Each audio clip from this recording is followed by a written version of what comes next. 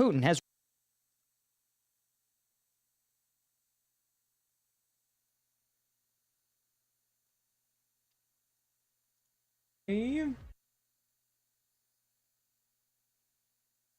Yo, what's going on, everybody? Oh, my mic volume's fucked.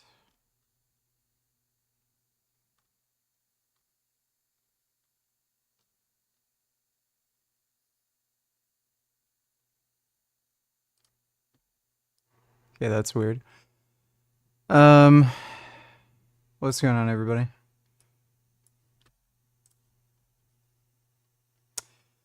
Will I marry you? No. So a little while, many viewers I have a lot of fucking tabs. which may again. I got some shit to watch. How am I doing? Not too bad.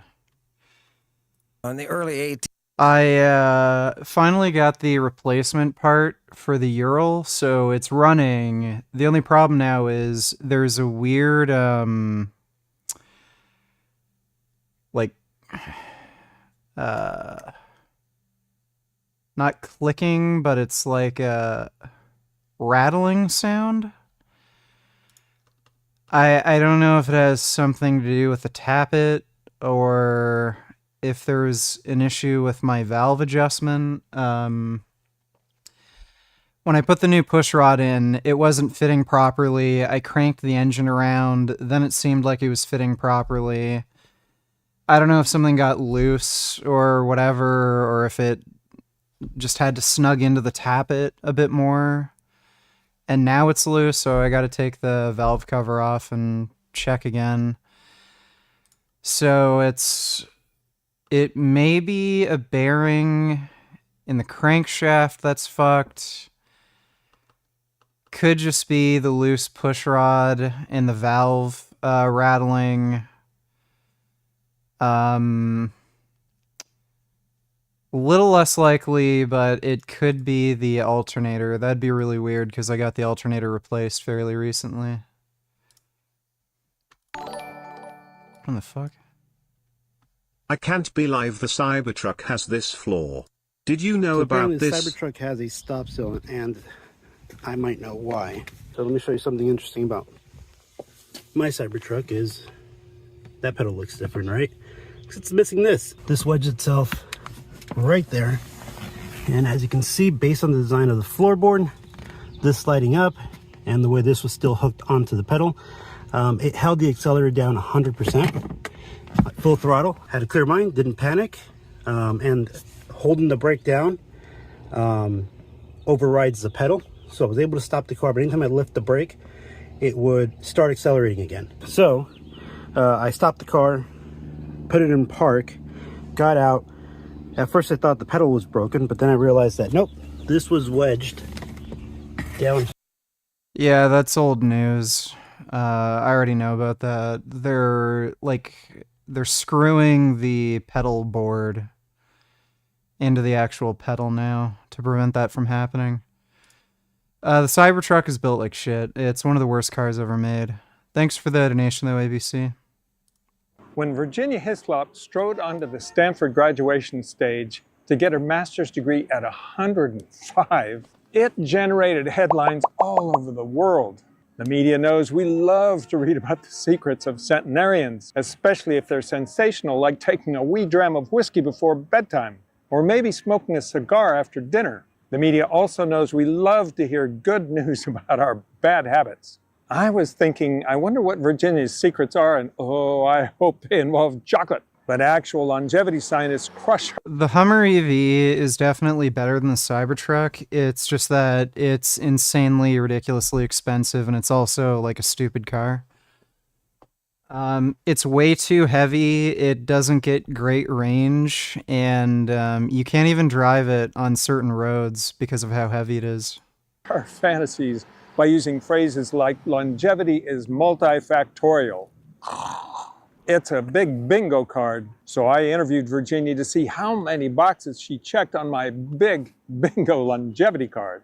Thank you so much for having us in your home. Delighted. What a beautiful backyard you have. I enjoy it a great deal. How much work do you have to do to keep this so lovely? Well, I have help. I Oh, you assure do? you, I don't do this all by myself, but I do the daily things. You know, a weed that pops up has Yeah. no business being there. You've become a national celebrity. Your photo is in USA Today, the Washington Post, Stanford Magazine. It's everywhere because you were on the stage at 105 accepting your master's No. degree from Stanford. Can you tell us how that happened? I thought, should I finish my teaching credential? I'd done everything except the dissertation. But that was the summer of 1941, and the young man that I was very interested in was called up for active duty. In the 1940s, Ginny, as she's known, had taken the required classes at Stanford and needed to finish one more thing to graduate, her master's thesis. But then World War II broke out.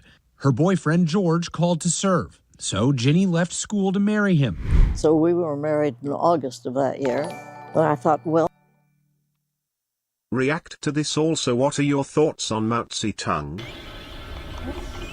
Oh! What are they feeding that pig? Soviets get a pig drunk and launch him in a rocket. What the fuck? Okay, I'm not watching the rest of that.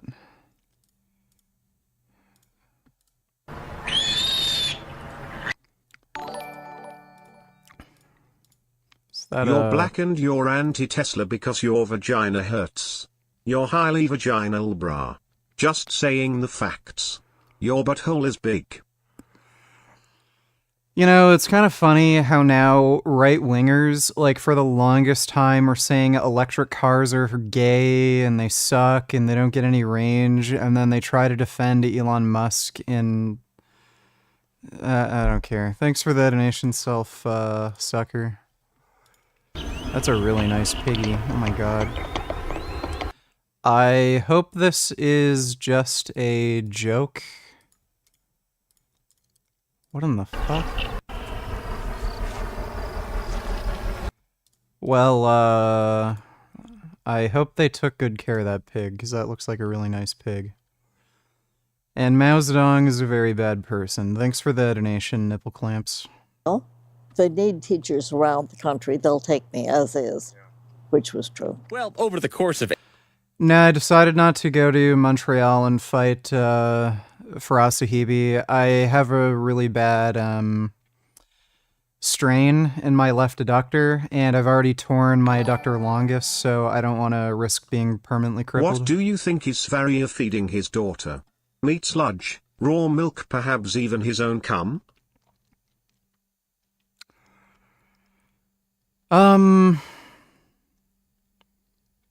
I really have no idea. Because people who've met him and have let him stay at their, like, apartment and shit, they say he eats, like, normal food all the time. Like, they'll go out, eat waffles and stuff at a restaurant, or fried chicken and shit. So I don't know if his actual normal diet is, like, raw meat and crap. There's no way he actually likes the taste. Like, to me, that seemed like a big social media stunt kind of thing, and maybe sometimes he does that, I don't know, for fun or something. I don't see anybody regularly eating rotten meat from a jar as part of their daily diet. And on top of that, not being hospitalized. So I have to figure he's probably feeding his kid relatively normal. Like, if he was feeding his kid rotten meat, they'd either spit it out immediately or they'd be hospitalized, so... I don't know, though. Like, it's Sv3rige. He's fucking insane, so... Thanks for the donation, though, Cum.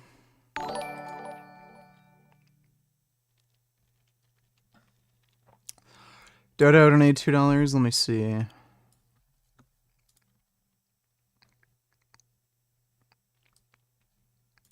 Yeah.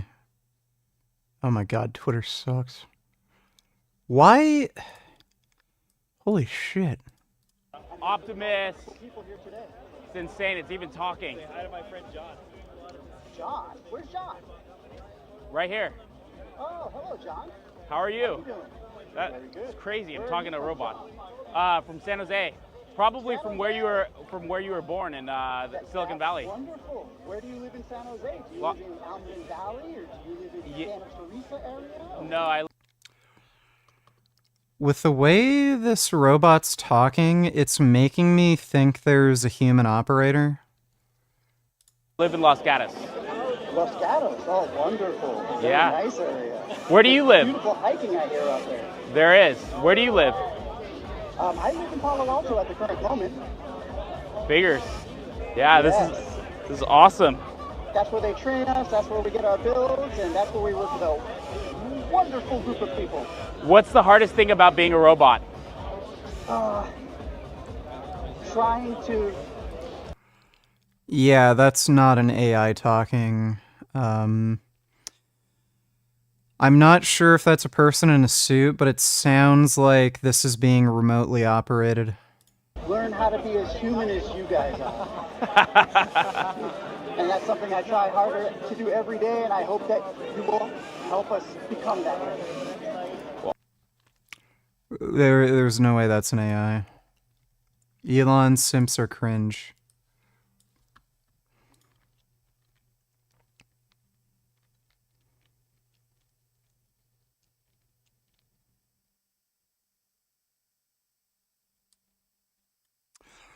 Tesla bots on display were semi-autonomous. Remote operators stepped in when needed. Confirmed by staff. Yeah, I figured. How many actuators do I have? Wow. I'm sorry, can I actually have everyone to take one step backwards? Thank you, I do need space to function. He sounds like you are. Actuators. Well, sitting on my arms, I can only count 1, 2, 3. Doing great, man. Can you do a deep in like me?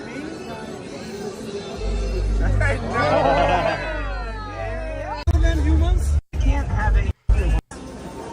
Yeah, that is not remotely impressive.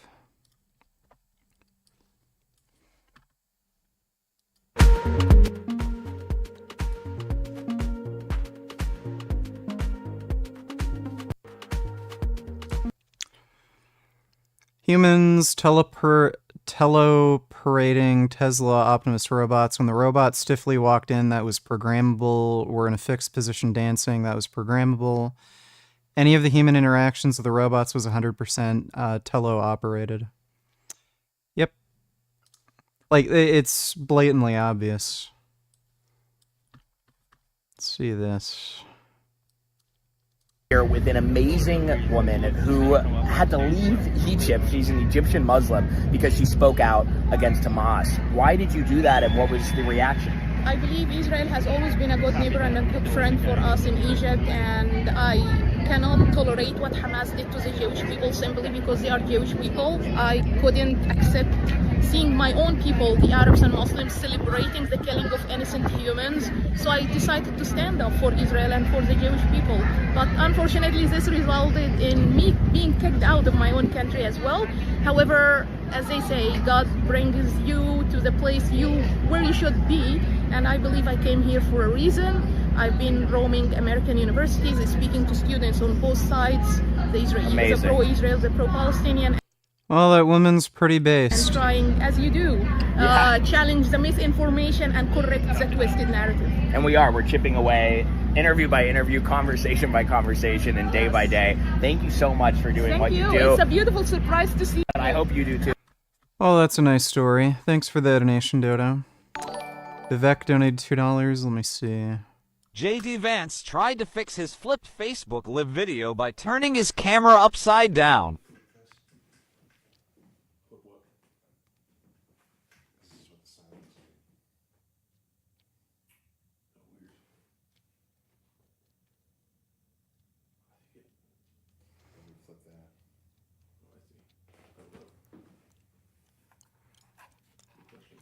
He's really that stupid?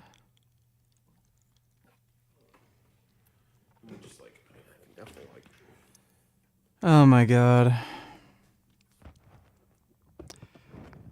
Yes, because if something's horizontally flipped, vertically flipping it is going to...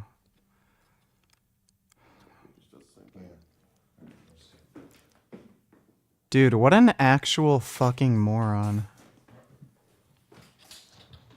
It's not like that most of the time. You just leave it. It's fine. Bro. This is Trump's... That's not even boomer shit. That's just retarded. Thanks for the donation, Vivek. Nipple clamps, donate $2. React to this. Let me see. On 10th October 1944, Kuomintang and the Chinese Communist Party reach an agreement at Chongqing to pursue national unity. The tenuous Second United Front between the KMIT and CCP, already strained by military skirmishes, Japan's surrender resulted in hostilities breaking out across China. KMT, backed by the U.S., controls most of the urban areas and infrastructure.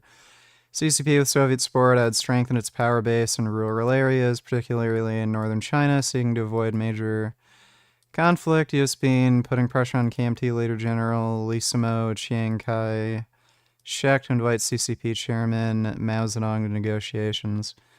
October 28th, Mao arrived in Chongqing to begin negotiations. He had initially been reluctant to engage in talks, but was persuaded by pressure from the Soviet Union. Ambassador China has been mediating the talks. Intense discussion, military maneuvering behind the scenes, and an air of distrust have marked the talks. As negotiations were ongoing, Mao ordered CCP troops to launch a massive offensive against KMT held areas in Shandong and central China on 10th September. Their success has put Mao into an advantageous negotiating position. Mao seemingly conceded to reduce CCP forces to only 20 divisions, but has simultaneously been making plans to increase the size of those divisions. Significantly, today, after 43 days of negotiation, two sides reached an agreement. CCP will recognize KMT as the legitimate ruling party in China. All political parties in China will be legalizing and equal political rights, blah, blah, blah. Question is whether the two sides will honor this agreement, refrain from military... Okay, I don't know why you made me read that. Thanks for the donation, dude. Do you know this guy? Can you react to the first 2 minutes? Not sure if he compares the state of Israel or the Jewish people to a parasite. Pretty whack. Start. The first 2 minutes of the video? Alright, I can take a look. Thanks for the donation, Andy. I would love to have a dog like this. I love rough play. Also, can we get a dogs or cats poll in the chat? So you want a Malinois, huh? This is our relax time at night. Give me this. But you can see I can have it in a split second. There's no resource guarding. He still has a clear head. He's a blanket here. That's a nice dog. Thanks for the donation, nigga. So what do we do now? Today is October 7, which makes it 1 year since October 7 last year. That's how a calendar works. Which means it's been 1 year since a certain entity decided to wage genocide against a certain other entity, Palestine. So this is just remarkably fucking retarded. He's going to ignore the October 7th attack and act as if Israel just attacked Gaza for no reason? This entity did a very good job at showing us its true colors throughout this past year. And whenever there was doubt, it doubled down. And then it doubled down again. It tripled down. It quadrupled down. And that happened throughout this past year. I don't care. It's typical just pro-Palestinian retardation. 8+ decades, rules can change. Fast forward 83 years, we don't have a thesis requirement anymore. Please imagine a person who has dedicated her life to education, a fierce advocate for equity and opportunity to learn. She served on the public school boards and was the founding board member of Yakima Community College in Washington. She helped to create and serve as the board chair of the Heritage University in Toppenish, Washington, and she recently supported the start of Pacific Northwest University Health Sciences in Yakima. This is a life of tremendous accomplishment. My goodness, I've waited a long time. You have. You read a lot. Well, I read most everything from the backs of flyers to good fiction, and sometimes not such good fiction. Lots of magazines. Yeah, what magazines? Daily paper. What magazines and papers? Well, I read Time cover to cover, National Geographic, Smithsonian. Those are the ones I particularly enjoy. You said in your Washington Post interview that you should cherish your health. Well, I'm very grateful that I seem to have a pretty healthy life, and I enjoy being outside, and I enjoy being with people. You're the one who suggested this outside interview. Right. You have a grandson, Michael Jensen. Yes, I do. And he commented to the Washington Post. Soul Child only tells this kid is Jewish, so you can't call him an anti-Semite. Look, if you're going to talk about Israel and Palestine, you can either talk about it from a morality perspective or a legality perspective. I tend to go with the morality approach, right, where I say, regardless of what's legal, what Israel is doing is wrong, and Israel's existence as a colonizer state is wrong. Period, point blank. That's it, right? So he's fine with Muslim jihadists conquering whatever country they want and creating a Muslim caliphate, but when Jewish people want to create a secular nation, that's a problem. Okay, that makes sense. But a lot of pro-Israel people will make a legal argument, right? They will say, well, Israel has the legal right to exist because the UN and the Balfour Declaration, blah, blah, blah, blah, blah. Okay, sure. It is a legal right to exist. But if we want to play the legality game, let's fucking play the legality game. Let's do that. Because you know what's not legal? The settlements in the West Bank. That's a highly contentious topic. As far as I can tell, they are legal. Just because the UN has told Israel to not do it doesn't mean it's illegal. The incursion into Gaza and the genocide in Gaza. The incursion in Gaza is perfectly legal and there's no genocide. to Lebanon. Arguably the occupation of The invasion of Lebanon is perfectly legal and it's justified. Again, Hezbollah's been launching rockets for the last year. Golan Heights. None of these things are fucking legal. So This guy is... I don't care anymore. I've heard it all before. Whatever. Like, it's just old. That during family reunions, Thanks for the donation, though, Soul Child. The evil elf. True. Can you explain that? I think probably it has to do with the fact that I'm not necessarily a traditional grandma. Every now and again I pop up with something, they go, woo. They say you have a wicked sense of humor. Well, I try to see the funny side of things. Yeah, good for you. I hope you don't mind me asking this. If you do, I'll move on. Cut you right down to the ground. Okay. Well, your daughter Anne had died just before you received your master. Yes, that's right. And so Doug came up here to, Be family. To be family. He sounds like a great guy. He is. And that's when he got the idea to get the degree. Did that help you out emotionally? He said you were down for a while. Well, having both children predecease me certainly is a downer. Yeah. And Doug has been very good, very helpful. How did you cope with having two children predecease you? Well, I didn't have much choice in the matter. Yeah. But how did you keep your head up? How did you stay cheerful? How did you get through it? Well, there are other people who need attention. There are things to be done. And certainly I don't want to spend any time sitting in a corner saying, poor me. Ridiculous. Yeah. That's amazing. A lot of people are going to want to know, how did you get to be 105? I think choosing my parents and grandparents carefully. Nipple clamps, don't need $2 react to this. Let me see.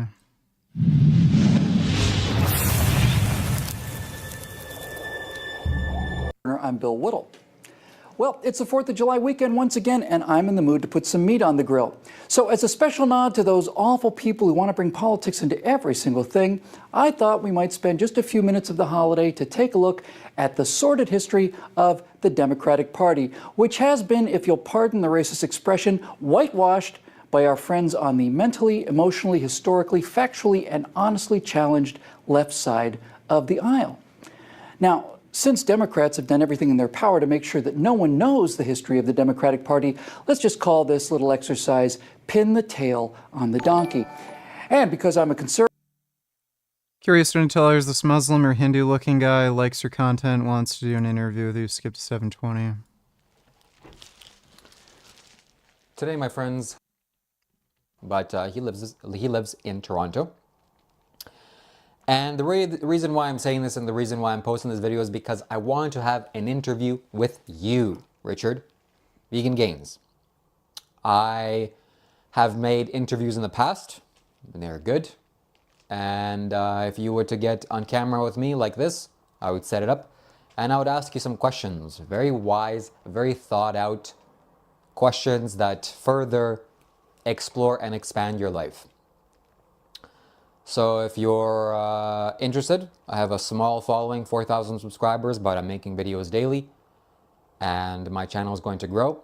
And not only that, this will introduce your audience or you to a audience that may have never seen you before. Well, obviously they will know you now after making this video. So sales pitch over.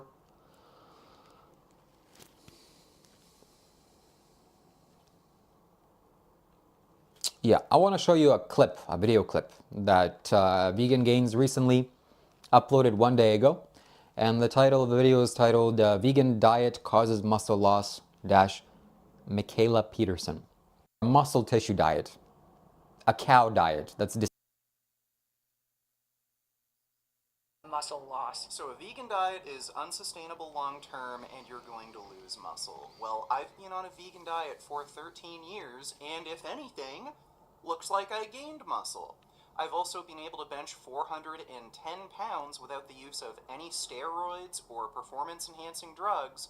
That's not something that many people can do, and I literally have not seen anybody who has followed a carnivore diet long term being able to bench that kind of weight. I even tried to do a Google search trying to see if anybody who's been following it. Yes. So I want to do that. I want to do exactly what he did because you know, there's so many misconceptions about this diet. Oh, maybe it's not healthy. Oh, maybe you need vitamins or eat plant-based supplements or something. No, I want to rub it in your face just as he did and just as he does. And I'm going to do exactly that. So I started lifting weights with my brother. My brother has a home gym here, very nice setup. And he lifts weights. And I thought, why? What's the purpose of me lifting weights? I don't have a purpose. Now I have a purpose. So for the next 40 days, I'm going to commit myself every day without a day's break. 10 a.m. in the morning, we're going to do this. So today we played some psychopathic music. If you're wondering what psychopathic music is, it's basically any rap song you Google. Hey, Google a rap song, there you go. There's a nice music written by very interesting human beings, we'll say. Very nice personalities, people that are very, whatever, doesn't matter. So I lifted weights, it's very nice, gave me a nice feeling. Today was a leg day. And yes, my friends, in about 40 days, I'll show you the results. I'll take a picture today, before and after, and we'll see. Okay. All right, well, I left a comment telling him to just message me on Instagram. I guess my comment is gone. I don't know. Does he have Instagram? Okay, I'll just get his email.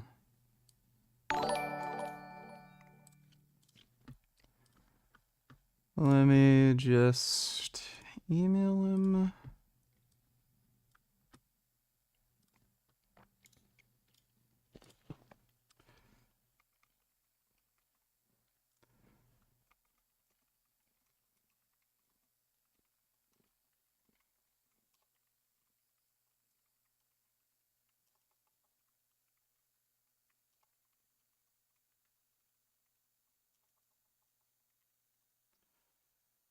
All right. Just random vids, $donate thirsty.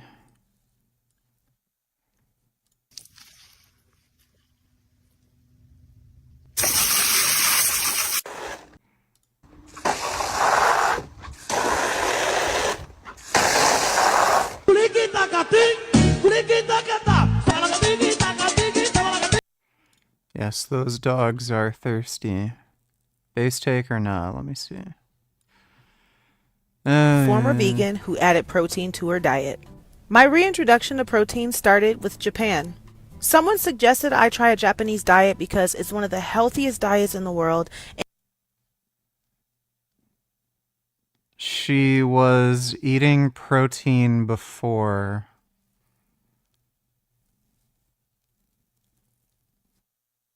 What? And it has some of my favorite foods. When I got to Japan, I was in awe at how clean and delicious their food was. I indulged in fresh sushi and fluffy egg, and I was amazed at how good my body felt the next day. And that led me on a journey to figure out how animal proteins affect my body. After Yeah, they increase the risk of cancer, heart disease, diabetes. Goomba donated $2. What do you think of anti-nuclear weapon orgs and people? I don't know of any specifically. Preventing nuclear proliferation is very important, but the United States absolutely should keep its nuclear stockpile. Pandora's box is being open for 79 years. If malicious actors have nukes, one should and must possess nukes to deter them. Sometimes these orgs come across as Russian assets. Example, UK Green Party.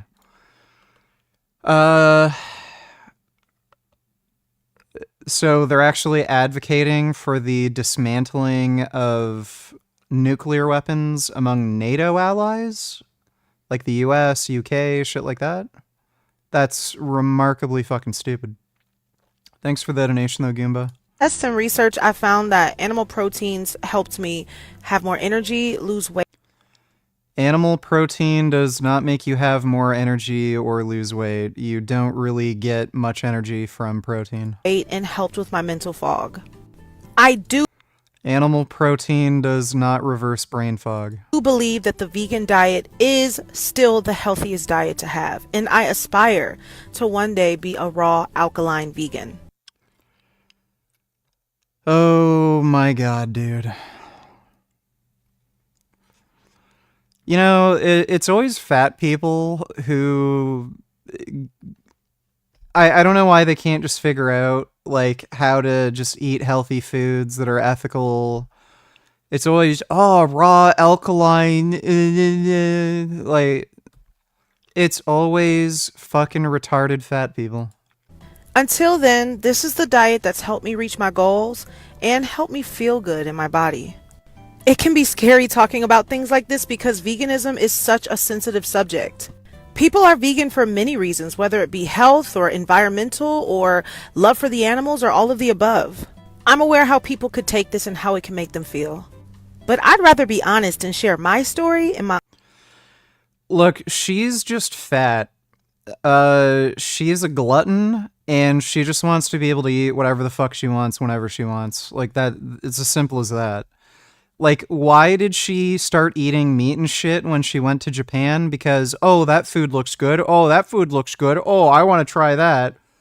Yeah, veganism out the window. I just want to be fat and eat whatever the fuck I want. Like, this is just bullshit. My own words. Whether you're vegan, vegetarian, pescatarian, white meat only, or fully carnivorous, I'm not going to judge you.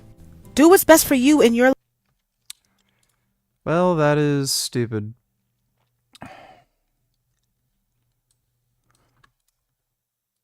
Fucking turn. Men, would you rather be stuck in a desert for 60 days with nothing but a dog? Or be stuck in that same desert with a woman? You let me know.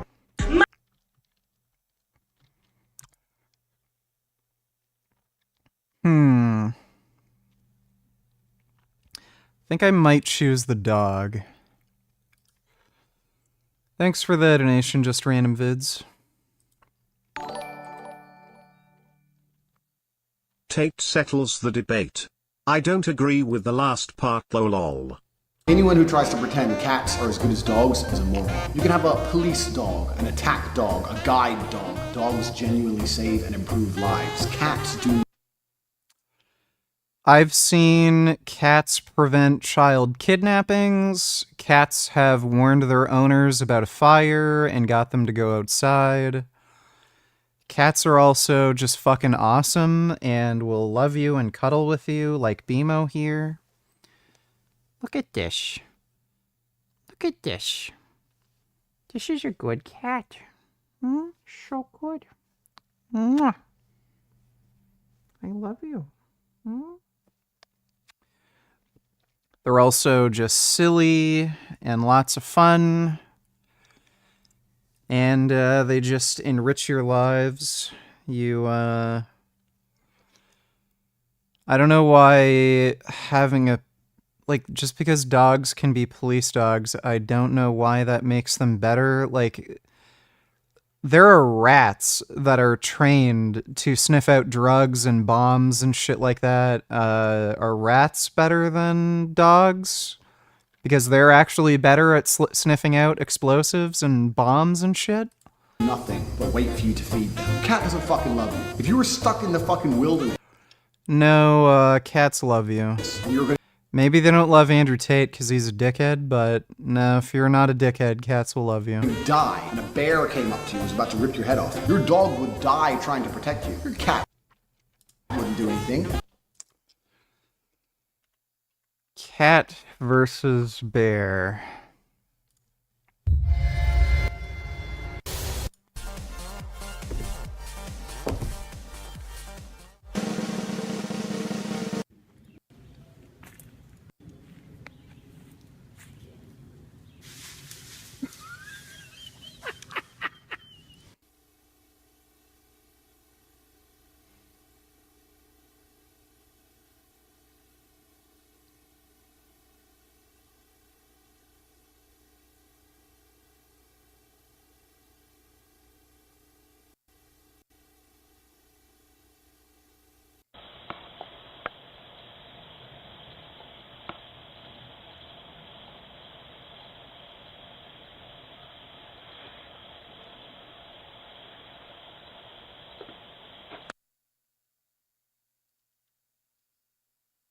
So Andrew Tate is dead wrong there.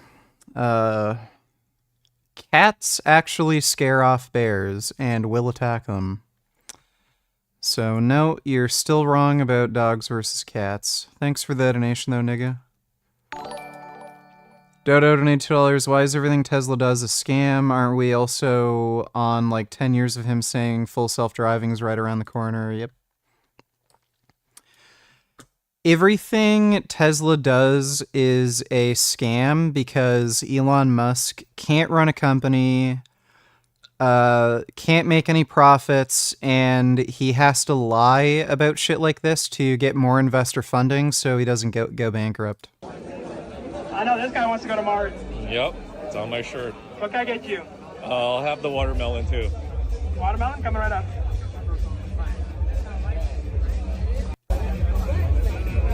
Sir, today I'm not yet fully autonomous. Thank you. Yeah, so they're just being remote controlled. Can we watch this today? I don't know, Dodo. That's 47 minutes. I'm not going to make any guarantees. Thanks for the donation, though, dude. Why do you think prostitution is still illegal in US and Canada? What are guys supposed to do if they can't get laid for free? Should they just stick to porn? Prostitution is illegal in Canada and most of the United States because we have retarded boomers running the government. That's really the only reason.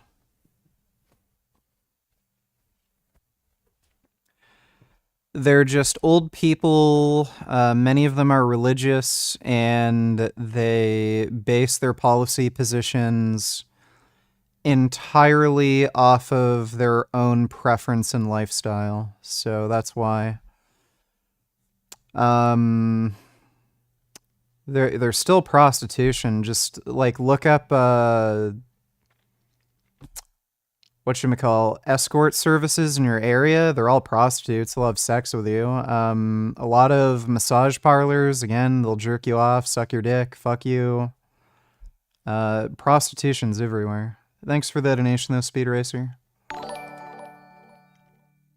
Grey Knight $20. Hunter made response post to Lizzo lol base. People don't realize how influential like celebrities like Lizzo are. She's clueless on nutrition will unfortunately result in countless number of innocent sentient beings having their throats sliced open, being forced into gas chambers. Veganism is not a diet. It's an ethical stance against exploitation, abuse, commodification, slaughtering innocent and sentient beings.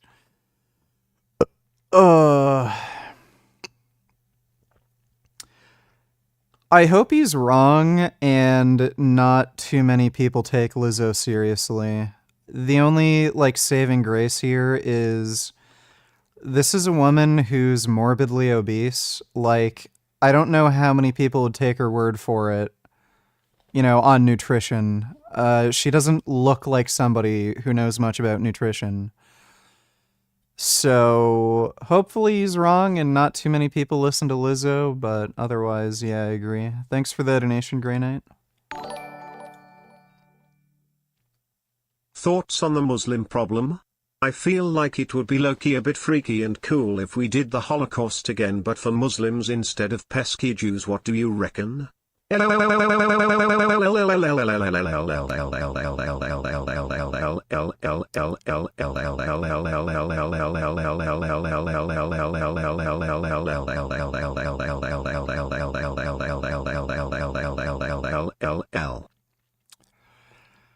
No, I don't think any group of people should be holocausted. But thanks for the donation, Nipple Clamps. Dodo donated $2. And before Lizzo takes Ozempic, loses weight, and all the meat tards say it was the meat that made her lose weight,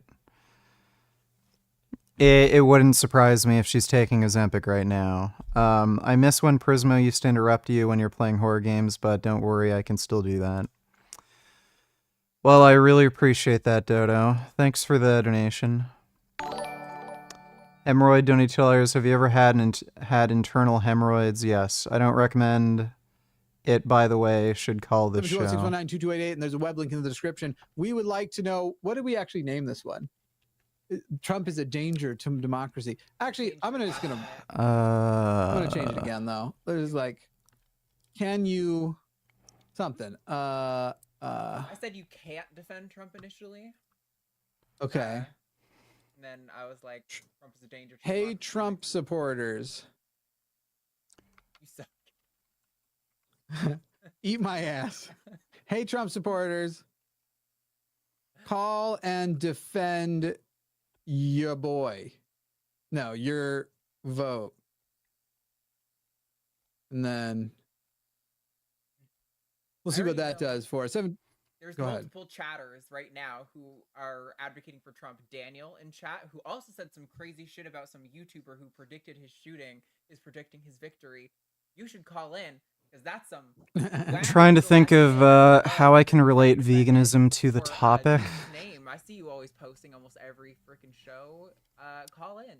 Why are you just sit in chat where you get muted? You must have like a humiliation kink. You just like getting humiliated? We're ready for you, people. And in fact, I'm not going to tell anybody what it is until potentially the end of the show. But I'm actually, you all will see. You all see. I want to see if we can get some Trump supporters in.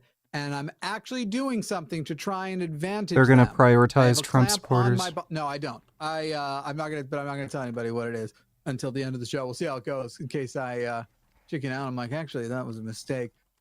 Everybody, 720-619-2288. Arden, why don't you do some announcements and talk about some stuff, and we'll see about jumping on some of these here calls. But also, let's put a poll in the chat. And Am I spelling that right? Inquiry? Who's going to? Apparently, you're as 5% as loud as me. Yeah, I just turned up my Inquiry without an E. For some reason... Did you turn on auto game? Maybe I didn't save after I added the... Trump is going to support an inquiry into causes of human illness that might support a vegan diet. Rude. Why is it always the woman who's the problem? Ready to connect. Click connect to show now. I want to complain about your volume, to tell you the truth. Thank you for calling the line. You will soon be connected to the call screen. You may listen to the show while This waiting. is the truth A about beeping noise will veganism indicate and when you are COVID. on with the host. The virus of veganism Chewed will Gum make everyone this week will be with vegan. Eve and Alyssa. Jimmy's going to be on the Hang Up with Matt this Wednesday at 6 p.m. I'll Central get to Time. And then the it'll be Ben and Josie Streamlabs demos Caballero in a minute. on Takis at 2 p.m. Central Time. And we're doing another two Because I Wanda's next week. The first one will be with Forrest Alki and Owen Morgan, and then Matt will be here with someone on the Saturday one. It's a surprise. It's a surprise. It might be me again, but it's a surprise.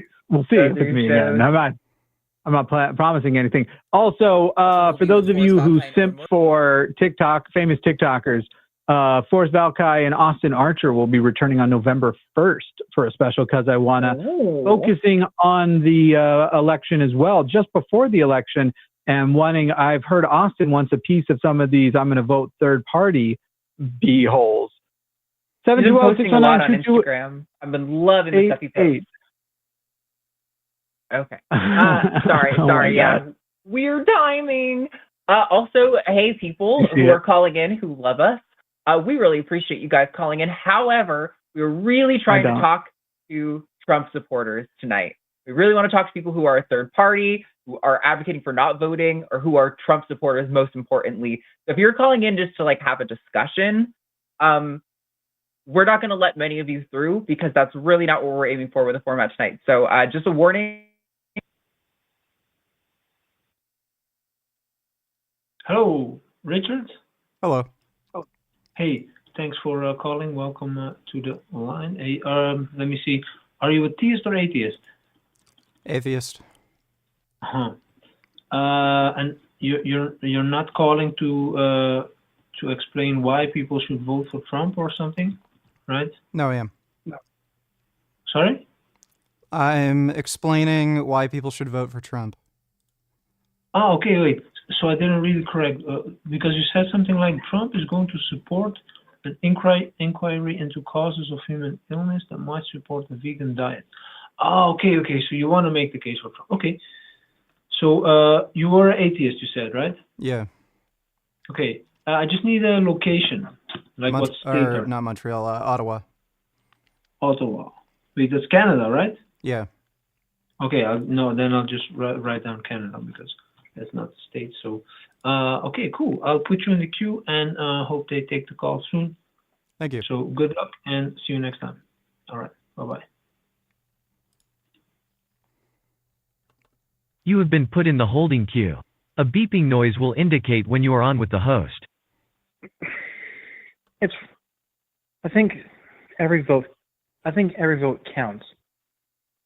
And, that's not what I asked. Sorry. So just, I guess rather than all right, I won't do any Socratic shit. I won't try and pull you anywhere. I'll just explain to you.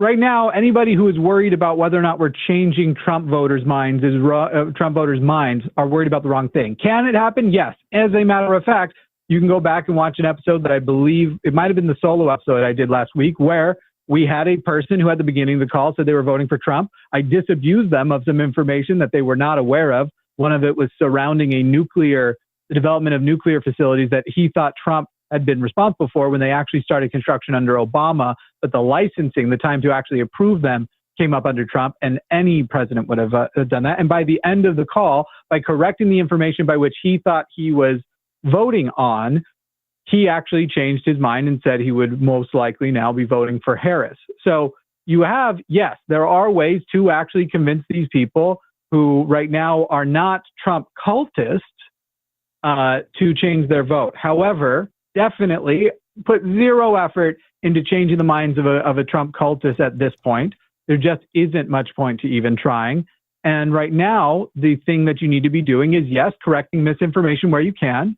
If the tape comes out, for example, this week, I imagine somebody has a recording, and I'd love to hear it if it happens.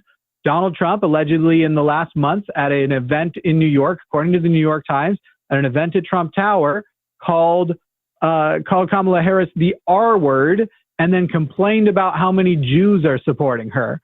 And getting that kind of information out may discourage certain people from voting for him, may encourage certain people to vote for Harris, but it's not going to be the Trump cultists. In fact, the Trump cultists will say, actually, that was more presidential than him than ever, because we're tired of this woke nonsense and not being able to use slurs. They aren't going to be changed by it, but how motivated people are may. And so right now we're doing this show. I want to talk to Trump supporters. If they're open and honest and we can get to somewhere, that's great. But I want to present to an audience of people who may or may not have chosen, but more likely may or may not have their motivation on the fence, or some of these third-party people who have fallen for these ridiculous and honestly stupid arguments for why you should vote third party. Those are the people I want to try and reach. I have zero interest in trying to change the mind of a Trump cultist. I'm going to get to the Streamlabs it can be donations useful after to show the other call-in. people, hey, here's a person on air right now. Listen to what they are advocating for blatantly now. They don't hide as much of their bigotry anymore. They'll often just say it out loud. Look at this person and look at what they say they want. If I can give you no other reason to vote, why don't you go vote just to cancel out this vote? Even if you think no vote matters, pick a person you hate that you know is voting for Trump and go cancel his vote. And let's be honest, it's most likely going to be a his vote situation. That's all I have, honestly, Rogue. Yep, I don't really have anything to add to that, to be honest. So, anything else from your Rogue show? Yeah, I ask this because it comes from a personal. It comes personal, like because my grandma has like a Trump thing outside, like inside her window, and like, fuck, man, I wish my grandma wasn't. And there's a lot of people who do a lot of dumb things and say a lot of dumb things. Like the guy last night who was like, I'm actually wearing a Trump t-shirt at home right now to make this call to the show, but I'm not a fan. Like, the fuck do you think a fan is? If you own merch, you're a fan, period. Even if you hate, like if I knew somebody who said they hated me, has also bought our merch, you might hate me, but you're still a fan. Oh, and we definitely have fans who are haters, but yeah. Yeah. If that's Some okay of our with you, biggest Rogue fans Show, are those who hate us. we're probably going to move on. We appreciate you calling in, but we're really trying to get those Trump supporters on the line tonight, or third-party non-voters. So thank you for calling in. Thanks for having the time to talk with me. Really appreciate it. Sweet. Sure. See you later. All right. It looks like we've got definitely one, potentially two callers who are kind of what we're looking for. Not so sure where Richard is going with it, but Andre seems pretty solid. So let's talk to Andre. Pronouns are he, him in the U.S. Says, I'm not voting for Kamala Harris, but I do not support Trump either. So, Andre, you are live on the line with Arden and Jimmy. What's going on? Good evening. Can you guys hear me okay? Yep. Sure. Yeah. What state do you live in, Andre? I live in Texas. Okay. So you're not voting for, are you voting for Trump? Because you said you're not voting for Harris, but you just said support Trump. Oh, let me be clear. I'm not voting for Donald Trump. I'm not voting for anyone this election cycle. Are you going to vote in your local elections, or are you just not going to vote at all? I'll vote in my local elections. Yeah. Are you going to vote for representatives? Yeah, the reason why I wanted to call in, and I'm very curious the two of you think about this. I have been listening to your show for a little while, but mostly the atheist theist call-in shows. And the impression I get is that, I don't know about you, Arden, but Jimmy, I get kind of the impression maybe that you're a social democrat. I don't really know. Sort of the impression I get. Oh, okay. My bad. You definitely should have watched last night. Probably closer to what I am. Jimmy is slightly further left than me, but I mean, we're pretty aligned on 90% of policies. But I'm a scumbag socialist. Okay, well, then this maybe will drive more with you, Jimmy. I don't know. I'm not voting for anyone who supports a genocide in Palestine. I'm not going to do it. Yes, you are. No, I'm not. Andre, yes, you are. No, Andre, yes, you are. Not voting in this election is also a vote. And not voting when there are two choices, hang on, and not voting when there are two realistic choices and one of them is the lesser of two evils means that you're actually voting for the greater evil. So by staying home and abstaining, you are absolutely voting for the Donald Trump version of the genocide, which will be a larger, worser genocide. More people will die. But on top of that, Andre, it shows that you also have a tremendous amount of privilege yourself, because I can tell you there's a lot of women in red states. There's a lot of queer people in red states. There's a lot of trans people in red states. One of them digitally sitting next to me who desperately needs you to pick the lesser of two evils for their lives as well. But yes, you even if you do not cast a vote that day, yes, you are definitely voting for a genocide. Can I try something with you, Andre? Pardon? Can I try something with you? Like a line of thought on this? Yeah, absolutely, yeah. So, okay, this is going to be a simple trolley problem, Yeah, right? I'm waiting to You are talk to them. standing, there's a trolley coming along. On one side of the tracks, there's 500,000 people. On the other side of the track, there's 500 people. You are next to the lever that you can pull to send the track over to the 500 people. Do you think if you don't pull the lever, you get to say that you had no part in those 500 people dying? Or sorry, the 500,000 people dying? If you could have changed it, you had the opportunity to pull the lever and you didn't do it. Do you think you get to say, well, I didn't kill the 500,000 people? Because in my view, if you have the opportunity to pull the lever and you are right there and you choose not to, that is indistinguishable from pulling the lever towards the 500,000 people. Your point's well taken, and I don't think it's indistinguishable. And this isn't about me saving some kind of like moral superiority. It's more about me feeling defeated. Jimmy, you mentioned that it will be definitely worse under Trump. You're probably right, but that's speculative. I'm sure you both saw. No, it isn't. Not really. It isn't. Well, hold on. It's not remote. If I may, it is speculative. Under the Biden administration, this was a letter that was released by Doctors Without Borders and other medical workers who are in Palestine now, are estimating. There's no amount of you telling me what has happened so far that is going to. It's over 5% of the population, if I may. Yes, if I may. Shit. Yep. Under a Biden administration, over 5% of Palestinians. You may have been continue murdered. to provide your irrelevant point to actually my point, because you are again talking about how you don't know our political views. And if you had paid attention and had watched more of the political shows, you will know that few people on this network and on YouTube are actually louder than me at how terrible the Biden administration handling of the Gaza genocide has been. And in fact, you can actually go back to before, you can go back to before October 7th. And actually on this channel, watch a video from 2 months before where I'm talking about the Palestinian struggle problem. And I'm already talking about how things are genocide light. And then October 7th happened and it gets worse.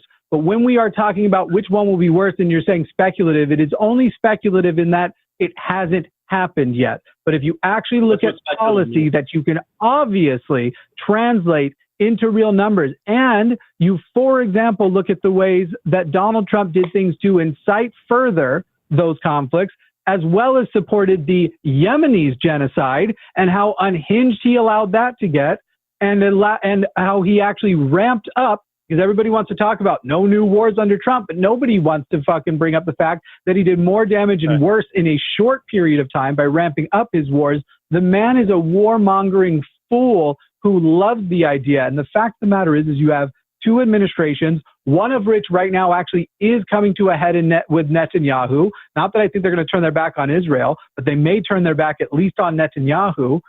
And you have the other guy who is saying whatever he wants, blank check, there is no limit. And you also have one administration who you can see definitively has been pushed from their original position by protests and has had to actually address and talk to them and try to get any of their support. And the other ones who have basically said, fuck you guys, I don't like you or the Jews that still support you. Those are your options, Andre. So if you want to say it's speculative, that is the lightest version of the word. Okay, so you brought up Yemen. Are you suggesting that Kamala Harris won't support Saudi Arabia? Additionally, I'd like to ask both of you. Excuse me. No, Andre, if you're going to ask me a question, I'm going to respond. Well, you ask me a question, I'm going to respond. We are literally talking about, as I said from the beginning, the lesser of two evils. And I am Could you answer the absolutely question? stating that we can tell by the difference between the Obama administration and their handling and then the Trump administration that it would have been more in line with that, and that the Yemenis genocide would not have been as bad had a Democratic administration been in power. Okay. Why do you two think war criminals and architects of the Iraq War, Negroponte, Dick Cheney, are coming out in droves to support Kamala Harris? Because they legitimately, despite the fact that they are shitty Republicans and terrible people, they actually do stop it. I am aware of that. You know who else is a war criminal, Andre? Everyone who's ever been president. Right. Obama is also a war criminal. I agree. Yes. Obama is also a war criminal. In fact, if Bernie Sanders had been inaugurated, he would have on day one. It is impossible to become president of this nation at the moment without becoming a war criminal, unless the reform you were going to do came before you literally took office. So yes, these horrible war criminals. It also just doesn't these matter. Horrible war. Like even if it's true that they're like, yes, my war criminal is in, she's still the objectively lesser of two evils. And when we're talking about like red states, if you're thinking, oh, well, I live in a red state, so it doesn't matter who I vote for. No, because those, how many blue voters exist in a red state informs where the funding goes, what states are likely to tip, how much money that Republicans have to divest from states like Pennsylvania to put back into Texas. Like, it doesn't matter that you're in a red state or that she may be a war criminal. It is still the best option. You are at the lever, Andre. Why aren't you going to pull the lever? For the reasons I stated. So your reasons Jimmy, were bad. That's not an answer to the question. You're voting for I Trump, understand man. it's very upsetting for liberals like you guys to hear, but no, Andre, it's not, Andre. No, Andre. You're muted, dumbass. I'm not a liberal, you fucking idiot. You learn what the fucking political parties actually are before you're going to come in here and try to use liberal as a pejorative, because you can't sit here and actually defend it with facts. The fact of the matter is you actually are a Trump supporter. I know what these calls sound like. Yes, I know what these people who are coming in, who are trying to come in and go, I'm not going to come in and actually admit that I'm supporting Trump. I'm going to just try and take people who are currently in the middle and move them to my supposed I'm not going to vote position, when in fact you are pulling the lever for Trump. Andre, you think that you are so clever and that you got us. I know it's so hard for you liberals. You aren't you are in no way interesting to me. It is very clear what your scheme is, and that you're trying to repeat things that you think get under leftist skin, when in reality you don't even know what a leftist is, because you literally called a person who not only isn't a liberal, but finds liberalism only slightly better than the alternative in America, only slightly better than the Republican Party, and thinks that they're pretty gross too. You called me a liberal. You have shown your political ignorance tonight. Arden, you're welcome to say whatever you want to him before we unmute him. I think it's hilarious that the sum of his argument was that he just to call us a liberal. He didn't have an answer to why he's not pulling the liberal. He just said, I told you and you're a liberal. That's the sum of his argument. So it's sad. This is what happens when they Andre get is a great representative of, the non-voters, i.e. stupid and not realizing the consequences of their actions. All right, we'll try unmuting him. You're going to admit that you're actually a Trump supporter and you're trying to pull this whole I don't support either. I just think people shouldn't vote because you know that turnout, if it's lower. You can believe me or not. I've been a socialist since I don't. 17, and it's fine, Jimmy. I don't care. Oh yeah, you're a socialist. Well, if I can answer your question, please. So you're a socialist who's not voting. You're a liberal. Actually, you can't. You're I'm in the middle. It's because I'm disgusted by a genocide going on in Palestine. Wait, what's that sound? Hang on, Andre. What's that sound? You're so noble, Andre. I'm not saying it's Andre, because I'm noble. I mean. Yes, you are. Yes, you are. Your entire argument is I'm morally superior for not voting for genocide and a war criminal. You are literally making a moral superiority argument, Andre. No, I'm not making. I have to like though that he's a socialist. He's a socialist showing off his values, but is actually not voting instead of trying to signal to the country that there is some socialist candidate that is worth them paying attention to next time by vote. It's funny. You're actually worse than a Jill Stein supporter. It's adorable. Anyway, have a good night, Andre. This was dumb. This was a dumb call. I was socialist before it was cool. By the way, so was I. I don't know what the fuck you're talking about. I was socialist before the names Hassan and stuff had shown up. And then I kind of moved back a little bit, right? And then I came back out and was like, fuck this shit. Fuck this shit, I'm out. It's weird to have someone literally say, well, I'm not going to vote for a war criminal, and then say I'm not making a moral superiority argument. Like, what do you think saying you're not voting for a war criminal accomplishes if not demonstrating your supposed moral superiority? That's literally the whole point of that statement. It's I like how dumb and unaware a person is that they're saying I'm sitting out the vote. You know what has never worked? What has never actually felt like a protest vote is voting absent. Just not even voting absent, just not showing up. All that is going to happen is the night of the election, they're going to look at the polls. They're going to look at what percentages went to what person. And if somehow a third-party candidate did have some massive injection, they would go, well, we really fucked that up and didn't pull those over. Now, that said, the fact of the matter is that you have a third-party candidate right now who, while she is a more bearable candidate in some ways, is also tremendously unbearable in others, but also her team and she are now admitting that their whole point is to deny Harris the presidency. And she is once joining that group of idiots who thinks, hey, right now when leftism literally is more powerful and has more of a say than it ever has actual marked growth in popularity. And there actually is a shot. We're literally getting representatives and people from the actual left finally trickling into Congress. When there's actual progress made, this is when we should blow up the system, make it worse than ever, and create a vacuum. Now, I would love for people to point to a time where a vacuum wasn't filled by a fucking authoritarian or an actual fucking fascist. Those vacuums do not result in, oh, this vacuum was created. We're going to go get a person who, they're literally going to go find a guy who gets the trains to run on time, as the saying goes.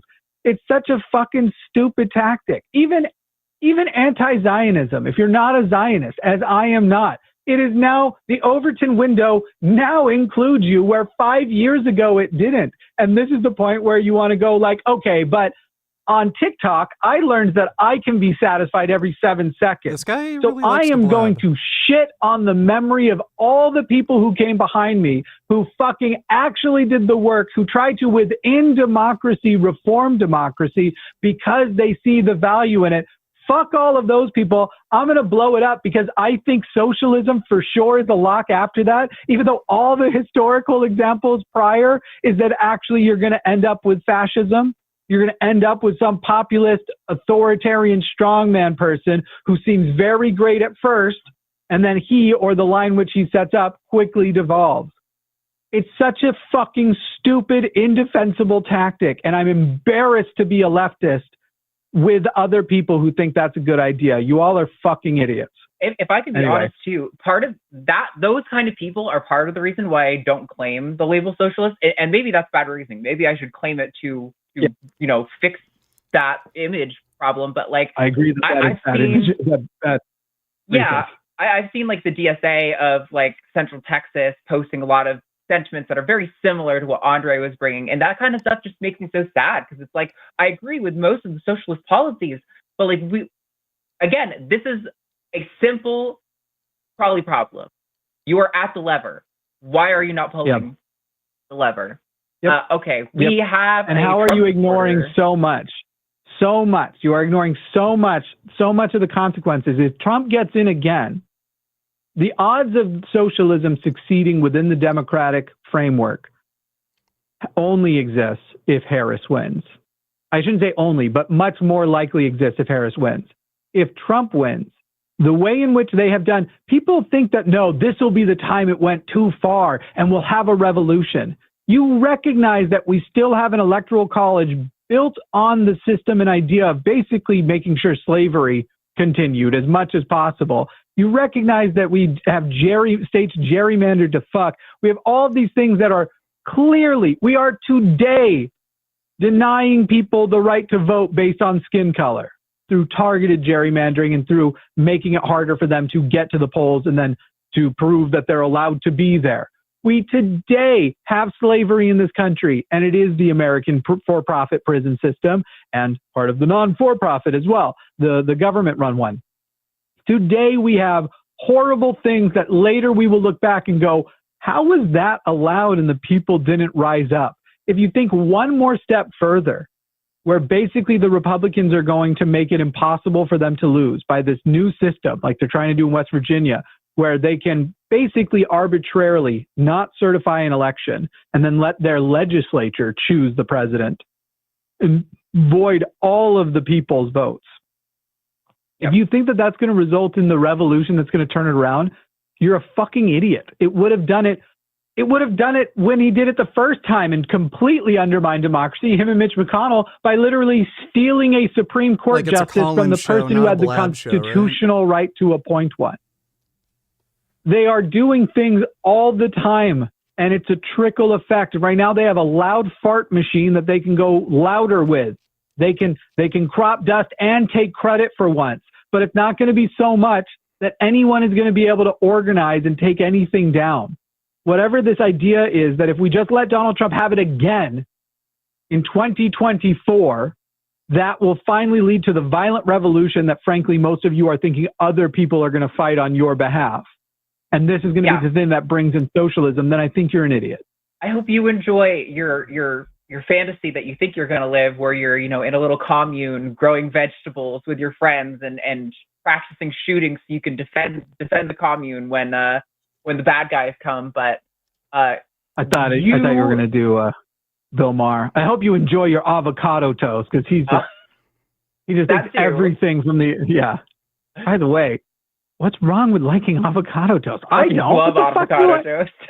What the fuck Get is some wrong with pepper liking and sesame seeds and poppy seeds on Let that people shit, call and in. beautiful. Yeah, it's such the weirdest fucking thing. Like, what is it? What is the right types of toast that you're not allowed to have avocado toast? Dude. No, I'm not gay. I only put jam on toast, and I jam that toast in my ass. I'm not gay. I don't know. Okay. I don't know what's wrong. We do have a Trump supporter on the line, so we should probably take that person. All right, Jack in Texas wants to explain why people should vote for Trump. So, Word. Jack, you are live on the line with Arden and Jimmy. Tell us, why should people vote for Trump? Hello? You sure he's on the line with us? Says he's on the line. Oh, I didn't. Weird. I hit the button. I'm I'll do so it. sorry. Jack, now you're live. They're with Arden avoiding and my Jimmy. call. Why should people vote for Trump? Hello, thanks for having me. Can you hear me now? They're avoiding Gotcha. my call. Yeah. All right, well, be nice to me and stuff, because I haven't. I was next in the listened to your queue. program that They even much. said I've only that, listened and they're once or avoiding my twice, call. And I appreciate you guys talking politics and about things. Be honest and open. If they do it don't one more deceive, time, I'll don't leave them. lie. Don't. And you'll have a good time.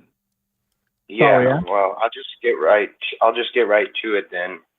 My first thing is, I guess the easiest thing that I could discuss about Trump is his border policies. Mhm. So my question would be, if, which I don't know, if you two are in favor of Kamala, what are your feelings on Kamala? what she's done with the border and what her plans are to do with the border? Great. Before we start with that, can we agree that we're going to respect a person by calling her by the name as she likes it to be called, and we're going to call her Kamala? If you have a hard time with that, you're welcome to switch to Harris. But can we just agree that in the same way I'm not going to be up here and call him Donald Okay. Fat Did Fuck I Trump? say You can respect- Kamala? Yeah, Kamala. You go with that? Kamala. Okay, yeah, I Right. get that. Yeah, mixed yeah. up sometimes. That was no Like offense. the Hey, filibustering. It happens. Thank you for just taking the note in stride. You're already better than half of your Republican compatriots. My opinion of what she's done with the border is she hasn't been the president. Jack, my opinion of what she's done with the border is she hasn't been the president for the last 4 years. As vice presidents go, she's one of the most consequential vice presidents of all time, having cast more tie-breaking votes because she had a 50-50 Senate of all time. I know that border crossings are now down below what they were at the peak of the Trump administration. And I know that as far as border stuff goes. I don't know if any of that is true. And Jack, if you can Hey, remember, Jack, before you say fact that, check it off. Harris, Can I Jack, just say, don't Jack? interrupt again. I just, Jack. Well, I this is can't what's frustrating listen to with talking. things that Jack, aren't hold true. on. Jack, let me just get this out. This She is was what's the frustrating with border talking czar. to Go ahead. Jack, please let me talk. This is what's frustrating with talking to Trump supporters is that you just reject what the facts are, what's being reported by federal government agencies that don't have a political alignment. Like But Jack, it's one thing if you brought evidence to us, but you're not bringing evidence. You're just saying I don't think the facts are true, which is like I kinda will. useless I'll to go us. ahead. Well, no, it's Jack. not So here's useless what I'm going to do: is to I'm going to address. because- I'm going to address. Hang on, Jack. I'm going to address directly what you just said. She was the border czar. What specifically correct. was she tasked with doing? with fixing the border problem. Incorrect, Jack. She was not ever appointed the border czar. You can everything I'm saying. I not only can am I saying you That's can a fact check lie. it. I That's a lie, and you Jack, guys are Jack, taking it Jack, a little far Jack, with genocide. Jack, With the genocide. shut the fuck All up, Jack. All right, Jack. You are now muted because you can't shut the fuck up and let me finish. Not only am I telling you you may fact check me, I dare you to fact check me on everything I am saying. She was never appointed the border czar. She was given an immigration task to go look at Central American countries, notably not Mexico, find out why immigration is happening so much, why so many of them are coming, and seek to find programs which would reduce that immigration, that would decrease the number of people who were coming from those Central American countries. And guess what? She succeeded. She literally did change the direction of certain funds that were going to other immigration programs to support those countries in a way that helped them rebuild infrastructure and rebuild parts of their country that dramatically lowered the immigration from the countries from which she was tasked to lower immigration from.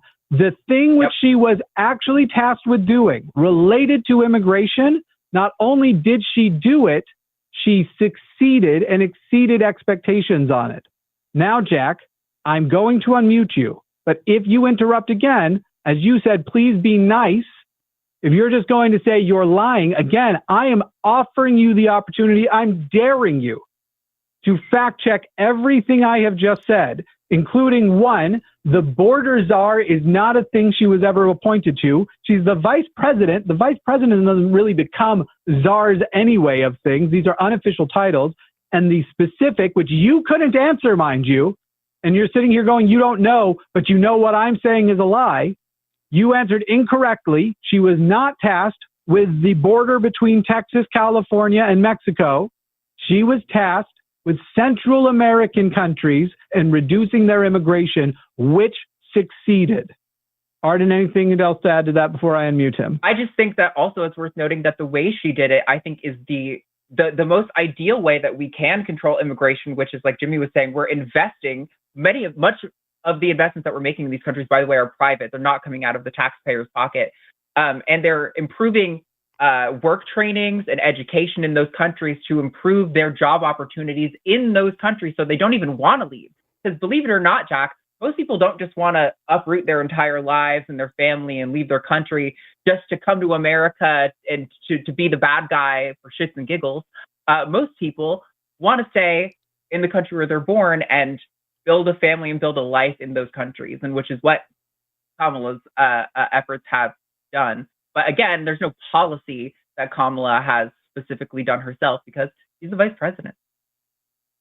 We're now unmuting you. If you have substantive things to say, we will hear them out. If you're just going to say it's a lie, when again, I'm telling you, go fact check. I dare you to. There won't be a point in continuing. Here we go. Jack, you are unmuted. All right, thanks. Is my phone working all right? Yep. Mm-hmm. All right, yeah. We hear you. Well, where we're in agreement is things need to be fact-checked, and I don't like this word, misinformation, because I think it's thrown around too much, but your show is full of misinformation. It's just almost sickening. Great, go ahead and give us an example. Give us an example and give us the evidence that it's full of misinformation. I'm excited. You just went on and on about how Vice President Harris, you don't let me get a word in. No, I'm going to mute you because you are doing the opposite of what Jimmy just told you to do. Do not just point out the things we Don't let me said. have a word Point out in. Spread your exactly where we're wrong and provide evidence. Nobody can hear you. I see you're still Everybody talking on the fact check. soundboard, by the way. I've got the super mute button back here. I'm going to unmute you now. Point to specific things we said and point to the evidence of where we're wrong. This is grating. Okay, I'm waiting for the beep. Am I on? You're good. No, you're on. You're on. You're already on. You're already on. All right, All what's right, the claim? all right. Go ahead and give me a claim I made. That's Two all. words, fact check. You guys have been doing the talking. Everybody fact check these people because that's all I'll say. I won't say Excellent. anything. Everybody, yes, everybody fact check. I agree, Jack. Jack, you should fact check. You should fact check. Everybody listening should fact check everything I just said and fact check what Jack has claimed was a lie. I 1000% agree. Nobody take my word for it because I do not fear the truth. That is what I did when I was religious. I was afraid to investigate further because it felt sinful. I don't do that shit. No position of mine fears. Did he really just drop? I was going to let him give his fucking specific claim, and he just ran like a coward. I do not fear fact-checking, not even a little bit. Y'all fact-check to your heart's content, and make sure you fact-check your fact-check. Don't stop at any given point. Just because you find an article that disagrees, oh, well, there's the article. It's on the internet, and this looks very official. Literally, go as low as you can and get as much justification as you can. I will fucking see your fact-checking in hell, motherfucker. It's just, I want to throw this out there for Trump supporters who are like, why would I call in? Because they're going to mute us all the time. Mind you, we started that off with wanting Jack talk. Jack interrupted us immediately and incessantly, right?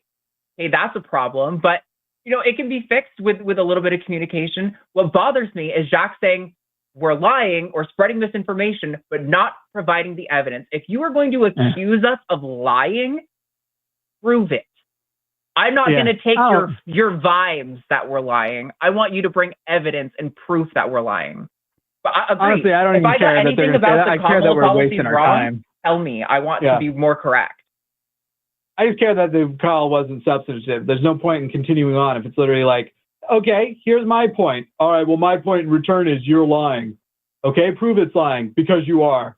Okay, then prove it. Everybody fact check and see that they're like fucking just give me the deets. Give me the deets on what I'm doing wrong, it would bitch. Be so easy. I'll take it. If you really knew that we were lying, it would be so easy to say, when you said that Kamala was investing private businesses in those foreign countries, that's not true. And I have the evidence here that that money did not go to those things. It would be so easy. If you really knew that we were lying, it would be so easy to demonstrate. But that's not what he did. These fucking people. Okay. These fucking people. The closest thing we have to a Trump supporter is caller 3. Okay, I'm gonna make an Instagram. I'm gonna make an Instagram post while we're all right working through it all. So we're going to talk to Richard. Pronouns are he, him in Canada. Richard says Trump is going to support an inquiry into causes of human illnesses that might support a vegan diet. Really see why that matters, or explain, Richard, please help me. Go ahead, Richard. So Trump has talked about wanting to inquire into public health issues, why people are getting fat, sick, diabetic, cancer rates are increasing, things like that. It sounds like he wants to fund large-scale epidemiological research into finding major causes of illness. We already have quite a bit of epidemiological research on this, but if this is supported by the government, if this is supported by his own institution, it would be good to see this research come to light. And it would likely How do you feel about RFK Jr. being the head of all of that? Well, yeah, that's not ideal, certainly. But right, so that's who's got the position. Now, how do you also feel about the fact that he has a history of anti-vax stuff, and actually what he is signaling is asking people to go find the information, and like he has done with other things, go pick out the studies and do the things that will make it look correct. Because while he personally supports the COVID vaccine, he has been an anti-vaxxer generally, and also likes the conspiracy that the COVID vaccine are now being weaponized by people like the Biden administration. But also, well, I'll let you respond to that, because there's actually another ginormous, conspicuous thing that you seem to be completely ignoring with this.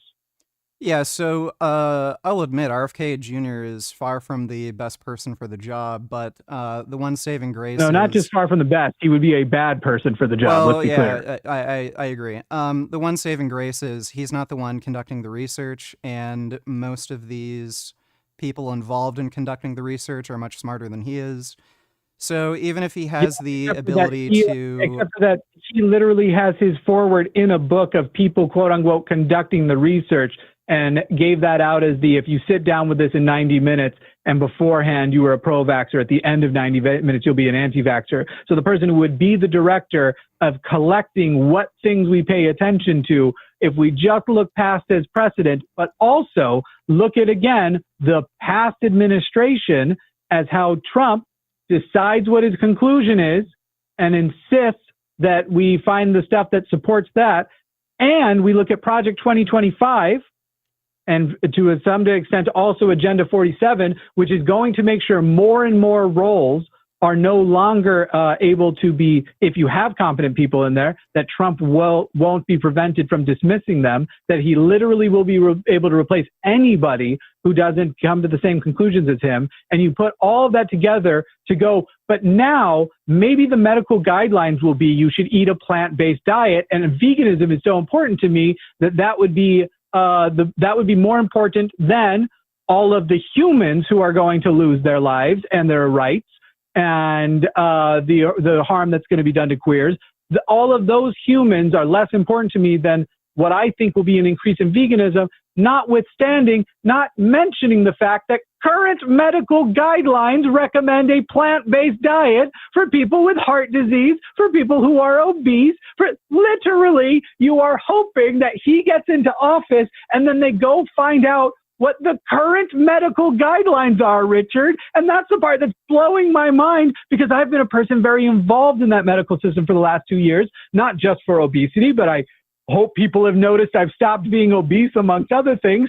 If nobody's noticed, I'll be heartbroken. But over the last 2 years, literally doctor after doctor saying, hey, by the way, this number, plant-based diet. That's the current recommendations and regulations that we say to do so. And actually, my current diet that actually does still maintain some amount of animal protein is restricted to an extremely limited amount. It's basically only chicken. And the main reason for that is, turns out with my condition, I can't go plant-based because I do not tolerate fiber. My body doesn't know what to do with it, and it freaks the fuck out. So, Richard, it's hilarious that you're here going, if Donald Trump gets in, maybe some studies will happen, so we'll get a couple of more attaboys. We vegans are so much more right than everybody else, and they'll finally recommend what they're already recommending, a plant-based diet. Richard, I was just about to let you talk, but if you're going to whine about it, I don't know. I'm starting to reconsider. Go ahead, Richard, the Canadian who hopes that Trump can change American regulations to what they already possess. Yeah, so Trump doesn't seem to be ideologically opposed to veganism. He's actually... Oh, yes, he is. And Kamala is? He doesn't seem to be ideologically opposed to veganism. He passed an animal rights bill that would make animal cruelty a federal crime. That implies that his opposition is ideologically opposed to animal rights. Well, I don't know, because you're saying things, and I'm trying to address the things that you're saying. Okay, well, you've been able to talk for like 5 minutes straight, and I've only been able to get across like 3 sentences. You know what? I didn't want to take a vegan call anyway. So, Richard, you can either talk in the gaps we give you and be this little whiny, oh, but veganism's more important than all of the queers and all of the women and all of the abortions, when it isn't. Humans are more important to humans, and that's how it should be. But it doesn't mean we should ignore them completely. I have said many times I support veganism, and I have reduced my diet to actually what is as close to a vegan diet as I can survive on, which you don't I know people are going to be like, oh, well, my assessment, you could just, I give a fuck what your opinion is. You get your boy, you know who I'm talking about, to go back vegan for his health issues, which are not as severe as mine, and then we'll talk about it. Anyway, I'm just... Richard, I don't give a fuck about your whining. If any of your whining is just about how much you are allowed to talk, then you're just not going to be allowed to talk. So if you want to give it another go...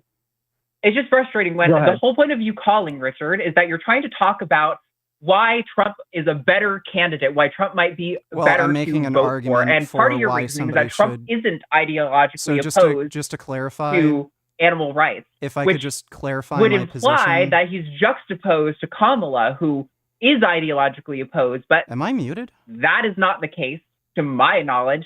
I would love it if you would bring some specific statements where Kamala has said anything about I am ideologically opposed to animal rights legislation. How about in 2019 when a vegan activist asked him if he would go vegan for a month in exchange for $1 million donation, and Trump declined, stating that no, because it messes with your body chemistry. So there you go. Have that one, Richard. Oh, so I've been muted this whole time. I didn't realize. Yeah, so just to clarify. Yeah, so I knew you didn't realize. You probably didn't shut the fuck up the whole time. I gave you many opportunities to speak, and I didn't talk over you. Oh, you gave them to me. Oh, I see. Thank you. I didn't know that's how it worked. Okay, but just to clarify my position, I think this sort of discourse is important, not only for choosing a candidate to vote for, but if you can point out a candidate has a superior policy position, it may convince the other candidate to adopt a similar position. And animal rights is a big, important topic great. to me. And you haven't demonstrated that at all. What the fuck? You've literally said on the basis of what is medically better for you. Richard, you've said that on the basis of what is medically better for you. He may fund studies because he's going to change his departments to literally be the extensions of his arms and desires when he and his administration have a history of being in medical denial and having lots of really dumb ideas about things. Meanwhile, you have good medicine and stuff, or at least better, that comes out of the Democratic side. But also, you want to convince me, somebody who I gave you the quote of the bullshit he has pulled, that he does not support veganism and thinks it's bad, but also will support any multi-billion-dollar industry because those are his people. And you think that he's going to turn his back on factory farming? You're nuts. Also, You're Richard, vegan haven't nuts? we banned you? Sorry? Oh, Richard Haven't we called banned back you after from a calling ban? in, Richard? I was never banned from the show. I'm pretty sure you have been banned from these shows. You're Vegan Gains, correct? Yeah. Okay. Oh. Well, you asked for it, and you got exactly what you wanted.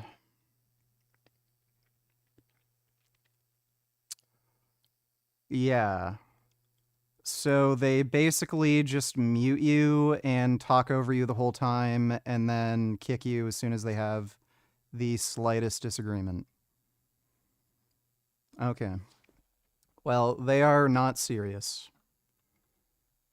I tried to make a topic that's related to veganism, and I was trying to explain why I was calling in about this, and they literally didn't let me, so...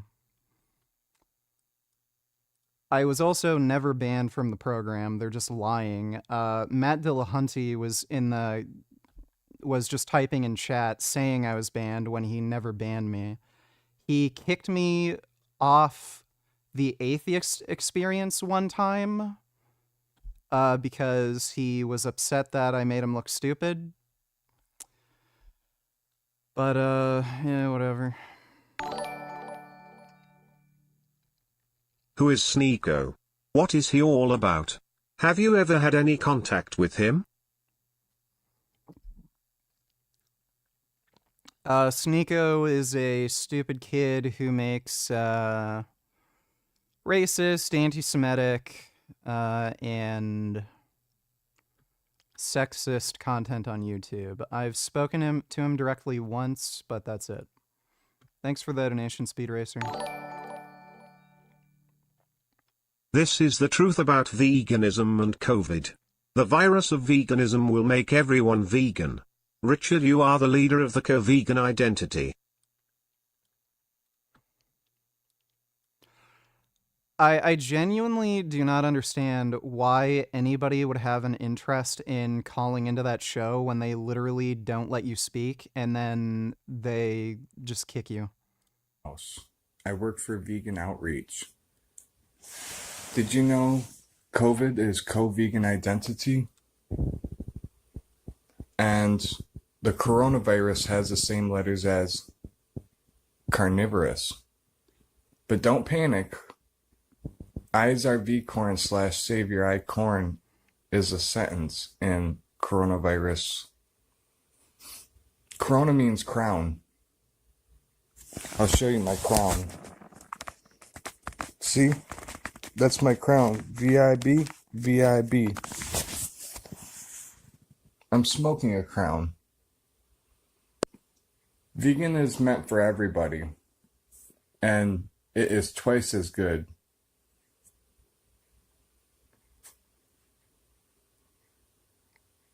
I hope you can vegan. Okay, that's good. Thank you, Adam. 21st Savage, $20, blacks for Trump. Joe Biden was when we first visited a year ago. It's a sense of hope in the air. But there are warning signs. It is people out here saying that they don't want to vote. They still saying that. Often the conversation at those doors turns to higher rents and food prices. We got to pick and choose between what we can and what we can't buy. And ain't nobody talking about it, but y'all just vote, vote, vote, get out and vote when y'all want us to vote. Angela Lang is the boss here at Black Leaders Organizing for Communities. She knows the hard math of Hillary Clinton's narrow 2016 Wisconsin loss and what it took to deliver Joe Biden's narrow 2020 win. Cautiously optimistic now as she rallies her team and runs the 2024 canvassing numbers, a black man. One of the things that we've heard is people are like, well, I think I had more money in my pocket when Trump was in office because of the stimulus checks during the pandemic. It's kind of hard to choose when that's all you got. Brian. Whatever. Thanks for the donation, 21st Savage. These Trump supporters still simping for Trump are exactly the reason why I can't wait till humanity finally gets what it deserves once global warming kills us all. Yes. Thanks for the donation, Dodo, especially Florida. Handsome Cheesecakes donated $2. Oh my god, that is a handsome cheesecake. Jesus Christ. Oh my god. Whoa. That's amazing. Oh. Oh my god. Aw, they link tails.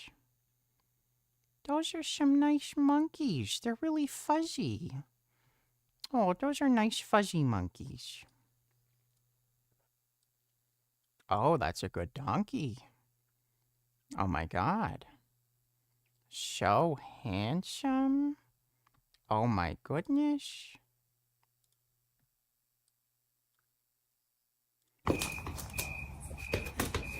Oh. The goat wants to play. Oh, that's a nice goat. Aww. The goat's being gentle with the dog.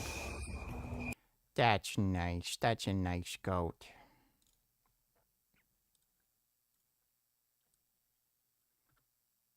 Oh. Oh my god. Oh, the kitties are nice with the guinea pig. Oh, that's a nice Maine Coon. Oh my god. Hi, hi. Oh, that's, yeah, the cat's being a little rough with the guinea pig. Shouldn't stand on a guinea pig. Thanks for the donation, Handsome Cheesecakes. Also, the lesser of two evils. Does that entire concept mean nothing to anyone anymore? Yes. I guess not. Thanks for the donation, Dodo.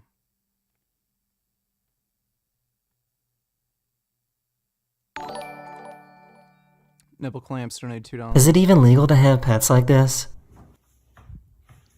Oh. Wow. 어때? 이자. 이요. It's a sugar baby. Is it even legal to... My goodness. Didn't know they were that bouncy. Thanks for the donation, Nipple Clamps. All of these people are equally retarded.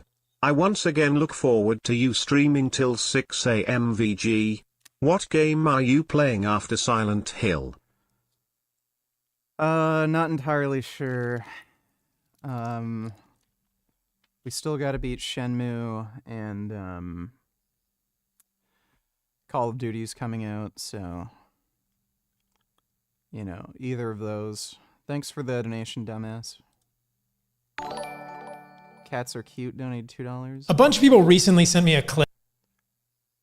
Biggest myth about cheese.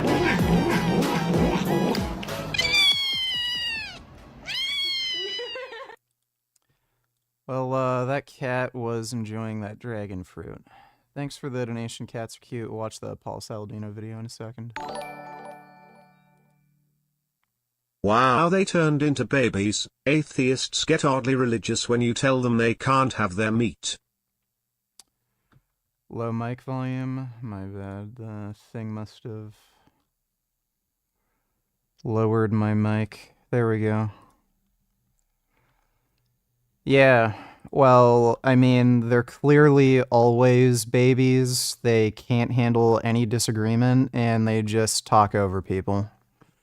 Thanks for the donation, though, Riley. Clip of a vegan doctor saying that cheese led to lower sperm counts, eating cheese and milk and dairy and beef fat would make you fat, and that would lead to more estrogen, and that basically cheese was the worst thing in the world because it was full of estrogen. So I have to watch this clip and respond. I kind of know what he's going to say here because I've heard these vegan arguments before, but I'm going to dive into it and then I'm going to break it down. This, I'm pretty sure, is just complete BS. When you eat cheese, you're eating something that's 3/4 fat. Goatis in jail, donate $2. What's up, guys? So if you haven't heard, there is a new documentary that came out about Goatis, and it focuses on the situation that happened, you know, the attacks on Luna. And this documentary is very well made, extremely well put together. The editing is fantastic. I would say it's the best documentary about Goatis and what happened with him and Luna. And if you wanted to catch someone up, Turkey Tom is releasing a Sv3rige documentary soon. Someone who doesn't know the full story, if you wanted to catch them up within 30 minutes, this documentary is definitely the one. So the channel is called Crimes Anatomy, True Crime Cases. And the video that he did, it's already up to 52,000 views, and it has a chance to snowball. And it could go over 100,000 views, 200,000 views, real easily. All you got to do, go watch it and then share it. Share it on social media if you have social media. Share it with... Dodo, donate $2. To be fair, you were arguing in bad faith. Not really. One thing I didn't realize, like, I couldn't even explain my position. One thing I didn't realize is how long it takes for ice to melt at current CO2 levels. If we stopped emitting today, in a few decades, major cities will still be underwater. By Climate Central and powered by NOAA data. If or maybe when that happens, much of New York, Long Island, and Newark would be underwater. The White House would become waterfront property, along with all of Norfolk, Virginia, Savannah, Georgia, and so many more. But the most impressive change is southern Florida, where major coastal cities would be submerged. In southern Florida alone, more than 10 million people will become displaced. Even in mountainous states like California, much of San Francisco, and even Sacramento would be covered. Worldwide, around 1 billion people, or about 1/8 of the world's population, live less than 10 meters above current high tide lines. Most of the course, nearly all of the Gulf Coast. Well, you know, we got that to look forward to. Thanks for the donation, Dodo. Who the fuck were those annoying people you were talking to?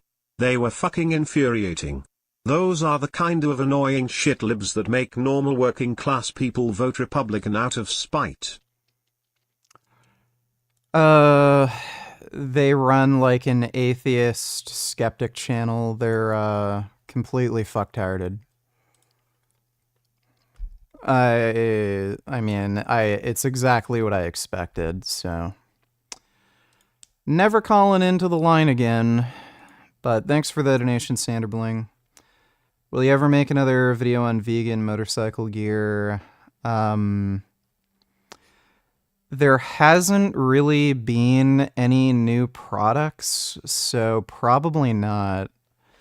It's still hard to find vegan motorcycle gloves. That's the hardest thing, and as far as I know, there aren't any like big new boots on the market or anything either. Anyone you can, so that we can get more eyeballs on this guy, this dangerous international fugitive. And the whole reason we want to do that is keep Luna safe. And her name is actually Diane. And so in the documentary, they use the name Diane instead of Luna. So I'm trying to get used to saying Diane as well. Here's the deal, y'all, straight up. Goatis does not want you to watch that documentary. Lord Adam Gugermos donated $2. What's good, vegans? Future vegans. So I can tell if someone's speaking plants or if they're speaking non-vegan. I have a vegan accent. Hola, ¿cómo está?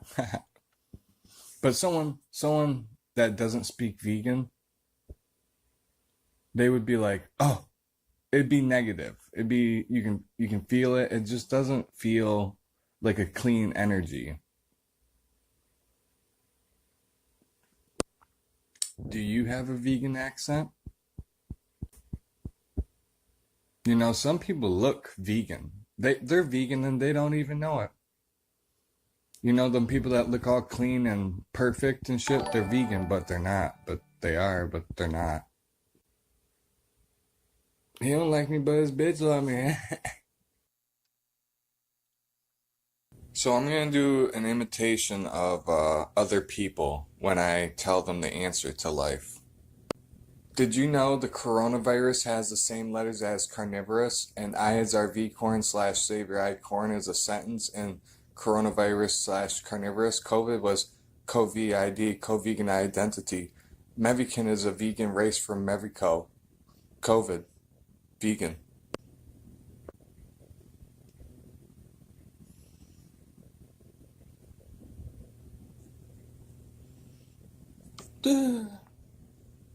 I know, because I've had that.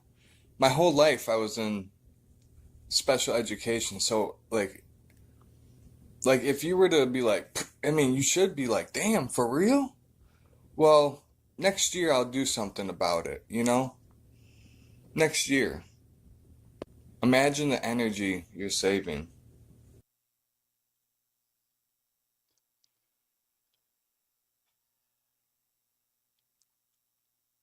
I really should have gotten some THC edibles. So, COVID-19, what was that? It was a virus. No, COVID was just a movement to reduce dis-ease.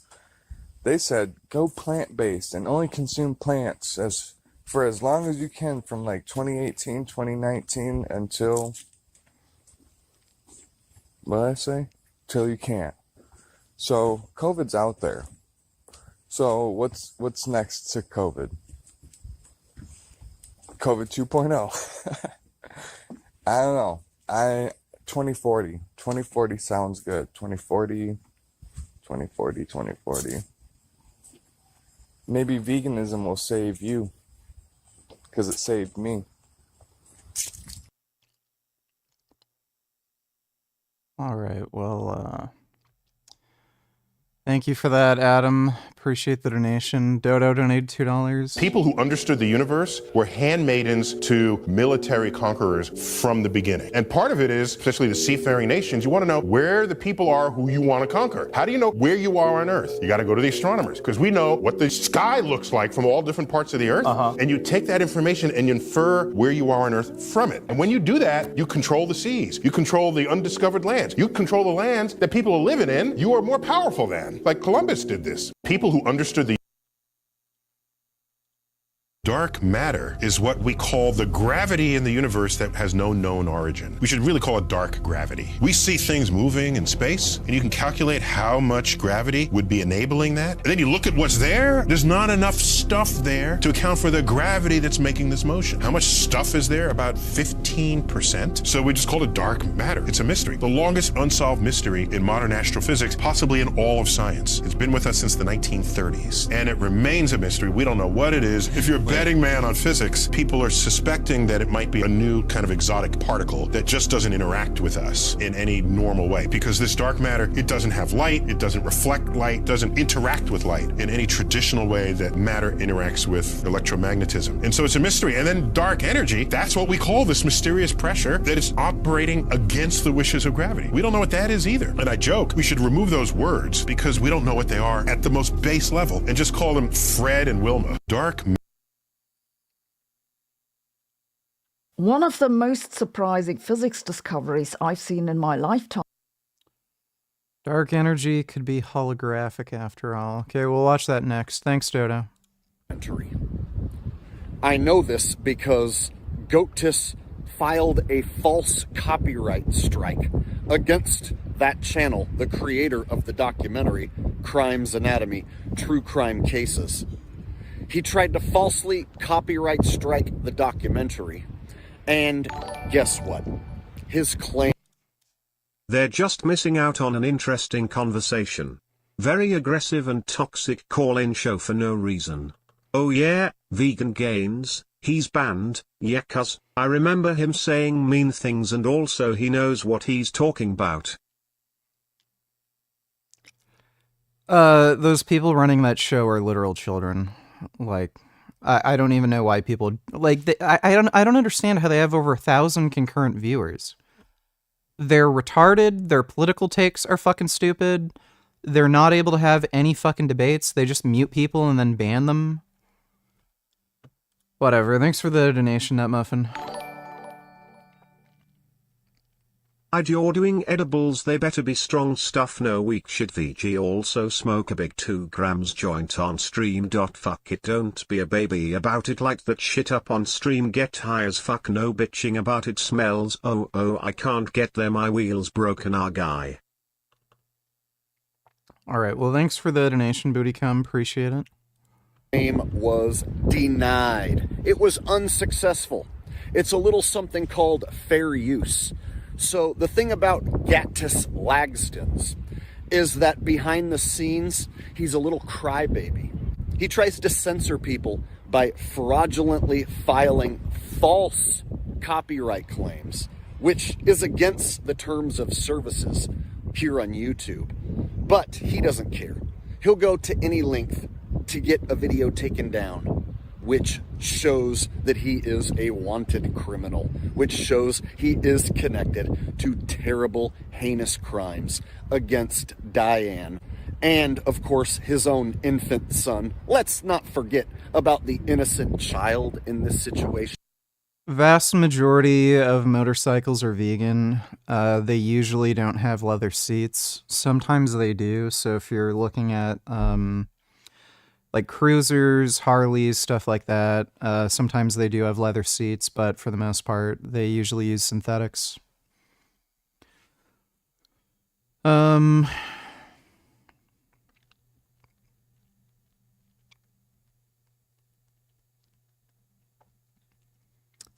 So, yeah. So, being that this guy is still out there, still wanted, I'm going to do whatever I can. And if that means make a bunch of videos like this, telling people to go watch the documentary, I'm going to do it. So he tried to get this documentary taken down, which means he doesn't want you to watch it, which means you should go watch it. Hey, Goatis, I know you're going to see this video. Why did you try and get that documentary taken down? Why did you file a false copyright claim? You know the rules of fair use. You should know by now. You filed several false copyright. It was literal child's play when they would talk over you whenever you could ever get a fucking word in edgewise. Good job, BTW. And to their comment about Trump being opposed to veganism, We're explain honored this. to be joined today by Shanna Gray, who owns a vegan restaurant, supposed to be really good. I'm not into the vegan stuff, I must say, but I'm going to have to try this. When we come here in a short period of time into Milwaukee, we're going to come and try that vegan food. I don't know if I'm going to like it. You get Like, what I was going to say before they muted me and talked over me was, yeah, Trump doesn't appear to be ideologically opposed to veganism. He may not be personally interested in it himself, but he doesn't seem to care about spreading anti-vegan rhetoric. So if he were to commission a epidemiological study to see the major causes of illness in adults and children, I don't see him doing anything that would try to prevent anybody from finding out or minimize the impacts of meat in the diet and human health. He's also made a federal ban, made it a federal crime to abuse animals. He has changed animal agriculture laws that actually upset a lot of farmers. He mandated more space for pigs, I think, in particular. And yeah, there's like this clip where, again, if he was ideologically opposed to veganism, like Sv3rige or something, he wouldn't, he wouldn't have said this on stage. So he doesn't seem to care. But thanks for the donation, Ben. Right strikes. And guess what? They get denied. That means he's behind the scenes trying to cover up his evil deeds. Hey, Goatis, why don't you tell everyone that you falsely copyright strike videos? Why don't you tell your audience that you falsely copyright struck that documentary? Oh, you're not going to tell your audience that? Well, guess what? I'm going to tell your audience that. I'm going to tell everyone that. Goatis, Sv3rige, Sv3rige, whatever you want to call him, whatever you know him as, he filed a false copyright strike. It was unsuccessful. The documentary is still there, and it's doing quite well. So if he doesn't want you to watch that documentary, and he's going out of his way to try and cover his tracks and censor anyone telling the truth, that means you should totally go watch it. And you should totally share it. Understand what I'm getting at? I hope so. So if you're still watching at this point of the video, I'm going to kindly ask that you subscribe to Luna's channel, or we know her now as Diane. Her channel is called Lundy Forest. I've mentioned it several times before, and I'm mentioning it again. Please subscribe. Dodo donate $2. My guy, the idea that Trump is interested in funding research when his only plan is to eliminate taxation, have insane tariffs on imports. It's comical. Obviously, Kamala pushing climate and environmental legislation and funding the government is a better idea. Yeah, I know, dipshit. I proposed that argument because that was the only way I was going to get onto the show. Fucking asshole. Thanks for the donation. Subscribe to her channel. She gives a lot of important updates as far as the case is concerned against Goatis and Marina, and the hired hitman as well, Ilias. So if you want all the information, up-to-date info, please subscribe to Lundy Forest. And if you have an extra $5-10 burning a hole in your pocket, consider donating to Diane. She lost everything, and she lives in constant fear for her and her child's lives. Time was dark energy. It was so surprising that the first time I attended a seminar about it, everyone... Do you think they also radicalize right-wing people by not letting them make their argument and refuting it? May fuel the unjustly canceled mentality? I mean, probably. One was sure this was a measurement error. It wasn't. Dark energy seems to be real, but physicists have no idea what it's made of. In a recent paper, 2 physicists now claim that it isn't made of anything, but instead a consequence of our universe being holographic.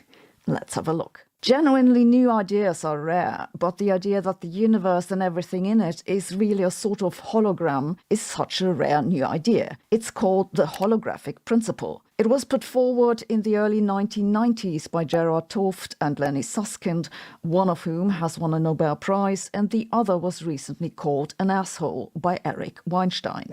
This is basically the attempt to take a school massacre and plead to a parking ticket. And no, I think that the prosecution should decline the offer from the good Dr. Susskind and say, no, you have 40 years of the destruction of your colleagues to answer for. You've chosen to be, Wirt's family, an asshole. According to my new idea, podcasts are a sort of hologram too. They actually happen in an entirely different dimension. If the holographic principle was right, it'd mean that everything which goes on inside a volume of space can be entirely described by what goes... Dude, I literally feel like I'm dying. I'm getting that same sensation I felt when I was in the hospital and I overdosed on opiates. I literally just left my body and was watching myself stream. Oh my god. I am so fucking tired of dieting, dude. I just want to eat Chinese food and watch movies. Goes on at the boundary of that space. It's like the universe is a box of cereals, one that doesn't only have the ingredients listed on the outside, but also how the nuts move around if you shake the box. The idea came out of black hole research because it seems that the amount of information that a black hole can store doesn't scale with its volume, but rather with the surface area. 't Hooft and Susskind then said, well, what if that's true, not just for black holes, but for every volume, cereal boxes, planets, the entire universe? That's the holographic principle. It's a bold and quite audacious claim, because if it was true, this would mean that the information about what goes on inside the universe is highly compressible. You don't need to track what's going on in some part of three-dimensional space. All you need to know is what's going on at the surface of that space. By the way, this video comes with a quiz that lets you check how much you remember. What does any of this have to do with dark energy? Dark energy is whatever's causing the expansion of the universe to get faster. Astrophysicists have measured how the expansion is speeding up, and that gives us a value for dark energy. The curious thing is that this value is roughly the inverse of the square of the radius of the visible universe. In other words, it's proportional to 1 over the surface area. Dude.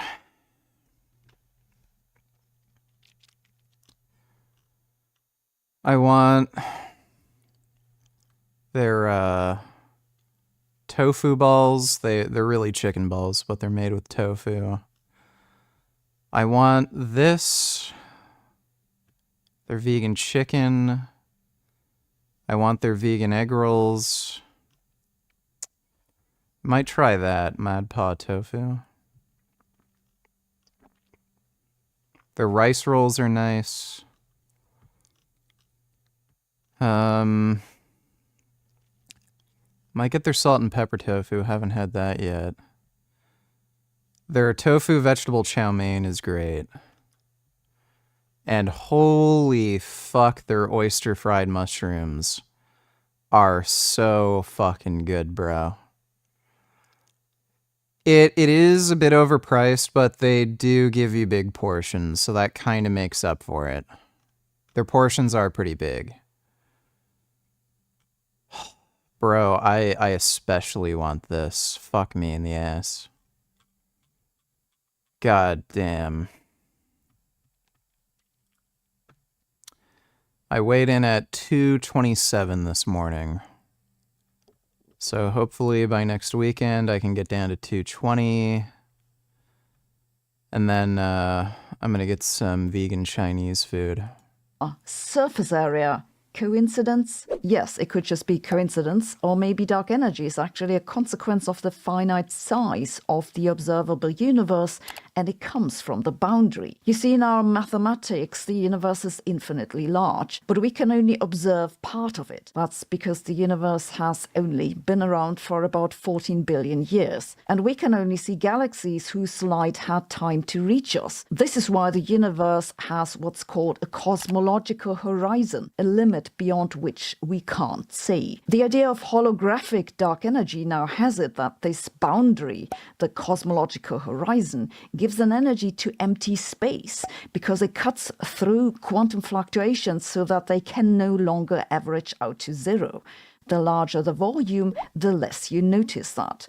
The resulting energy of empty space is proportional to the inverse of the size of the boundary. And this energy behaves kind of like you expect dark energy to behave. It's not constant, as is often assumed, because the size of the universe increases, but it changes slowly enough so that it fits the data okay-ish. This idea isn't new, it's been around for 20 years or so, it's just that physicists thought it doesn't work, because a vacuum filled with such holographic dark energy wouldn't be stable. This means basically if you have some small random change, it'll create more energy from nothing and everything will fall apart. And this is where the new paper comes in. The authors are saying that the earlier claims about instability didn't make sense, because normally you do this by asking, what if I make a small change here? Will it fall apart? But for this holographic energy, they say, you need to make that small change so that it's consistent with the holographic property of the stuff. It's a very non-local change, really. They arrive at the conclusion that, contrary to what we thought for 20 years, this idea might work after all. It's kind of like losing your keys and finding out they were in your pocket the whole time. I've always liked this idea because I feel like we're missing something big about the quantum properties of space, and maybe this holography idea is it. Then again, if you look at the details, the link between the holographic principle and this type of dark energy is somewhat sketchy. So I want to see better maths before I buy into this. Until then, I guess I just have to open the cereal boxes. High-quality science writing isn't easy to find these days. If you still haven't found what you're looking for, I recommend you check out my favorite science magazine, Nautilus. Nautilus has a digital and a print version, and it's just a pleasure to read. They really put a lot of effort into writing, and the graphic design is top. You notice immediately if you open the print version that it's a high-quality production. I've written several contributions for Nautilus myself about physics, black holes, quantum gravity, quantum mechanics, and the stuff I normally do. But I enjoy this magazine, Nautilus, history, neuroscience to philosophy. Most recent essay for the most forgotten horizons. And of course, I don't know what just happened. I'm kind of zoning out. It's really high in calories. And added to your chicken fat and beef fat and the fat that people get all over the place, you're gaining body weight. And guys are struggling with this and mistakenly blaming carbs and so forth. But as you gain body weight, every fat cell in your body is an estrogen factory. What I mean is your testosterone goes into a fat cell and estrogen comes out. You have enzymes called aromatase enzymes that take that testosterone from your bloodstream.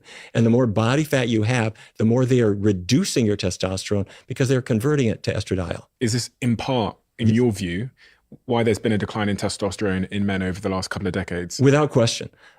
I can reduce your testosterone level within a matter of a couple of weeks just by putting you on a cheesy, meaty diet. The more your body fat expands, the more your testosterone level is neutralized.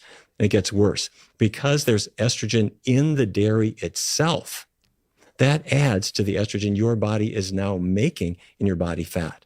An animal-based diet is just a recipe for hormone haywire. This is obviously an observational epidemiology study. So Paul has no epistemic standards. He will cherry pick epidemiological research whenever it benefits him, and then when there's research contradicting his claims, he'll say, "Oh, it's just a, epidemiological study." So Giglardo donated $2. VG, you should write a book about vegan arguments and stuff. It ain't hard to get a book published these days, and you can get AI to do the hard work for you. Alawali can narrate it. Also, I'm Gig. Check this out, guys. This is a living stump. You can see it was cut down this tree, and the wood continued to grow and sealed over that cut. And the reason it was able to do that is because this tree, these are both Douglas firs, their roots were grafted, they were connected underground, and when this tree was cut, this tree continued to supply this one with water and nutrients and stuff to grow wood. So you're left with a living stump.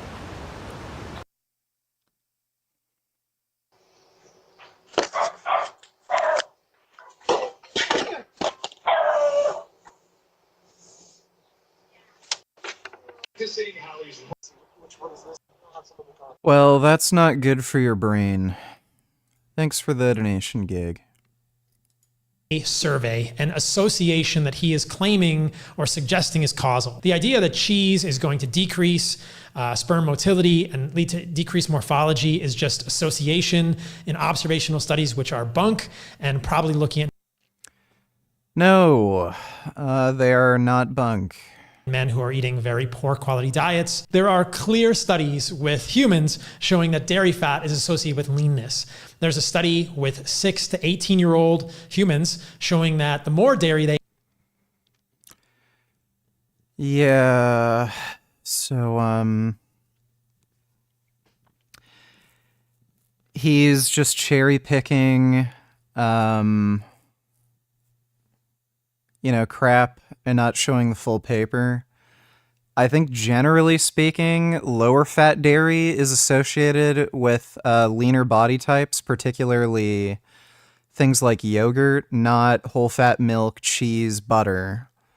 So, yeah. They eat, the higher the likelihood they have a lean body phenotype. There are also interventional studies with women who are obese.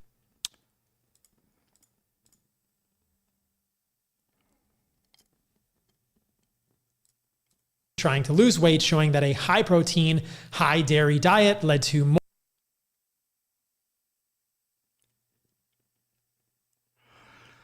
So it says here right in the abstract, they put these people on a exercise routine and they were in a calorie deficit. So he's saying dairy promotes weight loss when they literally put people on an exercise routine and made sure they're on a caloric restricted diet. Okay, I don't think dairy had anything to do with them losing weight, dumbass. More lean mass and less body fat. There are nutrients in cheese like conjugated linoleic acid, which actually decrease aromatase activity, and CLA has also been shown to increase testosterone. So the idea that yeah, so here we go, cherry picking the mechanistic data. It's just retarded. That, like, by the way, carbohydrates lower your what's the stress hormone? I can hardly think right now.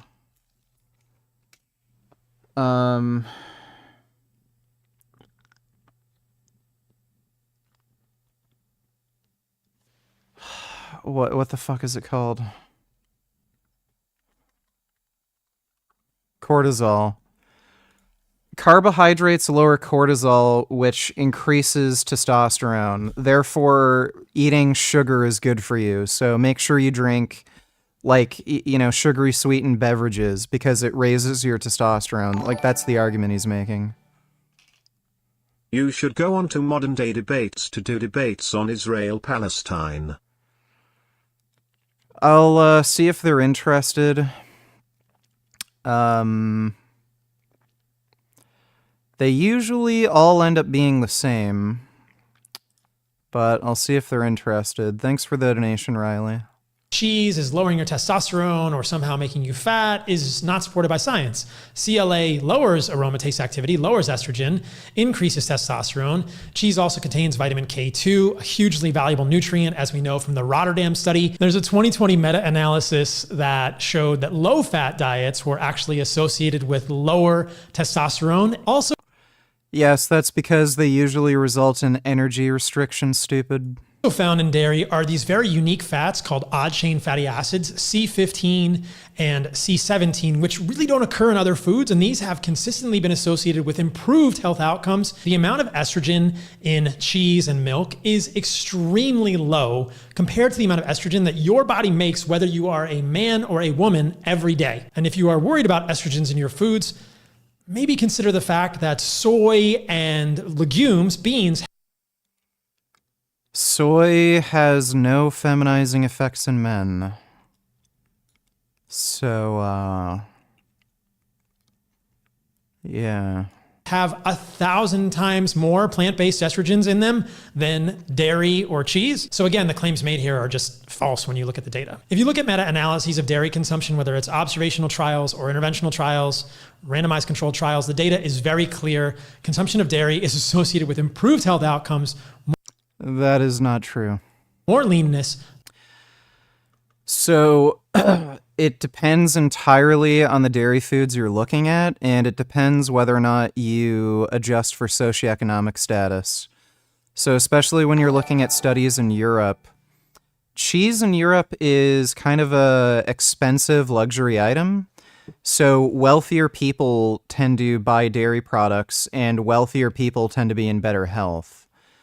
So if you don't adjust for socioeconomic status, and if you're looking at specific types of dairy, so if you're looking at butter, high-fat cheese, that's going to be associated with weight gain, heart disease, crap like that, whereas low-fat dairy products, so low-fat cheese, skim milk, that's not going to be associated with obesity, weight gain. And milk consumption is consistently associated with prostate cancer in men, and the data is mixed as far as breast cancer in women. So no, he's just lying, like he normally does, because that's what he does. Dodo $2, it's part of Trump's whole persona and character, this orange makeup that he wears. It's kind of really weird, but we all accept it as normal. You can find pics of him without makeup. He just looks frail. Well, yeah.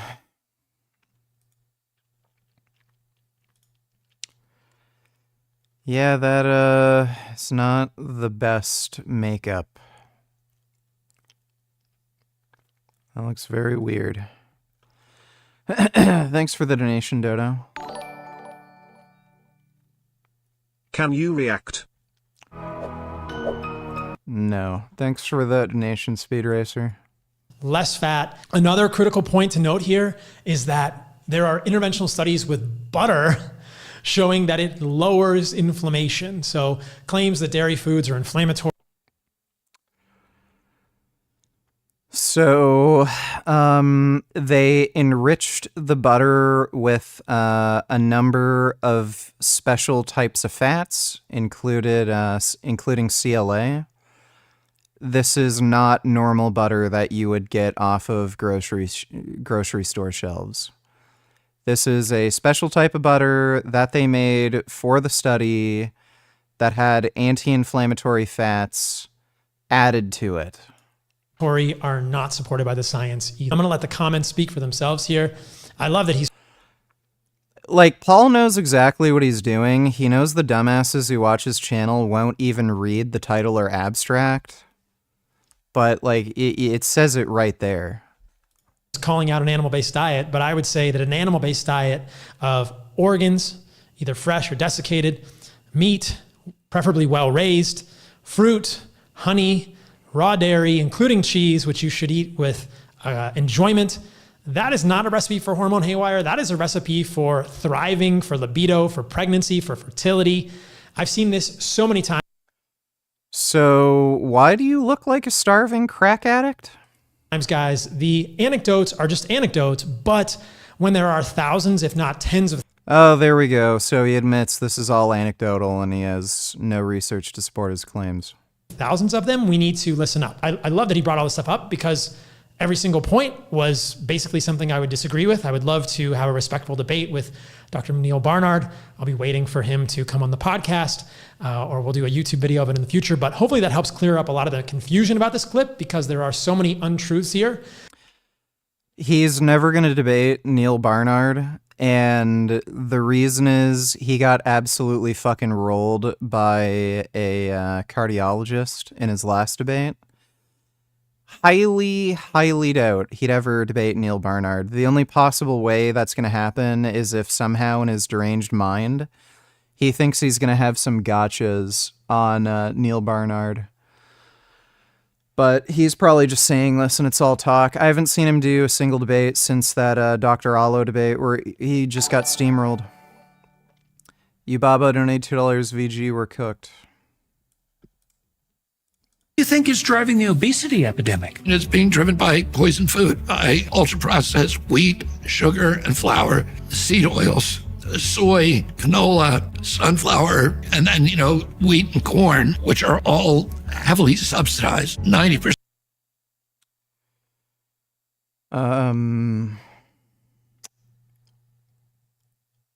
So I don't know why you'd blame seed oils specifically or corn specifically. Processed sugar, sure. Processed food in general, sure, but yeah, this guy's just so stupid. Percent of farm subsidies, the crop insurance, etc., go to those three categories of soy, corn, and wheat. And yeah, the reason those subsidies go to those industries is because soy, corn, and wheat is used to feed animals that we end up eating. So most of those crops don't go to human consumption. They go to feeding cows and pigs and chickens so that they can get fattened up and then people eat them and then they get fat because eating a lot of meat, especially fatty meat, makes you, have a greater propensity to gain weight. those are the feedstocks for all of our processed foods. They turn into sugar. They're all nutrient barren. The original crops were nutrient rich, but the GMO crops are nutrient barren. And there is no difference between GMO and conventional crops when it comes to nutrition. They're heavily dependent on pesticides. GMO crops are no more dependent on pesticides than normal crops. The reason GMOs are so popular is because they're resistant to pests. The reason they're resistant to pests is because they are resistant to pesticides like glyphosate isn't a pesticide, it's a herbicide. You fucking moron. He doesn't even know what glyphosate is. Glyphosate, so you can saturate the whole landscape with glyphosate from airplanes, and that the only thing that's green is GMO. You don't normally apply glyphosate with an airplane. You normally apply it with, it's like a tractor, basically. Corn, which is Roundup Ready. It's called Roundup Resistant Corn. And because of that, it's also very heavily laden with pesticides. Glyphosate isn't a pesticide. By the way, they usually only use like a 2% concentration of glyphosate. So he's acting as if you eat glyphosate-treated corn, you're going to be drinking gallons of it. You're talking about microscopic quantities that just couldn't impact human health. Glyphosate is also used as a desiccant, which means it dries out wheat, so it's sprayed on the wheat right at harvest, which means it's going right into the food. And when that began in 1993, that's when you saw all the appearance of all these gluten allergies and celiac disease and wheat allergies. Yeah, so it's not the cause of celiac. that you don't have in Europe. You know, you can eat spaghetti here and you're going to get eczema and all of these stomach complaints. Then you go to Italy and you eat it and you get thin. He's literally claiming a disease that causes malabsorption of food makes you fat, which is a contradiction. And then the corn is turned into high fructose corn syrup, which is just a formula for making you obese and diabetic. Well, that's what you'd expect with Jordan Peterson. It's the neighborhood, and you are not welcome. That's why I need to be here.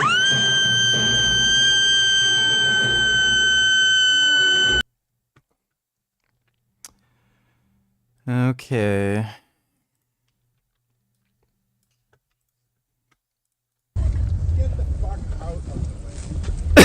Motherfucking! Fucking mother...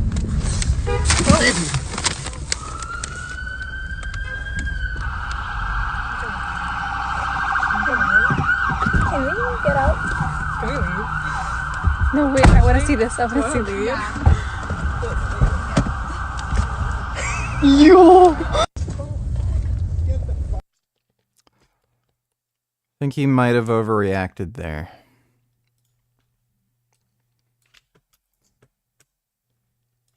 Store looks normal until you look down and see the insane products that they sell, such as tattooed chicken, and then minutes later you end up in this crazy room alone. It's called a Mega Mart in Las Vegas, and all these wild items can actually be purchased. The cashiers and prices shown are all real, but these items aren't the craziest part of the store. Even though they sell things such as 96-hour energy, who told you this was butter, this bottle of Blitz, and a selection of these juices, the wildest part of the store is when you walk over here and start to see that the products begin to glitch. This leads you to the refrigerator area. Most of the refrigerators have your standard drinks. However, this one door, which looks to be selling drinks, is actually a secret door. When you enter, you walk through this corridor, and suddenly you're in this insane space. There's so much going on in here that it's super easy to get lost, and you pass by interactive machines such as this one. You make your way through a maze of insane visuals. It seems to end at this locker, but if you open it up, there's a handle in one of them, which takes you down this hall, where you enter into this room, where it's lights and a camera projecting you onto the walls. This convenience. That's real. That's pretty cool.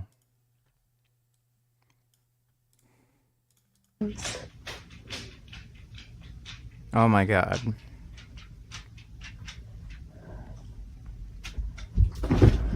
Oh my god. That's a very nice husky. Thanks for the donation, Baba. And I tried to include as much science as I can. So lastly, I just want to say thank you to all of you who find this content helpful. Thanks for supporting the work that I'm doing. Thanks for sending me these clips so I can review them. I'm so glad there are so many of you out there who are benefiting from this animal-based message. I think conservative and can operate from a background of, the truth, then let me say right at the beginning that I don't expect you to take my word for any of this. You just be sure to go on out there and look it all up. Okay, here we go. Now, as with the 2016 presidential slate, the Democratic Party is much older than the young Republicans, so let's pin the tail on the donkey with the first presidential cycle that had a Republican in the race. In 1856, the election was a three-way affair between Democrat James Buchanan, American Party candidate Millard Fillmore, and John C. Fremont, representing the fresh-out-of-the-box Republican Party, otherwise known to Democratic hecklers as the Black Republican Party. That was a racial slur used by the Democrats since the Republican Party was created specifically from disaffected Whigs in order to combat slavery. That's why the Republican Party was formed. Now, here are the results: a big Democratic win without a majority for James Buchanan, who would go on to secure the Democratic Party trifecta of having the three worst chief executives in American history: James Buchanan, Jimmy Carter, and President Golf Cart. Now, Buchanan sat for 4 years and watched the Civil War approaching. If there'd been golf courses back then, he would have been on them, and maybe he would have taken the top spot. But as it was, he said in private he was going to be the last president of the United States, and he very nearly was. All Buchanan wanted was to survive his term before the shooting started, and so the job of, saving America fell to the next Republican candidate in 1860. Now, what most people don't realize about the election of Abraham Lincoln was that the 7 states of the deep Confederacy had left the Union before Lincoln even took office. Not only did the Republican not carry a single slaveholding state, there were entire counties in the Democratic South where he did not receive a single popular vote, not even one, not even as a joke or a protest. That's because the slaveholding, racist, Democratic states and politicians that had just left the Union to form the Confederacy knew that the election of a Republican president meant the end of slavery in America. You see this flag that modern Democrats try to pin on Republicans? It was invented, as was the entire Confederacy, because Democrats walked out of the Union because once a Republican president had been elected, slavery was finished in America. Now, that's why the person perhaps most singly responsible for ending slavery in America, the brilliant and courageous Frederick Douglass, once wrote, quote, "I'm a Republican, a black, dyed-in-the-wool Republican, and I never intend to belong to any other party than the party of freedom and progress." Don't believe me? Look it up. Moving on. In 1864, 1 year after How the Republican Party has changed. Abraham Lincoln issued his Emancipation Proclamation, the Democrats ran as their candidate George B. McClellan. Now, Lincoln had appointed the little Napoleon to command the Army of the Potomac, march down to Richmond, and end the war. But McClellan, who kept demanding more men, more wagons, more artillery, and more time, never seemed to get around to it, until finally he did, where he was promptly whipped by Robert E. Lee in the Peninsula Campaign. Now, although personally for continuing the war, McClellan bowed to the Democratic Party platform that called for immediate peace with the Confederacy, a move that would have ended the war and also given us 2 countries, one in which their cherished institution of slavery stayed intact. Now, one of the most influential Democratic delegates of 1864 was Clement Vallandigham from Ohio. He had called the Civil War to end slavery, quote, "a wicked, cruel, and unnecessary war," unquote. His call for the Constitution as it is and the Union as it was became the de facto Democratic Party platform of 1864. The Union as it was, of course, meant the Union where slavery would be allowed to continue as it had under Democratic presidents. Unfortunately for the formerly Democrat and now Confederate slaveholders, the Confederacy lost that war, but they immediately went into overdrive in order to win the peace for racism. I hate to break it to you, but it was defeated Democrats that started the Ku Klux Klan, and it was these same former and then once again Democrats that created in the years right after the Civil War 2 modern institutions, gun control and marriage licenses. Gun control was enacted by Southern Democrats in order to keep guns out of the hands of newly freed black people. And marriage licenses, you know, the idea that the government could tell people who could marry whom, was invented by Democrats to prevent black people from marrying white people. Don't believe me? Look it up. All of those lynchings, those were Democrats. The first black senators and representatives, they were all Republicans, including these 2 men. Republican Hiram Revels, the first black member of Congress, and Joseph Rainey, who became pro tempore Speaker of the House of Representatives and who received death threats from Southern Democrats for his efforts to suppress the KKK by force. Charming people, these Democrats, aren't they? It was Southern Democrats that wrote the Jim Crow laws that segregated the South in the century after the Civil War, and it was the post-Reconstruction elections of these Southern Democrats that were responsible. Son Goku to Noob Tiller, some chick tried to compare me dieting and lifting weights to her wearing makeup. Those are 2 very different things. She said that me exercising and following a nutrition plan is the equivalent of her wearing makeup because it's me trying to alter and change my aesthetics. Thoughts? Well, with training and nutrition, you're actually changing the way you look. That also causes, like, that also requires hard work, dedication. If you just put makeup on, you're not changing the way you actually look. You're just putting on makeup. And Doesn't require any hard work, dedication, and you can't really change your body either, so... Don't know how those two things are comparable. Thanks for the donation, though, Sengoku. Riley donated $2. It's interesting that the Republican Party used to be liberal and the Democrat Party conservative, and then they switched. Yeah, I don't know when that switch actually happened. It's pretty weird. Thanks for the donation, Riley. For colored-only drinking fountains and colored-only cafeteria spaces and all the rest. Now, while it's hard to talk about the history of the Democratic Party without their incessant racism, which continues to this day, let's just very quickly look at democratic economics. Now, between 1920 and 1921, the United States entered its first actual depression.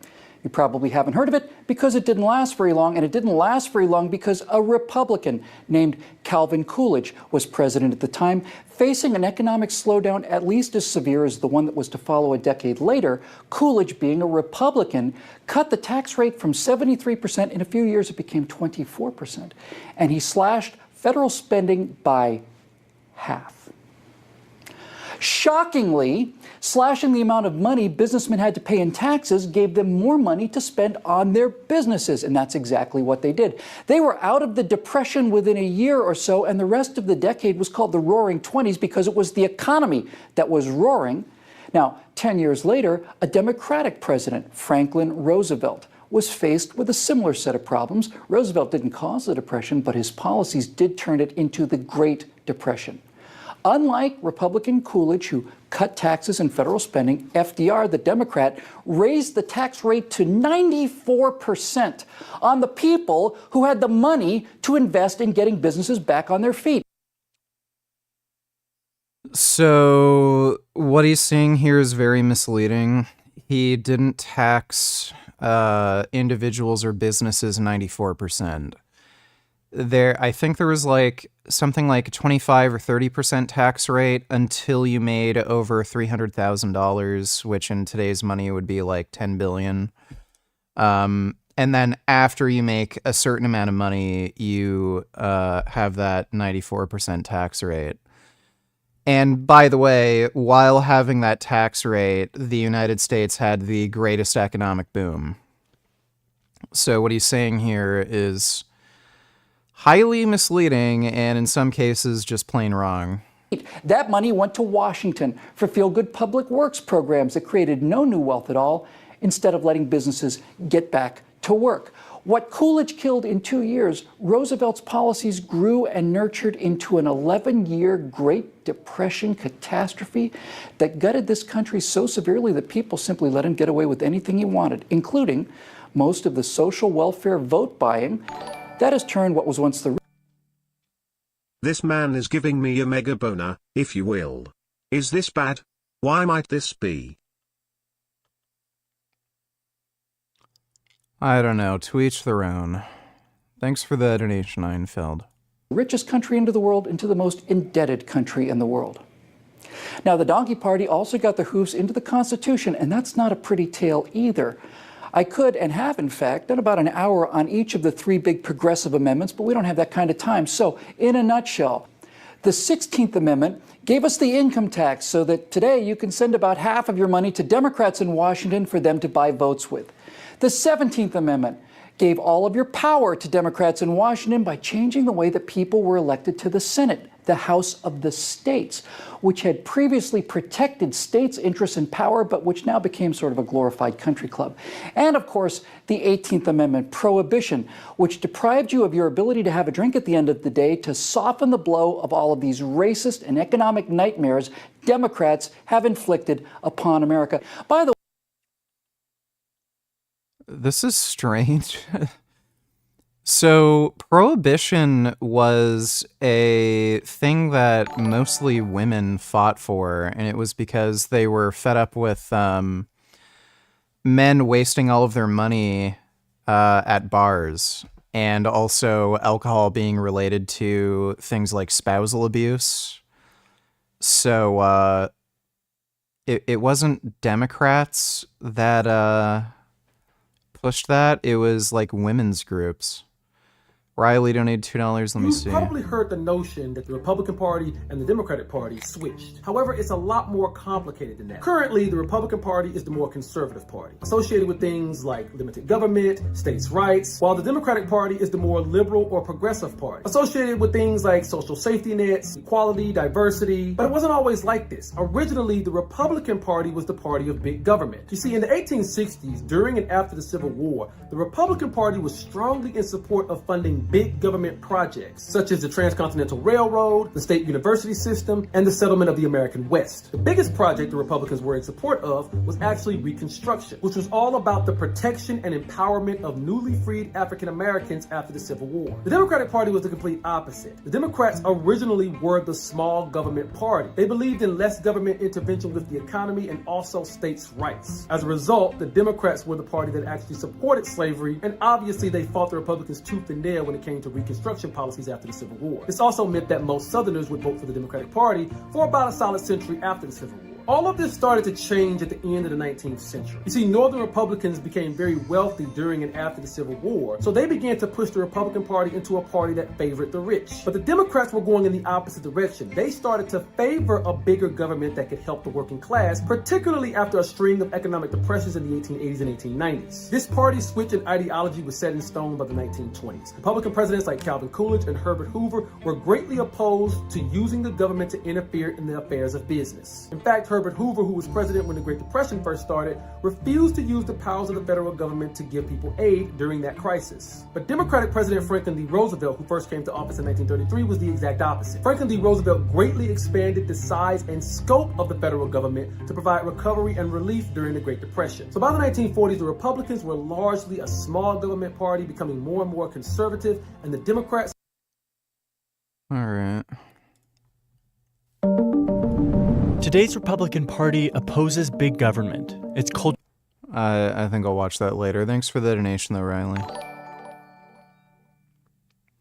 This guy's retarded. If you give a fuck. I'm that Mr. Beat guy. I mean, it's true. Anyway, here is an electoral vote map for the... Yeah, he's a little too annoying. Thanks for the donation, though, retard. By the way, it took Democrats to pass the only constitutional amendment to actually take away an existing freedom. It's kind of what they do, taking away people's freedom, but back to race. When those attack dogs were unleashed on black children trying to go to school in the South in the early 1960s, they were unleashed by Democrats like Bull Connor, Lester Maddox, and George Wallace. And when those fire hoses were turned on peaceful black protesters, those orders came from those same Democrats. So, why does black America vote so solidly Democratic? Well, the Democrats will tell you that the teams switch sides. You know, I didn't happen to get that memo. You know, the memo saying that all the racists now have to leave the Democratic Party and become Republicans, and all of the slavery-hating Republicans have to suddenly join the hated party of the Confederate battle flag, the KKK, and Jim Crow. I didn't get the memo because the memo doesn't exist. No one switched sides. The entire idea is ridiculous. It didn't happen. What he's saying is just so bizarre. Can you find me one KKK member that's pro-Democrat? Like, they're literally endorsing Trump. But something did happen. There was a switch, all right.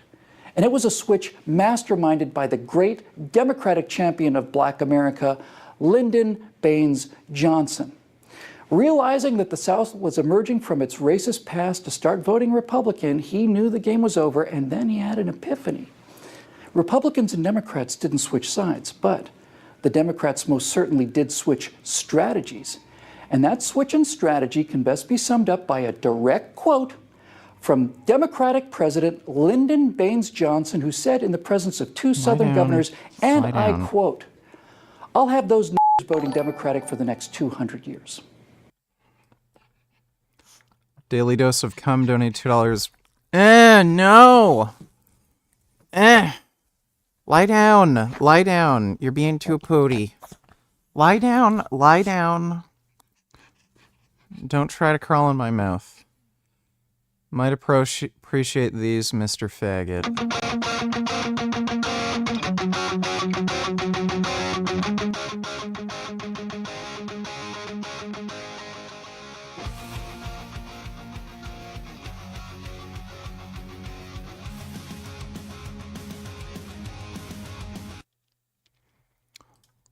That was nice.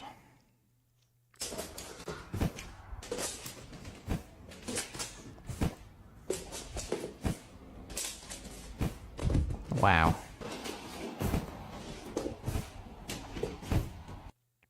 Well, that cat likes his beanbag. Thanks for the donation, Daily Dose of Cum. And so far, he has.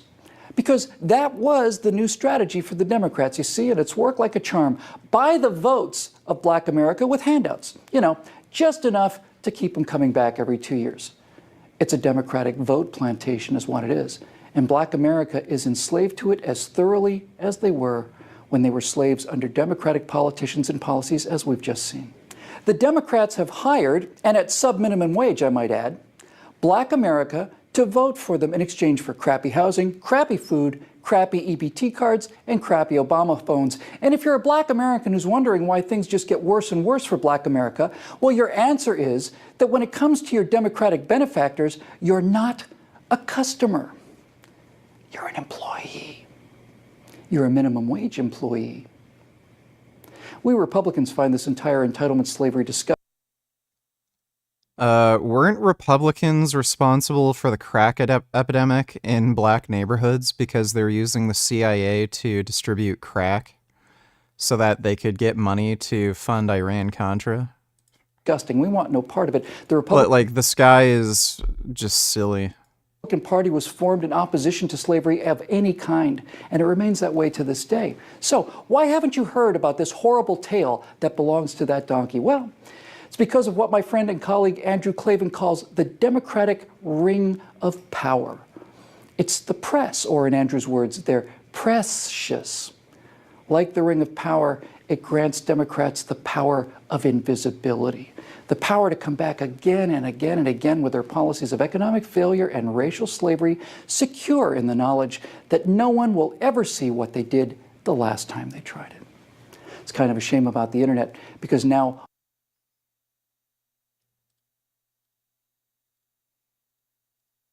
Culturally conservative.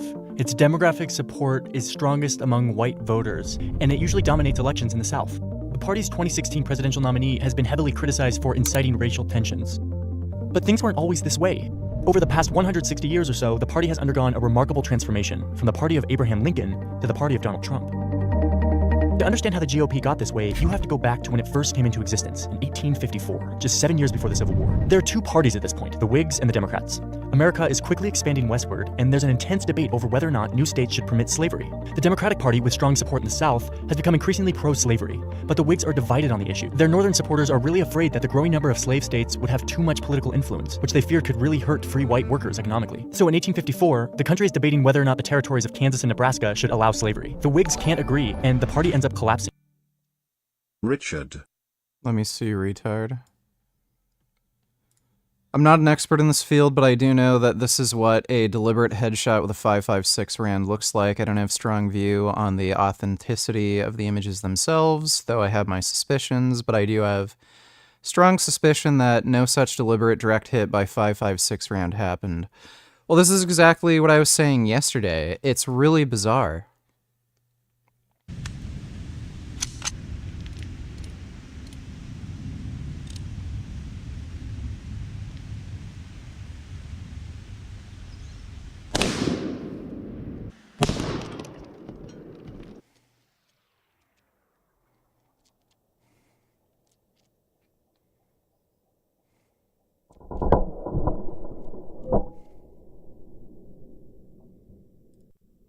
I saved the GoPro this time.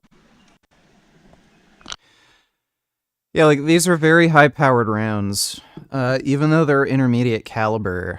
If this was a direct shot with a 5.56 caliber weapon, one, you wouldn't see it lodged in a kid's skull. You can watch it on 1.5x to make it shorter. This guy's defending Ammon Hillman.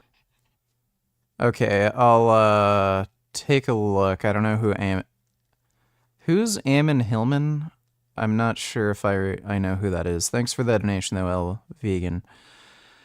Yeah, like, if Israeli soldiers were deliberately shooting at kids, you wouldn't see photos like this where there's a clear, distinct bullet, and also the geometry looks very inconsistent on these rounds. Like this one looks shorter, fatter. This one looks very long. Like it's probably more like a 7.62. This one looks really short and fat.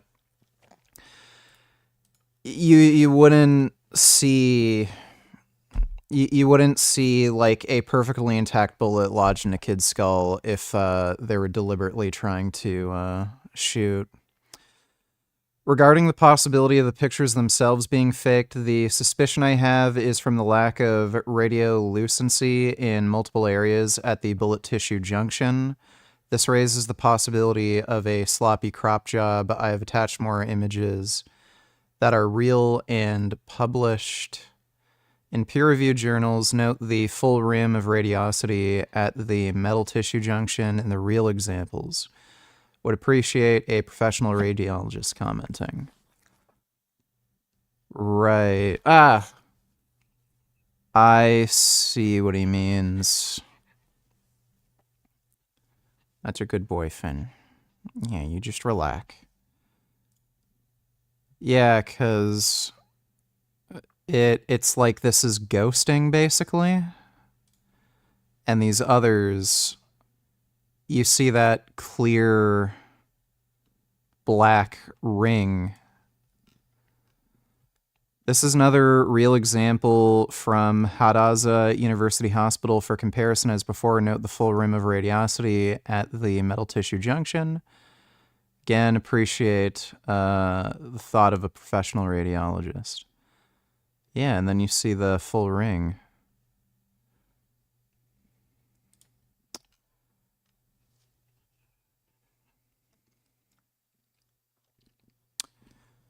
The images are real. That is scout shot from a CT scan machine. It shoots 2D plain film images similar to an X-ray. You can't see anything besides body positioning.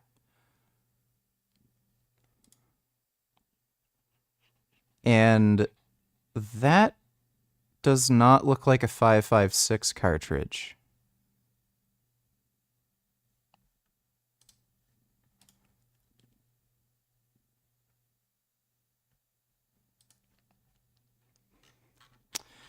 Yeah, so these images are suspicious, I would say. Like, I commented on this yesterday, and I said, these may possibly be doctored. And even if they aren't, the likelihood of those kids that were shot, presumably by the IDF, the likelihood of those being deliberate shots that aren't like a ricochet or the bullet slowing down from penetrating like a wall, highly unlikely, given this is what a 5.56 round does to a human skull. Ugh.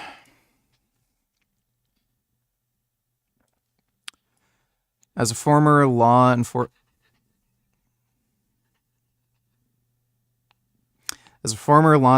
officer, Ret Special Forces soldier, Green Beret, and sniper, I feel confident saying I know the effects of 5.56 NATO, M855 ball. Conclusion, New York Times lied or failed to verify the information presented to them. This is based on the MV and BC of the M855 ball ammo currently being used by the IDF. Analysis, Dr. Mimi stated she worked in Khan Yunis from August 8th to September 5th. The IDF announced on August 9th, 2024, they were beginning another ground operation in Khan Yunis. Major combat operations by the IDF were completed on August 30th.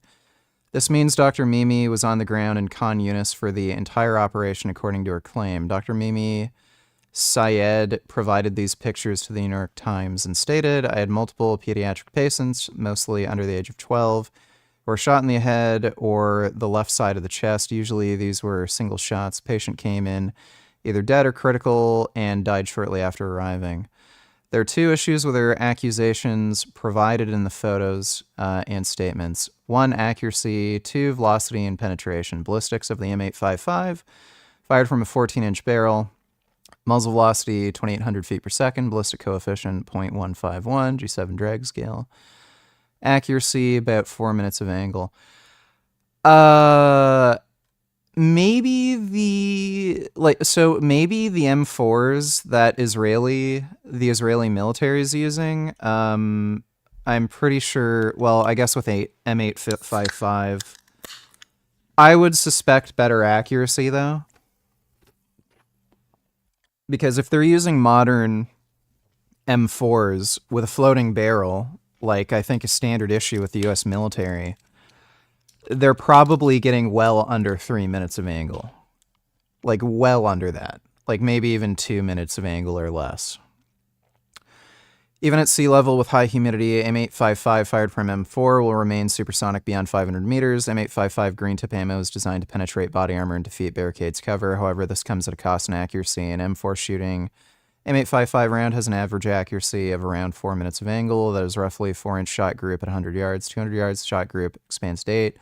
300, 12 inches. The average diameter of the adult male head is about 8 inches. Size of a child's head will vary based on age. Hitting a 4-inch, 8-inch target at greater than 100 meters with an M4 is challenging on the range with stationary targets. In combat conditions with moving targets, it would be almost impossible. M855 travels too fast at the range and is designed to penetrate. It would easily, without question, pass completely through a child's skull at those ranges. This leads to the next question. Were the X-ray images the result of ricochets? Well, no. When projectiles traveling that fast strike another object, they tend to deform and tumble. We would see that presented in the X-rays. We do not. Well, I would disagree with this slightly. It is a full metal jacket, and I have seen bullets pass through hard objects and not deform at all. So it's plausible, but I would agree it's highly unlikely that they'd find 3 photographs taken within a fairly short time frame. That would be the result of ricochets. Further, over 190,000 IDPs fled Khan Yunis prior to the start of their combat operations August 9th. History of Khan Yunis. According to Doctors Without Borders, on July 22nd and 27th, the Israeli forces issued 2 evacuation orders in Khan Yunis. According to OCHA, from July 22nd to 25th, approximately 190,000 Palestinians were displaced in Khan Yunis and Deir al-Bala. 2017 Khan Yunis population was about 205,000. It is more than fair to say the vast majority of the population left following the warnings from the IDF. Khan Yunis is Gaza's second largest city and where the Nasser hospital is located, likely where she worked. Following an IDF withdrawal from Khan Yunis in April 2024, Nasser hospital staff claimed the IDF had murdered Palestinians and buried them in mass graves outside the hospital. This false claim was easily debunked. Even the New York Times reported that 2 mass graves were on the grounds of the hospital prior to the operation. Other articles can be found as early as January 2024. Yeah. To see actual GSW X-rays, go here.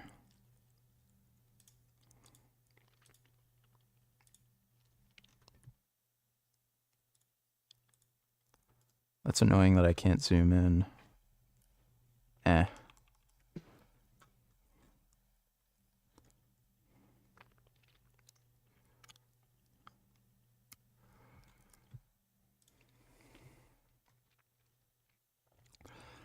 Also, this is the author of that article speaking about the IDF and their illegal occupation back in April. These were likely doctored. Also, the vertical orientation of the bullets calls into question the events that would lead to such an improbable angle. Didn't even want to get into bullets being shot into the air. Not enough time.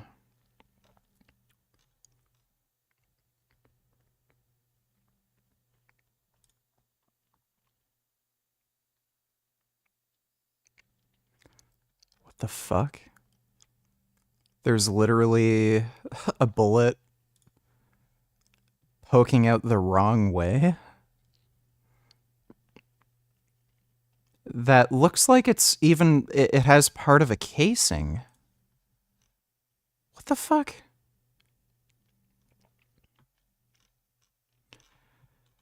Yeah, I'm leaning more towards these photos being doctored because they're just so bizarre.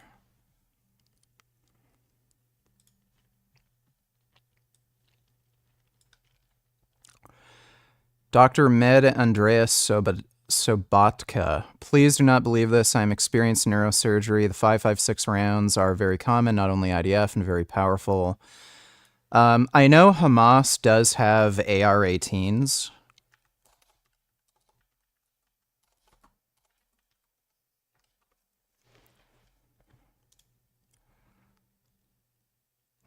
Let me see.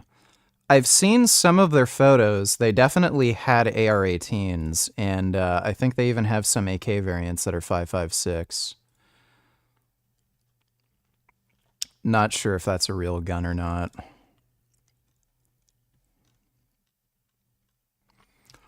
So they almost certainly have access to some 5.56 caliber rifles. If intentionally fired to the head of a human, the X-ray would look devastating, even for a non-professional. Here I am, sorry this is true.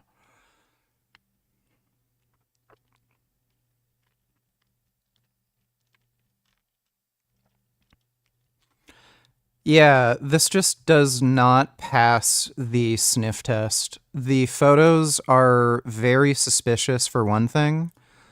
They look like they're likely doctored, and even if they aren't, pretty much zero chance that the IDF intentionally fired on children. Like, pretty much zero chance. Thanks for the donation, though, retard. Moo Moo Gains, $20, sir. I think you might like this. Let me see. Oh! When I say my cow is best friends with a cat, people look at me like I'm crazy. But Pitaya and Amora are together 24/7. Oh, that's Every nice. morning, Amora runs to the barn to see her, and she has to get her morning Oh. cuddles, no questions asked. Whenever they meet, Pitaya jumps with Look excitement. at that. She's that happy to see her. And when I can't find Amora around the farm, I just go right to Pitaya's barn. That kitty loves her cow. That's so nice. I think cats and cows are probably the two best animals. Oh, look at them. They're friends. That's nice. Oh. Up to Brian. Brian will put his nose down and they have a little sniff. Walter Aw. rubs on the side of Brian's face and Brian cleans him. Aw. Walter gets very wet after these interactions. They get Oh, the cow's tasting the cat. That's so nice. He's tasting his friend. Oh. Look at that, the kitty. Oh my goodness. Oh, I bet that cat tastes really good. Yes, nice and salty. That's nice. Oh, orange cat. Oh, that's amazing. Oh, they're friends too. Oh, the cow's tasting his cat. That's nice. I gotta get a cow. Oh, that cow's tasting his kitty friend too. Oh, the kitty's purring. He likes being tasted by a cow. Oh, so nice. Cows are just nice guys. Thanks for the donation, Moo Moo Gains. King of the Blackies, $22. The intro to this vid will always be one of my favorites. Welcome, everyone, to the Society of Assassins. I gathered you all here because you are the most expert in lethal killers on the planet. For obvious reasons, I must hide my identity with the use of this hologram, but I may still introduce you to one another. Nasser Arafat, codename Sv3rige, son of a Saudi prince. At only the age of 9, he developed a taste for blood, executing political prisoners and anyone who dissented against his father. He is an expert with edged weapons and prefers to take down his targets quickly and silently. Olga Stompanumpovich, codename Deep Fist, formerly trained as a KGB spy and an expert in sexpionage. She lures unsuspecting men into the bedroom where she, well, I use my large fist to kill men with strong, Anal 6. Yes, quite. And last but certainly not least, we have Jason Blaha, codename Hemingway. He comes from an elite military family and was raised to be a contract killer, trained by the CIA and Green Berets. Let's just say you don't want to be staring down the barrel of his rifle. You also forgot to mention that I'm actually bigger and stronger than Cali Muscle. Oh, Mount Bicephalus.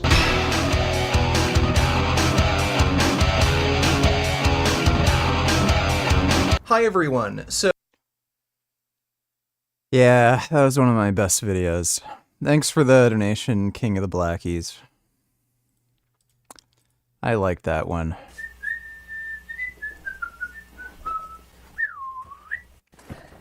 I didn't know about a fellow Greek translator. I've been translating ancient Pali a lot longer than that. Used to be a Russian translator.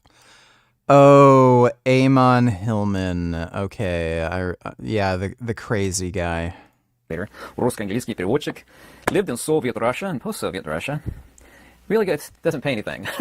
I've written 9 books and an enormous amount of articles and a tremendous amount of translation. Jimmy Snow rapist only tellers. Jimmy Snow accused of sexually abusing his fans, the guy you debated. Jimmy Snow. I debated him? Oh, you mean on the The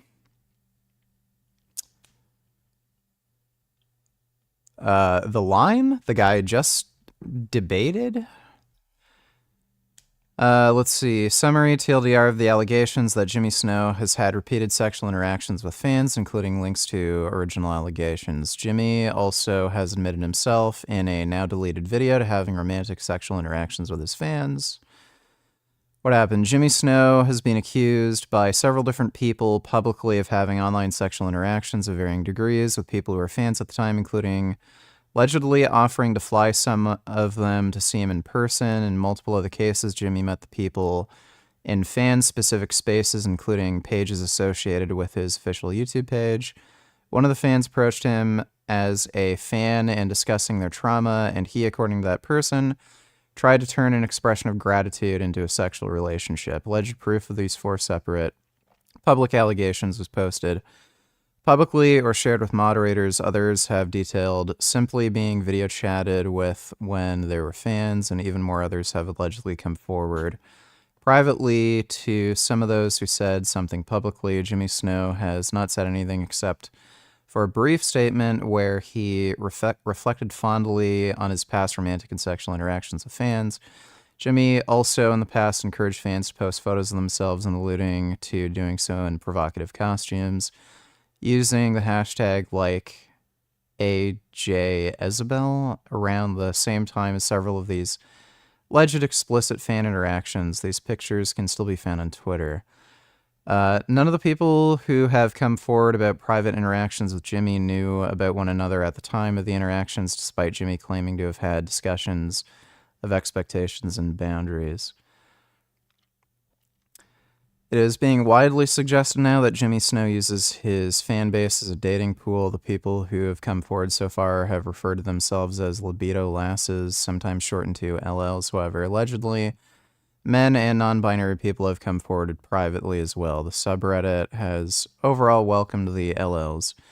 As far as we know, everyone involved is an adult and consented and have not been calling for Jimmy Snow's cancellation or deplatforming him. They advocate against harassing Jimmy Snow. Anyone affiliated with him? Why is what Jimmy did even a problem? Because parasocial relationships are inherently... Okay, whatever.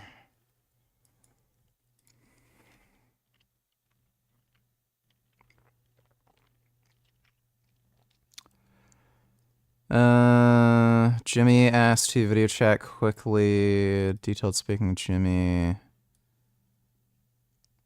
Talked with Jimmy over Twitter. Graphic sexual nature. Approached Jimmy as a fan. Quickly escalated an adult relationship. River also alleges Jimmy offered to fly them out. The flirty, undefined relationship ended after one sour Twitter disagreement. I don't really care about any of this. If they were consenting adults, who cares? Thanks for the donation. Oh, wait. He asked them to post extra Halloween costumes using the hashtag and then message them and pump and dump them. Whatever, that's his prerogative. Thanks for the donation, though, dude. Most of which, by the way, are free in the description below. So I'd like to discuss Amon Hillman, but a significant portion of this video is about a lot of parallels. It's the same things I've been encountering. And of course, I'm heavily tattooed and bald, and turns out he is too. And that's probably where the similarities kind of end. Not really, but I know a lot of people want me to comment on Hillman's translation of specific passages. And the interview that he actually did with another person I won't name, it was muted like every 5 seconds. I noticed in the comments people were really upset over the fact that the terms he was discussing in the Greek, specifically in Matthew 26, 46 through 56, and Mark 14, 51, and some other places, they were really upset because the words that were being used, the whole video was like bleep, bleep, bleep, bleep, bleep. And the guy that's actually interviewing Dr. Amon Hillman, he was interrupting Hillman like every 5 seconds, and that really upset people. But I could see through all of that, but that's not what this video is about. But that really upset a lot of people. He just wanted to get his point across. It was very unfortunate he was interrupted so much. He's correct in what he says, Hillman, that of course Hebrew was not a living language at the time of the historical Jesus, rather Greek and Aramaic, and something that I've literally been pounding the table about for decades, literally decades, and I've been debating these so-called Buddhist scholars for decades, literally. And Dr. Hillman has a quote that he says that I've been saying for decades. He says, my loyalty is to the texts and to the actual scriptures themselves. So what do they actually say? If you actually brush away, the giant mound of manure that's been deposited upon these by clergy and religious nonsense and religious nonsense 2.0 and religious nonsense 3.0, and get back to the original, what does it actually say? And they're saying the same things about him, his mannerisms, and, you could tell his mind was off in another dimension, and I do that too, and especially translating ancient Pali is, it's been a dead language for over 2,000 years. This is some tough stuff. My college professors, I was taking college classes while I was in high school. I'd go to high school and get off, and 3 days a week I'd go down and meet with the professors. They said I was a prodigy in language. This stuff doesn't bring you any glamour, and it certainly doesn't bring you any money, but if you've got a really, really good gift for it, and you have a great love of wisdom, and what I can tell from Dr. Hillman, he does as well. He mentions at the end of the interview, and I've been on his YouTube page, and I've read through part of his book. There's only one book of his that I know about. I know there's some other odd articles out there, but he's interested, it's a deep level of what do the actual texts say. And when you get to that, it's absolutely nothing that passes itself off for what exists today. I should have brought that stamp in. He was on the stamp of India. His son was my friend of mine, Dr. Ramapi Kumaraswamy. He was the son of Ananda Kichis Kumaraswamy, who knew 27 languages, wrote more books than you could dare imagine, countless thousands of articles. And one of the best quotes about original Buddhism, and the term Buddhism is a rather modern invention. He says, Buddhism today is most famous for everything it originally never taught. And the clergy and the nonsense, i.e. the religious manure that's been heaped upon the original text, is completely unoriginal to what the actual original texts say. And Christianity and so-called Buddhism, which is a term that really didn't exist until the 16th century, are absolutely identical. Now, since I'm not interested in bleeping my own videos and going on to, and you could look up Matthew 26, 46 through 51, and Mark 14, 51, that video is bleeped like every 5 or 10 seconds. And he's actually focusing in on that, and what the New Testament says, and the situations, I'll say, that Jesus was in. But he said, Hillman, and this is true of Buddhism as well, he said Bible scholars essentially said, Bible scholars don't read anything other than the Bible and what they're told to believe in. And this is true of all these translations. When certain texts are locked onto a dogma, a religious pile of nonsense, which, of course, religion is the lowest form of metaphysics. It's almost entirely the opposite of metaphysics. Something that's even lower than that is, of course, atomism, or atheism specifically. And atheism is not actually about the denial of God. True atheism is called metaphysical atheism. You should look that up. That's even lower than religion. So you get religion, metaphysics here, and nearly the opposite of metaphysics way down here, which is religion. You have something completely below that. But when these are locked on to these belief systems, then there's just a mountain of dogma and trash that is attached to it. And if you really love the truth, logic, and rationality, you're interested in what the original texts say, and you're not interested in any of these horrifically mistranslated texts. And I've been dealing with this for decades, literally been translating ancient Pali now for nearly 25 plus years. Ancient Greek for, well, what is it now? 18 plus years. Yeah, his video was muted every 5 seconds. Once again, Hebrew was not a living language at the time, so he's interested in the Greek text. He's got a lot of Greek. I have Greek actually tattooed on my knuckles here, and some other Greek tattooed on me, which I thought was humorous. He's got Koine Greek tattooed on the side of his head and all over his arm, so I thought it was interesting. This guy's a translator, and he's bold, and he's got Greek stuff tattooed on him the same way I do. I don't have anywhere near as much Greek tattooed on me. Not that that is of any importance on this video. By the way, like a week or so after that Hillman interview, the same guy, I don't want to mention his name, that interviewed Dr. Amon Hillman, he brought on another guy that's in a very, very nutty religion, I'm not going to say which one, to refute. This guy is supposed to be a biblical scholar. He brought him on to refute Hillman. But he failed so horrifically and so laughably. Oh, look, it started. So horrifically and so laughably miserably. It's just, and I thought, yeah, I got to read the comments on this because this guy didn't say anything. And they brought him on to refute Dr. Amon Hillman, and he did absolutely 0% of that. Not my opinion or feeling belief. He absolutely did nothing.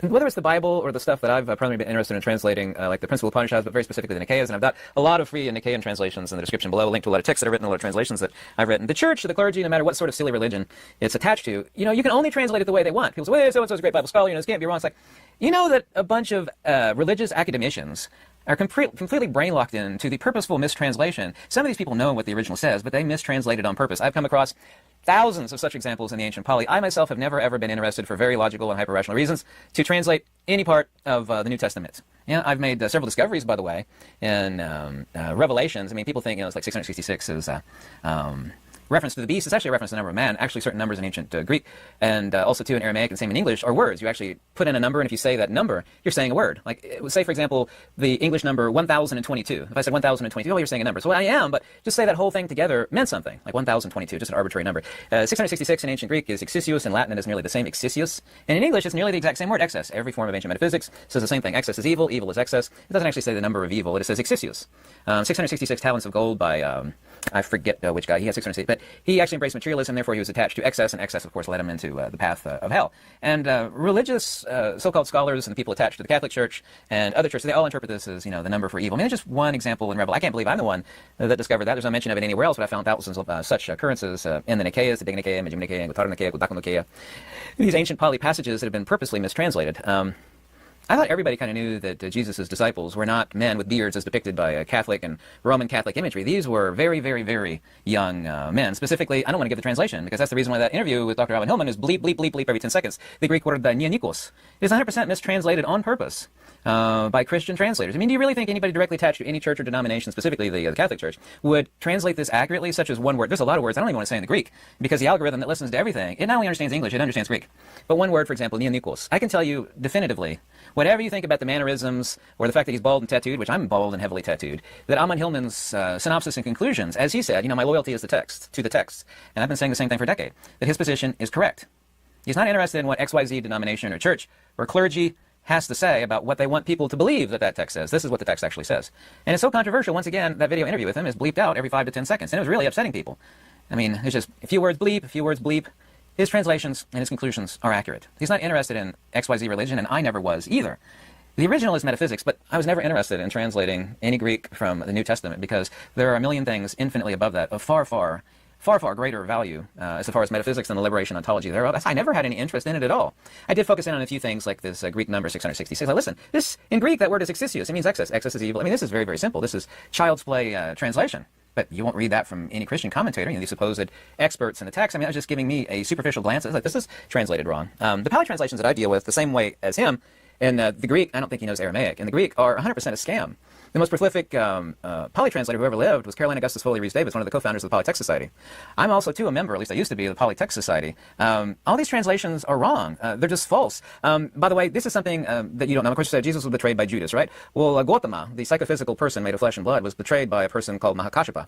He actually murdered Gautama, what you call the historical Buddha, which is not a psychophysical being. He was betrayed and poisoned by same. It's unfortunately translated from the ancient Pali to English as Sukara Madhava, which would be pig's flesh. And of course, the original so-called Buddhists, Sakyaputta actually is what they refer to themselves as, disciples of Sakya. Can you PLS rank the Daily Wire hosts from smartest to dumbest? Thanks.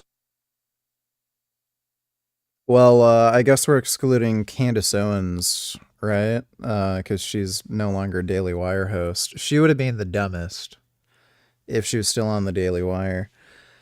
Michael Knowles would be the next in line for dumbest. I'm not even sure if I know all the Daily Wire hosts. So Michael Knowles, then Matt Walsh, then Brett Cooper, then Ben Shapiro. That's all the Daily Wire hosts that I know of. Thanks for the donation, though, Riley. Sakyamuni, by the way, is also, too, not a name of a person. Neither is Buddha. Sakyamuni means, in Pali, Scythian sage. Sakya is Scythian. Muni means sage or guru, so it would be a Scythian guru. I don't know if you know who the Scythians are, but you can certainly look those up. By the way, regarding Dr. Amon Hillman and the position of the Old Testament and the New Testament in Christianity, a great video that you should look at, and I watched it a few times. It's called Hidden Faith of Our Founding Fathers. It gives you an enormous amount of quotations from,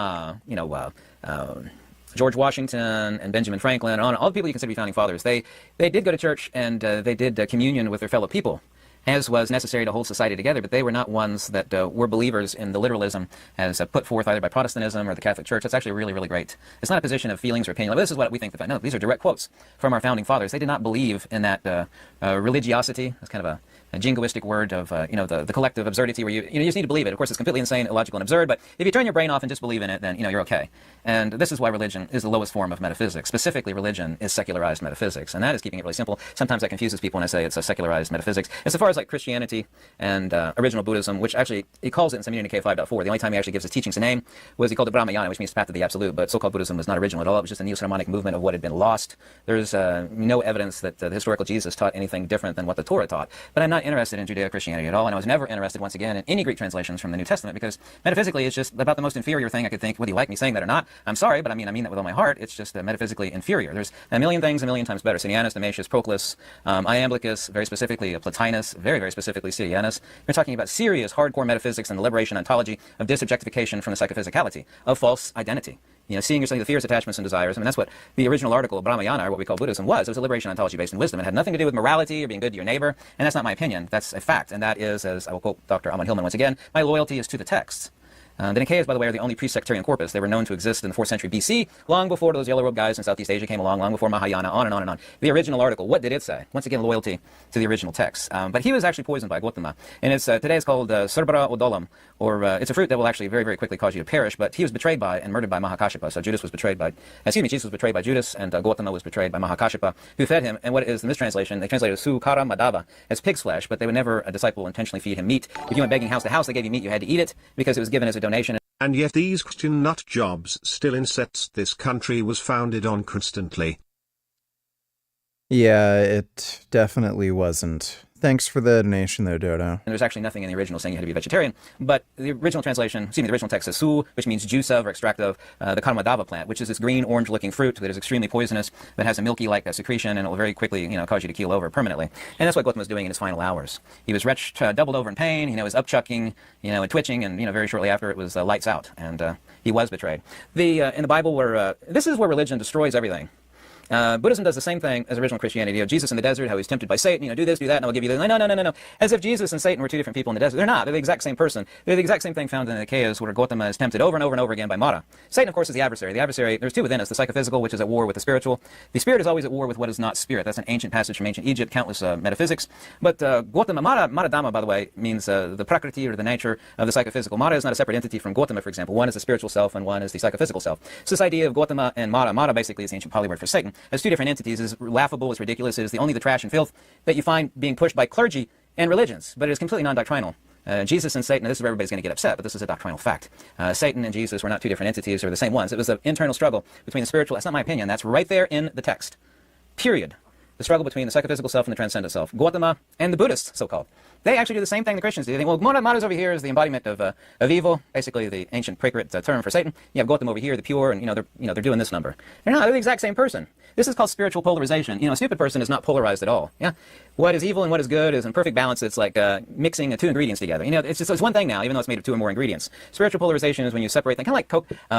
Like my peanut butter, not my peanut butter, excuse me, my sunflower butter or my almond butter. You let it sit, the oil starts to rise and it gets separated. Yes, you got the buttery almond butter, or the sunflower butter down here, and you got the oil up here. That would be the polarization. You mix it together, it's all one single homogeneous mix, right? They're not two things, they're one thing. Spiritual polarization in enlightened beings causes a serious struggle. The fool who is in love with evil, there is no eternal conflict. They're all one thing. When spiritual polarization occurs, you have the spiritual self here, and you have the psychophysical self and its desires and fears, and because it's temporal, and it's constantly in flux. Then you have this number going on, spiritual polarization. So this idea that Satan and Jesus are two different entities is metaphysical poppycock. It's not what the scripture says. The same thing is true of the Nicaeans regarding Gautama and Mara. Oh, Gautama was battling Mara. All these, this religious, clergy-based poppycock twaddle.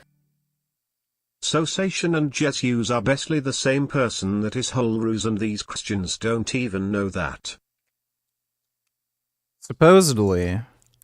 I don't really know enough about all this shit. Like, I don't know ancient Greek or Aramaic or anything like that, so I can't speak to the accuracy of any of this guy's claims, but, I mean, it sounds plausible. Supposedly he's an expert, so I'll, defer to expert opinion. Thanks for the donation, though, Dodo. Absolute nonsense is purposely mistranslated. That's just the way it should. You got to translate it this way, or we're going to excommunicate you. These could be great religious scholars of the Greek, of biblical Greek, or of scriptural Pali. It doesn't mean anything. They do this on purpose. These are really good translators. One of them, I don't want to say his name, his initials are BB. He actually translated Mara Dhamma, which means the Dhamma or Prakriti of Mara, basically Satan, is subject to, because since they're soul-denying nihilists, they don't think that something escapes the psychophysical, like there's pure psychophysicality, which is not found doctrinally. But since they're soul-denying nihilists, they intentionally mistranslate Mara Dhamma as subject to. So translating Dhamma as subject to, rather than Prakriti or the nature of Mara, it refers to the psychophysicality as Mara Dhamma. In other words, the nature of evil. But they can't believe that because they think there is a pure filth or pure psychophysicality since they're soul-denying nihilists. And so they're so self-contradictory, and this is why all religions are an evil trap. Ammon Hillman, whether it's the Greek, the New Testament, or whether it's the stuff that I mostly do of the Pali, and of course I also do Greek, they say you have this manure pile over top of the original diamond that's been buried, and that's all people look at, and that's all they see. Anybody with a half a brain would look at so-called Buddhism and be disgusted. It's just like, well, this is morality-based, soul-denying oblivionism. Like liberation is like flushing yourself spiritually down some sort of cosmic toilet into oblivion. Nobody would want that unless you were mentally ill. It's like, well, that's not what the original says. And there's nobody on this earth that's more of an expert on that topic than I am, specifically the term anata or anatma, Sanskrit probably makes no difference. It's just a common via negativa, neti, not this, not that, subjective affirmation through objective denial, because you can't point to the subject. What you do is you self-assimilate to the subject, which of course is what wisdom is, through objective negation. This is called apophaticism via negativa. It is the dialectic of true Sv3rige. And this is where I'm in complete agreement with him, and his translations are correct. I have looked and actually checked out Matthew 26, 46 through 51, and Mark 14, chapter 14, verse 51. They do say what he says in every aspect of the Catholic Church or Protestant, doesn't matter which denomination. They're all in agreement. We can't translate this stuff accurately because that would really call into question, the legitimacy of this, kooky religion. My friend, decades ago, stuck with me. He actually summed up what original Christianity is. And whether you like it or not, I don't care, but he's accurate, okay? He called it a Jewish mystery cult. Did he rise, didn't he rise? Did he rise or didn't he? It's a mystery cult. And it blossomed from there due to the uplifting of Constantine. I mean, none of these religions would prosper without some great personage. In the case of Buddhism, it should be called Brahmayana, it was King Ashoka. Without King Ashoka, there's not one person on this earth that had any idea what Buddhism is, never heard of it. It was like some sort of blip on the radar screen 2,500 years ago. We really don't have any surviving texts of it. Without King Ashoka, there is nobody on this earth that would have a single clue about this thing that we call Buddhism. The same is true of Christianity. If we hadn't brainwashed some incredibly rich and powerful people, to uplift it and put it on a pedestal, I dare say I don't know of anybody that would know what Christianity is or ever heard of it. We'd have no clue about that at all. Let's go on to section 2 of this video, okay?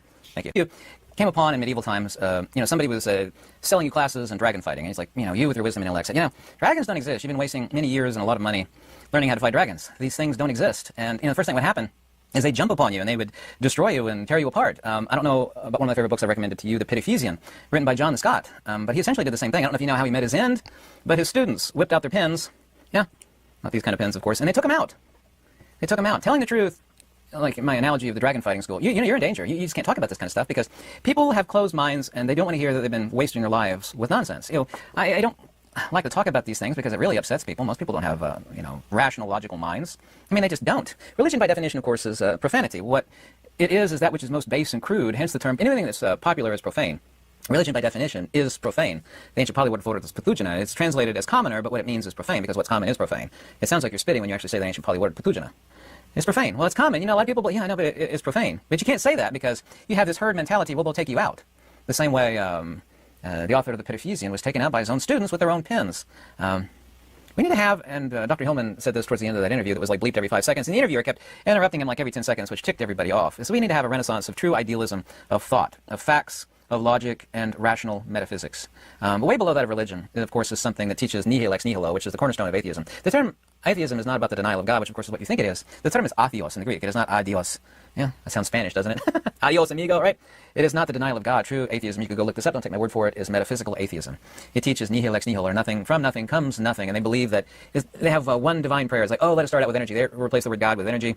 And they think the complexity of life is just a happenstance of 1,000 rabid monkeys pounding away thoughtlessly on 1,000 typewriters. Like you give 1,000 rabid monkeys and 1,000 typewriters 4 billion years, you'll end up with complexity in nature and life and beauty. And of course, if anything is more crazy than the very basis of what is antithetical to metaphysics, that being religion, the only thing that's crazier than that is atheism. Once again, true atheism is metaphysical atheism. People think that atheism is just a denial of God. It's not. Whatever you do, don't ever accuse me of being atheist. I mean, that's kind of like the ultimate insult to me. But I can't actually talk about any of these words, like neonikos in the Greek and what Ammon Hillman is talking about that interview, because it's bleeped out every 10 seconds. And you can go watch that interview and you'll read his lips and you know what, of course, is being bleeped out. And I found it really funny that the same guy that interviewed him a week or two later brought on that guy to try to refute him. Like, this guy's a brilliant biblical scholar and everybody appreciates him. And his whole job was to refute Dr. Ammon Hillman. And he does the opposite of that. He in no way, shape, or form refutes Dr. Ammon Hillman because he can't. He absolutely can't. Here's something else too. The term Buddha and Christ are not names at all. People think, well, they say, there's a Buddha statue. It's like, no, Buddha's in Scripture. Sticking to what the text says is Akinkana, a non-person. It's a spiritual appellation. This person could be a Buddha, I mean, not the physical person. That person has attained to Buddhi. True disobjectification through the cultivation and perfection of wisdom. That, you can't point to a Buddha any more than you can point to Christ. And Christ is not a name, and it is not a person, a psychophysical being that you could point to. I mean, it's just completely ridiculous. But this is what religions do. They destroy things. I've come across, and like I said, I got them in the translations below, the countless things that I've found that are just completely, this doesn't make any sense. Like, well, every Pali translator, and it's like, no, like Kakravartan. They translate it as wheel turner. Gautama is the wheel turner. So, well, that's really stupid. It doesn't make any sense metaphysically. Well, the original Pali doesn't say that. It says he is that which turns the wheel, i.e. the unmoved mover, i.e. the axle. Of course, modern axles move on modern vehicles. Ancient axles on chariots and wagons, they were a solid piece of cylindrical wood, and they did not move. So what the original Pali says is he is the axle, the unmoved mover. That hole in the middle of the wheel, right? In the case of the hourglass, it would be, of course, sand does fall through it, but you have to imagine a zero-point, non-Cartesian nexus of pure potential. It would be saying that Gautama is this part of the hourglass. He's not this part of the hourglass, he's not that part, he's the part here that the sand emanates from. Of course, the sand isn't emanating from the middle on the hourglass, but to take the true metaphysical analogy of the Kakravartan of the hourglass instead of the wheel, the sand would be emanating from the center, but you couldn't see it at all, and there would be no center to be visible. It's a tiny pinprick here on this hourglass, but to take that analogy to its metaphysical fruition, that's what we'd be talking about. I mean, that one mistranslation after another mistranslation after another, this idea, once again, of Mara and Satan. It's like, well, here's Jesus and here's Satan. It's like, no, they're this. But Jesus is not having a fight, not a physical fight, with Satan in the desert, where Satan is trying to tempt him. That is the psychophysical Jesus having war with the metaphysical or spiritual Jesus. The exact same thing exists in the Dignike and Jiminike specifically, between Gautama and Mara. It's like Mara basically being the Pali word for Satan. No, it's not Mara over here and Gautama. No, they're the exact same thing. Not exactly, I mean, not in the absolute sense. One's a psychophysical self that is at war with the spiritual self. And this spiritual polarization, the only person I know of that's talked about or got a YouTube video or a book talking about spiritual polarization, but that's what wisdom is. It's a separation of two things from each other, so there isn't a mix. This is where evil, stupid people, have a great life. Of course, it will eventually burn them in the end, but while they're alive, there's no polarization between the stupid or evil person. The good side and that which they are psychophysically are one thing. And they're happy in their own ignorance and stupidity to bebop down the street licking ice cream cones. There's no internal struggle of an ignorant person. And wise people, however, there is. And this is the exact same story of Jesus and Satan, which are not these two things, rather this one thing, and Gautama and Mara. And that's not my opinion. That is a hardcore fact. Period. I love that quote from Dr. Nandakishore Kumaraswamy. Once again, 27 languages, thousands of articles, dozens and dozens and dozens and dozens of books. I even wrote a book to just list all the books and articles that he wrote. He said modern Buddhism is most famous for everything it originally never. Would he come donate $2? Let me see. Show some respect! Look at him. They let her look at her. She's still sitting there. Look. Never again, they say. Never again. She refuses to move. Look, she's still sitting there. What the fuck is going on? And no one's gonna say shit to her. God, she finally moved. Oh shit! Oh, shit, Lenny. I'm fine. Oh my god! See this? Then you should have thought about. See this, you cookie cutter Cedric, you. That was good. Thanks for the donation, Booty Cum. Dodo donate $2, so you're going to watch this 50 minutes about stupid-ass scripture, but you won't watch an amazing lecture on China geopolitics. So this is what nicotine is doing to your head. Okay, we'll watch that next, alright? Thanks for the donation, Dodo. Taught. Here's another thing. People think, well, original Buddhism is against that Hindu stuff. Well, Hindu refers to a people, not a religion. So everybody's completely brain dead. Here's a quote from the Encyclopedia of Religion and Ethics, 6, page 712. Hinduism has never prepared a body of canonical scriptures or common prayer book. It has never held a general council, convocation, yada, yada, yada. The Vedas and the Upanishads and the Bhagavad Gita, these are not Hindu texts. In your mind, they might be, but there's no such thing as a religion of Hinduism. There's just not. That's not. It refers to a people, not a religion. So, well, Buddhism, and every time you type in a not or a not man, which is what they think is a denial of the transcendent soul, oh, Buddhism different from that Hindu stuff. It didn't teach there was a soul. It's like there's no, same page as Dr. Alman Hillman here. Let's see what the texts actually say. I know all 662 occurrences of the term anatta. I know every time it's used, how it's used, why it's used, all 22 compounds of the term anatta. It is never a refutation of the soul. What if I said this is not a soul, that's not a soul, that's not a soul? And you stupidly concluded, well, he said there's no such thing as soul. No, he did not. He engaged in apophatism via negativa, objective negation, which of course culminates in subjective synthesis, i.e. true theurgy, i.e. proximity to wisdom. Of course, wisdom and the self are one and the same thing, i.e. the transcendent self. This is all hyper-logical, hyper-rational. The same thing Dr. Alman Hillman is doing with the New Testament. And with the interview, the one thing the interviewer does get right amongst his countless bumbling errors is that over and over again when Dr. Alman Hillman says something, the guy goes, well, this makes a lot of sense all of a sudden. When they talk about like what the original Pali says, it moves together very synchronously. A ties to B, ties to C. It's all very simple. Everything is connected to everything else. The center holds. If it's illogical and irrational, the center doesn't hold at all. Yeah, well, it can't hold at all. Here's a passage. They hate hearing stuff like this. Udana 81. There is an unborn and unoriginated and unmade and unformed. If there were not, O followers, this unborn, unoriginated, and unformed, there would be no way out for the born, the originated, and the formed. Here's the most paraphrasable core in the Nikkeis, by the way. Whatever forms, feelings, perceptions, impulses, or consciousness, like Rupa, Vedana, Sana, Sankara, and Vijnana, it's psychophysical. These he sees to be without permanence, anicca, as suffering, dukkha, as ill, plague, boil, sting, pain, affliction, foreign, otherness, as empty, shunyata. Something is empty of something else. Ain't no such thing as emptiness. There's no such passage, by the way. This idea of emptiness? No, this is empty of that. There ain't no such thing as, no, ain't's not a word. No such thing as emptiness in the case. As empty, as selfless, capital S, anatate. So he turns the spirit, the sanctum, the chitta, the nous, pick your language, i.e. the non-aggregate, away from these, and therein gathers the spirit, i.e. the chit, within the realm of immortality. Amatoyo datoya. Amata, immortalis, datu, realm of, the realm of immortality. This is tranquility, this is that which is most excellent. That's Majjhima Nikkeya 1.436. I am never, ever interested in religions. I'm interested in what? I'm going to quote Dr. Amman Hillman here again. My loyalty is to the text. What did the text say? Unfortunately, even in the text, the New Testament holds no wonder for me because I have no interest in inferior metaphysics. With the correct translation, whether it be Amman Hillman's, and Amman Hillman, in conclusion, is right. People will comment on his mannerisms or how his eyes will he's talking, you think he's thinking about like 10 things at once, and people they notice those mannerisms. But I'm fat, bald, and tattooed, have tons of tattoos like him. I got Greek tattoos like him. We've probably nothing else in common. Well, some of these things. We know that all this religious trash that's been piled on a diamond, a little nugget at the bottom. When you look at it, if you have a common sense and wisdom, even just a little bit, you're like, this is trash. He's like, yes, all that's trash, but buried underneath that pile of dung is a diamond at the bottom. And that's diamond's all I'm cared about. That's all I care about. Clergy and religious trash and nonsense, no. And Dr. Amman Hillman accurately says, if you knew what the, like, for example, Matthew 26, verse 46 through 56, and Mark 14, if you knew what it said, you wouldn't attach yourself to these religions, He wanted to know, is his translation correct on those, and the other things he's talking about. I don't claim to know about, ancient pharmacology. I make no claim to that at all. But his translations on what those say are accurate. But no Christian wants to hear that because they're like the people in dragon fighting school. Like, you show up and you're licking your ice cream cones. Like, how many years have you been learning to fight dragons, and how much money have you spent on your dragon fight? Well, 10 years, and, dragons don't exist, right? Rather than analyze that logically, people are irrational and emotional, and they're attached to their silly little beliefs. And beliefs are opposite of wisdom, like 99.99% of the time. They're the total opposite of wisdom. The opposite. They don't want to hear that. They want to, put up your dukes, I'm fighting words. Literally. That's the reason why society is so, corrupt and insane and awful. It's because everybody's attached to their silly little beliefs. I like Amman Hillman, whether that be the New Testament, which I have no interest in at all for a million good reasons, because, literally, let me do that again. There's a mountain of material 1,000 times better. Life is short. I'm not interested in pointing out all the, because Amman Hillman, bless his heart, is pointing out all the, like, whoa, that's what the original text says. Whoa, that's bad. And it's so bad, once again, every 10 seconds of that video interview is bleeped out. Bleep, bleep, bleep. He's talking about what the New Testament says. He sums up that interview, bless his heart. Saying, would you really follow this stuff if you know what He's got that right about it being trash. He definitely does. Thanks for the donation, Dodo. it actually said? The answer is no. I've had so many thousands of people, especially in live. Have you seen that Dr. Amman Hillman video? Like, yes, I have. I know about him before that interview. Oh my God, what do you think about Dr. Amman Hillman? Oh, what do you think about that? I don't know him at all. I don't pretend to know him. I'm not going to say up here I know him. I don't know him at all. He might collect My Little Ponies and Pokemon cards. I don't know him at all, but his translation of the passages that he's talking about is accurate. I'm not passing any judgment on this guy one way or another. I don't care if you like him or don't like him. The same is true of me. I've been debating the topic of original, I hate to say Buddhism because there's no such thing as Buddhism. That term was invented in the 1600s. By the way, bhikkhu and bhikkhuni don't mean monk or nun. That means devotee from the word bhakti, meaning to give. A devotee is someone that gives of themselves towards a teaching. That's what the term means. Now, all the translations are wrong. Bend over, donate $2. Let me see. Time for a bird break.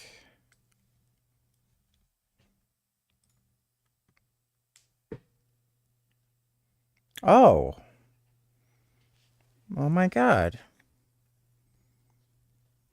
They're enjoying their pizza. That's nice. Cockatoos deserve pizza. That's good.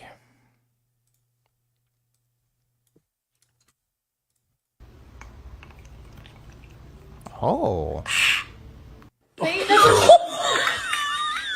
Oh no.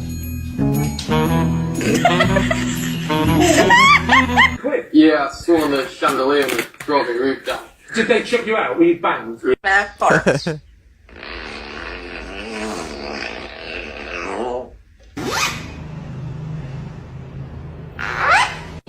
Wow. Squawk off. Give it some.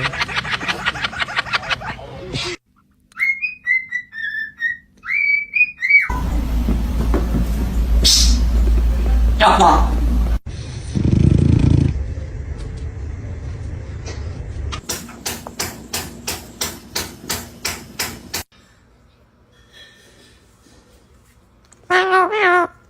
Aw. Those are nice burbs.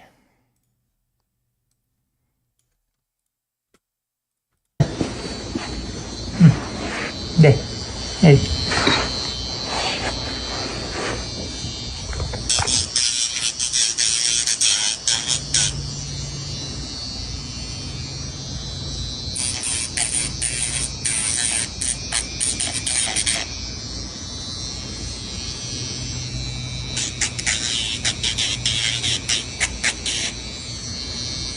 Wow. Hey. My goodness.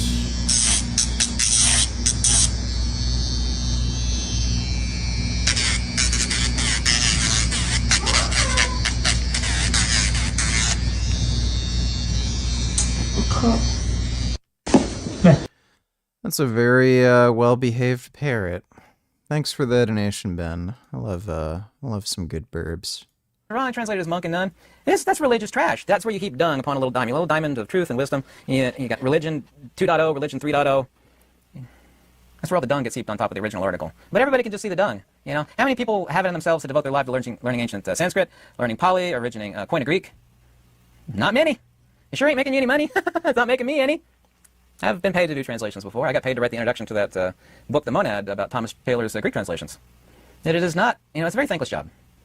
But the wisdom that's buried, that little diamond at the bottom of a hill of manure, that is very beautiful. And when you're the first person to see that stuff, especially if you're a prodigy of specific ancient dead languages like I am, at least a few of them, just a few of them, actually. It's brilliant, and wisdom is its own reward. And I will point out at a... All right.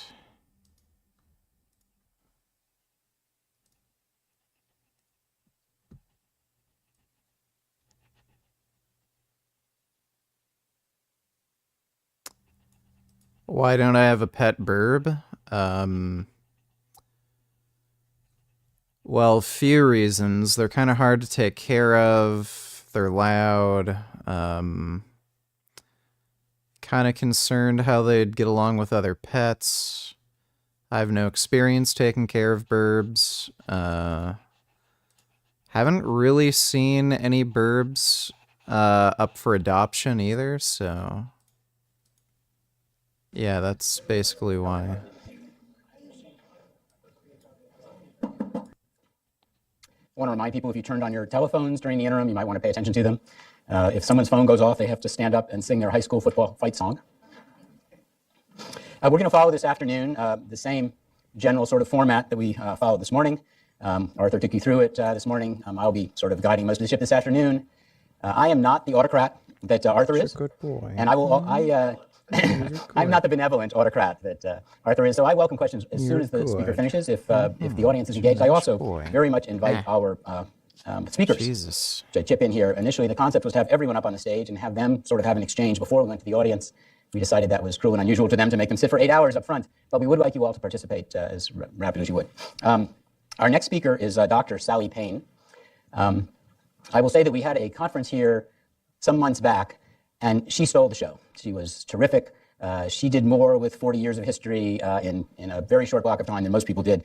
And in my way of thinking, that should be enough introduction. But the format is slightly different, so I will go through a few points. You all have some written materials on her in addition. No. She is the William S. Sims University Professor of History and Grand Strategy, which should be relevant, in the Strategy and Policy Department of the U.S. Naval War College. She spent many years researching East Asia, East Asian countries, for several key publications, including her most recent book, The Japanese Empire, coming out just this year, I take it, and Wars for Asia, 1911 and 1949. That's the years covered, not the years written.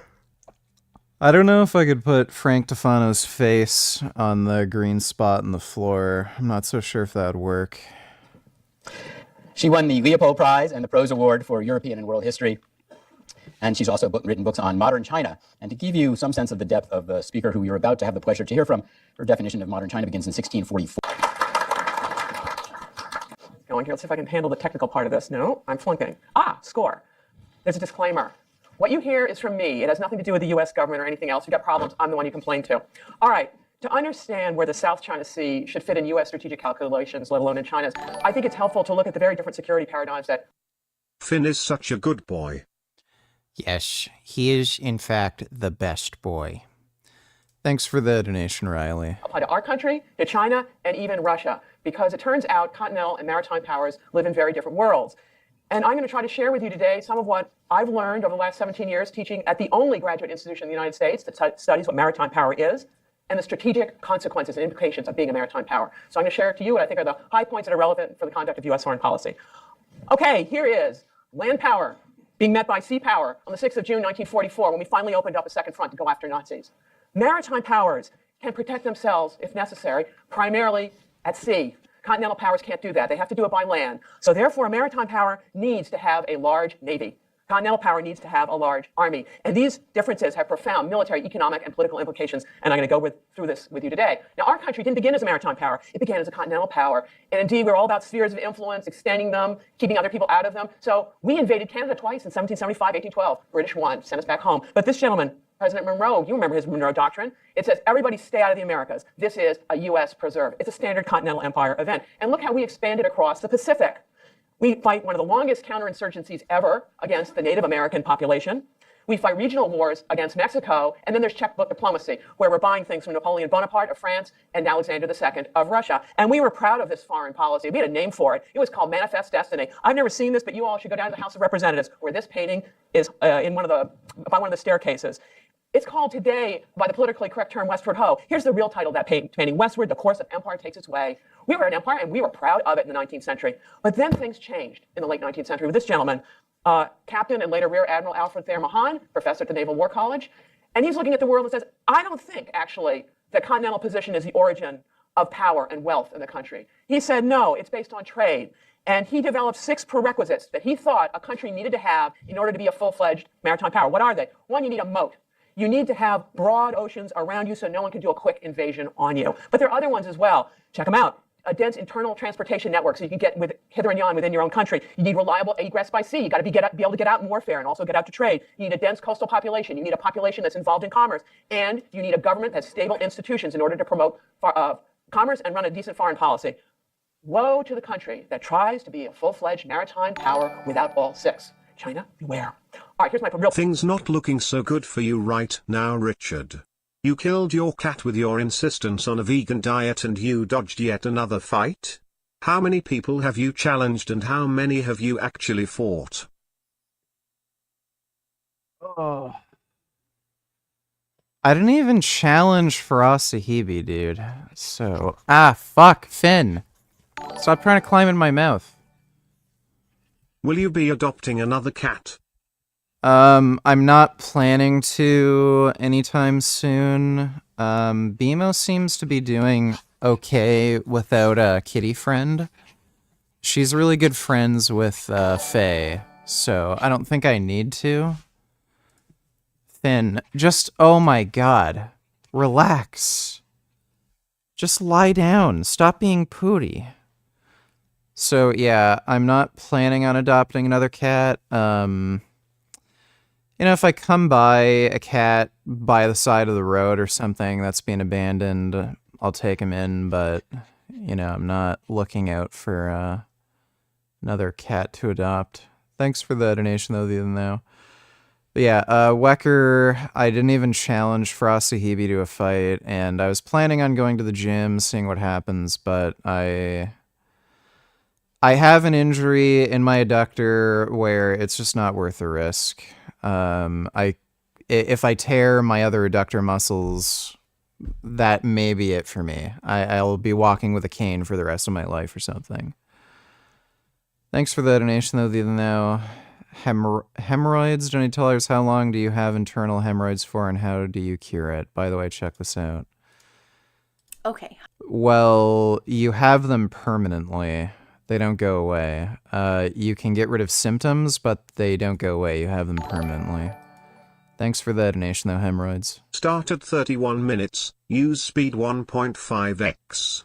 I guess they found cannabinoids where they used to worship. These people see God because they were high, smiley face. Well, how else are you gonna see God? I mean, really. 31 minutes.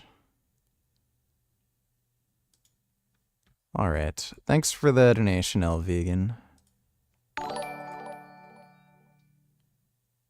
Finn is pissed off at you and attacking you because you killed his friend. No more goddamn cats unless you will feed it meat. And yes, you did challenge him and you are constantly injured as an excuse. So, Prismo and Finn weren't really friends. They used to be when Prismo was a little kitten. They used to play all the time, but Prismo ended up playing way too rough, and he's actually bigger than Finn, so he ended up hurting Finn a little bit, and then Finn didn't want to play anymore. But, whatever. Thanks for the donation, dipshit. Okay, we'll watch this one first. Actually, we'll watch... I don't know what to watch first. Whatever, we'll watch it all. Hi, everyone. Editing Mickey here. So, as it turns out, this video is kind of a beast, even with all of the editing down that we did. So, the upside of this is that you get half of the video early. This will be part 1. That's why it's being uploaded on Wednesday, because on this channel. So, we have not done a therapist rates a YouTuber apology video in a hot minute. So, we're doing one today because Jimmy So has landed. It's meant to be helpful and informative, and we use it for the purposes of this, so we have kind of like a little checklist as we go through and watch. Okay, here we go. Regarding the criticisms I've received, some of the things I actually do agree with. Took me a while to get there, but yeah, I'm there. I believe there are things I did wrong, but there are also narratives about me being pushed out there that aren't just wrong, they are really, really hurtful. So I just want to ask you this. If you are one of the people who has been so mad and really wanting me to admit to times I was wrong, you're going to get to see some of that. But I also want you to be open to the idea that you might have been wrong about some things too. Okay, this is very much a mixed bag, and as we watch, I think you guys will pick up the theme that this apology feels very much like one and then the other. Like, there are moments of this apology. Oh god, not Alex dating a stupid question again. Why does he always debate these kinds of insane people? That video isn't a debate, that was an interview, but thanks for the donation, Dodo. That's another thing I wanted to clarify, by the way. I'm not sure if he intended this to be an apology, because it's not clearly labeled. I'm not sure if he's trying to make this more of an explanation than an apology per se, so maybe we're evaluating something that's not an apology, but whatever. This apology is like filled with moments where it's like, oh, never mind. Because there's a lot of but in here, and that's one of the things that's on our graphic that like immediately we're just gonna put an X over that one, because there are things that I've done wrong, but there are also narratives that are being spun about me, blah, blah, blah. That is a thing that he harps on throughout this video that we will talk about in greater detail later. But as a general rule, when we are apologizing, it's important to keep in mind that your ego is not the thing that matters here. Apologies require us to humble ourselves and to let go of that impulse that we have to be like, well, but, you know, I did it because, or like, well, it's all right, and I didn't really mean it that way, so, because that's not helpful. If we really want to repair the hurt that we've caused, we have to be willing to let go of being right, and it's okay to admit that you're wrong. That's a very human thing, and it is a very human tendency to like latch onto this explanation and rationalization for why what I did is okay. But if you want your apology to be well received and you're truly trying to center the feelings of the person that you've hurt, it would center the feelings of somebody else. So, in my opinion, that's irrelevant. This is what I'm talking about. Let me start here. I absolutely think I did things wrong, but I'm also resentful of a lot of conspiracies and jumps to conclusions that people have come up with. This is what I'm talking about. I absolutely believe I've done things wrong, but look at everyone else though. This interaction is successful. I'm not going to address all of them. I honestly couldn't if I wanted to. There's too many now. But if you are one of the... Some non-cookie cutter motivation for all the maniacs in chat. Here I am, Valentine's Day. Gonna spend time with one of the few things in life that never let me down. Family, faith, and the weights. Much like when I turned 21 with Lenny. What did I do? Went and hit legs. Most people are jonesing to get out and drink legally for the first. You know what, I shouldn't dunk on you in your time of pain. My apologies and rest in peace, Prismo. He was a good kitty. Yeah, he was a good kitty. Still love him and I still miss him. He was the best boy ever. He was my gray blob. Thanks for the donation, Bill. First time, but I hit the gym, and here I am. We're gonna have a date with legs for Valentine's Day. While people go out and blow money on their loved ones or so-called loved ones, I'm gonna go blow up some hemorrhoids, hopefully, under the squat rack. Feel like crap, the weather's crap, but I can't let my date down. The weight room, she's in there waiting, as she always has been for 25 years. And I know many of you misfits feel the same way, so go hit it today. Very inspirational. Thanks for the donation, N-word. This video is just fucking stupid and boring. Got now from Yahweh, the local storm god, to Yahweh being sort of assimilated to Baal and the the god of the gods of the Canaanites, but still it seems to me we're a way off God as not just the supreme God among gods, but just the only God that exists, and not just the God of the desert storms, not just the God of the coastal storms, but like I say, God with a capital G. So there's got to be more to this story. Where next? How does this development continue? So it seems like what ends up happening next is there's a movement in the direction of henotheism, which is to say that there are lots of gods, but our God is the best God. There's a lot of dads, but my dad can beat up your dad. So it's something like that. That henotheism seems to develop both in the north and the south, not homogeneously and not totally. But the key thing that seems to happen is that in 722, the Assyrians attack and destroy the northern kingdom, Israel. And when that destruction happens, there's a refugee crisis. There's a great deal of Israelites coming down from the north into the south, into Judea and its capital in Jerusalem. And remember, the northerners are much more comfortable with representing Yahweh, with the bull imagery, even with some degree of syncretism between the local religion, let's say the Baal worship and other things like that. The story of Jezebel being a great example. You can hear the word Baal in her name. Her name means woman of Baal. And once Israel is destroyed in 722, this refugee crisis means that there's a bunch of people coming from the north to the south. The southerners, it seems, are never comfortable with the bull imagery, never comfortable totally with representing Yahweh. And there had been a tendency among the southerners not only to attack non-Yahweh worship, but also to be interested in consolidating Yahweh worship only in the Jerusalem temple. So these are people like Hezekiah and especially the king Josiah.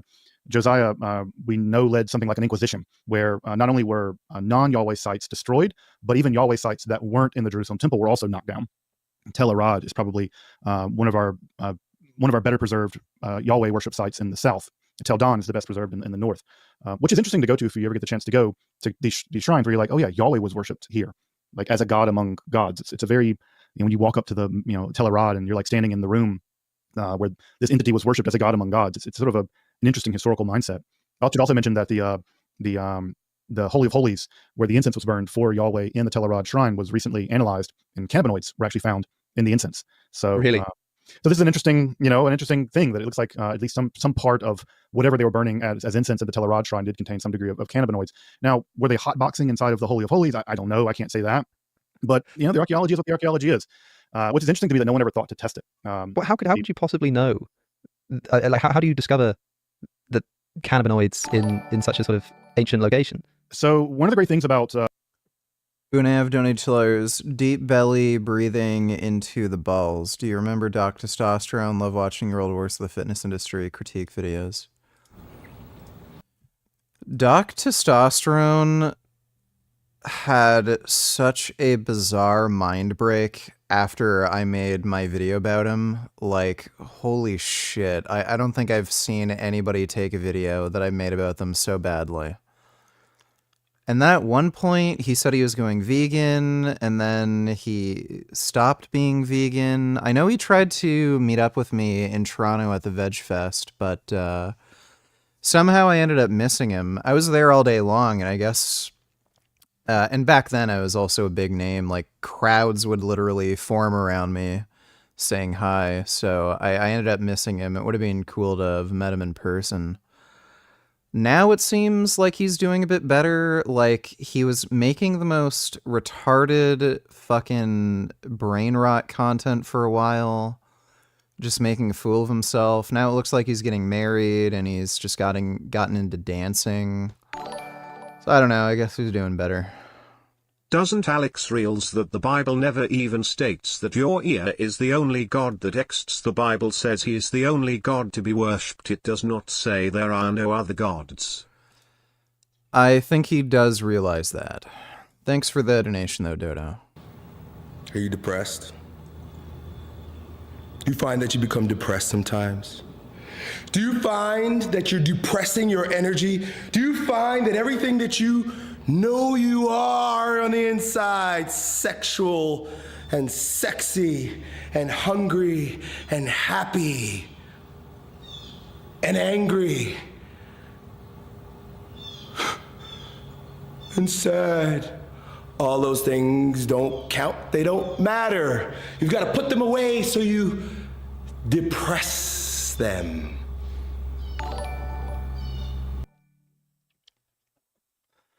James the Thick Albor donate $2. Hey, is this anti-Semitism to call out If you say they are pieces of shit, is this because they're Jews?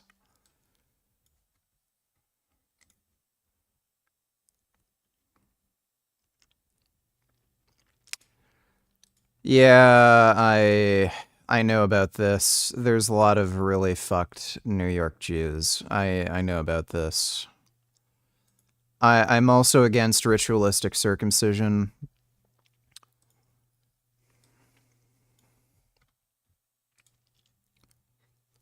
Jews swung a chicken around another Jew's head, believing this cleanses her sins.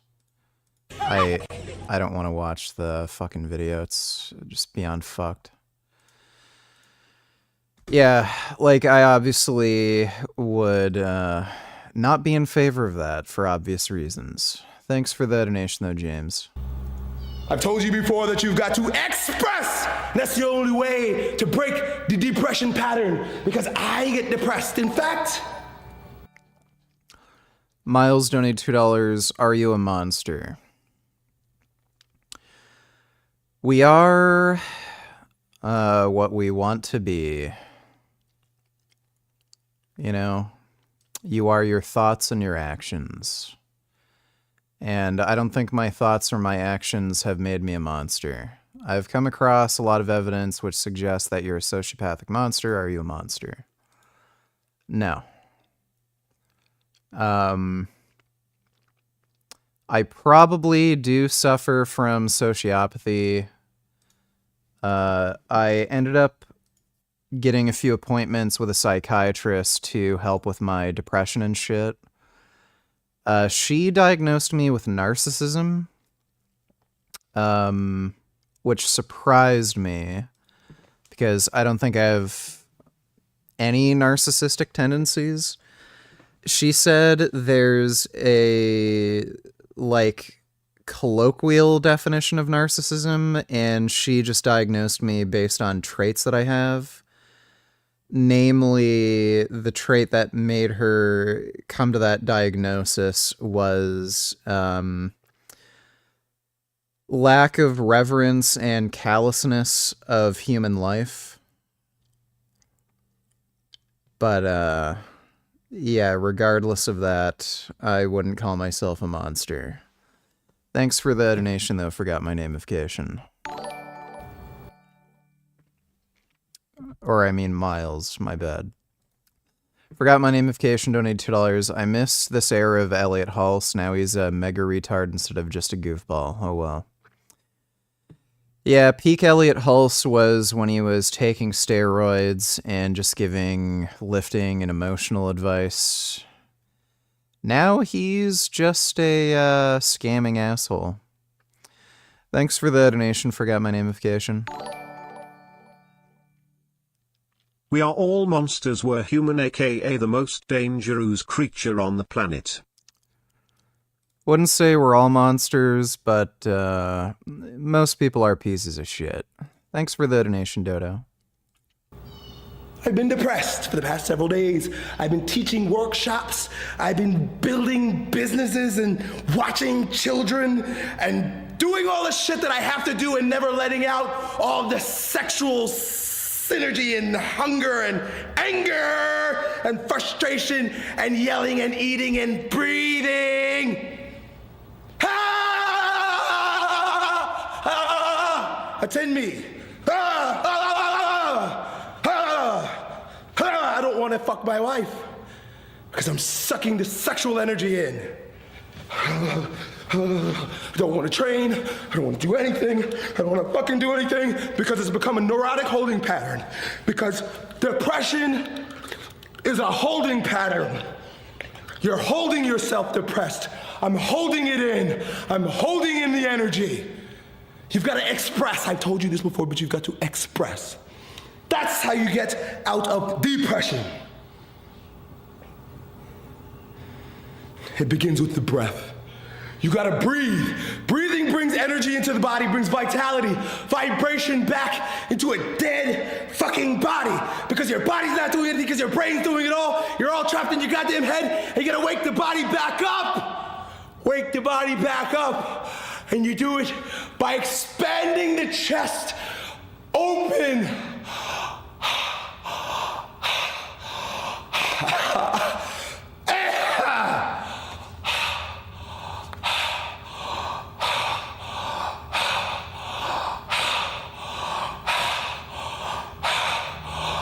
Breathe erratically, open the chest. This is where your heart is. This is where you love. Animals close their hearts, they hold Yeah, I'd still be down to do a collab with the Hodge twins. They're pretty funny. down. Animals, as human beings, we open up the heart, we open it up and we stand up and you can see it, it's soft. It's supposed to be soft, but we make it hard. We make the belly hard. But you've got to soften it so that your heart can open up, so that your sex can open up, so that your expression can open up. So you've got to breathe. Big breathing, big body breathing into your balls. Shake your balls. To get the breath down lower, shake your balls.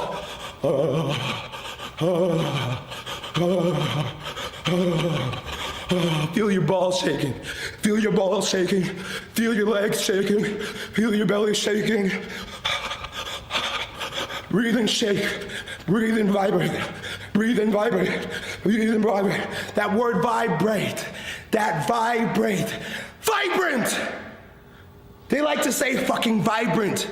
They like to say vibrant on TV. They like to say vibrant in commercials where they sell you pills. But the people in the commercials don't vibrate. They're stiff.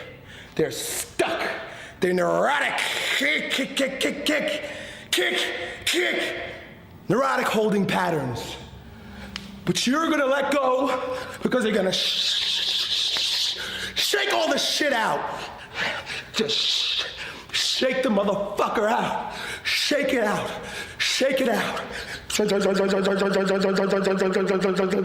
Stop being so damn respectable. Stop being so good. Stop being so right. You can do whatever the fuck you want to do. Go in your room like me. Go where there's no one else and shake your shit. Shake your shit. Shake your balls. Breathe. And then ground.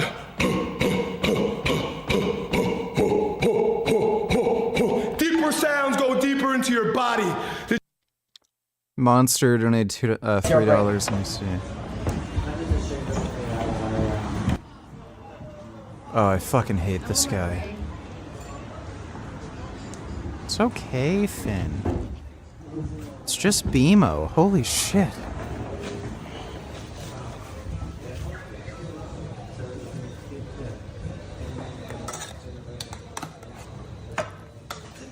Lie down.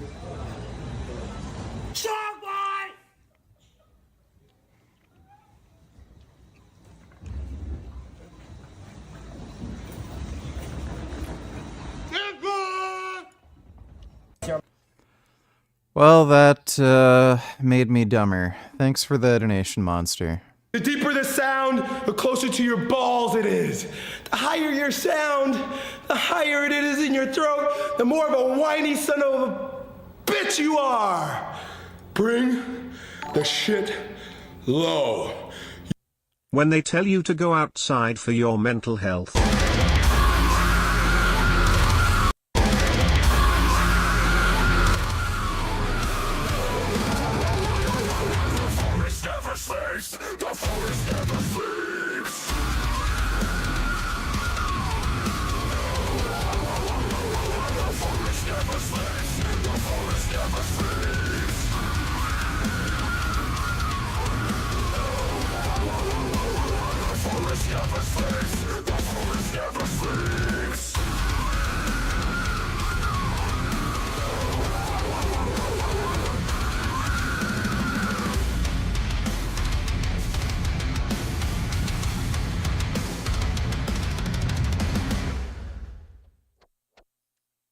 Well, that'd make me feel better. Thanks for the donation, Krusty Catnips. You know you're castrated when your voice is too high. Practice deep sounds. Breathe, vibrate.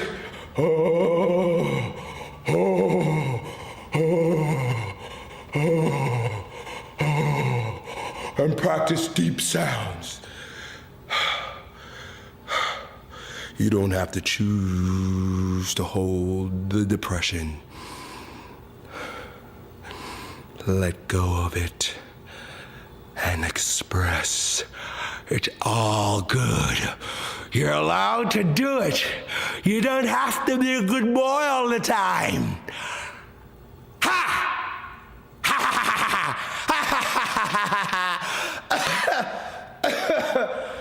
There are tears inside. There's laughter inside. It's all inside. It's all in your belly. Stop holding it tight. Let it go. You're allowed to let go.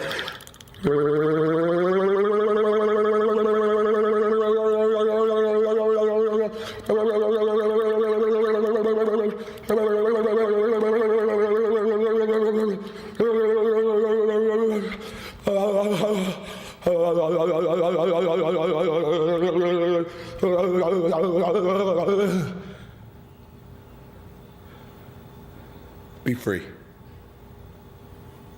Elliot's sick. What? That was very informative. Religious violence is that it tends to be pretty total. People get, when people are inspired by religion, they tend to, go all the way. And so when the Telerod shrine was destroyed, they literally pulled it down. And when they pulled it down, they buried it. And by pulling it down and effectively burying it, that's great for archaeologists because it seals that entire shrine in time. Israel, as I'm sure folks know, especially down in the south, is incredibly arid. It's incredibly dry. Telerod's, it's a very harsh terrain out there. Again, we're just south of Hebron here. When they tore it down, basically the altar came down this way. It was face down. They flipped it over, and it's now in the Israel Museum. You can go see the altar in the Israel Museum. Well, those the kind of oils that go into making incense are pretty thick, pretty viscous oils. Think frankincense and mastic and myrrh and cannabis oil. And folks have ever seen cannabis oil? It's oily stuff. Well, if you're burning incense on this altar continuously, you're going to get a pretty thick layer of these oil compounds building up, especially in the cracks and crevices of these stones. They scraped it out and tested it with, I'm sure, a mass spectrometer or gas chromatograph or something like that. And you can see in this, spectrogram, you check it against Merck manuals and stuff, and you're like, those are cannabinoids, and that's frankincense. So what they were burning in this temple of worship to Yahweh might have been getting them high. Or it at least could have had some degree of psychoactive, effect on them. We don't know. I mean, all we can say is this is what the chemical compounds on top of this rock are, and we know this room was this by this, and if you get some sense of how much incense they were burning, maybe. I mean, again, should we be very surprised given what we know about the world, the anthropological world of religion? Religion and intoxication are deeply connected to each other, and that there would be intoxicatory aspects of Yahweh worship should not at all be surprising to us. Well, I suppose slight detour from the main thrust of the conversation, the connection between religion and intoxication. What are you talking about? I mean, most religions have some degree of negotiated relationships with various forms of alterations of consciousness, whether they be alterations of consciousness brought on through breathing techniques or alterations of consciousness brought on through the use of psychedelic drugs or alcohol or whatever. Okay, coffee. Again, we should always imagine and know that the Kabbalah, Jewish mysticism, and Sufism, Islamic mysticism, Getting a little warm. those late night vigils that gave rise to all of that kind of crazy mysticism stuff in the 17th century, those dovetail in the Ottoman Empire with the importation of coffee houses. So they're drinking coffee all night long. Yeah, there's a direct correlation, and I would say to some degree causation, although it's overdetermined, that caffeine has played a huge role in the development of forms of Jewish and Islamic mysticism. So stimulants and other kinds of compounds that alter consciousness are just baked into most religions, either through prohibition or through management, because you can't be altered all the time. And even in the Hebrew Bible, there's a moment where we get the first king of Israel, Saul. There are these roaming prophets who are singing in some kind of ecstatic state. And Saul goes and joins them, and he also goes into some kind of ecstasy. In fact, there's a phrase in Hebrew when someone kind of goes crazy, and it's like, oh, Saul's among the prophets, because that phrase is found in the Hebrew Bible. So there's clearly some kind of ecstatic Yahweh worship that existed, which again, we should be unsurprised. I mean, you got to be pretty hyped up to go into a battle, especially late Bronze Age or early Iron Age battles, or you're fighting at this distance. You had to be pretty hyped up, and what better to hype you up than these sort of prophets and going into ecstasies and stuff like that. We see evidence of it in the Book of Judges.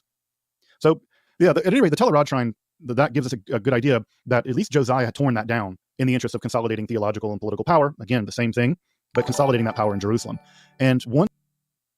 This video is boring as shit.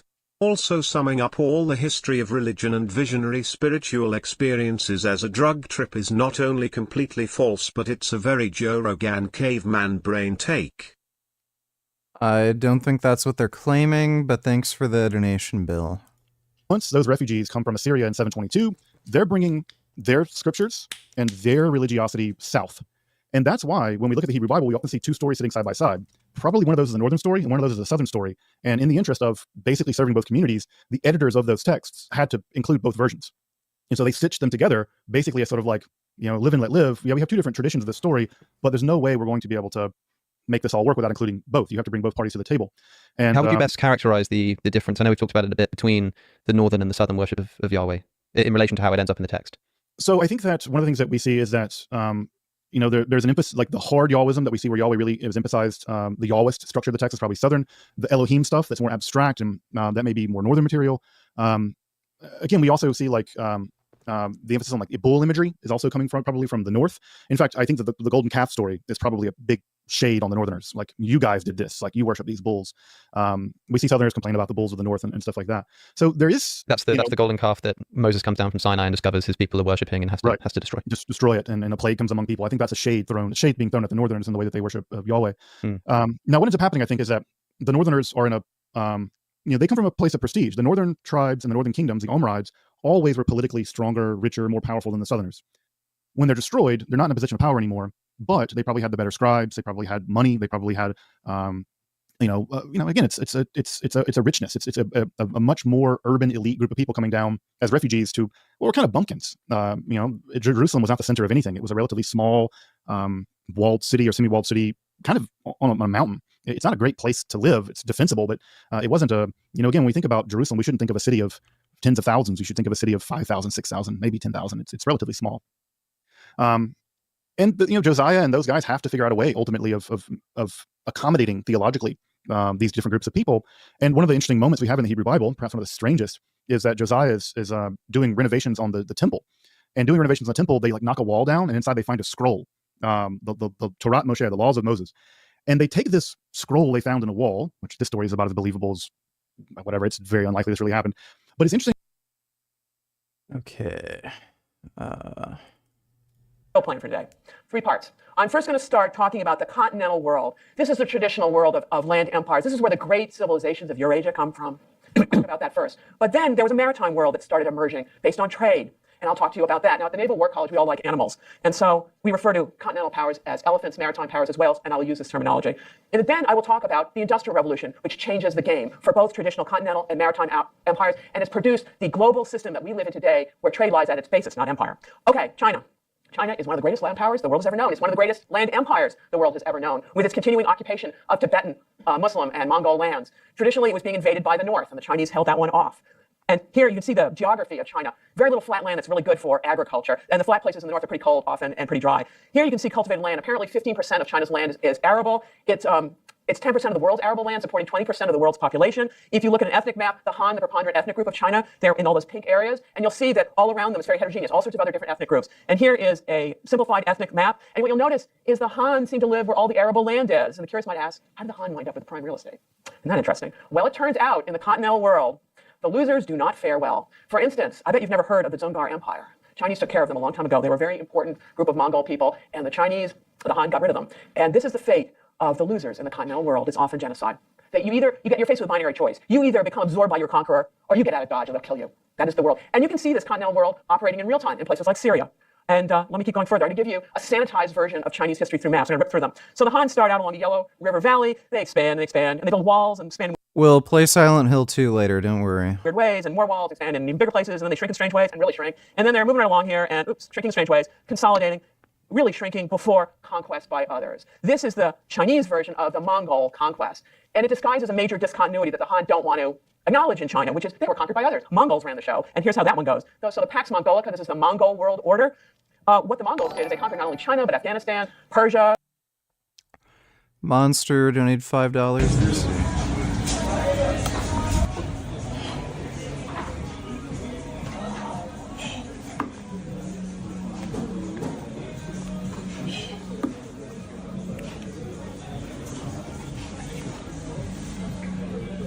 Start by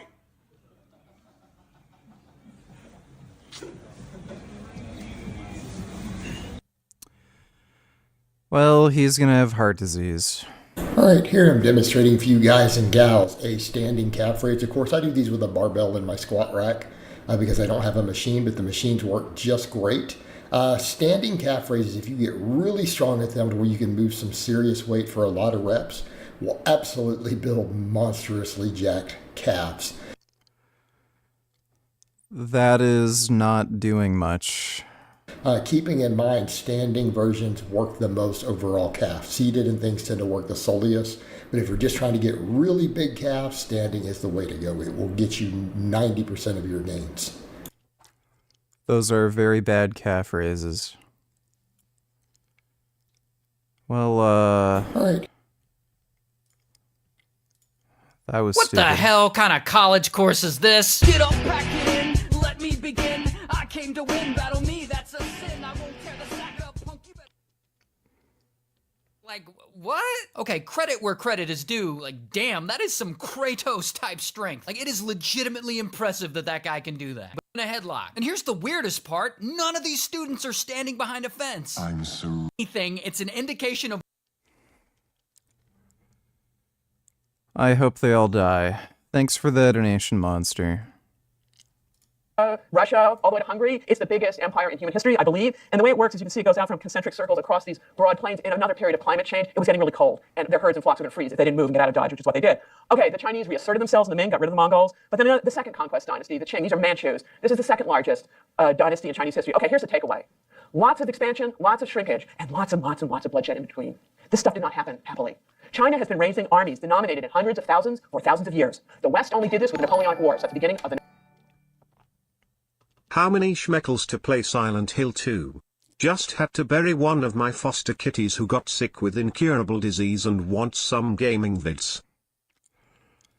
Well, I'm really sorry to hear that, dude. Losing a kitty is very hard. If you give me $50, I'll play Silent Hill 2 right away. Otherwise, you're gonna have to wait about an hour. Thanks for the donation, Grub. I still have this sweet little kitty. Little Beemo. Look at little Beemo. This is what you call a good kitty. She's very nice. Just wants cuddles. She likes to play with her dog. She's very nice. She farts sometimes, though, but that's okay. They're just little kitty farts. Such a nice kitty. She's just a little sweetie who just loves cuddles. Isn't that right? She's got this little peanut head. Mwah. Thanks for the donation, though, Grub. I wonder if Lenny would still be alive if he had a better father. Lenny said his father didn't even text him back after his mother died. Here's a clip where he shares one good memory. Gerard asked for a nice story about... Lenny's dad clearly fucked with his head big time. That's actually something that I feel bad for him, and I don't know, maybe if he talked to me, could have maybe gotten over it, but like he was clearly fucked in the head from his dad. I think that whole obsession with taking steroids and bodybuilding and shit, I think that has something to do with issues with his father. About my father. Well, my father sometimes had to work on Saturdays half a day. And unfortunately, I had a Little League baseball game. And it was at a field in Verona, Pennsylvania, which is adjacent to Oakmont, Pennsylvania. And we were playing a team called the Braves. And I played on a team called the Indians. And their pitcher had a reputation with a fastball. And for some reason, I hit 2 home runs, and probably the longest home run. Schmeckles for Scrat. Well, I really appreciate that, Grub. We'll play Silent Hill 2 in just a moment. Thanks for the donation again, dude. I ever hit in my life off him. And my mother brought me to the grocery store to meet up with my father after the game. Unfortunately, he didn't see the game, but I'll never forget when he walked in the store and he asked, how'd the game go? What'd you do? And I said, I hit 2 home runs and drove in 9 RBIs. I went like 3 for 4. And he picked me up and he seemed so happy. And it was the best feeling in the world, but I felt bad he wasn't there to see it. It was probably my best offensive performance playing baseball, and he didn't get to see it, but it was just good to see him happy. I wish I could have done it more in high school football, and I regret that I don't. You know, I've had a lot of issues with my parents. They talked down to me like fucking crazy when I was playing hockey.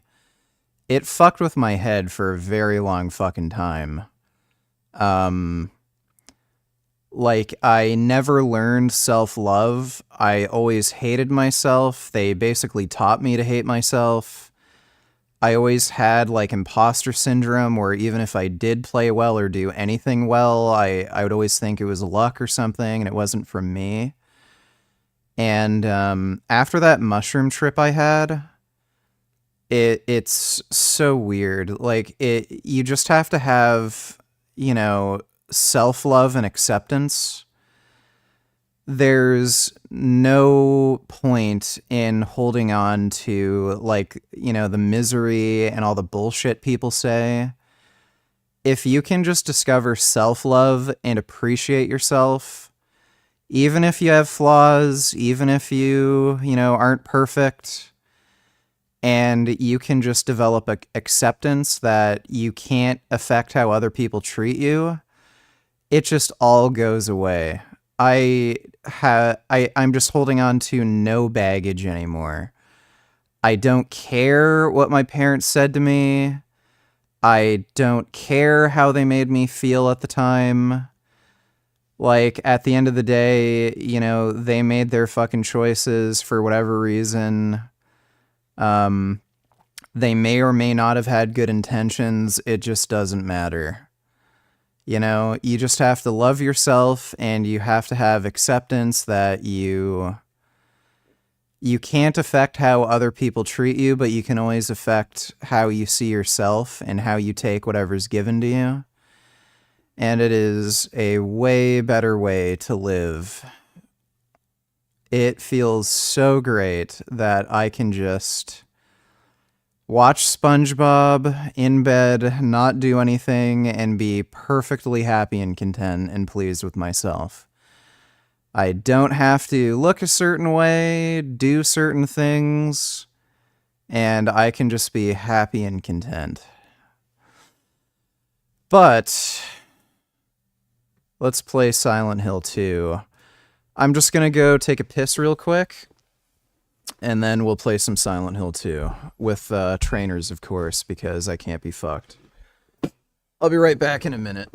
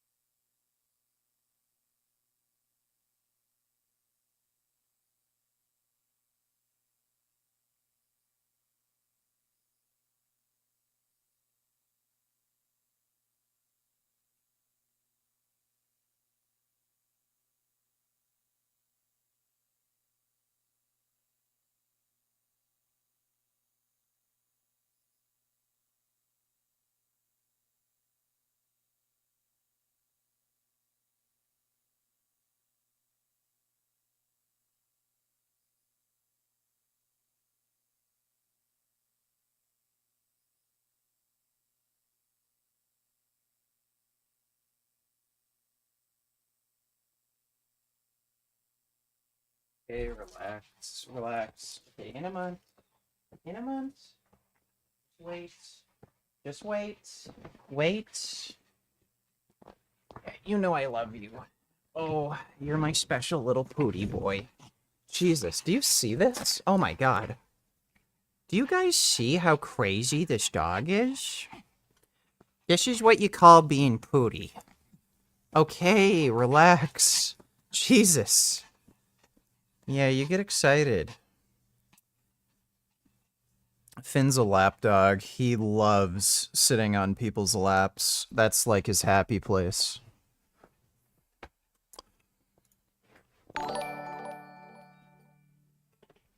I understand my dad would always yell at me even when I only I'd one test or even a quiz. It did not help when I went to a very ableist school in New York where the testing system here is just insane.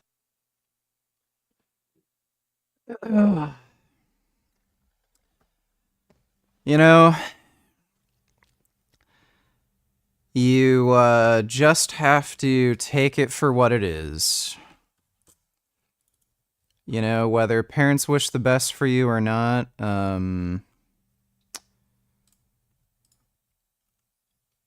you came out alive, and you can just forget about all of it. Thanks for the donation, though, Dodo.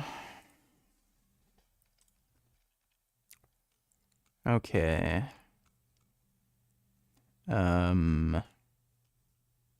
Silent Hill. And I gotta make sure I activate the trainer.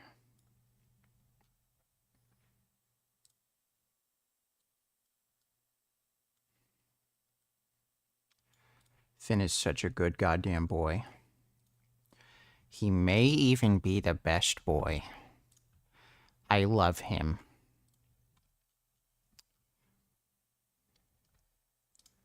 Silent Hill 2 trainer. There we go.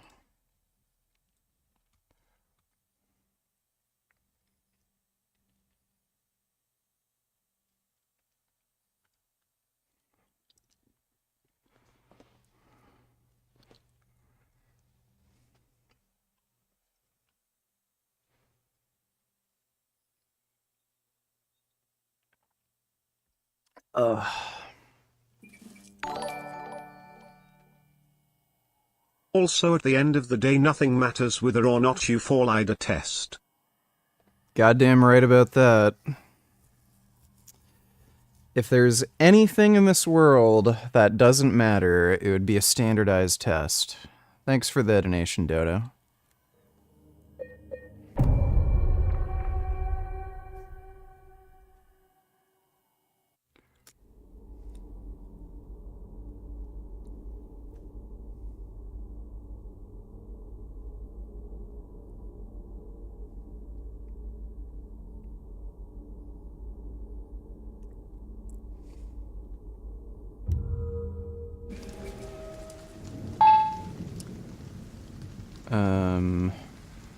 Yeah, we should be good.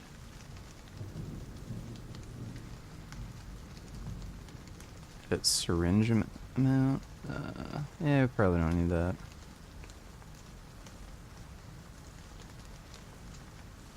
Yeah, infinite ammo should be good enough.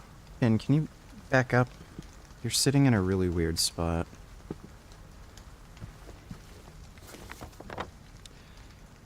Doctor's Lounge.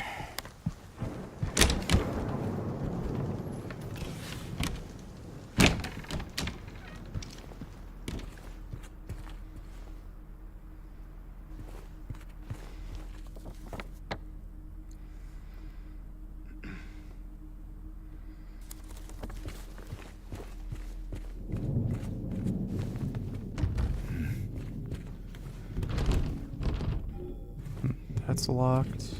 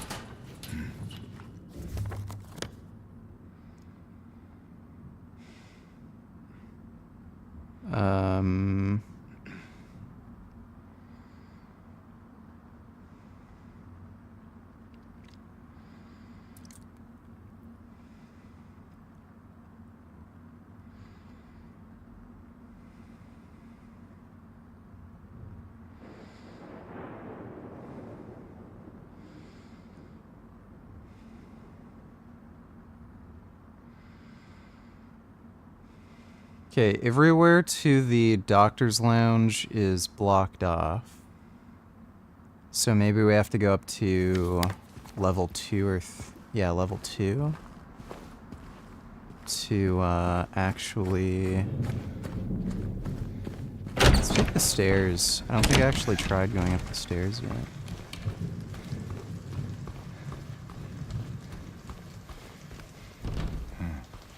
Oh yeah, it's blocked off.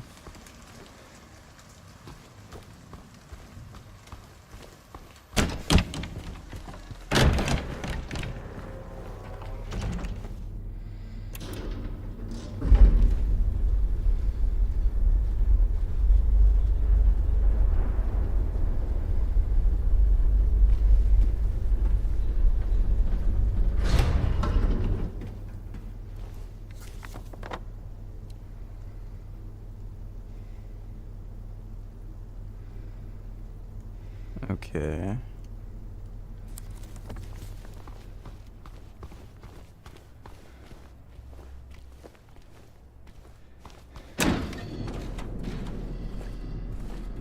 Sorry, I just need a moment.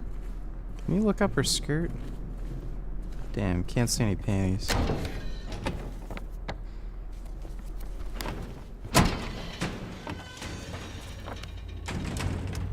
Keypad.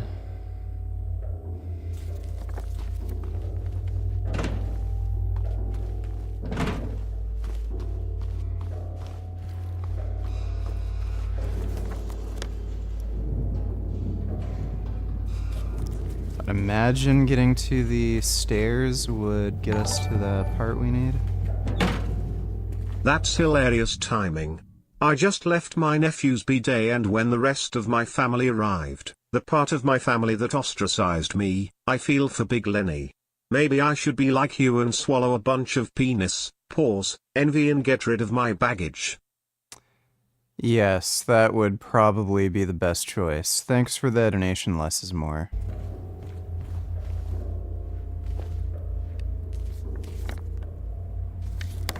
Director's office. Oh, it's open. What do you know? Beyond hope. That's what they keep telling me. My 3 patients. My 3 hopeless cases. But I do not believe it to be a matter of hope. It is a matter of diligence, discipline, trial and error, of being as bold as one can be, to go as far as one needs to. I will find what it is that truly ails them, and I will cure them. Oh, that sounds creepy. Oh. So we need to find bandages of some sort.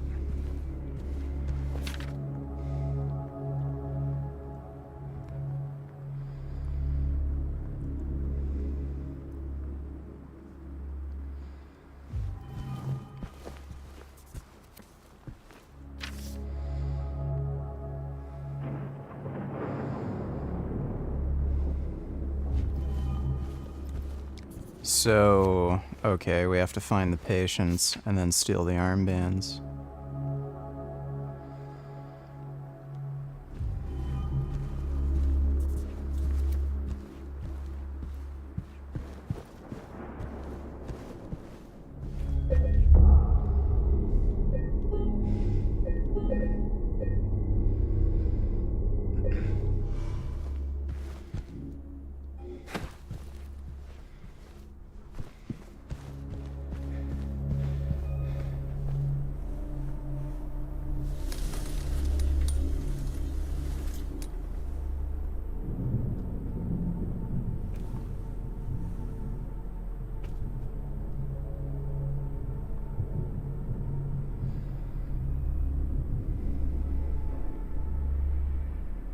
Looks like a key is missing.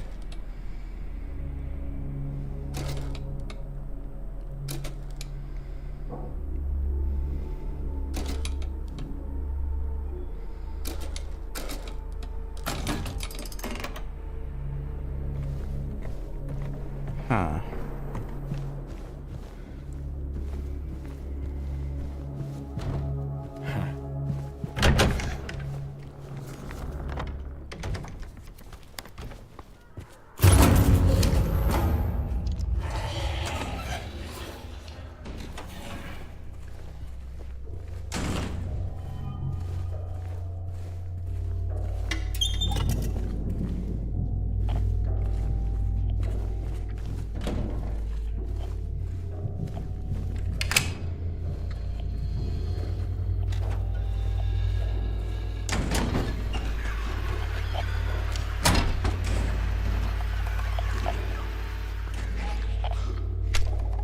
Oh, there we go.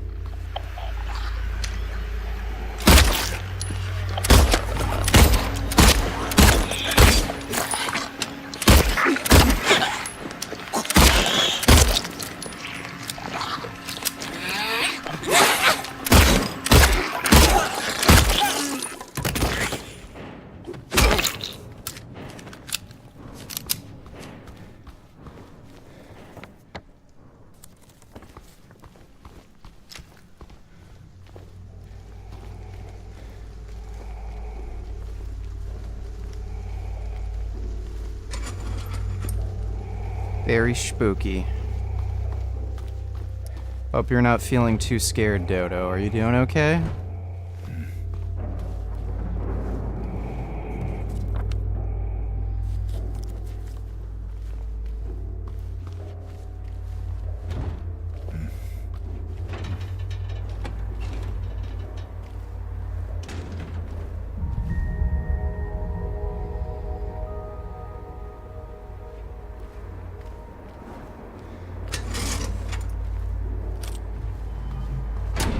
Wonder where you find the shotgun.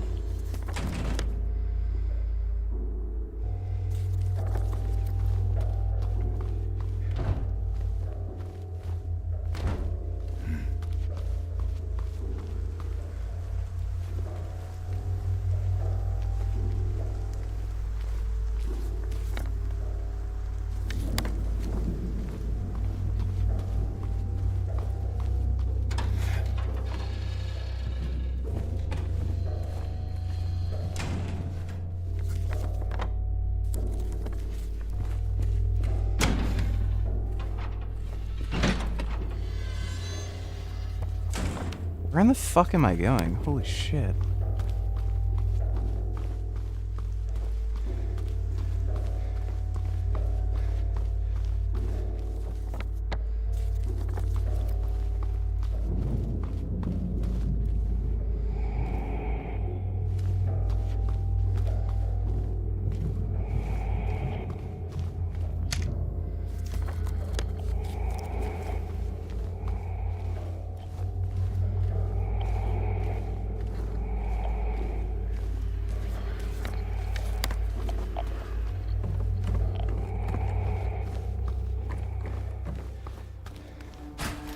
Oh, that's blocked off.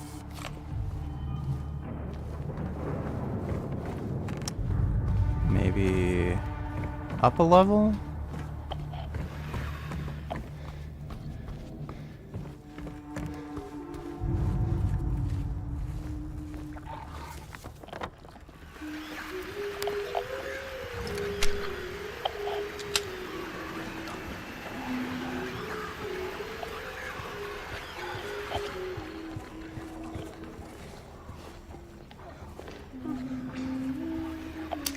Where's the enemy?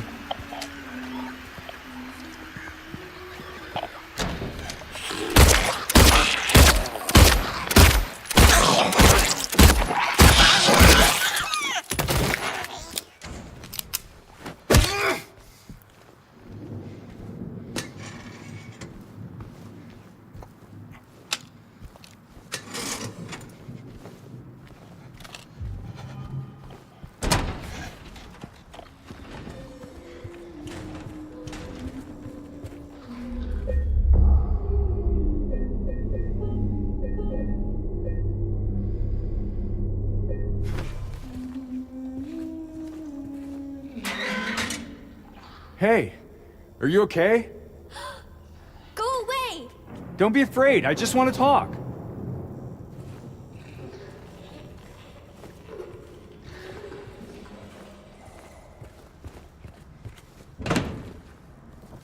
I hear a bunch of not-so-goods.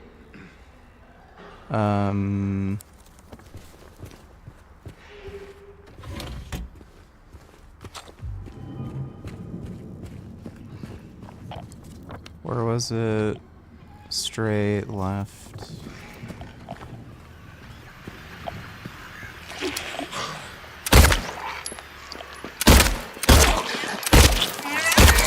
Ah, fuck. Oh my god.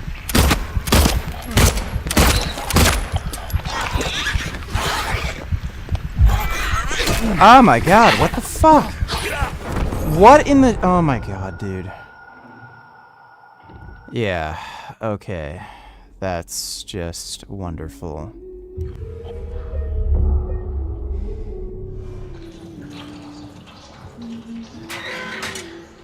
Hey, are you okay?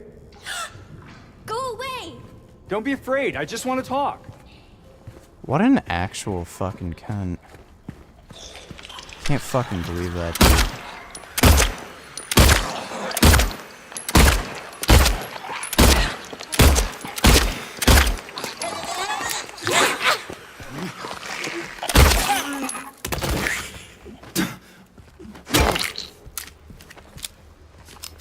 Combat in this game is so terrible.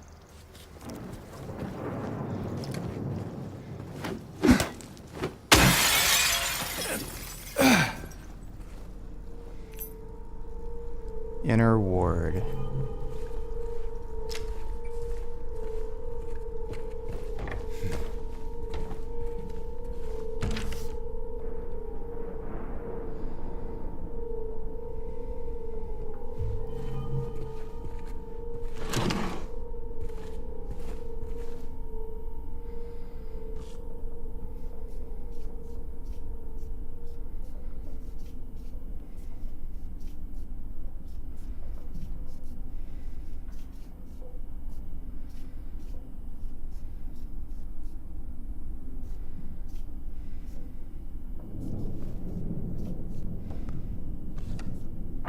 Oh, I see.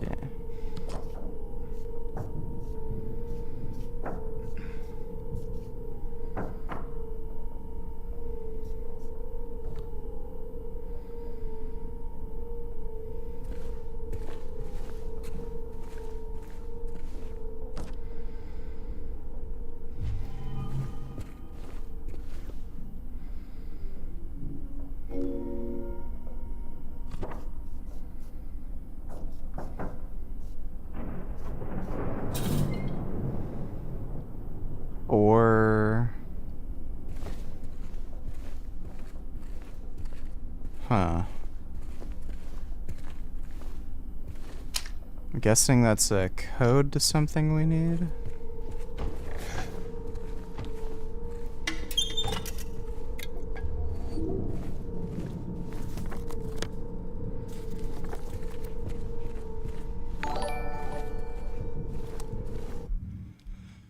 Swag, Timothy donated $2. Do these guys get the my nigga approval? You and chat can decide.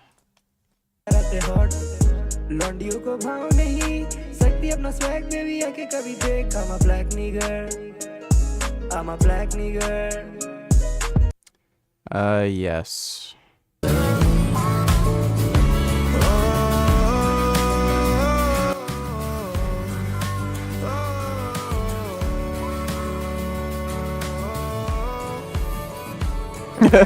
Summertime now, 'cause I'm scared for winter when the memories flood in of Maybe not that guy. Ah, fuck. and a smoking gun in my hand proves to tell the story true. When the beating of that telltale hearted flatline is when I knew I was way, way out, way past the sun. And the smoke I don't understand that. your ass in the club. I know it's certain, so I'ma start making them make all these bitches start falling in love. Put it in raw, I ain't wearing a glove. No hoes is loyal, can't show them no love. I know it's certain, so that I can plan. You fuck on the spot, and that's because. Well, that was all terrible. Thank you for the donation, Swag Timothy. Ugh. My little Finn. You're such a weird little boy.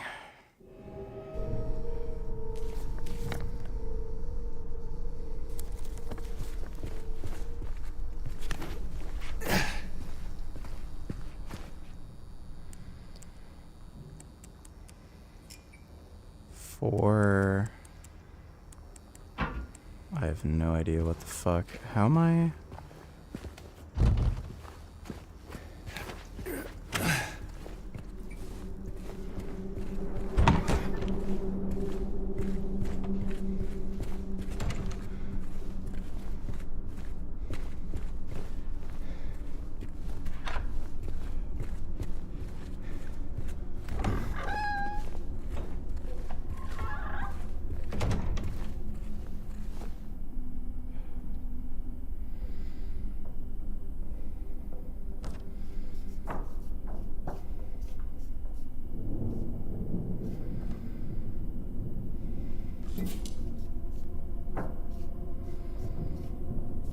doesn't fit.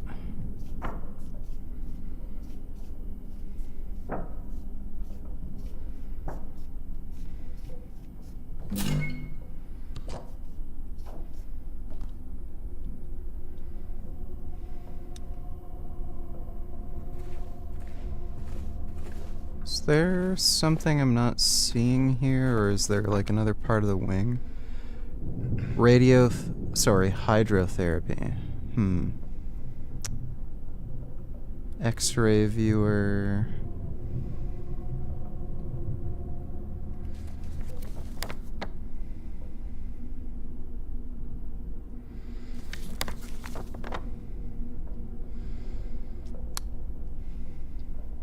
I might be able to open up the doctor's lounge now. I'm not sure.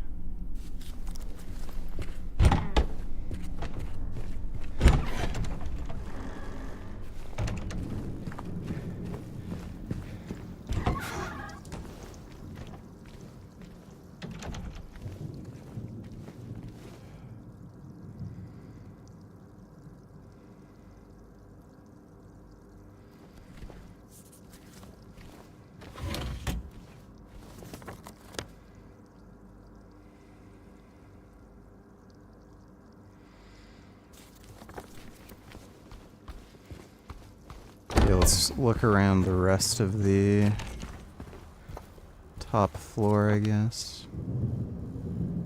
Oh wait, we can't go anywhere else.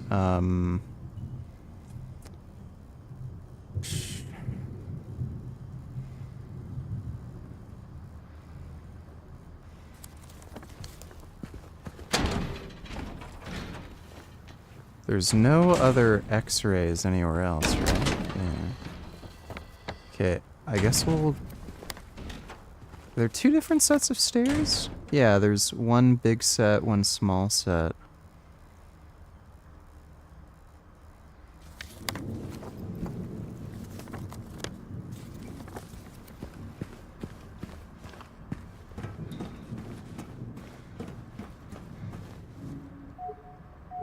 Damn it.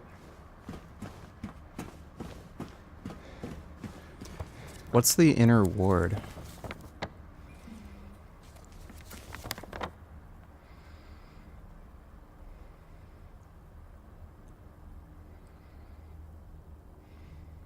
It's gotta be the bottom floor, right?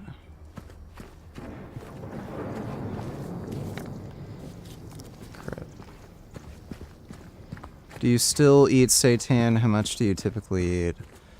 Well, I'm not right now, because I'm following a really restrictive diet to lose weight as quickly as possible, but if I wasn't dieting, I'd eat as much seitan as I want. You can eat as much seitan as you want. There's nothing bad about it. There's nothing that can harm you. So if you want to have that as your main source of protein, you know, go right ahead.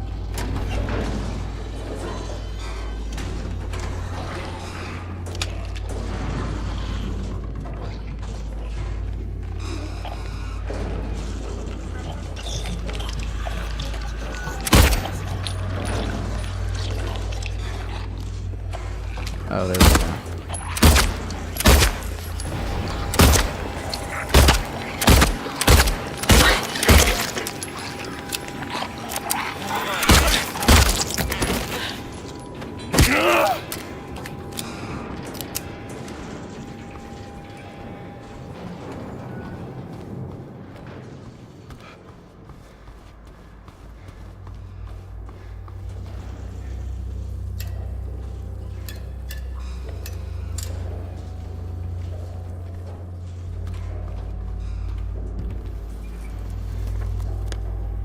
Nurse's station.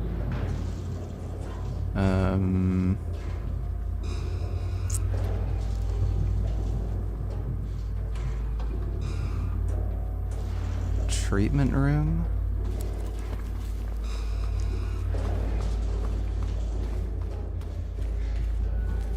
Am I going the right way now? Left would be the treatment room.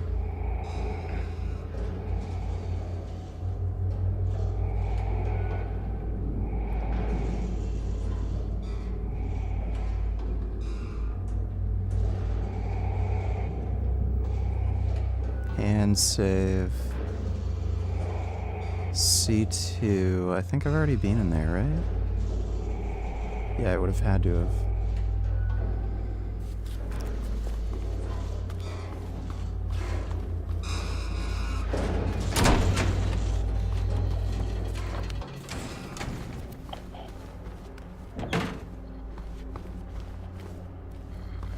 So that's locked.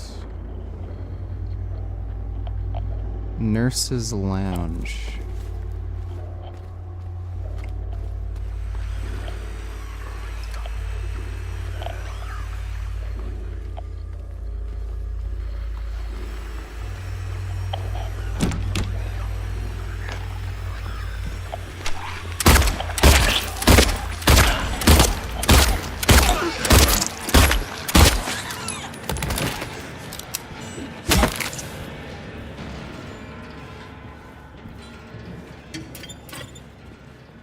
Four, 3, 7, 12 is the code. What is this? Oh, L1 room key. Sweet.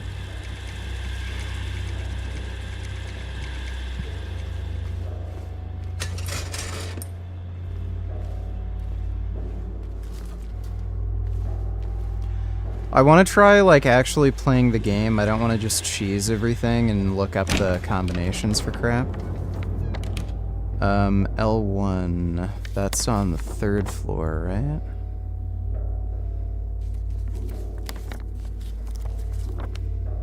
No.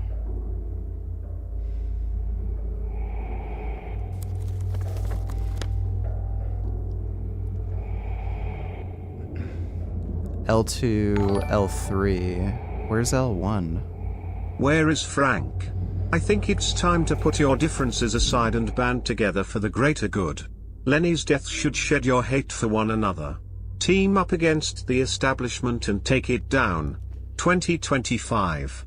777,777,777,777,777. Supreme Ruler Richard, may I have your permission to take 10 days off due to me having bronchitis? I'll have our second in command 6-star General Robert O'Neill be in charge till I am back.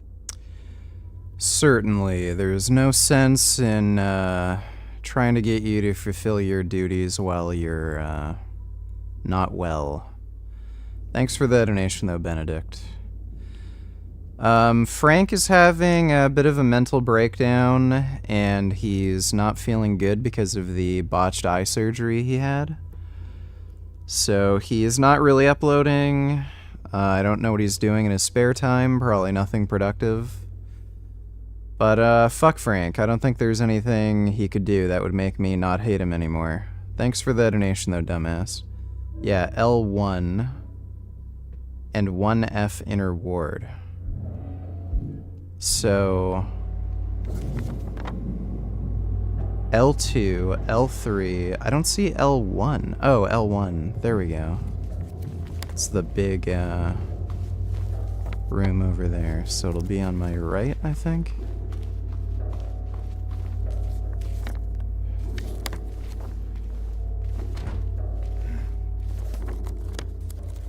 No, left.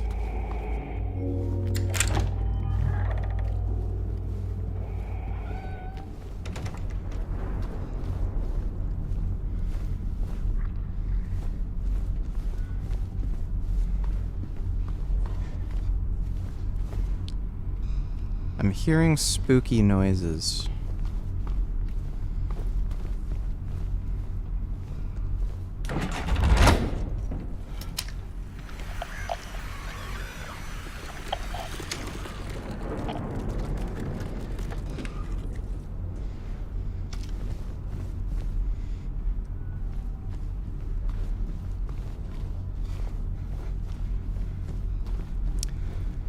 Something's gonna jump out at me.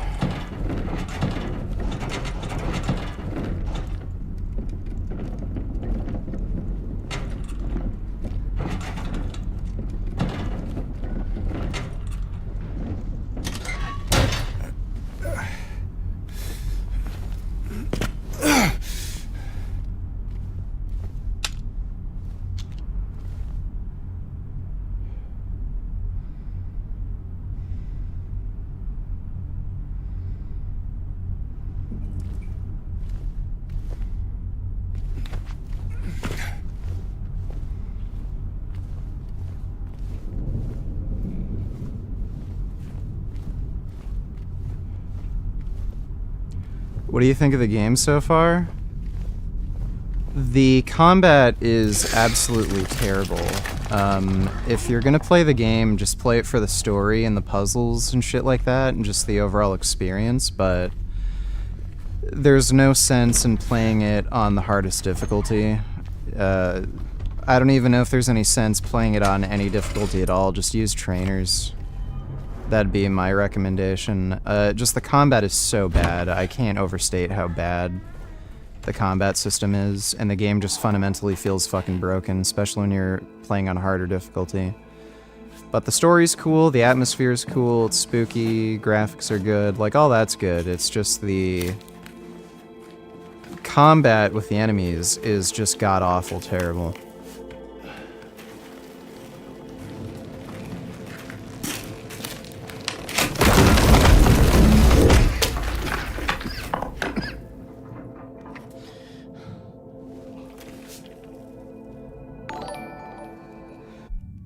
Grey Knight donated $2. An army man dummy got brainwashed by Islamists and tried to spread propaganda in jihad. Let me see.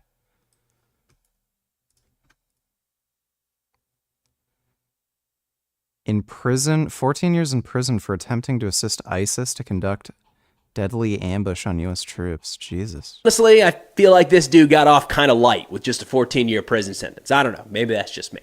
So this is formerly Private First Class Cole Bridges, who is a Cav Scout in the U.S. Army's 3rd Infantry Division. And the Department of Justice just said that before he even joined, they've now been able to see that he was consuming Islamic State propaganda and had expressed support for the group and a desire to conduct jihad.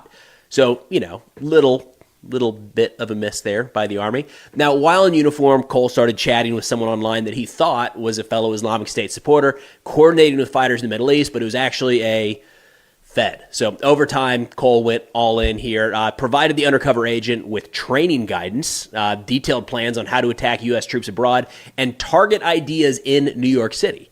Now, the cherry on top here that I haven't seen released publicly yet, and we probably won't ever because this would be significant propaganda value for Islamic State, was when Cole decided to record a video in his U.S. Army uniform, full kit, standing in front of an ISIS flag and then voluntarily narrating a propaganda speech to be used when his attack plans were carried out against U.S. troops. So 14 years in prison for that. And hopefully, I don't know, the Army looking into how it missed this guy's public support for Islamic State before he even joined. I don't even know how people get sucked into Islamic Jihad.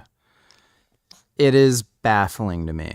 I can understand if you've grown up in the culture of Islam and you're a fucking loser who can't make any money and you can't get a girlfriend. I can see those sorts of people joining, you know, ISIS because they don't have anything going for them. They're already Muslim, and then they're promised, like, oh, you're gonna get tons of bitches if you die for the Islamic cause, and then on top of that, you get friends, money while you're fighting for ISIS, shit like that. But, like, when that happens to Americans, it's just baffling. Thanks for the donation, though, Grey Knight.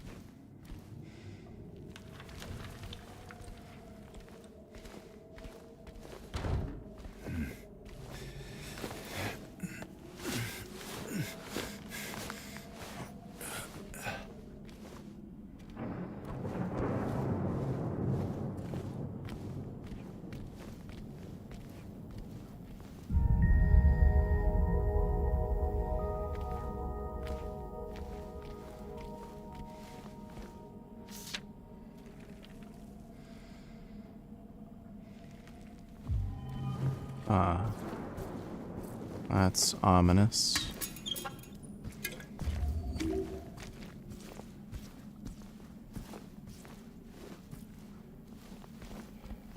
Oh. There's the bracelet we need.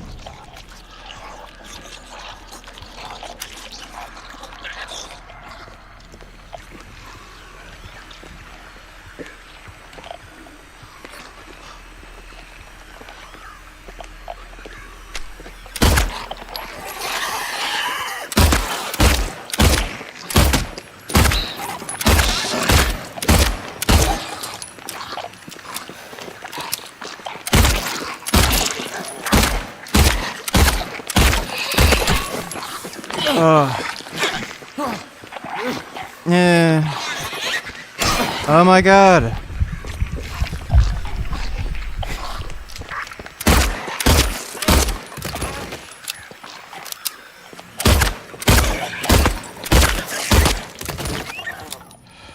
Dude, we really need that fucking shotgun. Those nurses are stupid. Like, actually fucking dumb.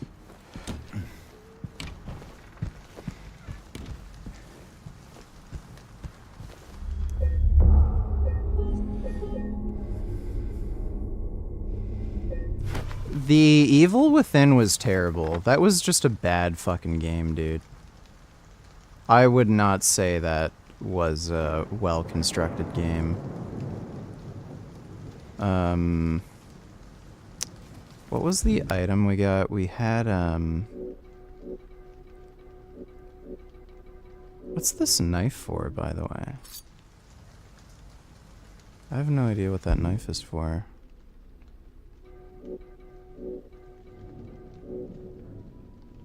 One F inner ward key.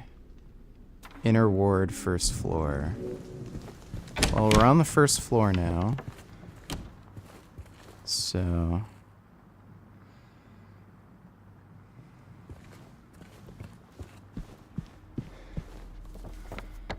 One F inner ward key.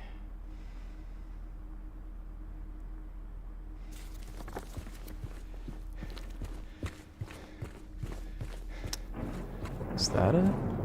Inner ward, yes.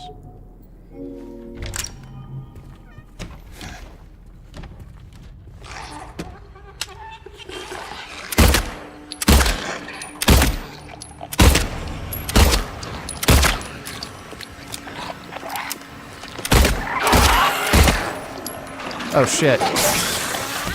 Ah.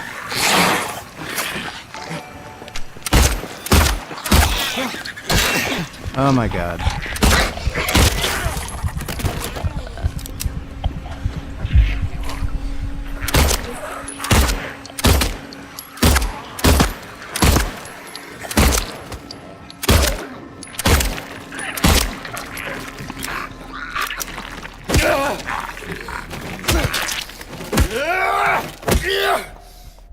Son Goku donated $2. Do you have any views from earlier years that you had that you now think are retarded? Why did I believe that horseshit? I mean, there's stuff like the heart disease reversal stuff, and with the knowledge I had at the time, I wouldn't call it retarded, but now I don't believe in. My thoughts on depression have radically changed. I do think there is a large component of, like, personal responsibility when it comes to the way you think that affects depression. Trying to think of other things. There's a lot of movies that I thought were funny that just aren't anymore. Like, a lot of comedies just age really badly.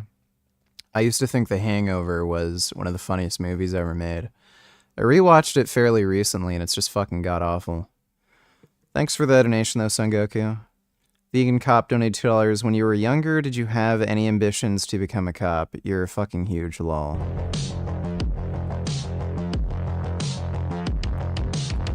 Yeah, when I was a lot younger... I'm gonna turn Infinite Health on. I don't fucking care anymore. When I was younger, I thought being a cop would be fun. I don't think there's any realistic prospect at this point that I could ever become a police officer. Even though I think I'd be good at it, there's no way.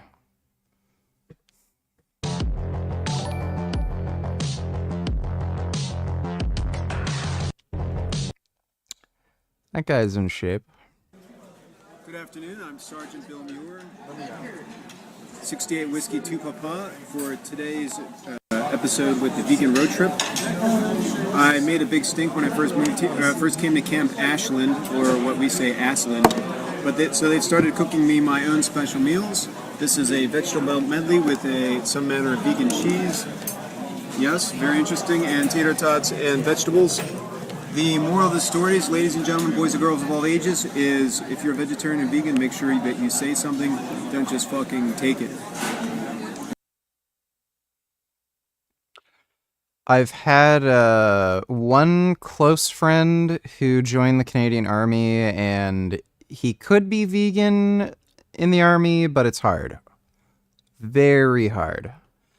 I've also known one Marine who was vegan, and I think I met one Navy SEAL who did the SEAL training as a vegan, but like they've said it is remarkably difficult. The one guy who was in the Marines said he lost 40 pounds in a single month because he couldn't eat any of the food they served him.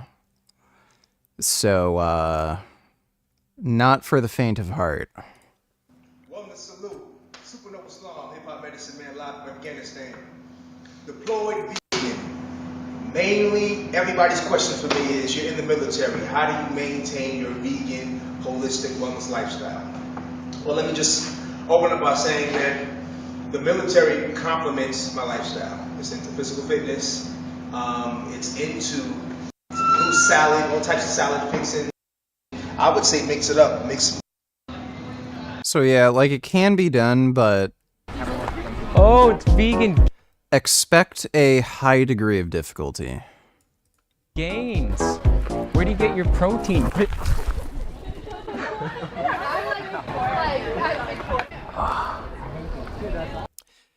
Yes, I remember I filmed that with Vegetable Police before I knew he was a complete retard. Thanks for the donation, Vegan Cop. Bend over, donate $2. Let me see. Trump launches Latter-day Saints for Trump-branded coffee mugs. Mormons do not drink coffee or beer. Like, to be fair, I'd imagine they can still drink tea, right? As far as I know, Mormons can drink tea. Yeah, he probably doesn't know what Latter-day Saints are, though. That would be my guess. Thanks for the donation, Ben.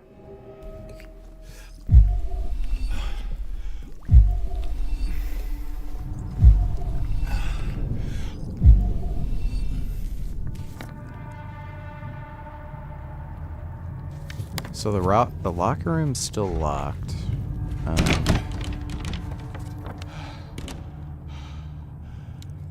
Day room, garden, locker thing.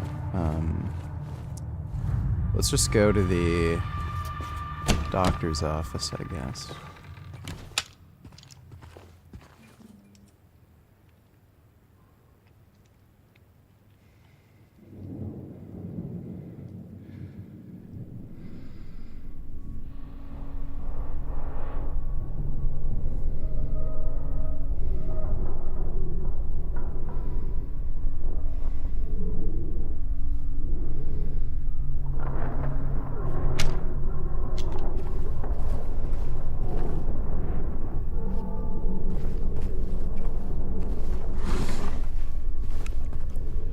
Everything's very weird and spooky in this game. I do like the atmosphere a lot. They really nailed it. Oh, so keypad combination note.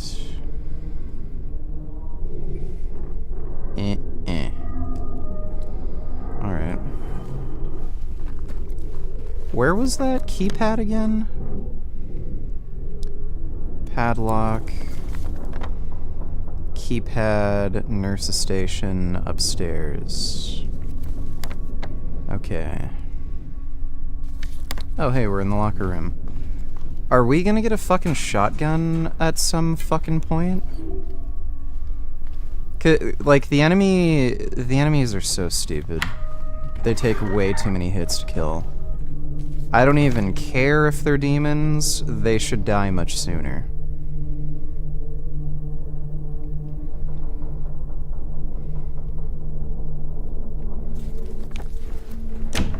Guess since we're down here, might as well explore some more areas.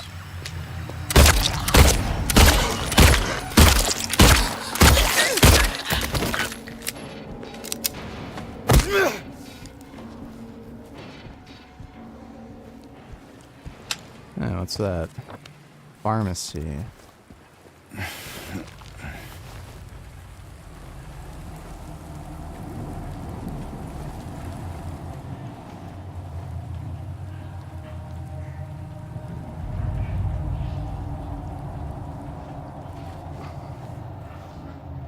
Oh, another bracelet. Oh, wait. We need something to grab that.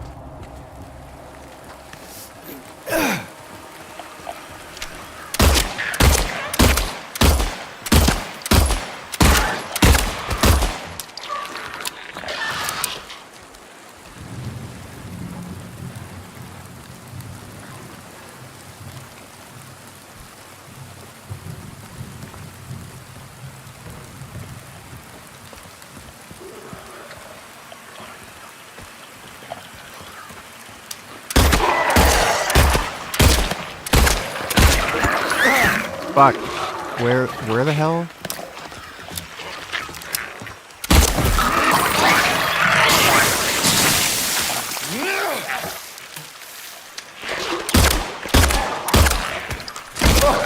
Oh my god.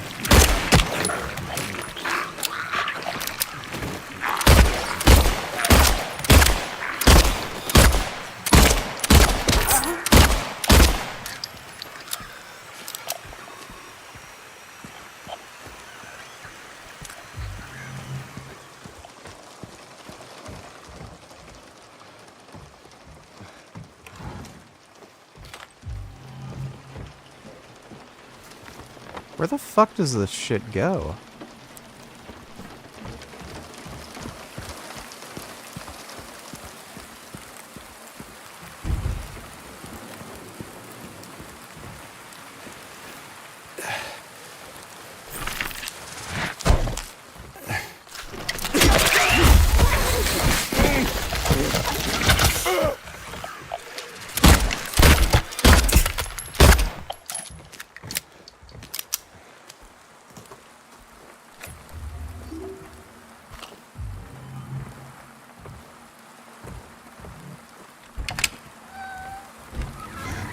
Do you know if Aaron P is dead or if he just lost internet? I'm not entirely sure. I hope he's okay. Aaron's a sweet boy.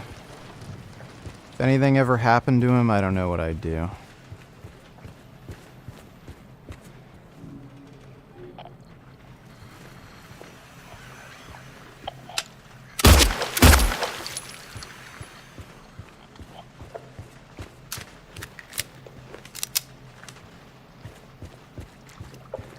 Okay, can't go into the pool.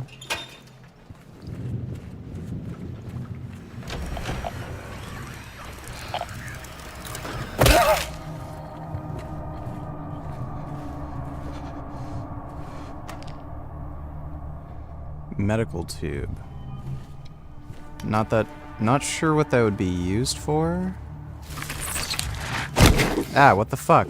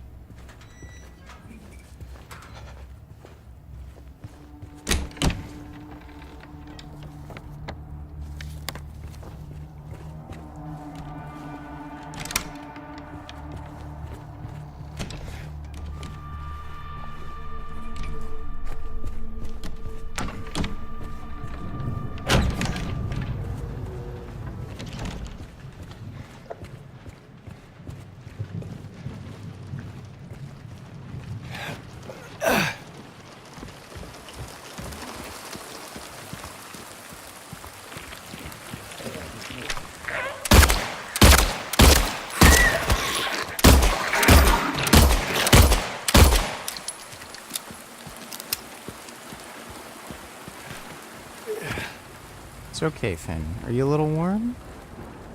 Yeah, it's your good boy.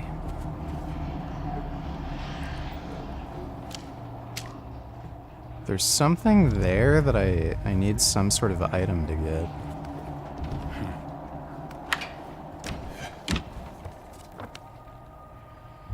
Yeah, drain.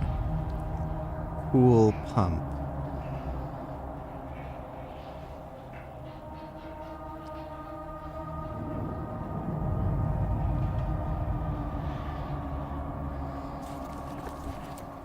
Wait.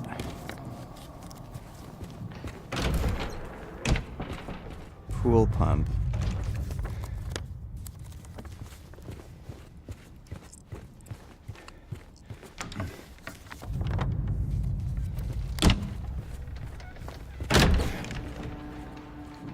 Oh, okay, I need the key for that. That's what the pool pump is.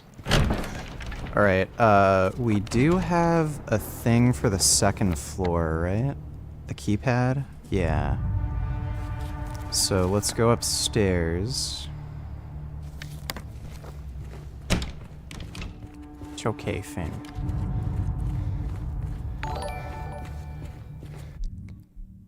I need to buy a new suit for funerals, weddings and interviews. Every fucking suit available is either wool or silk blend. I'm not willing to wear wool. But I was wondering if I can still be vegan and buy a suit made with silk? Any advice? Thanks, VG. There definitely are cotton suits. And there should be some polyester suits you can find. I don't think it'd be vegan to buy a suit made with silk. Silkworms do appear to be sentient. So I think you're going to have to look around, and you might be able to find some cheap piece of shit suits. And I'm pretty sure Chinese dress suits or work suits tend to be made out of cotton, so if you want to be a little ethnic, you can maybe go with that option. Thanks for the donation though, Sanderbling. Hope that helps. I think those stairs might be blocked off. Yeah, those stairs are blocked off. Unless... Oh, no, they're not. Sweet. Where's the... Oh, there they are.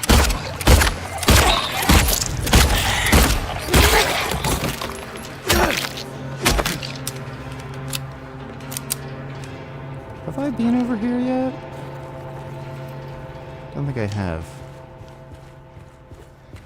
Restroom. That one's locked.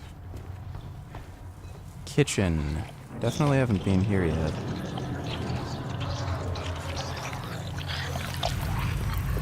It's definitely a not so good over there.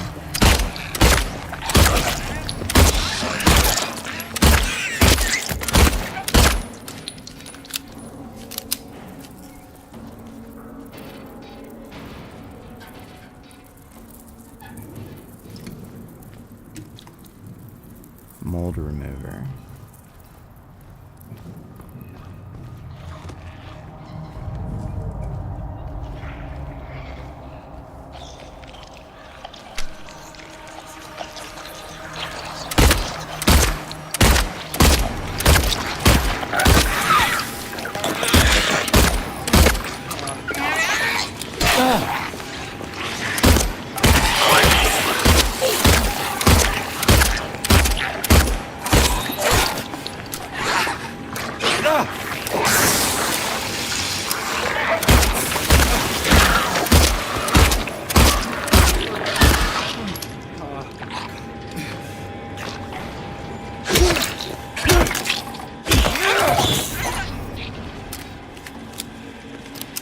Yeah, the game has a huge issue with clipping.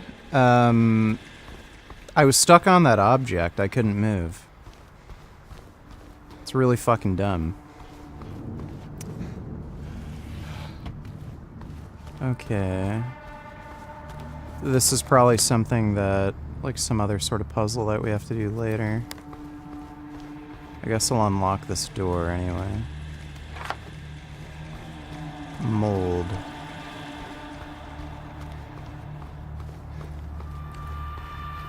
So we got the mold remover.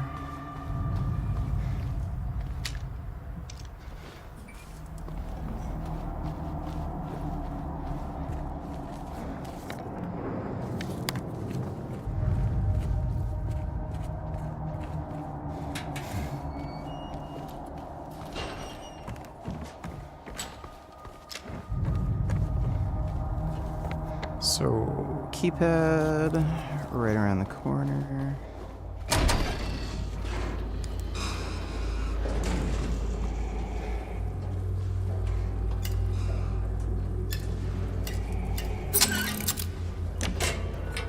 Nice.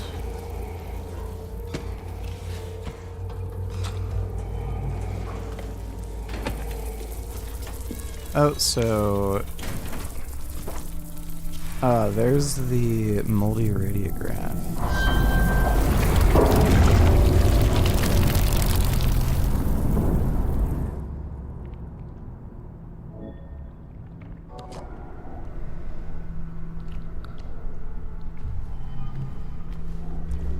So now we got the cleaned radiograph. Treatment room.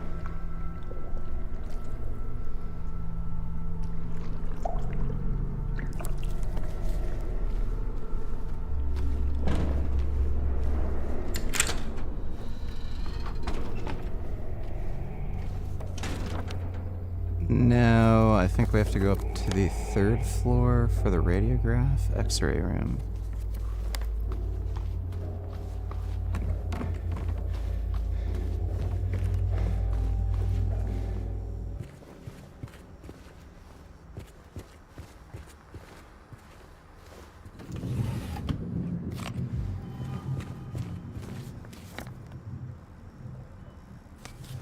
So confusing going through all these different fucking rooms.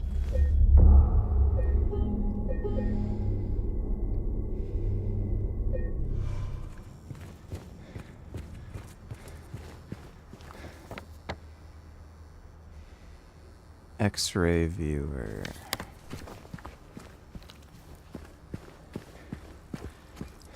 And this is where the X-ray room should be.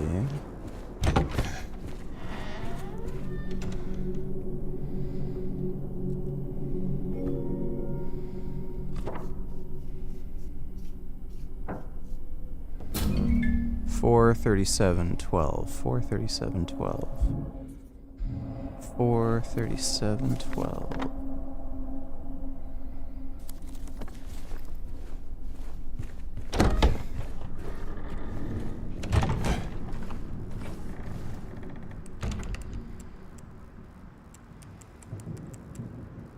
Damn it.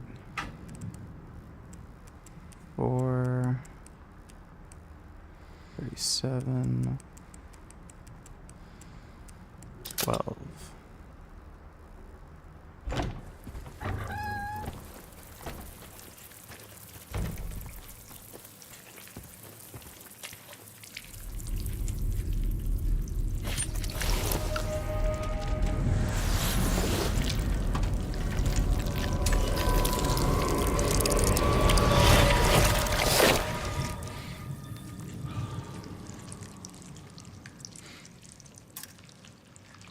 Yay, so we got all 3 thingies, I think. Do I have to wash that? Guess not.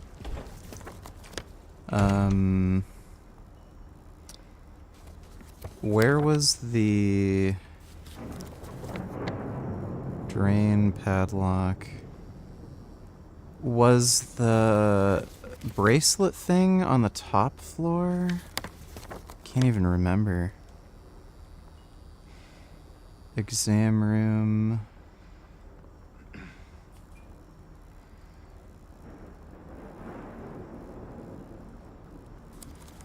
It's not even fucking showing on the map.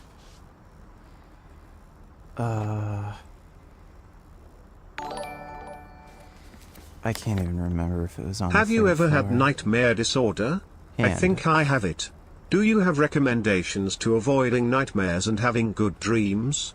I've been vegan for 5 years and been through messed up shit. I'm thinking it may have something to do with my omega-3s. I used to have horrific, insane nightmares when I was a kid. And I'd feel pain in my dreams, so every night I'd have a dream where shadow people were torturing me. And I was literally terrified to go to sleep. It made it extremely difficult for me to actually get to bed. They ended up just going away.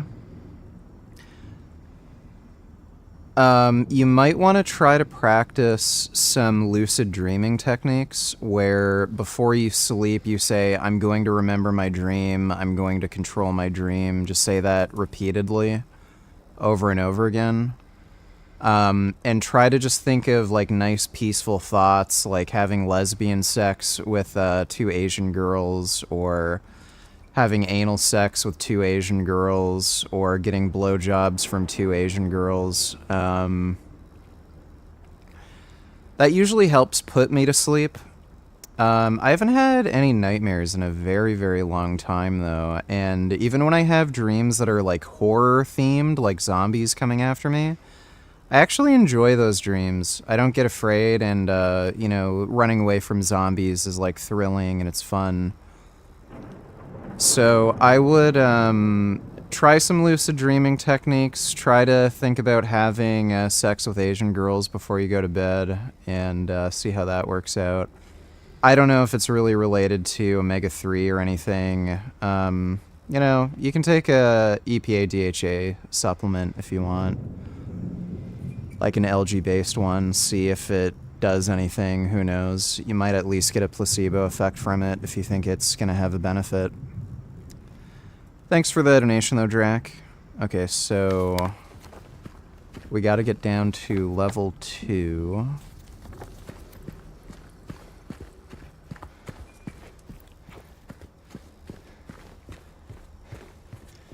So might as well save here.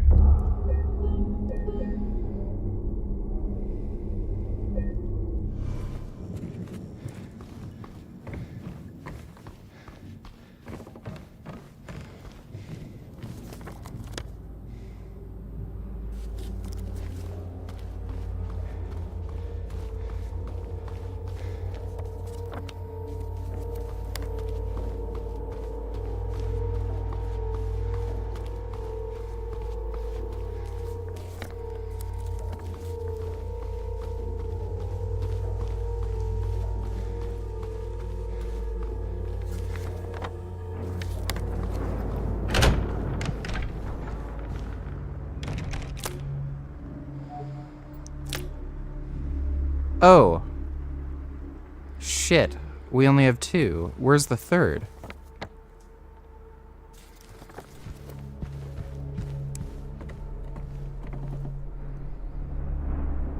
Fuck. I'm assuming... God damn it.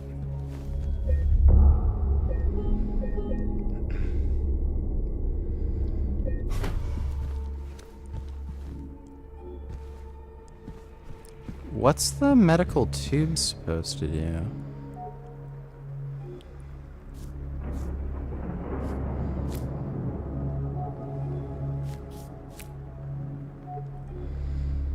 Nothing to do with that. There was the, C1.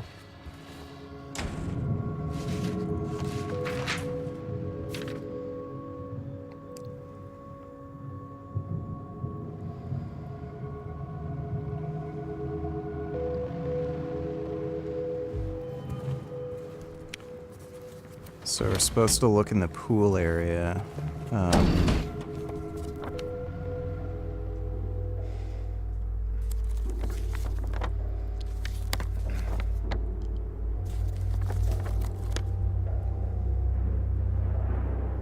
Drain, pool, something there. Pool pump. I have no idea. Oh, what the fuck?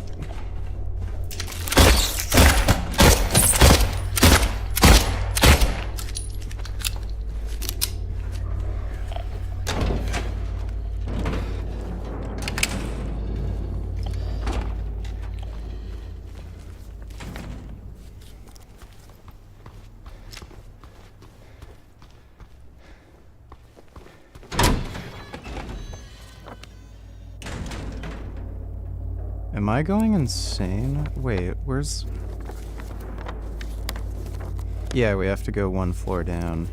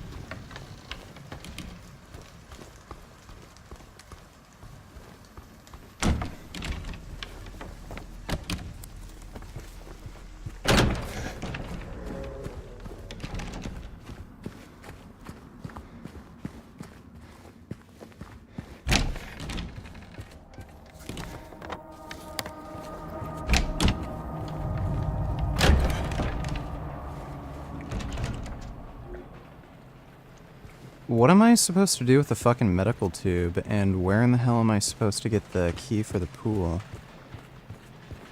Like the pool pump thing. Are you able to keep a 405 bench losing this much weight? Well, I can't right now. The main reason why I'm not able to bench that amount of weight right now is because I had to recover from, the pectoral strains that I had. So I had to bench with very, very light weight for a few months, so I've lost a fair bit of strength, but the primary reason is just because of the injury I had, not really so much because of the diet, but it did play a role.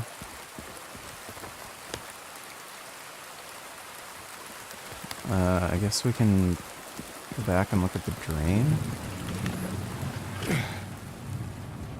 Okay, I think I'm probably gonna have to look up a walkthrough guide or something. What in the fuck are you supposed to do? Drain, pool, pool pump, something in the pool.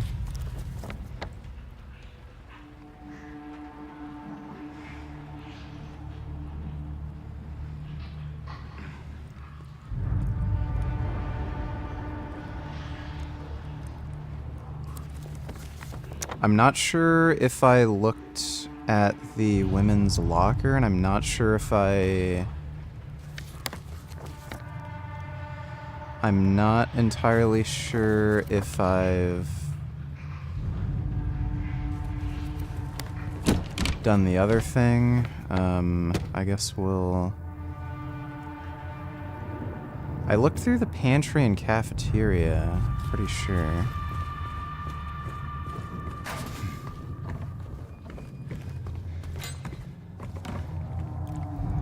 If you could have one vegan protein to have, which one's your favorite? Probably,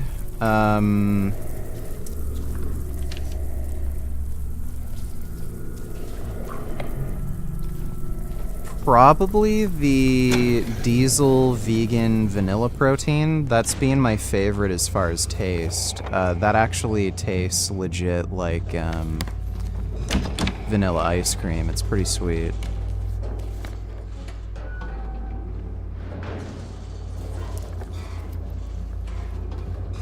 Okay, it went the wrong way.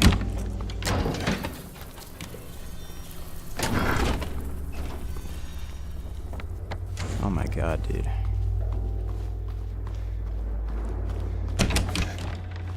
Nurse's room. There's the TV. Gross bathroom. Women's locker room.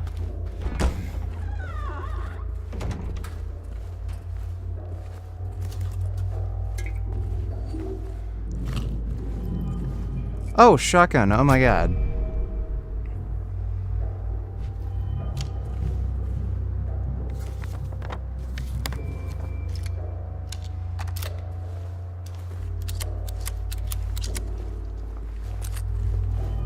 What's this?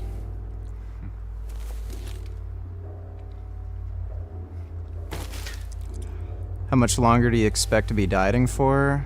I'm not entirely sure. Goal weight was 220. I'm 227 right now. I think I might want to get a bit leaner than that, so I'll see how I look and feel when I get to 220, which should be around by the end of this week. And okay, that has to be the tool we need for going downstairs.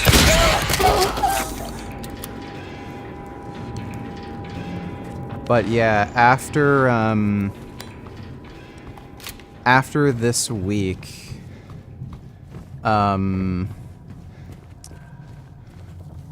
if I'm not satisfied with how lean I am by then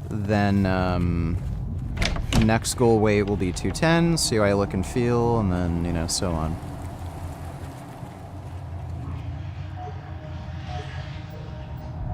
What in the fuck is that? I have no clue. What in the fuck would a bent needle do? Is day room? I have no fucking idea.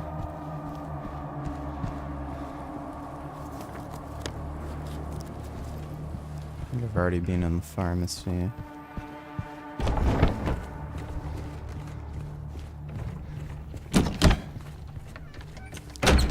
Can you pick the lock? No. I have no idea what the fucking bent needle would be fucking for. Like, some of these items are like, what am I supposed to do?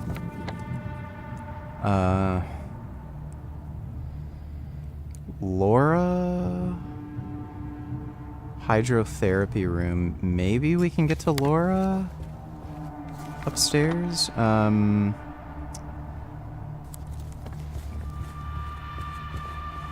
my god. This place is a literal fucking maze.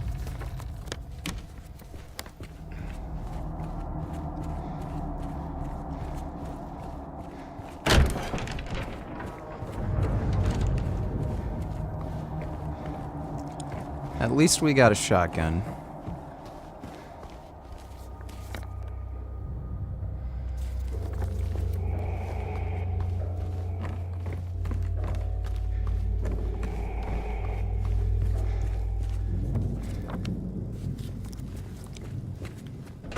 Oh, and that's locked.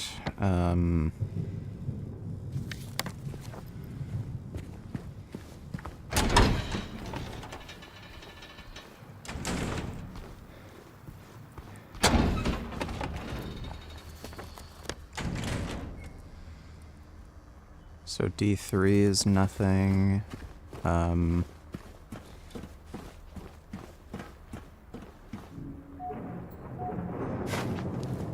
No, that's gotta be some other key we're gonna find later.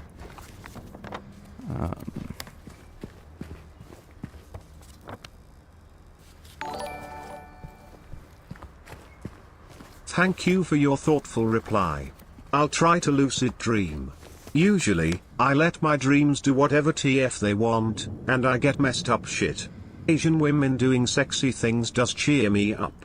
Do you take an omega-3 supplement? Any algae brand recommendations?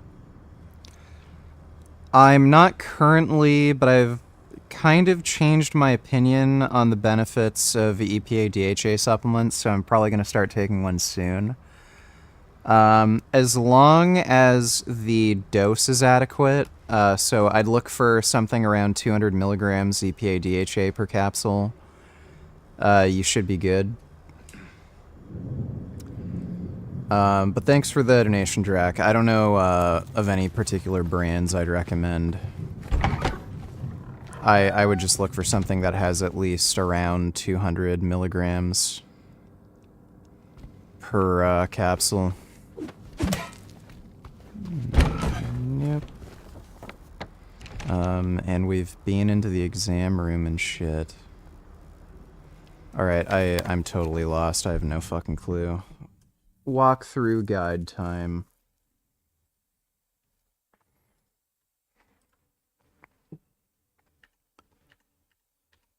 Silent Hill 2 remake, wristband puzzle.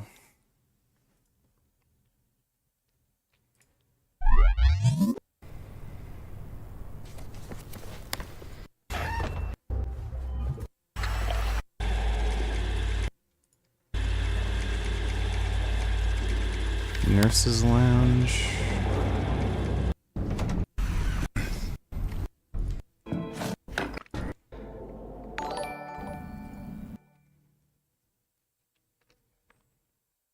SARS-CoV donated $2. Are you voting for Trump because he is not anti-vegan?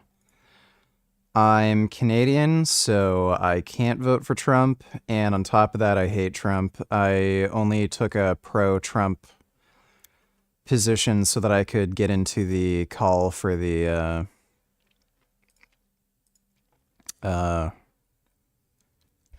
you know, the thing that I was in. I can't remember the name of their stupid channel.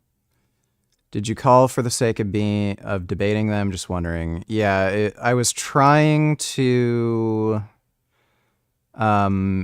make it so I could debate them on veganism, but it didn't really work out that way because all they did was mute me and then ramble. I don't know why anyone watches their fucking program. It's pure garbage. But thanks for the donation, SARS-CoV. Medical records. I don't know if... Okay, no, we got that one. Filthy bracelet. We got the filthy bracelet.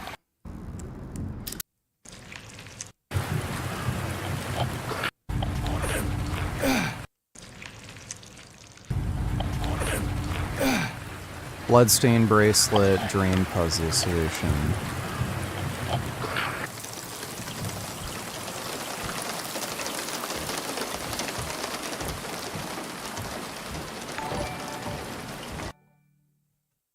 In Brian Johnson's latest video, an image text says he is 210 pounds. Edit a mistake, or do you think he's actually 210? Brian Johnson is a surprisingly big guy. I remember when he did a video with Will Tennyson, he was actually out angling Will Tennyson, which surprised me. He looked a lot like skinnier and lankier. But even then, I don't know, that sounds like too much. I could believe like 190, but that sounds like too much. Maybe he got his weight in kilograms and he didn't convert it properly or something. But that sounds pretty heavy. How tall is he?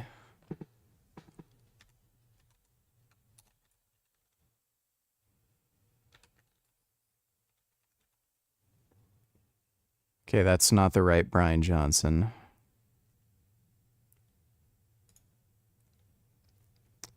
Blueprint. I'm 6'2", 210, and have 15 to 20% body fat. Oh, that's not okay. Brian Johnson. Blueprint. Height.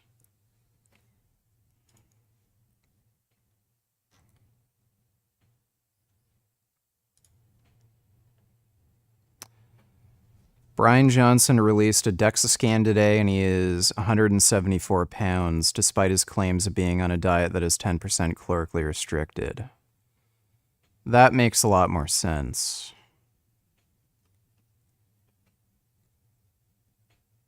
Six foot. So this is a earlier post, I think.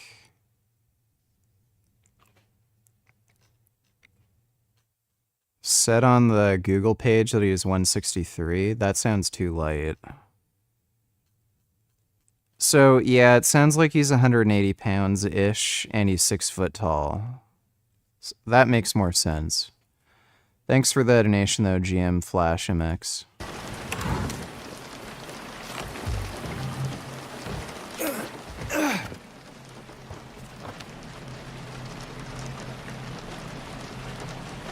Okay, so pool.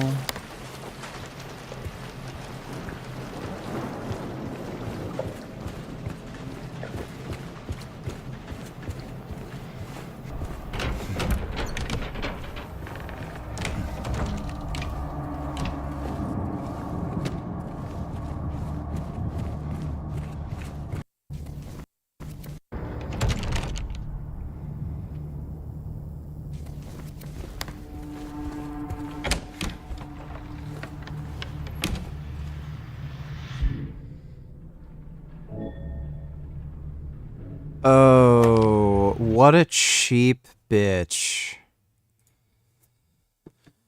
You have to combine the items. How silly of me.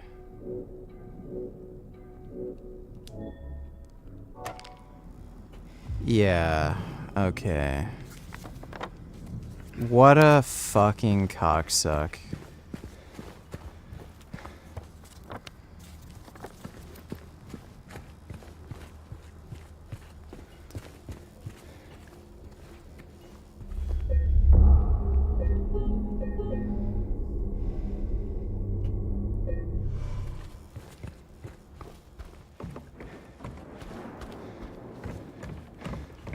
Is it on the second floor or the first floor? First floor.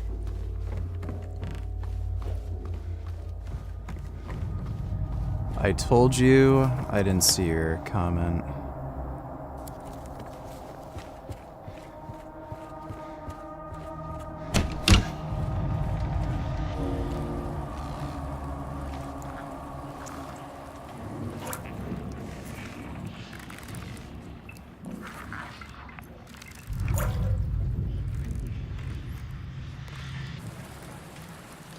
Okay, and that's the pool pump key.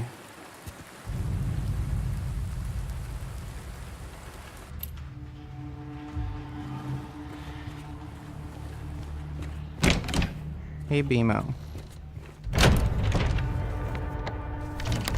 BMO, what you doing? That's a good cat.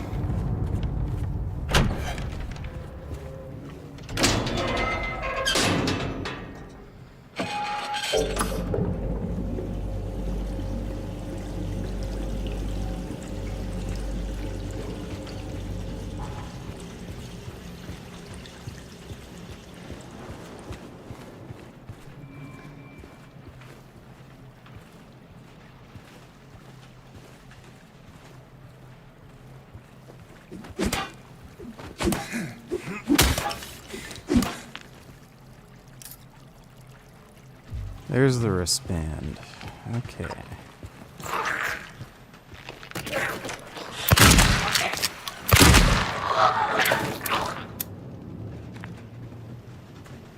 Damn it. I ran out of shotgun ammo somehow.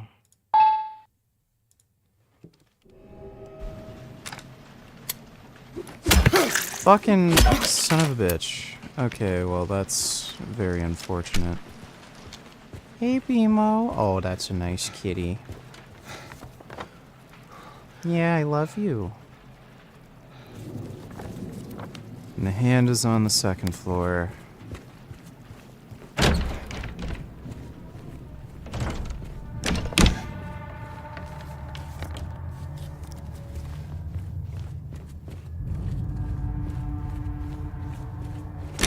That's a good cat.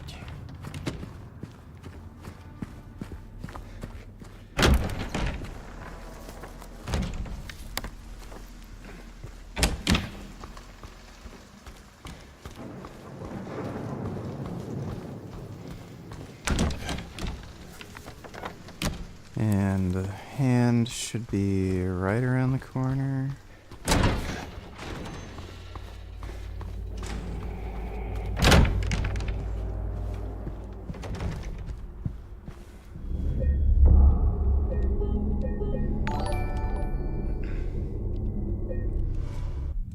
Animal Liberation donated $2. I assume you've already reacted to this. I think that the Hamas is allowed to inflict pain. I never said that. I've never said that. I don't think that's correct. I don't think that's the right strategy. Yes, I've already reacted to that. Basically, Jank had absolutely no arguments, and he basically said Israel needs to appease jihadist terrorists and bow down to their every whim, which is a genius fucking strategy. Thanks for the donation, Animal Liberation. Oh my god, you animals are so silly. What are you guys doing? Finn, relax. Lie down. Yeah, it's just BMO.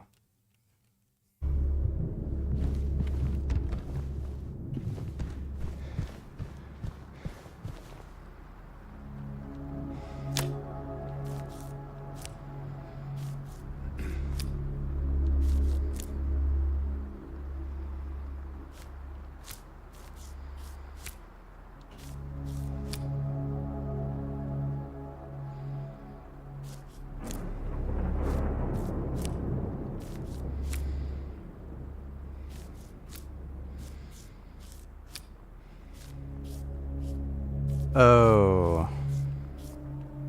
What in the fuck is this? What the fuck do any of these numbers mean?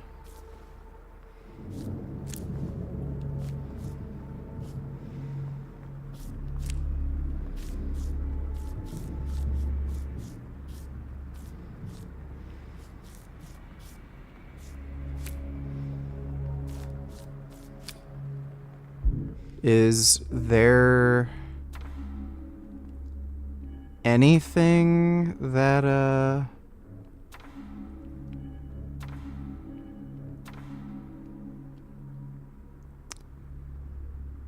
oh, maybe this has something to do with it? Oh, 00503013?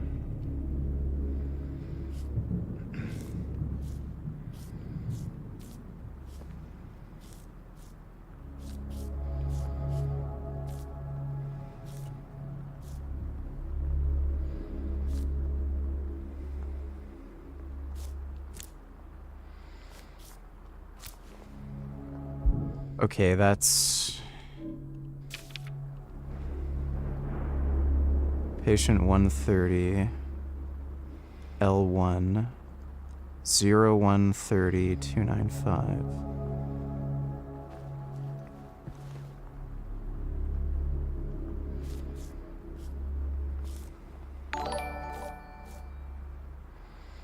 I want to eat chicken burgers. Well, just make sure they're vegan chicken burgers. I also want to eat some vegan chicken burgers, if I'm being perfectly honest. Thanks for the donation, Speed Racer.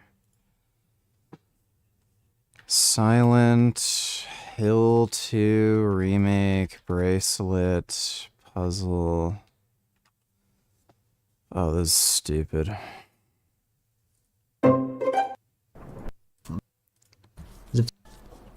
Sv3rige, rotate the face of the hand and rotate them until you see the combination 92, 45 and 71. 92, 45. It's also the same for all difficulty levels. So you can change the places of bracelet. 92, 71, 45. What the fuck do those numbers even mean?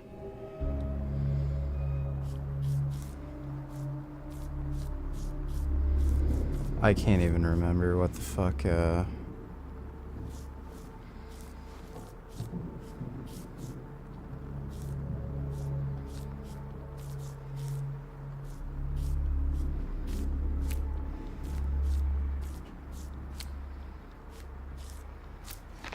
There we go. I don't even know what those numbers mean. That is a tad annoying.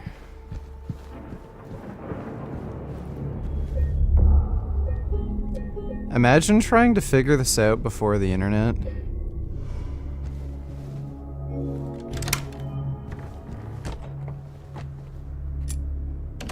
Oh, there's the thing.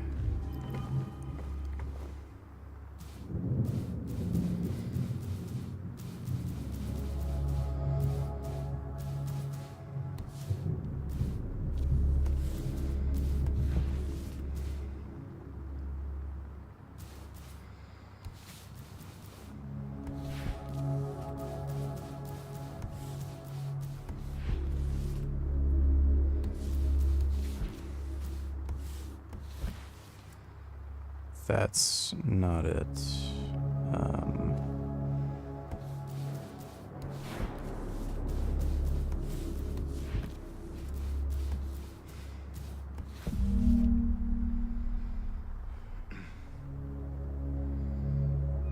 Bruh.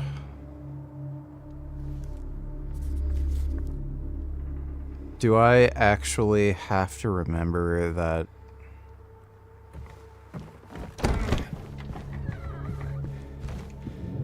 You have to be fucking shitting me.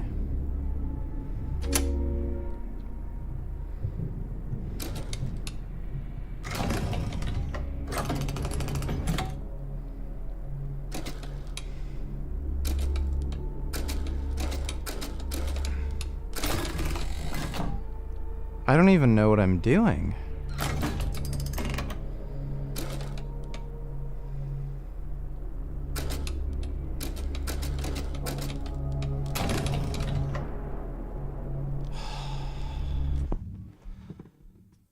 Yeah, right.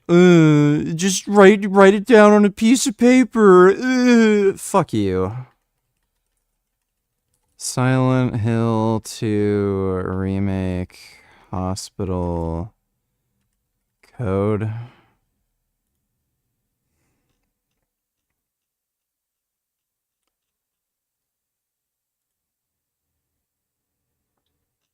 That's not it.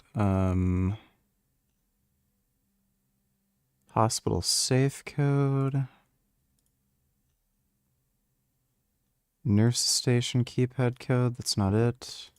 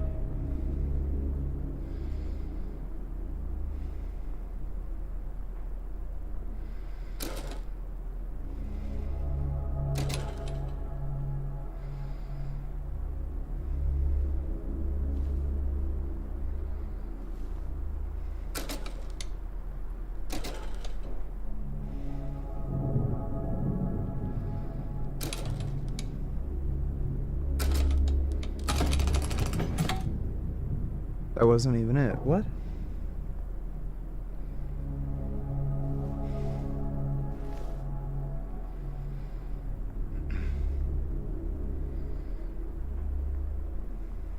Enter the code on the bracelets by matching the numbers to the symbols on the books.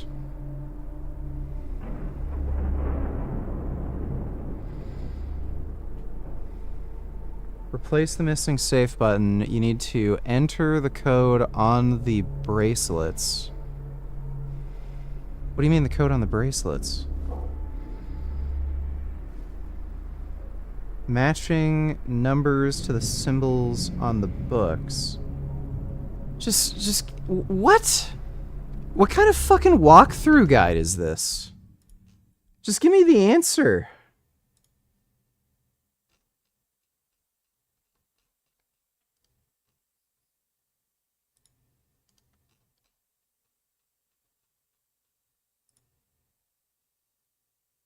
This is, like, genuinely baffling.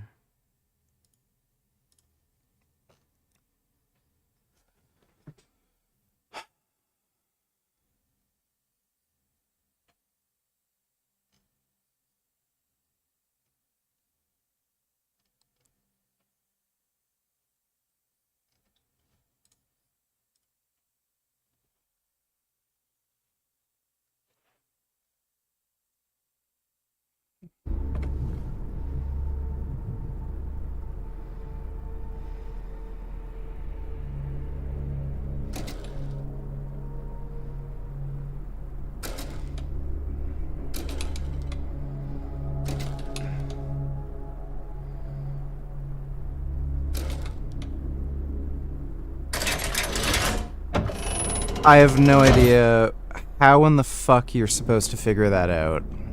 No clue. I have no clue. How the fuck? That made no sense to me. Maybe I'm just a little, I couldn't be fucked, but, like, give me a break.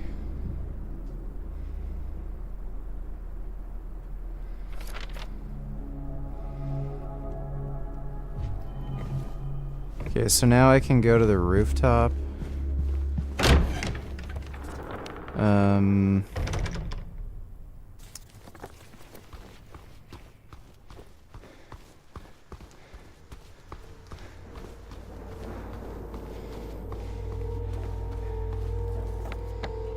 That was a stupid puzzle. You literally have to, like, write shit down on a notepad. Like, fuck you. Suck my fucking dick. Oh my god, that's just... That's like PS1 era retardation. As if I'm gonna do that.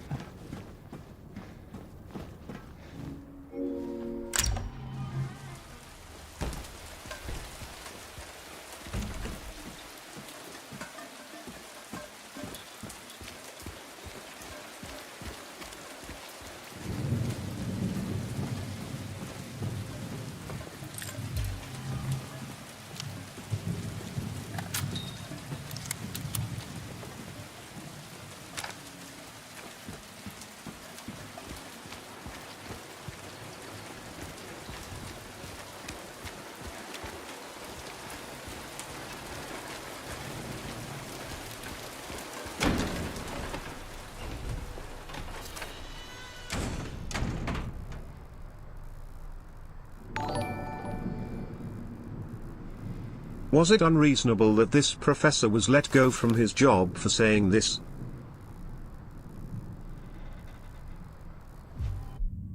Let me take a look, Ben.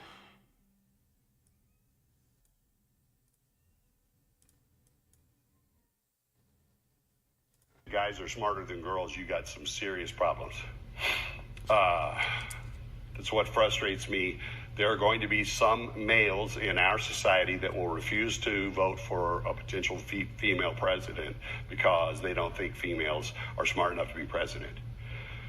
We could line all those guys up and shoot them. They clearly don't understand the way the world works. Did I say that? Scratch that from the recording. I don't want the deans hearing that I said that. Guys are smarter than girls. You got some serious problems.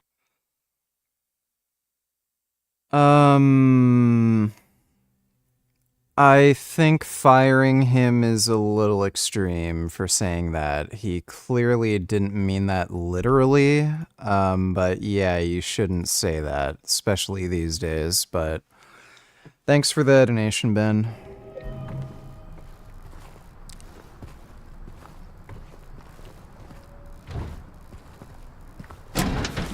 Oh, Pyramid Head.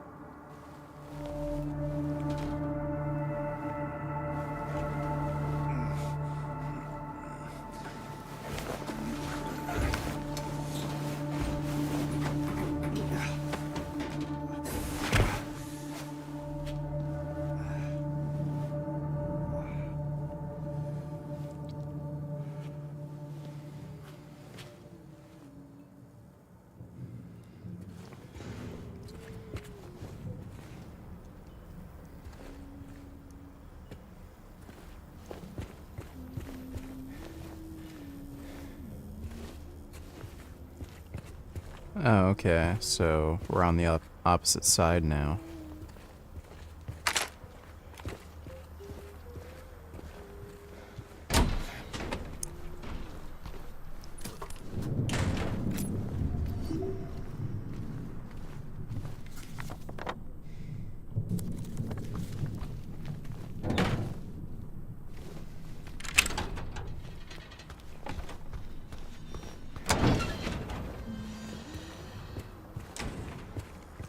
That was a very long, complicated way to just get to the other side of a door.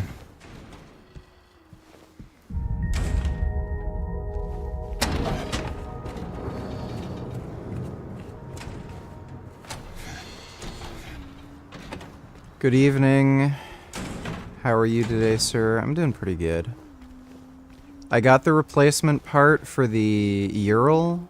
It's running fine now. There's just a rattling, and I'm not sure what it is.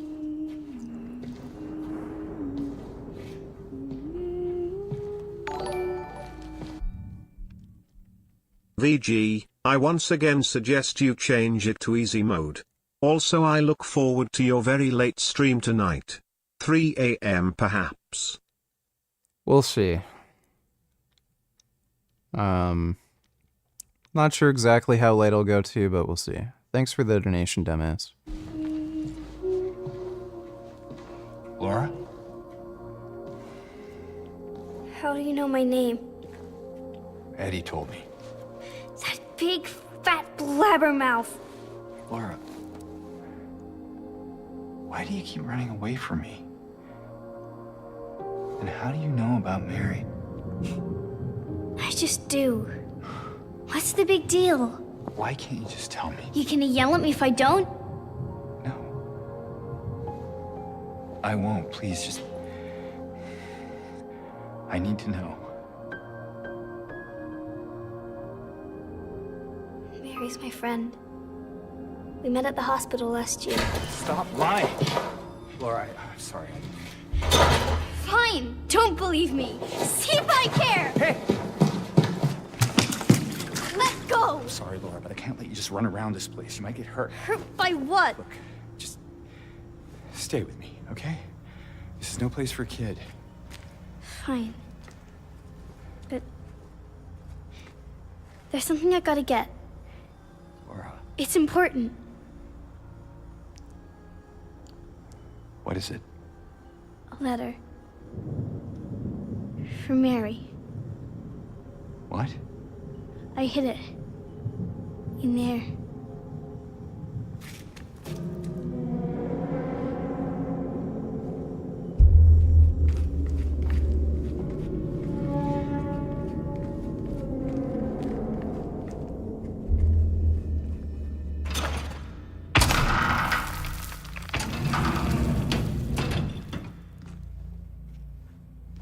You sure this is where you left it? It's in the back. Behind an old pipe. Okay, wait. Is she gonna lock him in here? Yeah, there she goes. Dude, I saw that coming from a mile away. How stupid can I'm that a liar, guy be? right? Want me to open it? Huh? Do ya? Laura, open this door right now. Alright. I don't know why he doesn't just shoot this kid at this point. It's the magic word. Laura. Nope, that's not it. I guess I won't open it. Get me out of here, you brat! In your dreams, fart face. Laura, please open the door. There's something in here. Sure there is. A big lying fart face. See ya, fart face! Laura! Laura!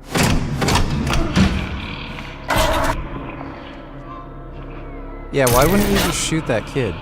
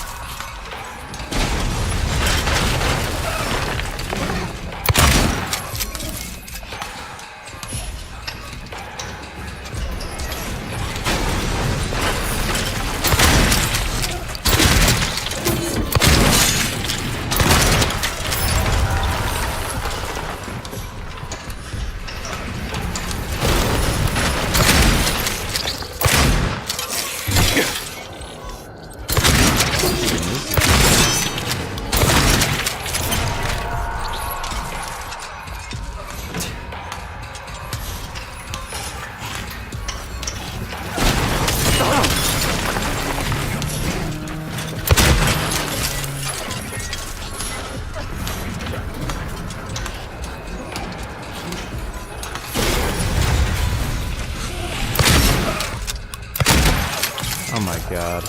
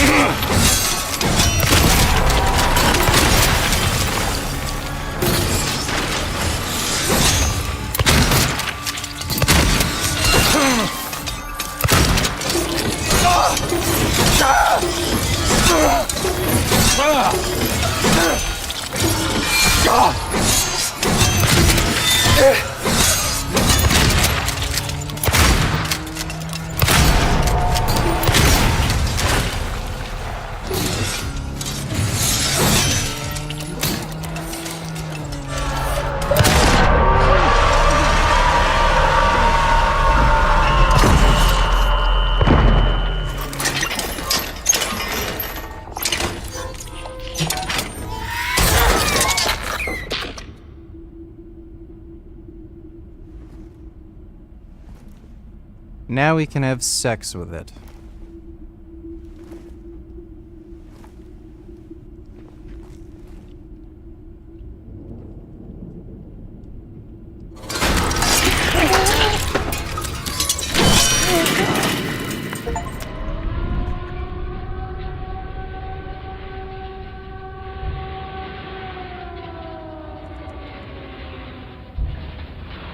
James.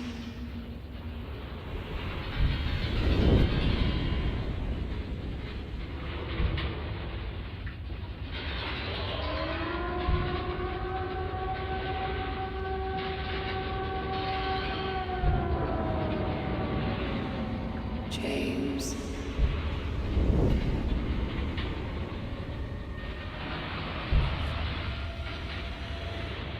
James.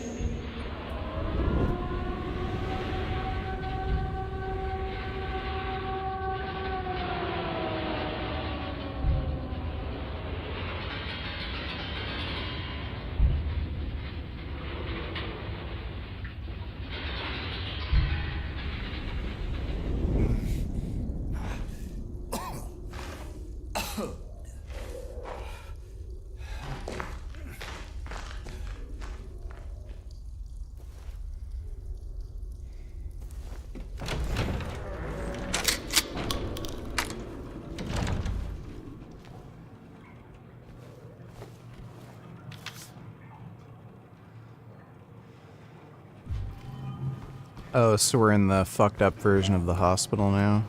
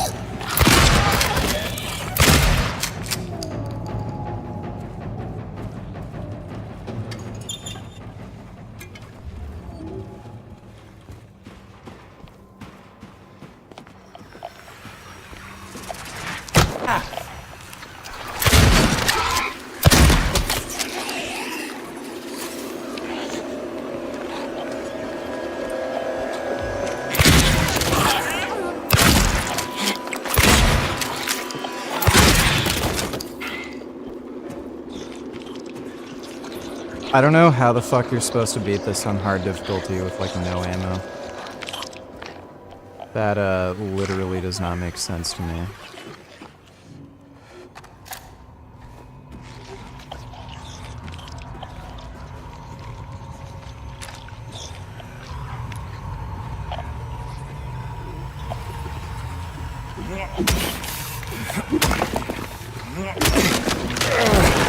Yeah, I've got infinite ammo on.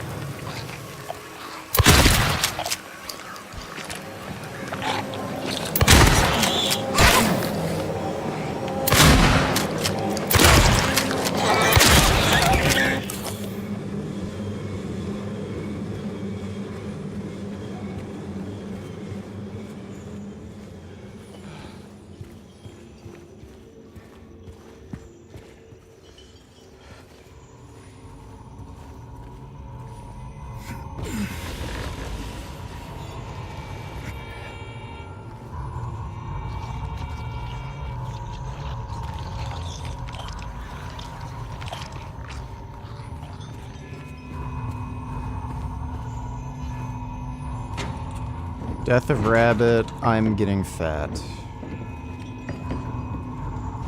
Yeah, that's the cost of eating tasty food, unfortunately.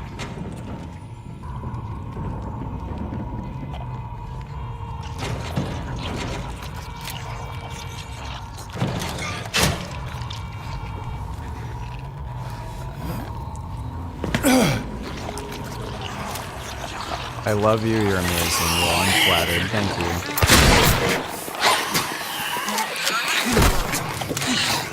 Ugh.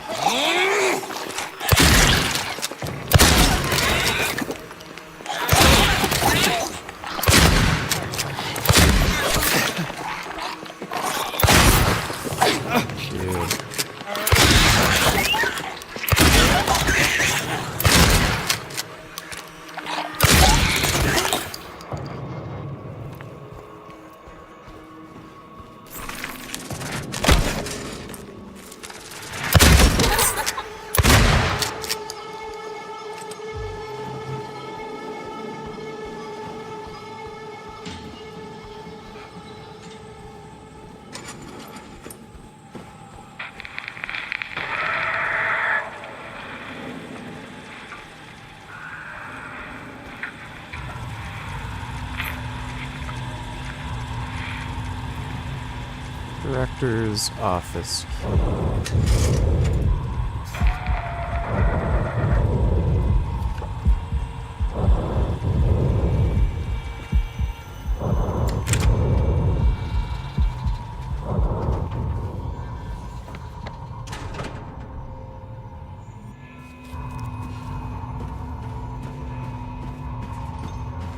No, can't go to TriStar. I have an adductor injury and I literally would not be able to fight. Otherwise, I would.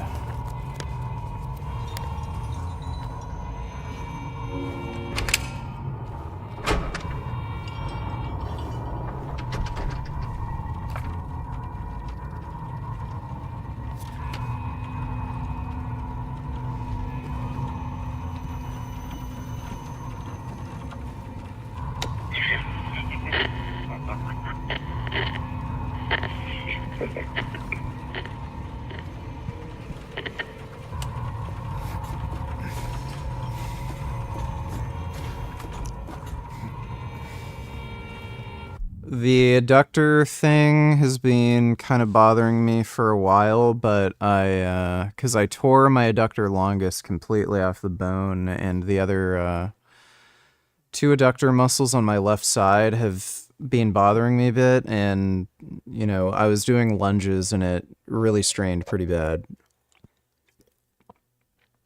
So, yeah, I can't do it right now.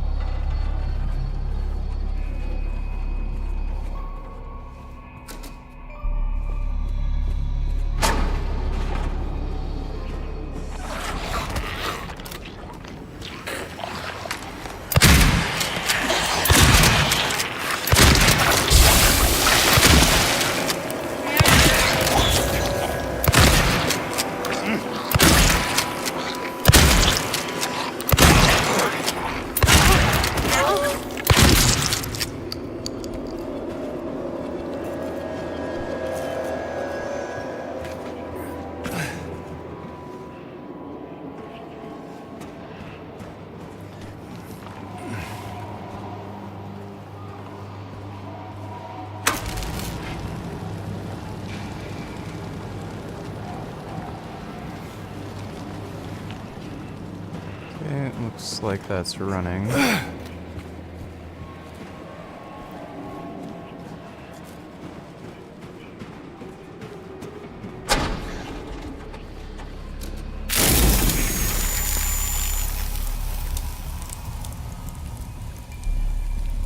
Nine, 6, 5, 9.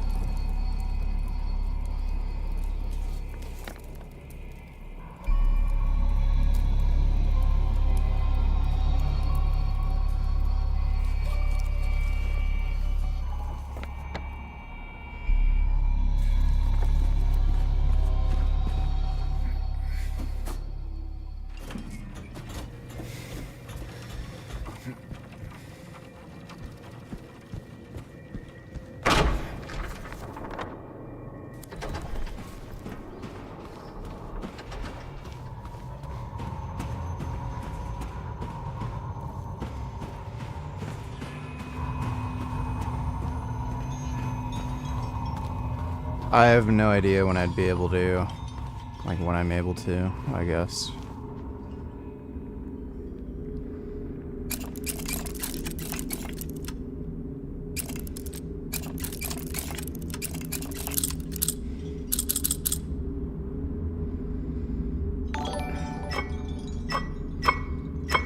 Are you going to stream tomorrow?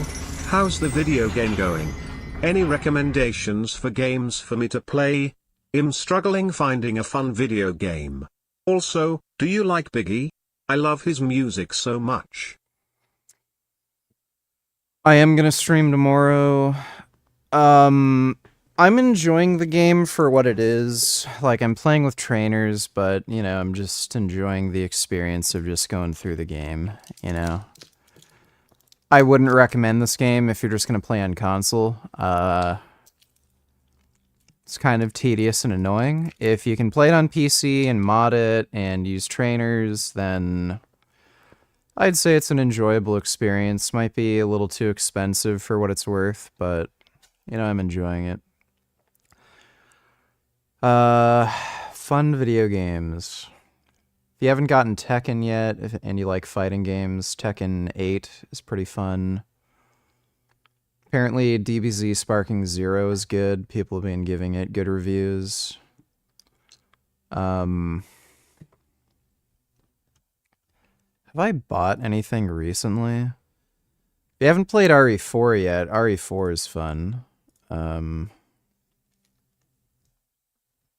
Squirrel with a Gun is fun. That's just a silly little dumb game. Space Marine 2 was really good. What else? WRC is good, but I don't know if you have a racing sim set up. And Call of Duty Black Ops 6 is coming out pretty soon at the end of the month.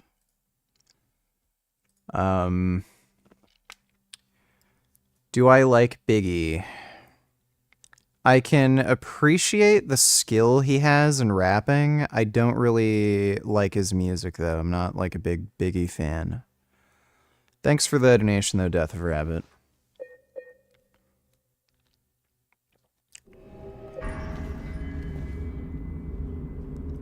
Should I just try to cheese this?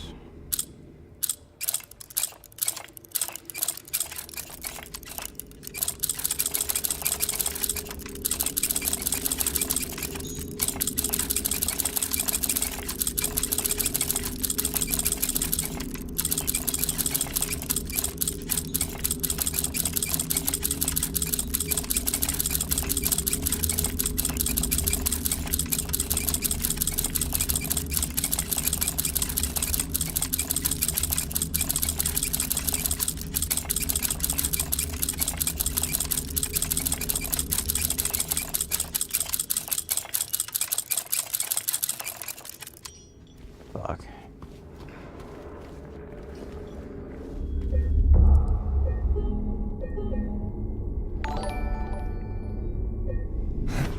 I got caught snacking on animal-shaped vegan biscuits in boot camp, and everyone thought it was hilarious to nickname me Animal Eater for the rest of my service.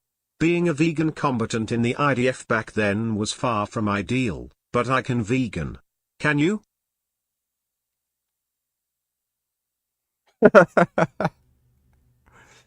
I got caught snacking on animal-shaped vegan biscuits. Everyone thought it was hilarious to nickname me Animal Eater. That's fucking hilarious.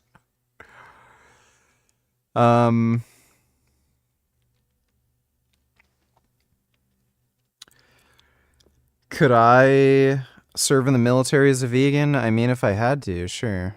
You know? That is a hilarious fucking story, though. Thanks for the donation, Aviduder. My wheel broke. You might find some luck finding used, Moza steering wheels.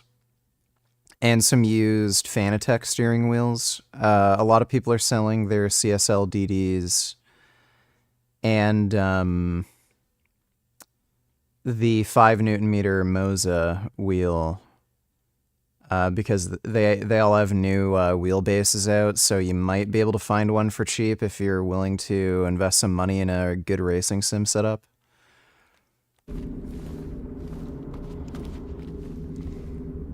Code is 1622.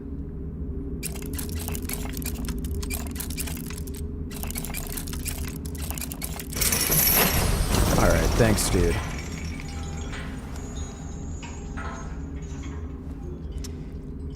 Damn it.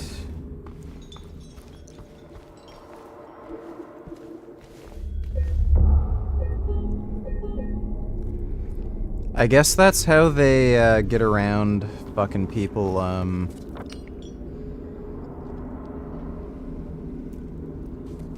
getting through those codes.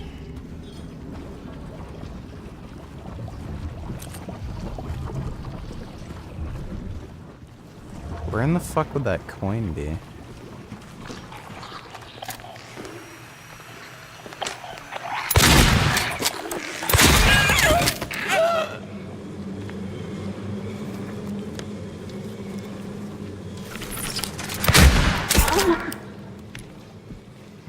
Nurse's Lounge.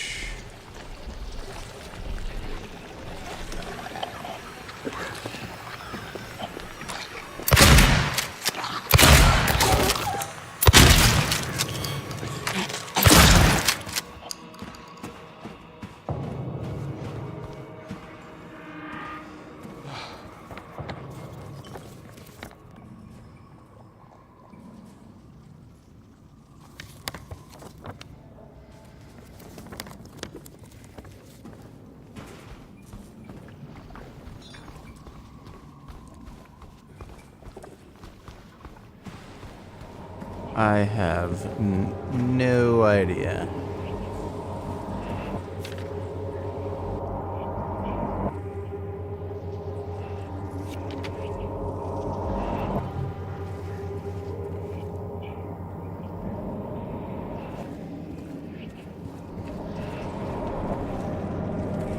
Oh.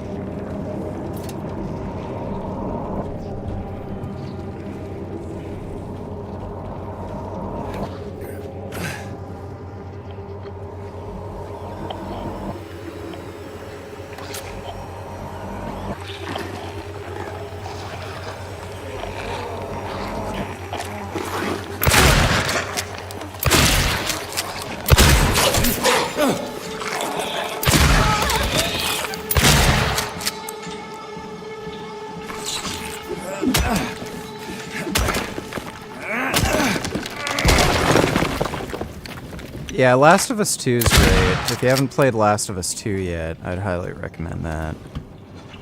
They should be coming out with a PC version fairly soon.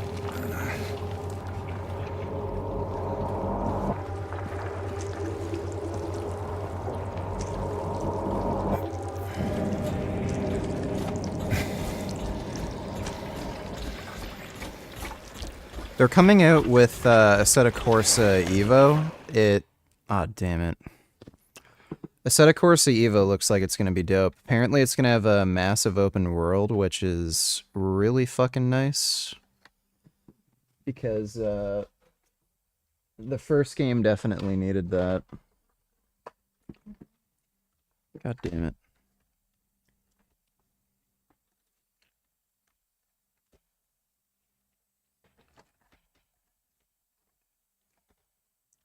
Wait, that's not the right one. Where's my other fucking thing? It's okay, Finn. Yeah, it's a good little pooty boy.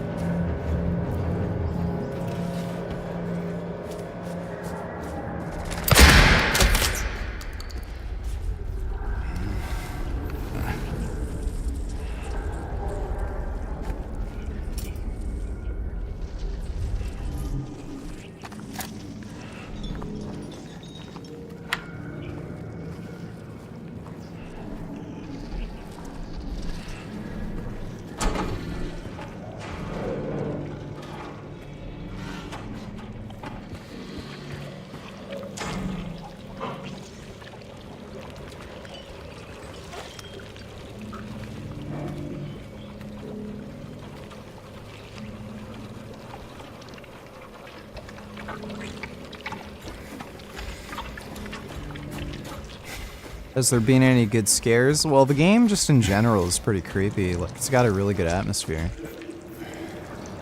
Oh, that's a good booty boy.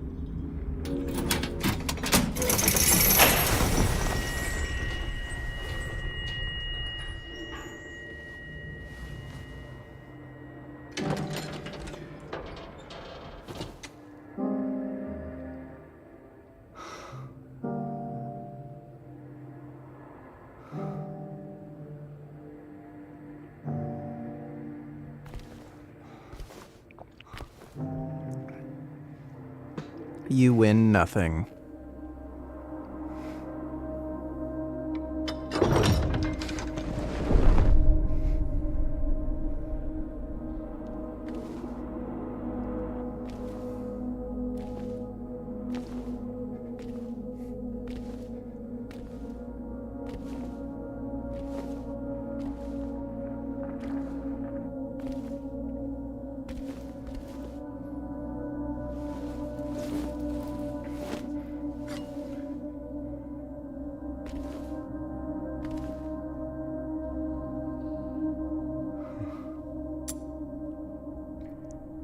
Elevator button. Okay, so we gotta go to the basement.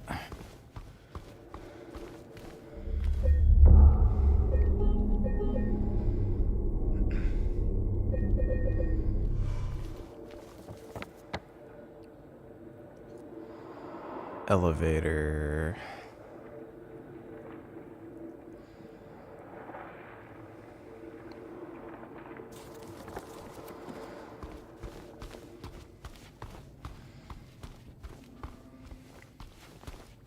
Oh my god.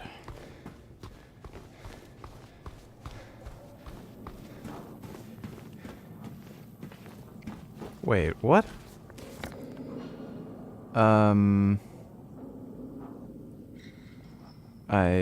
I'm very confused. Everything's blocked.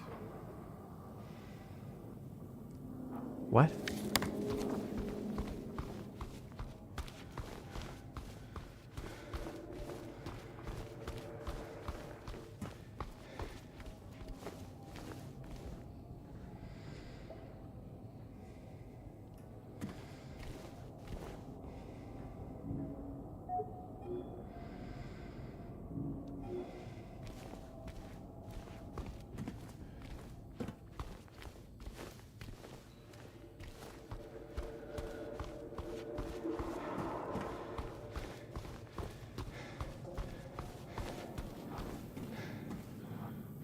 Oh, that's the elevator. Hey everyone, thanks for tuning in. Welcome to another exciting edition of Trick or Treat, where you answer our... Could you jump on Discord for 3 to 5 minutes? I suppose I can. Why not?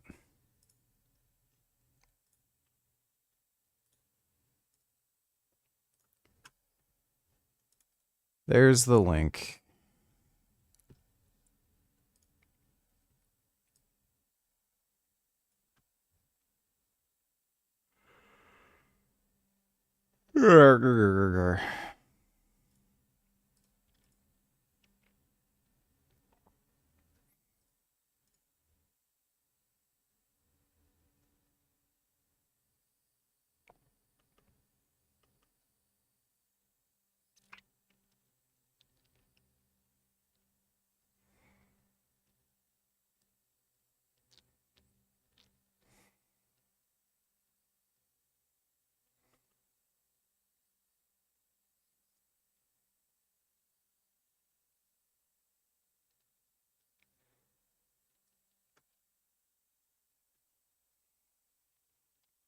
questions correctly and win a prize beyond your wildest dreams.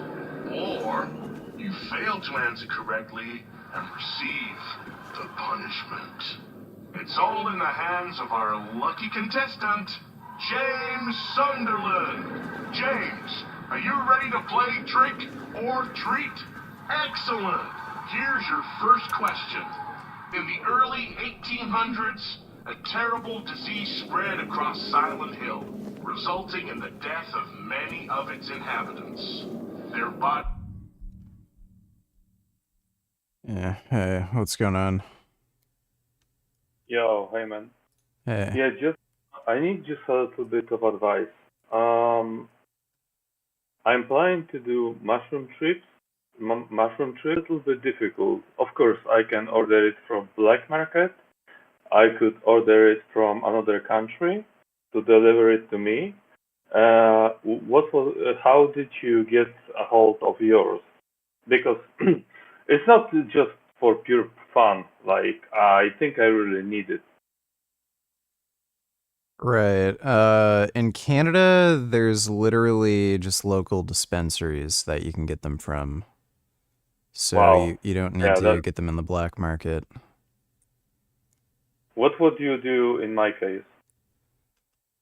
Any ideas? Yeah, you might want to see if there's any online dispensaries. Some of them operate in like a kind of weird gray zone where police aren't necessarily checking the mail and what they'll do is you'll pay with like a credit card or something, but they'll say it's a t-shirt sale. Or in a lot of territories, grow kits are legal, but you can't actually buy fully formed mushrooms. So those would be like two options. Do you have any do you have any examples of those sites? I can't link you anything, but if you just Google online dispensary mushrooms Poland or something, you might be able to find something that ships there. Or same thing, use Google, see if you can order a grow kit online. Because again, it's not technically the drug that's banned that you're ordering. It's just the mushroom spores, so they can legally ship those. All right. So that would be your best bet if there's no local dispensaries. Yeah, because it's not a good idea to go on Telegram, join the group, and let's meet and give me those mushrooms, right? Because they could be not what we are paying for. I just don't wanna, I've heard of some pretty crazy stories where people have ordered mushrooms off the dark web and they were laced with cyanide and they almost died. Yeah, that's what. Yeah, that's what I was thinking about. Like, they are not clean enough. Because they are not. It's not something you. It's not weed. You don't get addicted from mushrooms, so they don't get anything out of you if you order it just once. And on top of that, they are not very expensive. So yeah, I would just order a grow kit and spores online. It can be a little involved. So I'd look at a tutorial and stuff, but again, the best, safest bet to get something like that would be to order a grow kit. what if I try to contact some store in Canada and order it from there? Highly doubt you'd be able to. I mean, I once ordered a few funny stuff from.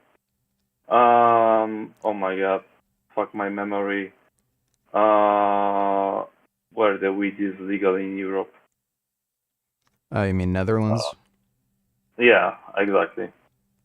I don't know if they'd actually ship to Poland if it's illegal. Like, again, you might be able to order a grow kit from there, but I'm not entirely sure if you'd be able to order actual mushrooms. It's possible you might be able to order psilocybin truffles. Well, I got LSD from there. Okay, well, you can try. Yeah, but... okay. Yeah, I'm just thinking if I got any more questions left before I leave about that topic.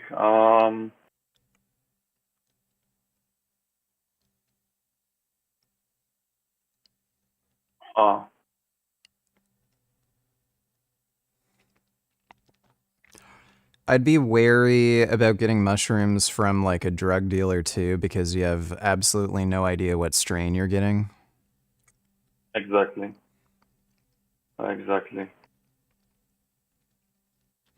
I'm not doing that. But if it's possible to order it from Canada, if it's possible, or any other country that ship that kind of stuff, like mushrooms, would it be worth a try? I don't think you'd be able to ship actual mushrooms. Like, again, I'm pretty sure they wouldn't do that. My assumption would be they might be able to ship you a grow kit with spores. But like I said, I already ordered mushrooms before. I just didn't eat enough because I was like a dummy. I didn't know how much exactly you need to take. So I was very... Okay. Well, if you know of a dispensary that you've ordered from like the Netherlands or Canada or something, then I guess just order again if it worked out before. Well, I don't know about Canada, but it worked out with... And it wasn't only mushrooms. It was like pretty much a lot of stuff. A lot of stuff. So... well, not weed, but I definitely got mushrooms. It was like 4 years ago, but they were definitely mushrooms. And the funny part about it is that later on I seen a guy traveling to Netherlands, and he exactly went to the same store that I ordered it from. And he was just chilling, eating them, and recording himself. Just a regular YouTube video. So the exact store I ordered from came to me to Poland, where he was getting it from. It was just like a coincidence video that I found. Okay. Well, you can try that again. All right. Yeah. Thanks for taking your time and giving me some advice on stuff. Yeah, no problem. Take care, dude. Yes, you too, man.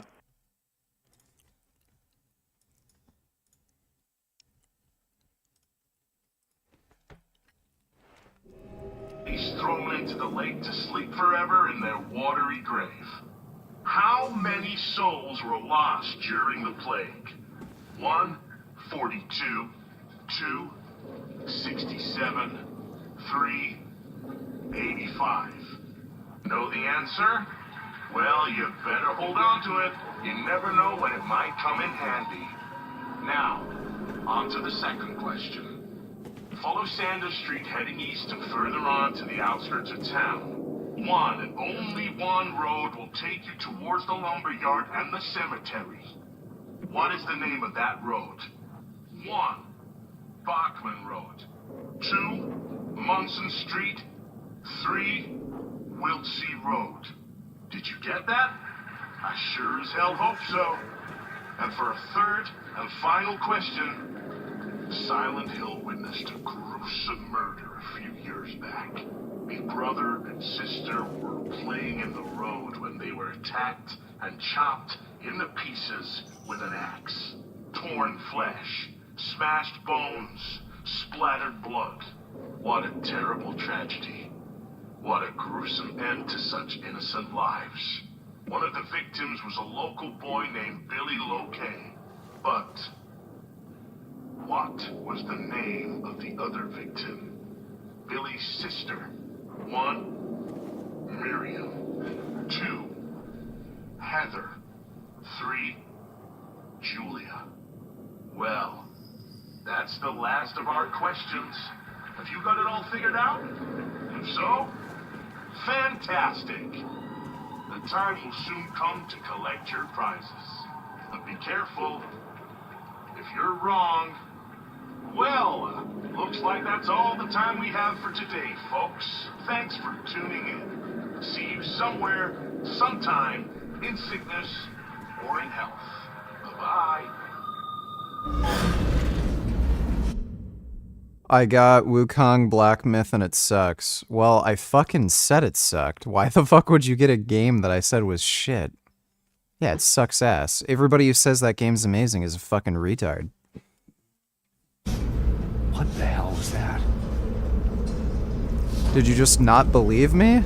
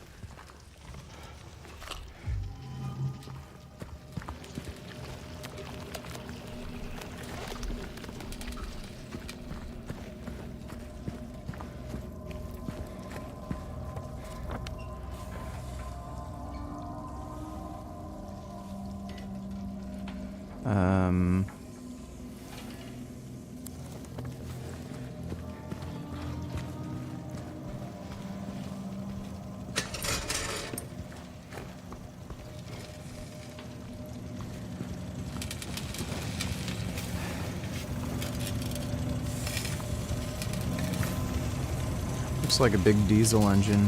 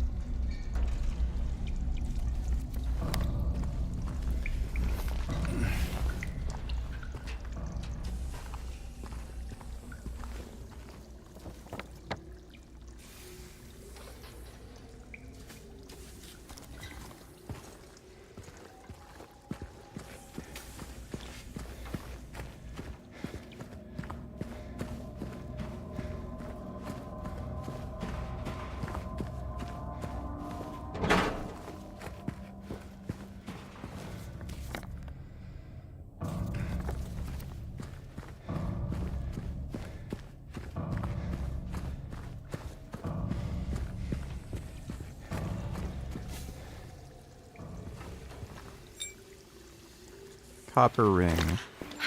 James. Mary! Oh. Maria, I thought... Sorry. Anyway, I'm glad you're alive. Anyway? What do you mean, anyway? I was almost killed back there. I have never been so scared in my whole life. All you care about is that dead wife of yours. You couldn't care less about me, could you? No, I just... Then stay with me.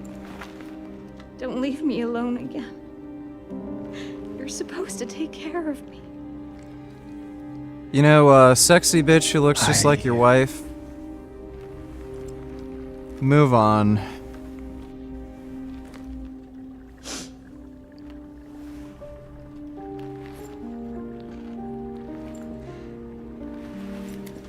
So what about Laura? You found her? Yeah, but she ran away. What? We have to find her. Yeah, you really seem to care about that girl. Do you know her? I'd never met her before. I just feel sorry for her. She's all alone, and I don't know, for some reason I feel like it's up to me to protect her. She has a ring on. Come on, let's go look for her. I wonder if that ring has anything to do with that puzzle. Because we got the copper ring. She's wearing a ring. I don't know if she's gonna give up her ring or anything.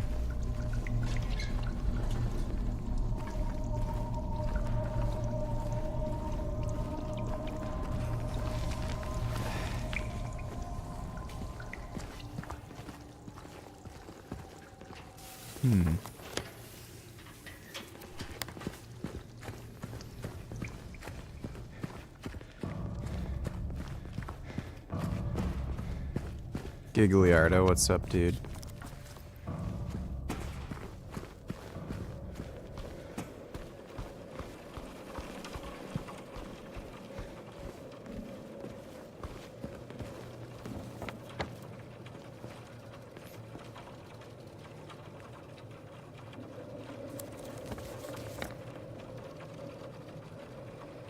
Lady of the Door.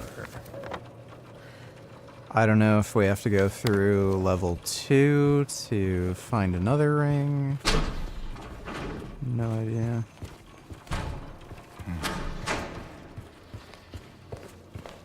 What the hell is that? Well, what do you know? A stroll in the rain. How romantic. Maria, what are you talking about? I'm trying to keep things light, James. Just you and me. Yeah. Sorry.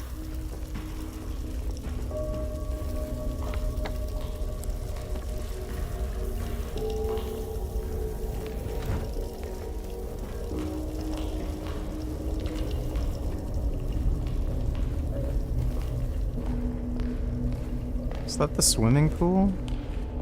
Yeah, it's the swimming pool. Okay.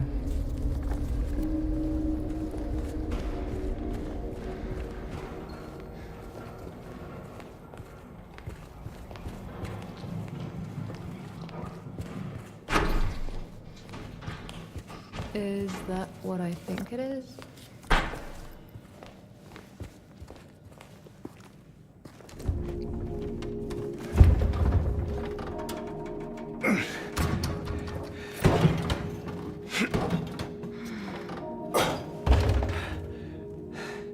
Having trouble there? Yeah. You think you could give me a hand? Me? You're supposed to be the big man around here. How's a little girl like me supposed to help? Fine.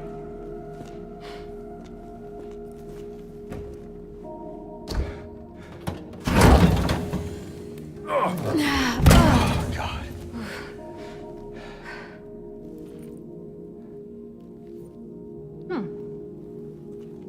What's this?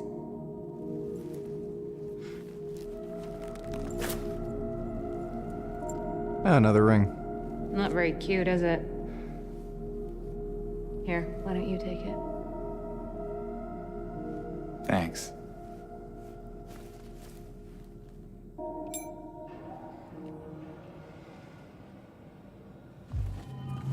So, where to now? Come on.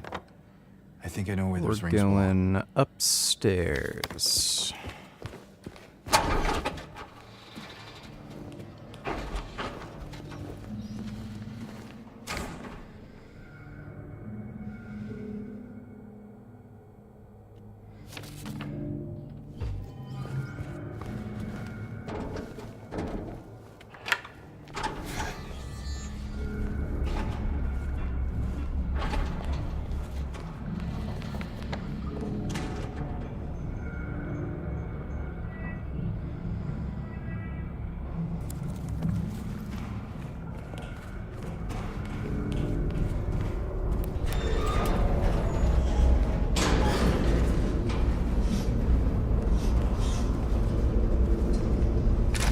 Oh, save point.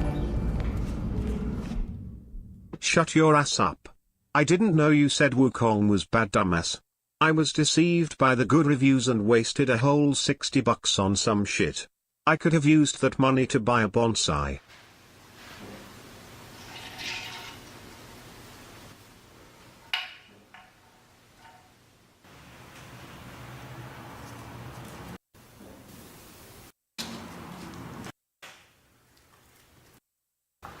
I don't know if I would bother using that money to get a bonsai tree, but still probably a better waste of money than Wukong. Thanks for the donation, Death Rabbit.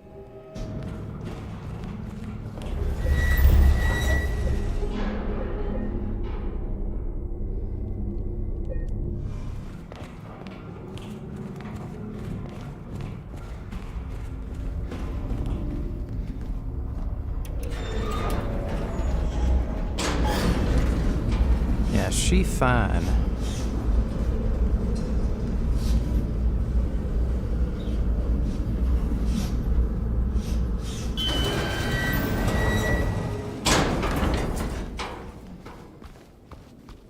What is that?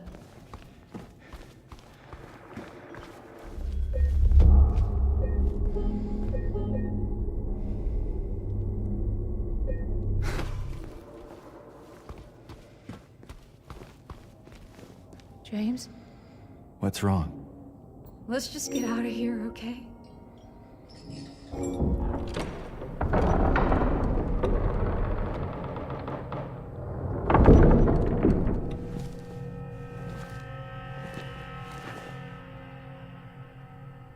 What's wrong? I thought you wanted to get out of here.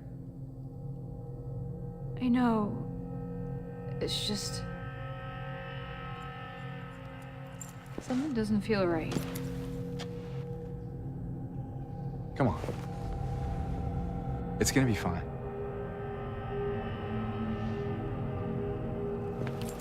Yeah, I refunded Black Myth Wukong. That game was just pure ass.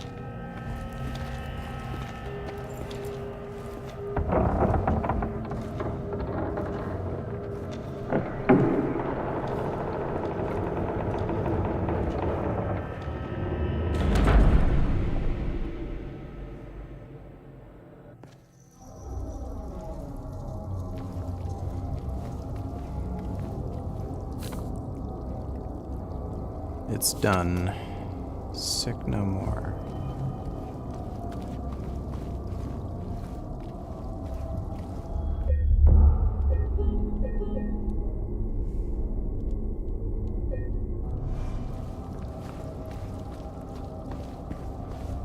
Yeah, it's kind of crazy how many positive reviews that game got. It was really bad. Really bad.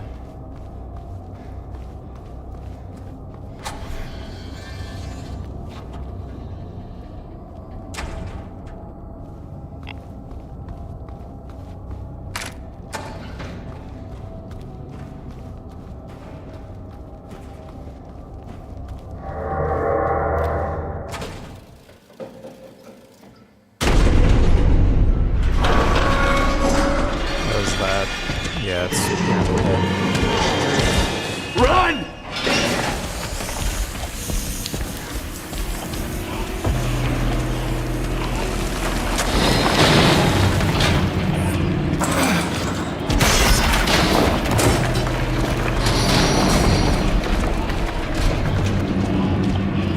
Look at her little dainty girly run.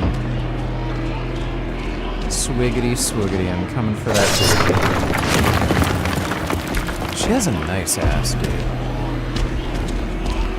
That is just a plump round bottom.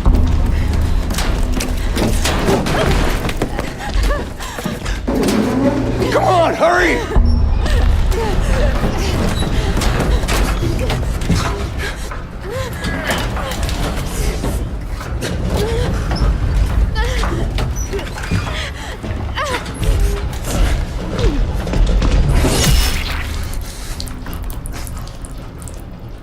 Huh. I did not expect that.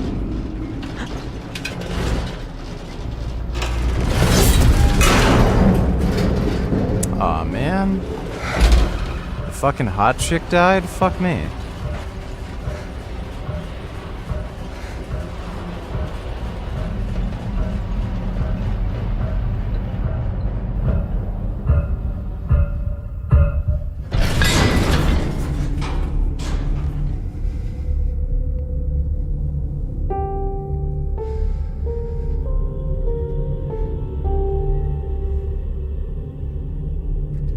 Well, guess the only thing left to do is kill that kid.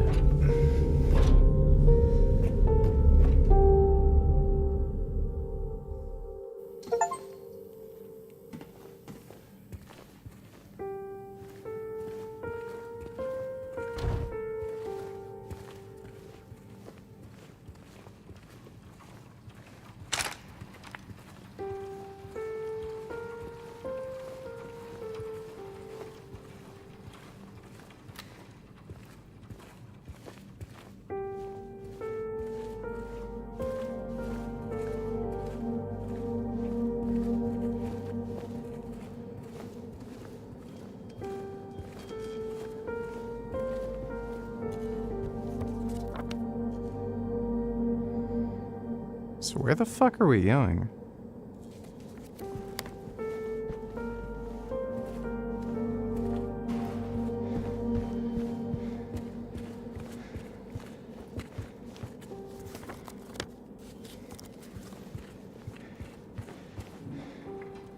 Damn it. What? No key. Yeah, where the fuck? Chained box. We were already there. We already went through the door.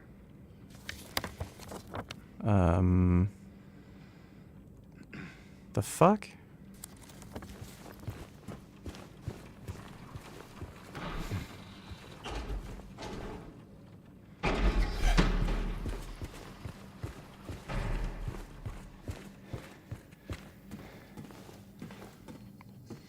The elevator doesn't work anymore.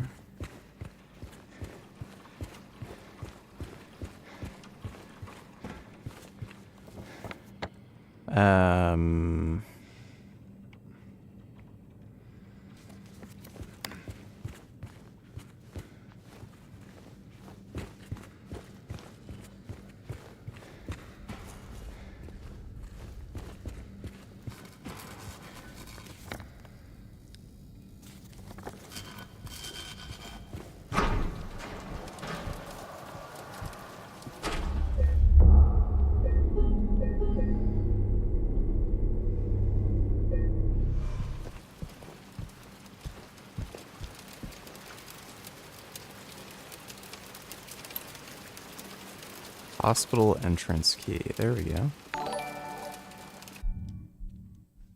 I really want to get back into fighting. I almost got my black belt in Taekwondo. I want to try boxing or something next. I can pack a punch and kick. Mike Tyson or Jake Paul?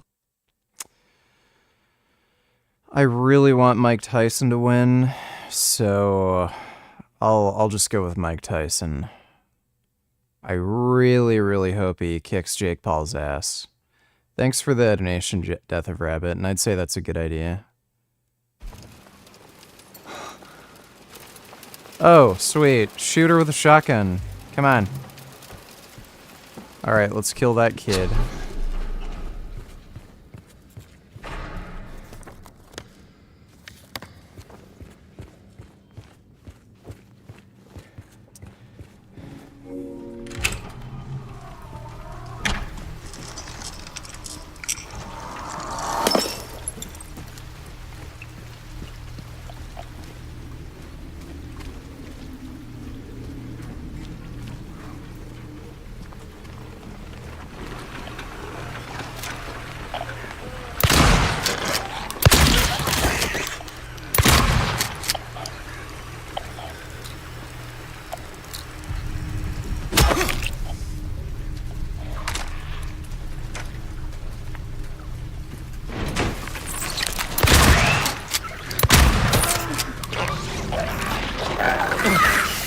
Fuck.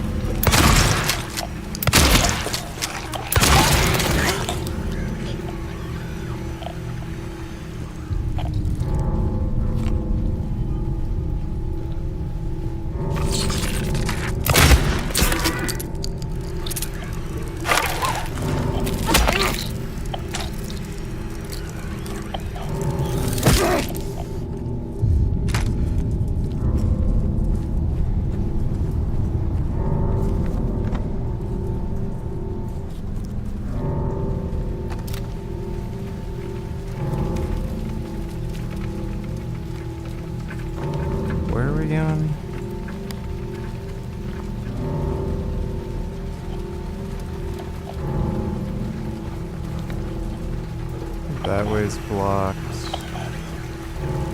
Carroll Street?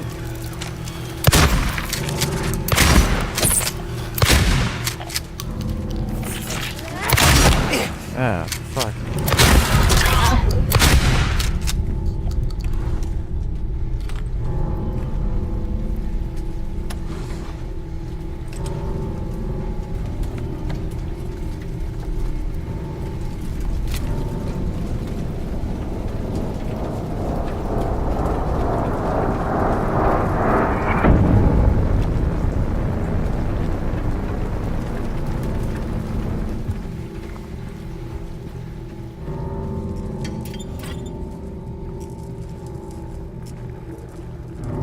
I see.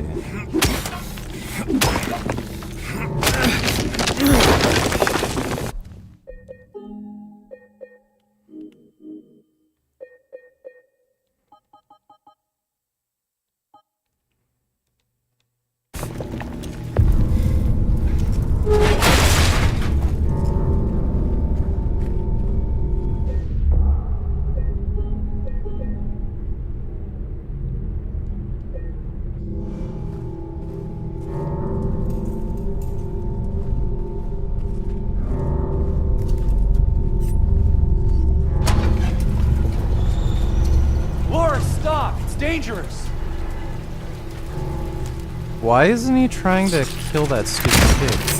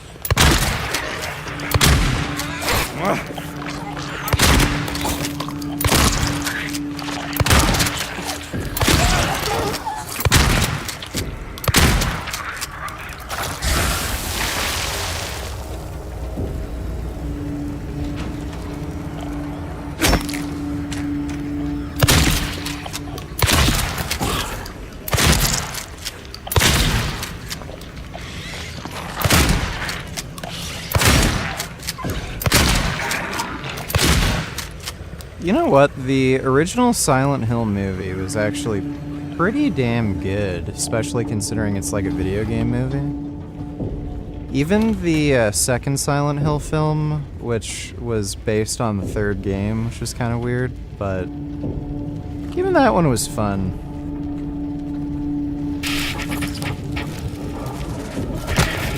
Yeah. Oh my god.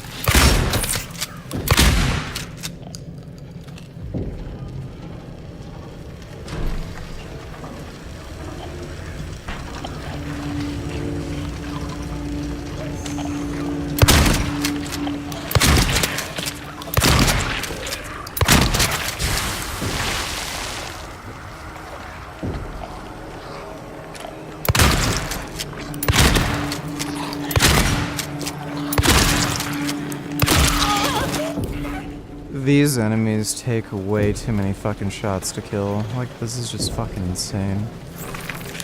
And I don't know how you're supposed to, like, actually beat the game on hard. It's fucking weird. Let's see.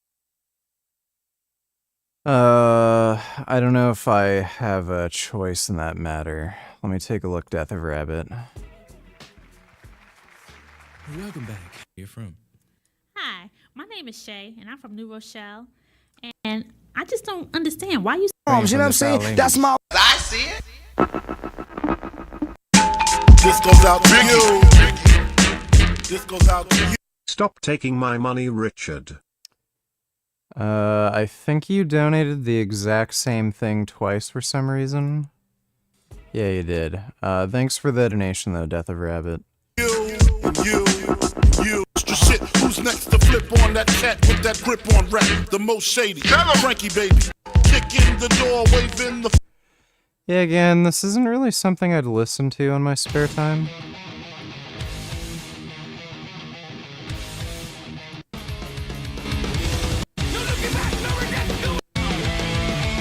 Yeah, that's just pure garbage. I hate that.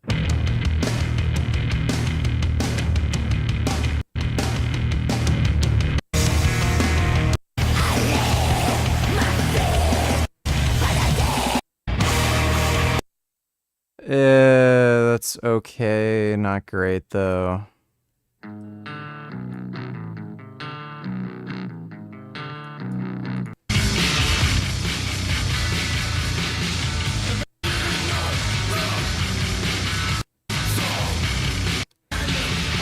Yeah, that's not good.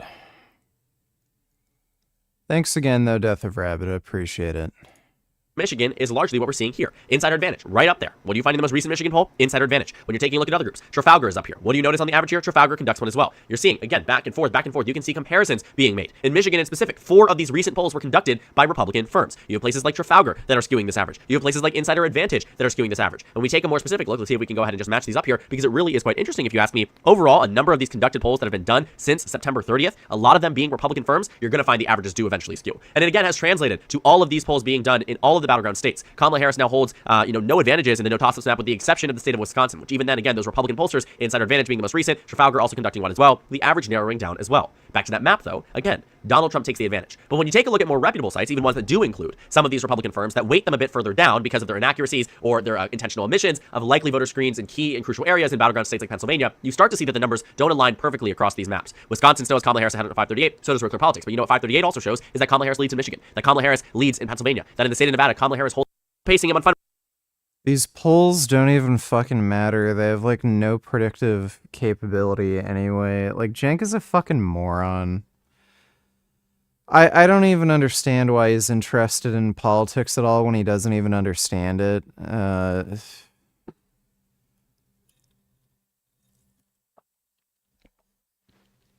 Young Turks has become a complete joke. Even their own audience think they're fucking stupid. Thanks for the donation, though, Dodo.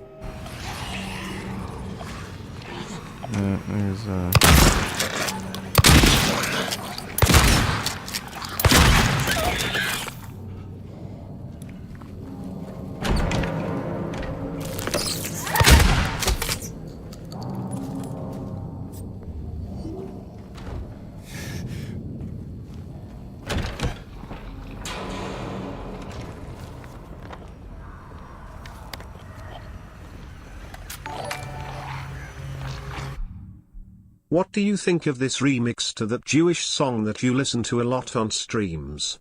Let me see.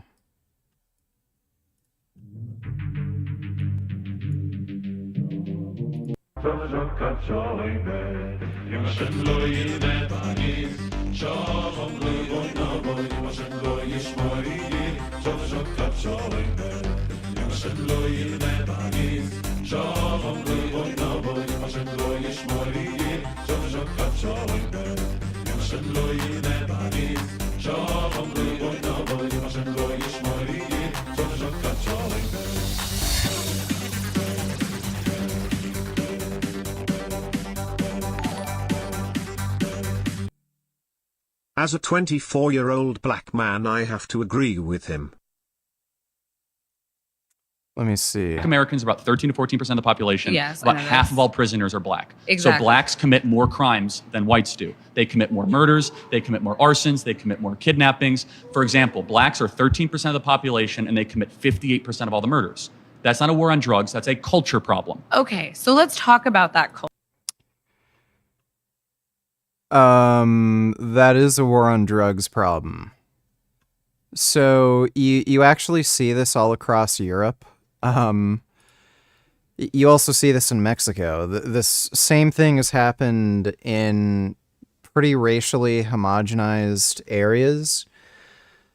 The reason the cartel are so violent is because of a war on drugs. So let's say, a few years ago, there were like 20 different cartels. Now there's like 3 or 4 major ones.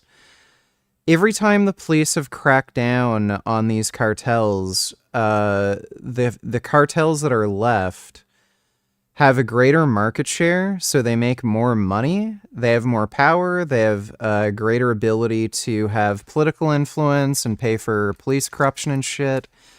And on top of that, in order to make sure that they can keep making the money they're making, they have to become more violent in order to oppose the police and to compete with other gangs.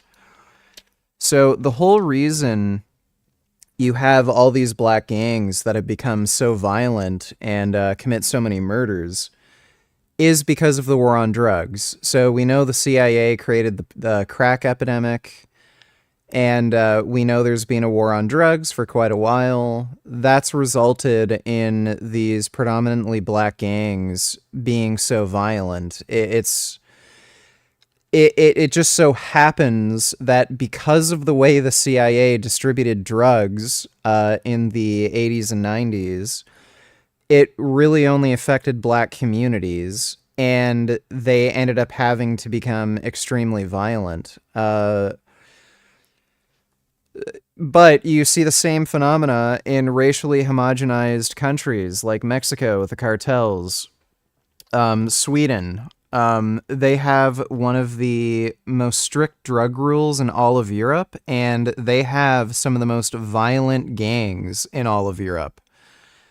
So he doesn't know what he's fucking talking about. The reason why these black gangs are so violent is because of the war on drugs, primarily anyway. Culture. Black people have been legislatively subjugated up until 1965. I'll give it, honestly, it's later, but let's just say 1965. You do not think that 10 generations of legislative subjugation and slavery during that time, 4,000 black men, women, and children are lynched as the result of race riots in this country? You do not think that these things have a lasting effect? We have had 10 generations of subjugation and 4. Well, again, she doesn't know what she's talking about either. There's some real old gang members of that that were like Bloods, Crips, stuff like that. They'll tell you people weren't these black kids weren't shooting each other up until there was really any money to be made. Those gangs did exist, but they'd always have fist fights. Sometimes people would pull out a knife and stuff like that, but they didn't start getting guns and shooting each other until really the crack epidemic. Of legislative Of course freedom. They have an impact, but it's more on you to explain why things got worse since the Civil Rights Act. More violent, less fathers around, poorer. Why is that? Because of mass incarceration and the unfair criminalization of black men. But let's just take murders, for example. Why blacks are 13% of the population and commit 58% of the murders? Why is that? Because of organized crime. Because people in affluent and whiter neighborhoods are not being policed at the same rate. Black Americans. Neither of those two really know what they're talking about. But yeah. Thanks for the donation, Killing Titan.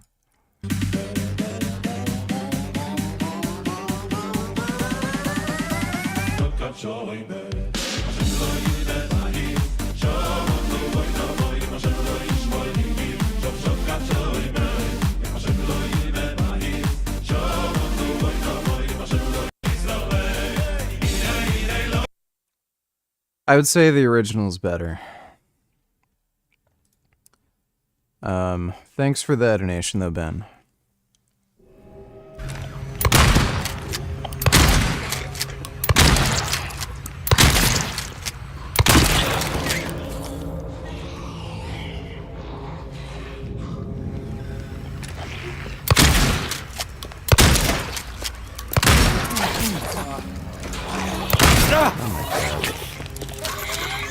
Oh my god.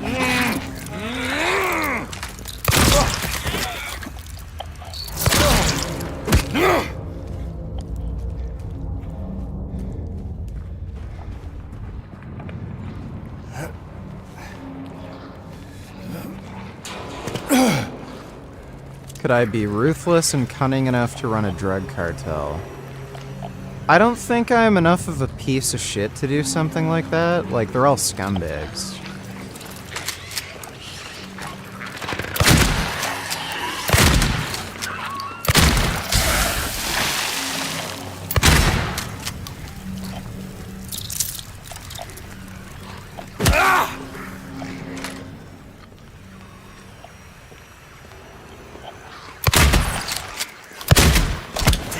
Not good.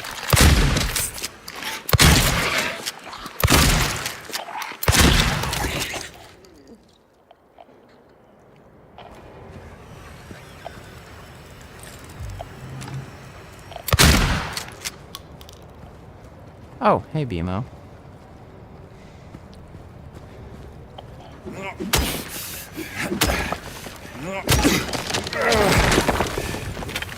How you doing, little BMO? Oh my goodness, look at this. I have a dog and I have a kitty. Oh my god, you're so beautiful. You know I love you. Such a good BMO. Yeah, I love you. Oh my goodness, you're such a nice kitty.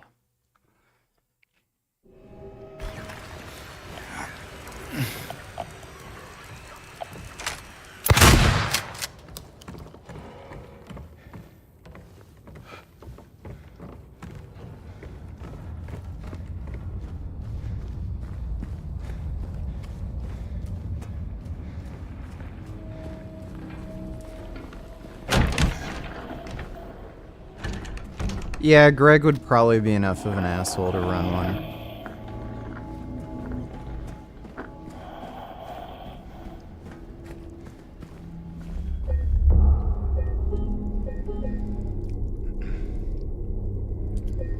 It's okay, Finn. Finn's a little warm. Yeah, you're a little warm. That's a warm, cozy boy.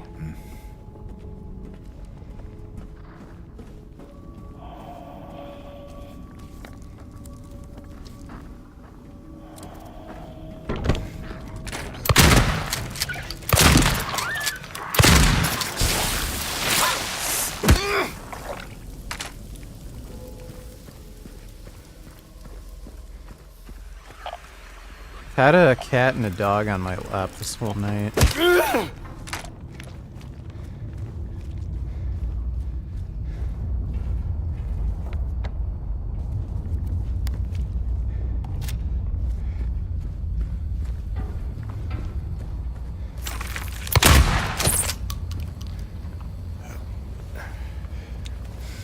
Yeah, the Silent Hill movies are pretty good. The first one was especially good. Like, that was a legit good horror movie. The second one, it wasn't as good, but it was a fun ride. It's kind of like one of those guilty pleasure kind of movies. If you're into schlock horror, the second one's good.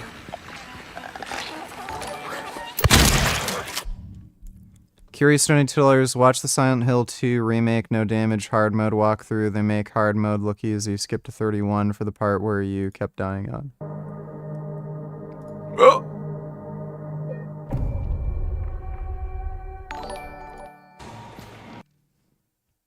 When my parents find out I've been spending their money on donations, they're gonna be mad. Just kidding, bro. What time are you streaming tomorrow? Richard, are you attending the Diddy party? Dylan, when are you making more VG edits? Any movie recommendations? I'm not going to be attending the Diddy party. I know that for sure. Should be streaming tomorrow night at 6 p.m. again. Movie recommendations. I don't think I've seen anything new that I like. I think Longlegs is supposed to be good, so I'd probably recommend that. It's old, but it's really good. If you can find it, Messiah of Evil from the 1970s. That's a really good horror movie. It's a old classic 70s horror. There's a albino guy in that movie that is creepy as fuck. So if you want to see some like really good, nobody knows about it horror movie, I'd highly recommend checking out Messiah of Evil. I think it's from 1974. It's great. It should still be on Shudder. Yeah, 1973.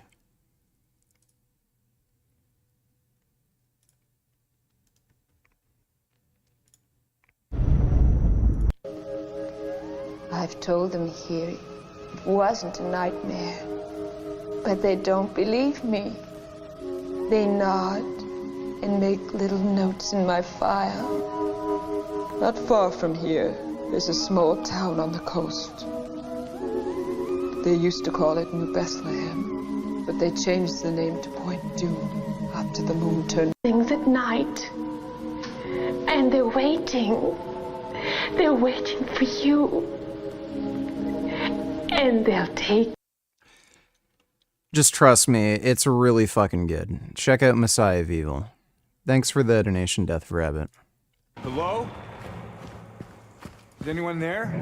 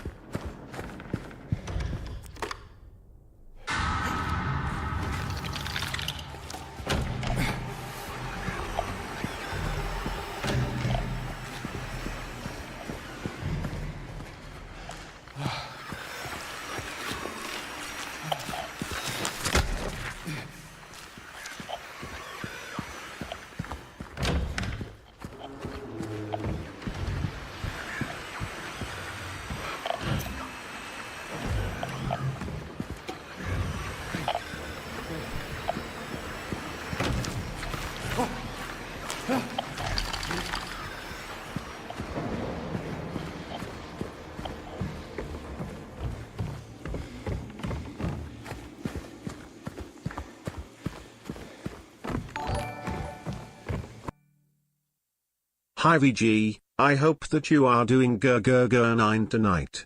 Are you well rested? Sleep before stream? Eat before stream? Any new Frank vids? I did eat before stream. I had a protein shake. Wouldn't say I'm well rested. I'm doing good though. But no new Frank vids. He's not really uploading so much. It looks like he's had a bit of a mental breakdown. Thanks for the donation, Colorful Night.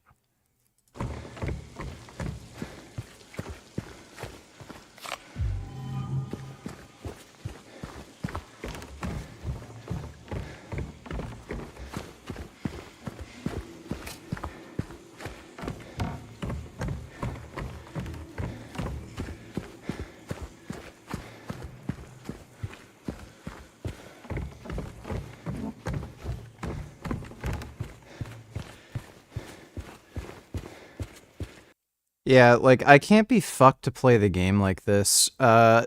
Doing the shit where you just dodge enemies and crap triggers the fuck out of me.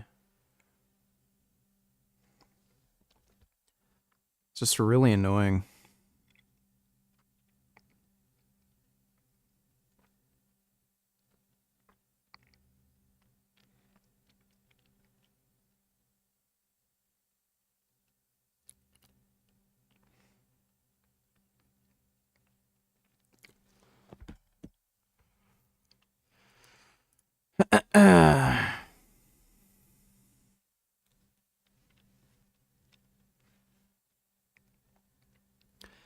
Did you see the funny story about the naive communist who praised Pol Pot's regime just to get murdered by them? No. I don't know what these people expect.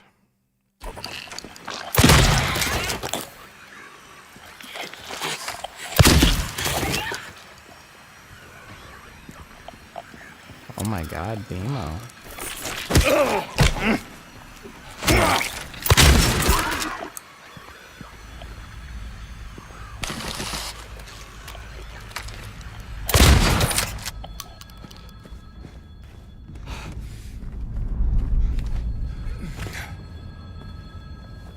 You're so beautiful, Bimo. I love you.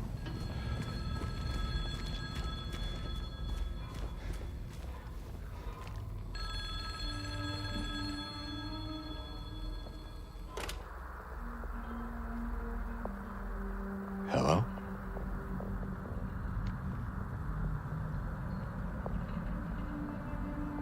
Anyone there?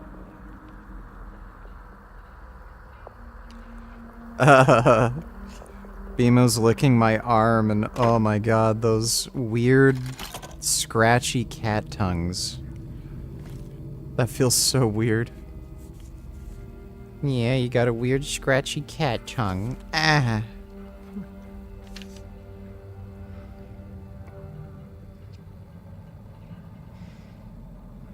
Key is in the park at the feet of a praying woman. Wrench will open the gate. Key will let loose the abyss.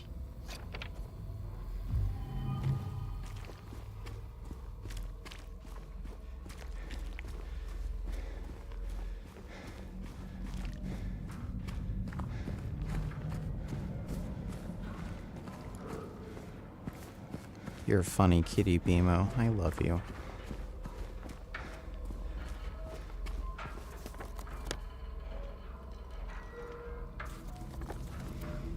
Oh, wait.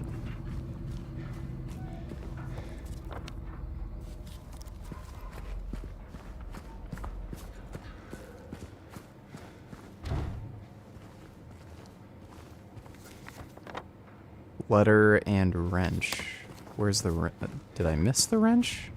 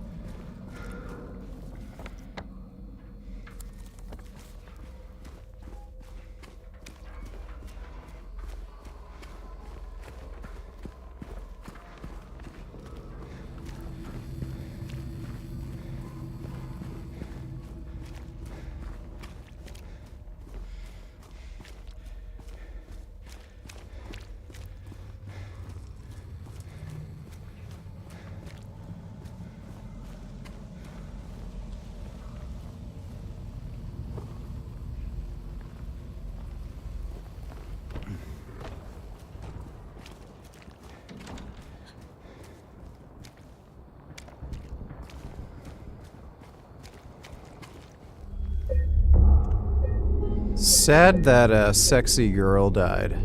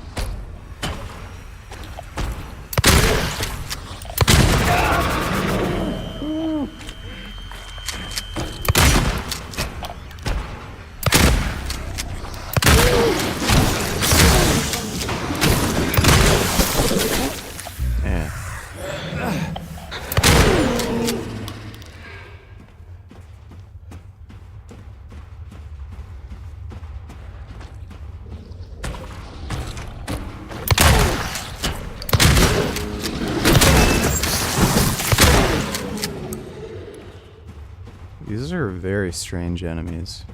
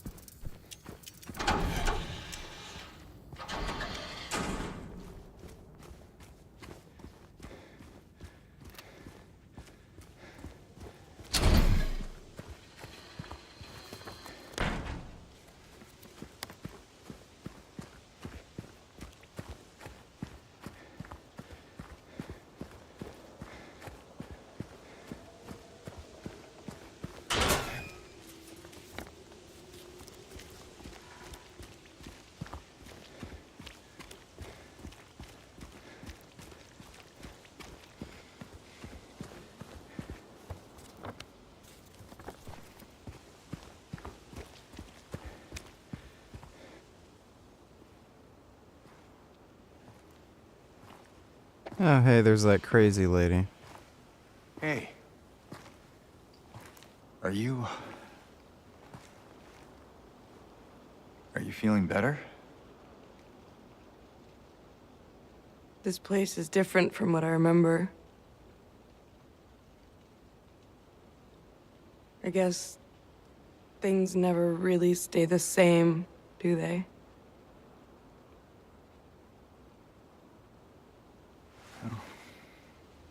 I guess not.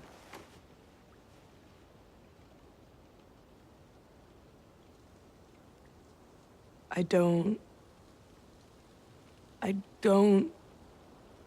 think she's here anymore, James.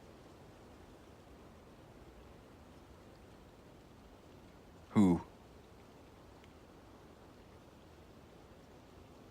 My mama?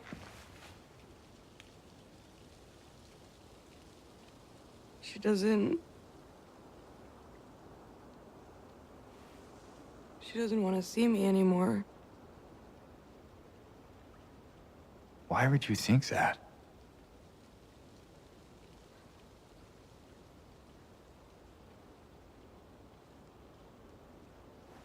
Anyway, I'm happy to see you. Happy to see me? Alive, I mean. Oh. Yeah.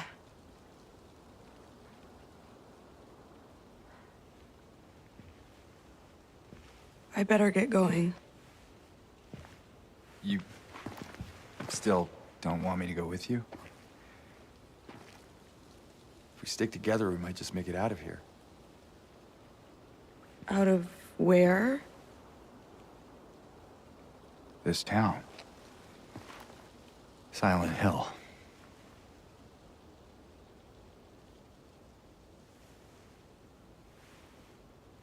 No, it's fine. Okay. Oh. I still don't understand why he's even in this town.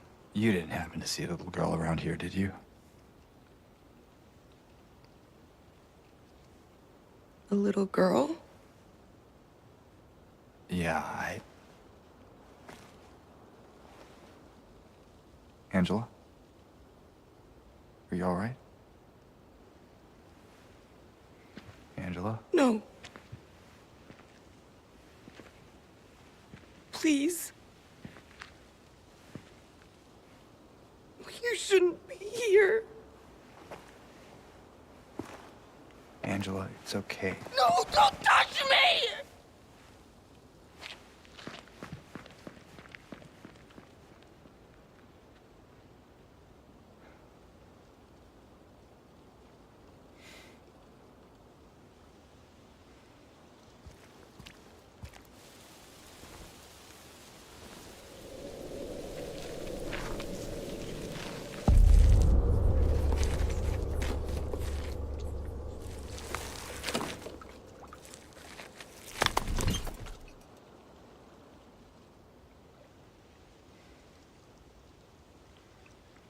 Patient buried it here, knew, but did nothing. Made me uneasy to have such a thing near.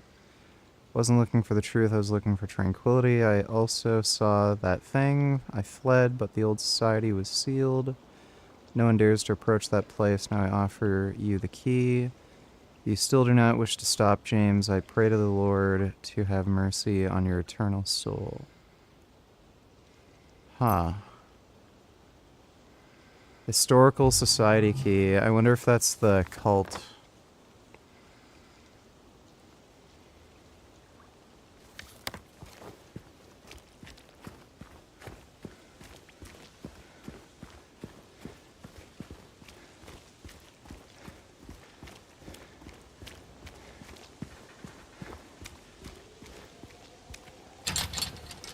Oh, what the fuck?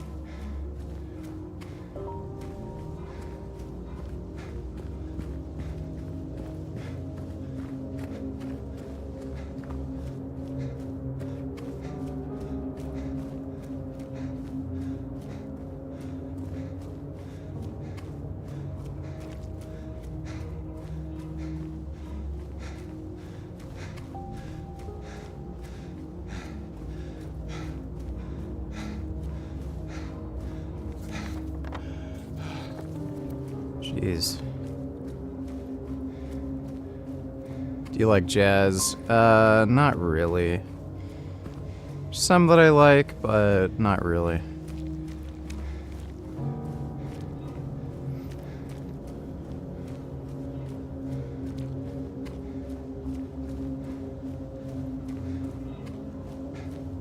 Bosvin, what's up, dude?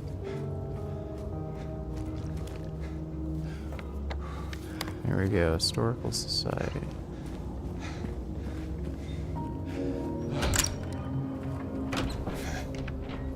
Yeah, this is where the cult is, right?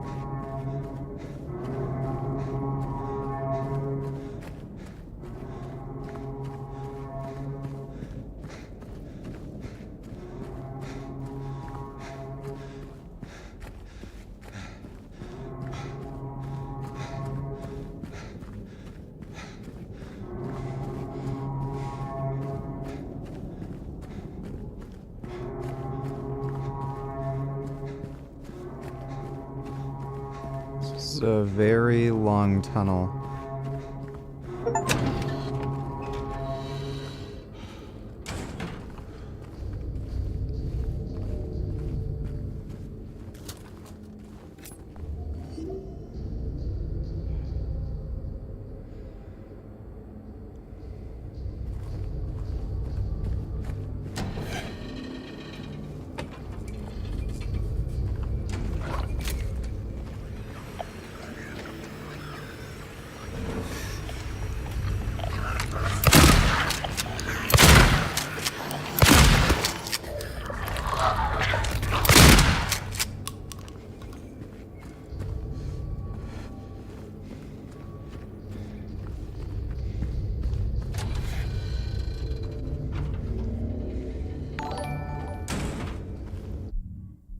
Yo VG, genuine question as I am a new vegan, what is your stance on almonds/avocados and the suffering/rights violations of the bees as a result of their production? Is there something more to this that makes it morally neutral? I'd love your input.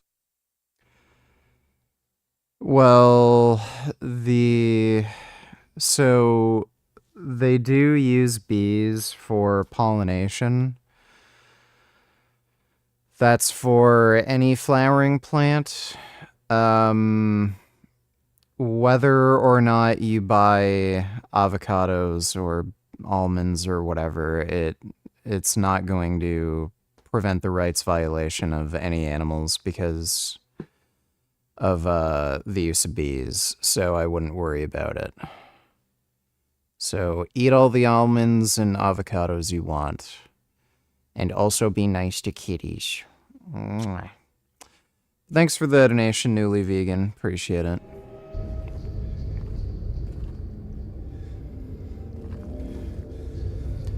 Yes, jump into the pit that you don't know how deep it is.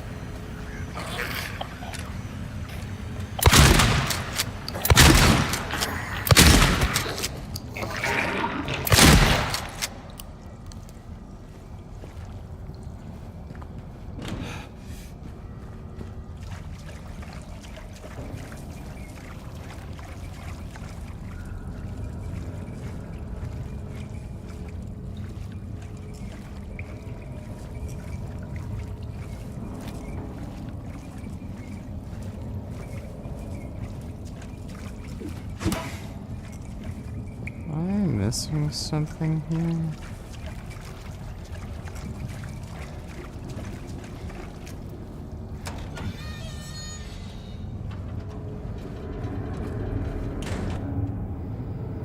No items.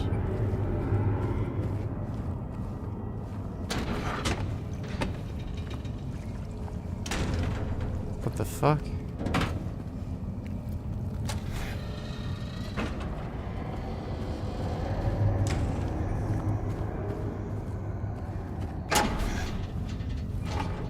This is highly confusing.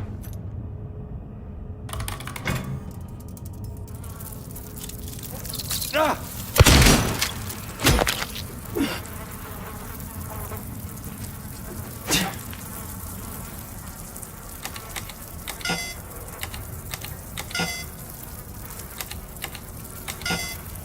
Oh.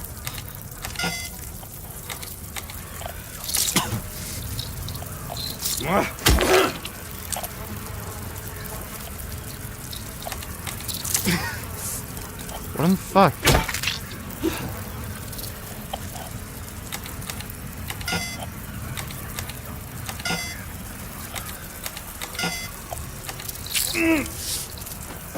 Can you eat shit?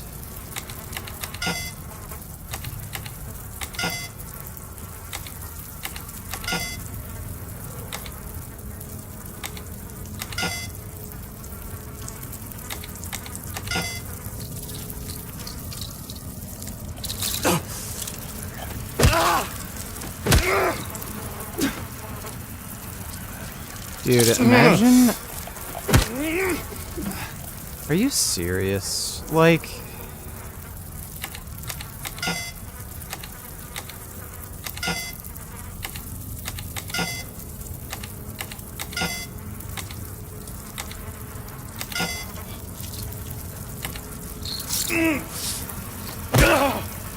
Okay, well, I'm gonna activate more trainers because that is seriously stupid and fucking annoying.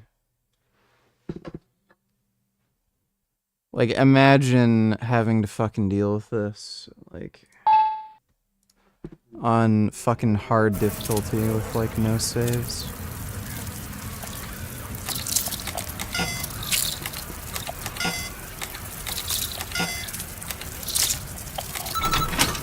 Oh, what a fucking...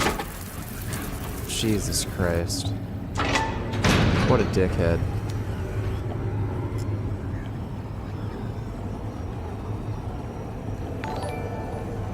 Yeah, Terrifier looks good. Dodo donates $2. Do you feel like BMO, or however her name is spelled, it's BMO, BMO, has been hanging out with you more now that Prismo isn't? No, I don't think so. Maybe, yeah, maybe a little actually. I don't know, it's hard to say.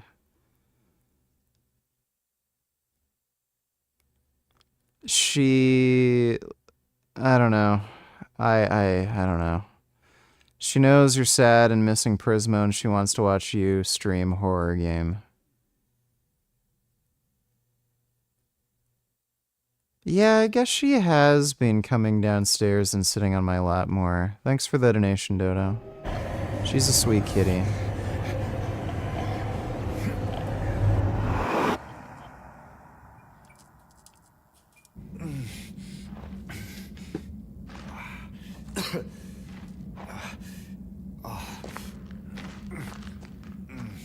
Dude, what is he hoping to get here?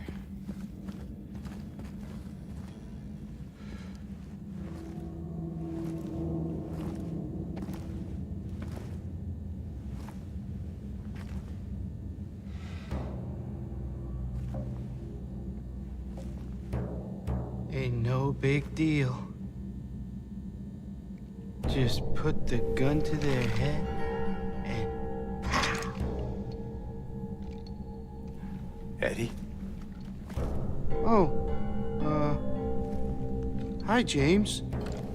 How in the fuck did he get down here? What happened here? Who was that? I don't know. It just came at me. Okay. So he attacked you, and you shot him. Yeah. Yeah, that's right. He made me do it. Okay, calm down, Eddie. Any idea why he would do that? I don't know. He came out of nowhere. Tried sneaking up on me in the dark. I heard footsteps, so I turned back, and he was right there. Sitting in a And you chair. could tell that he wanted to hurt you.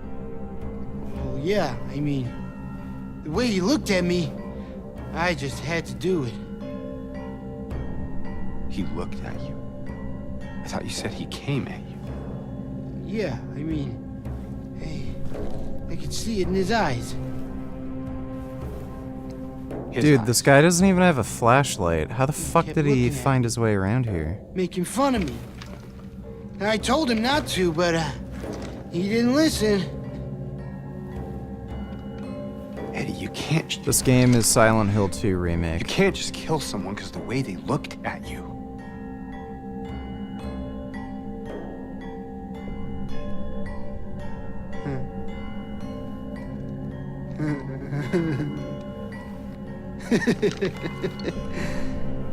You should see your face, James.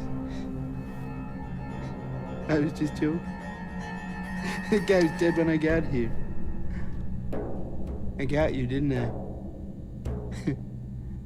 Well, anyway, I better get going. Wait. You're gonna go out there alone? Yeah. He doesn't even have a flashlight. Are these people even real? Kind of questioning whether, like, any of this actually exists.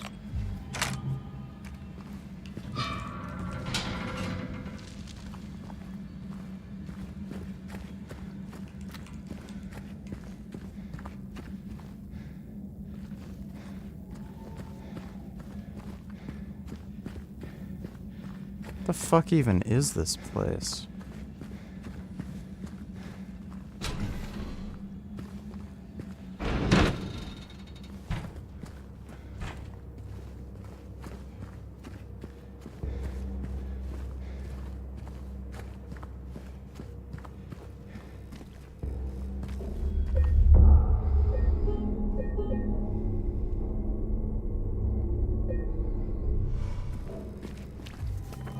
Oh, we got a map.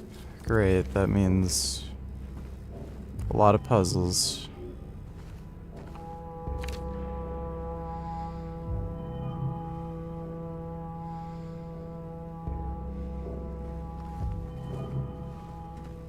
Got a...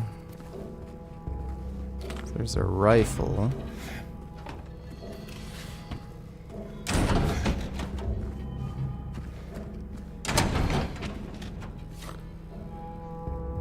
Five, 5.56.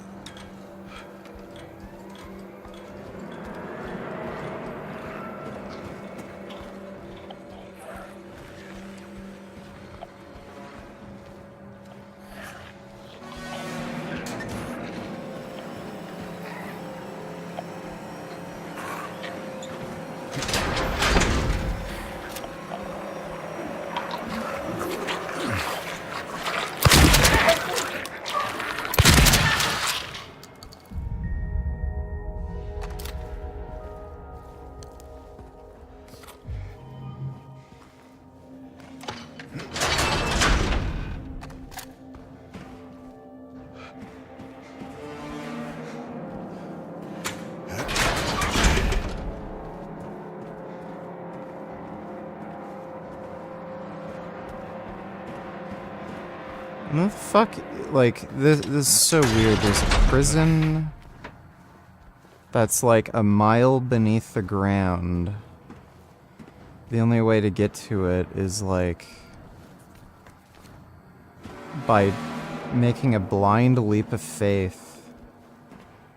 Very strange place.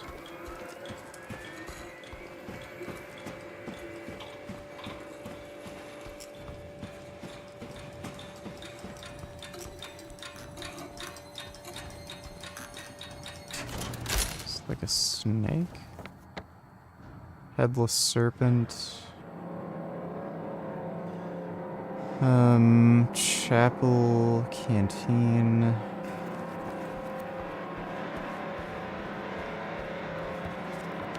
Can't even see anything.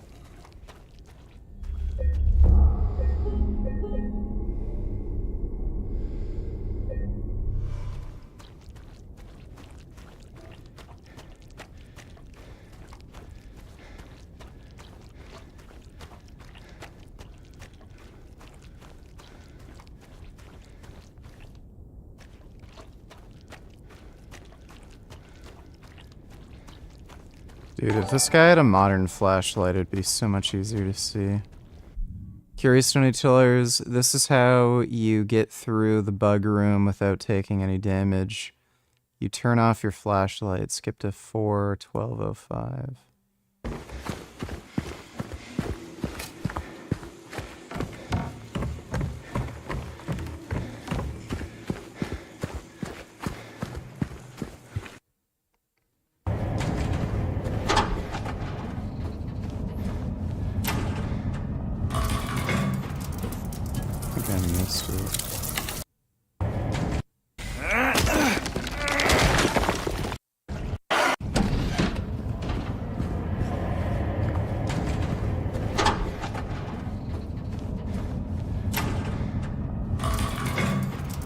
Oh, I see. Okay. And watch this weird glitch.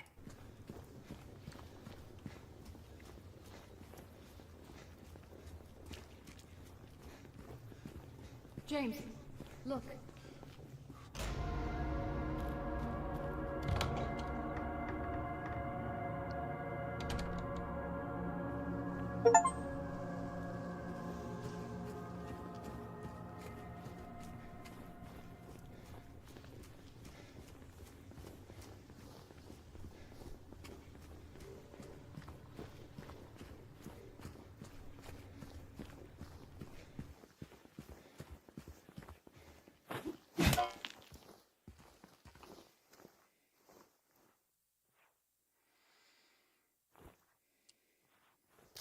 Yeah, that's weird.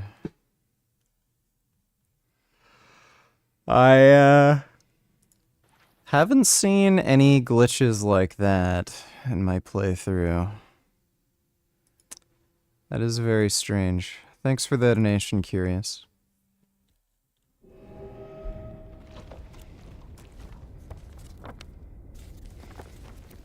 What the fuck is this?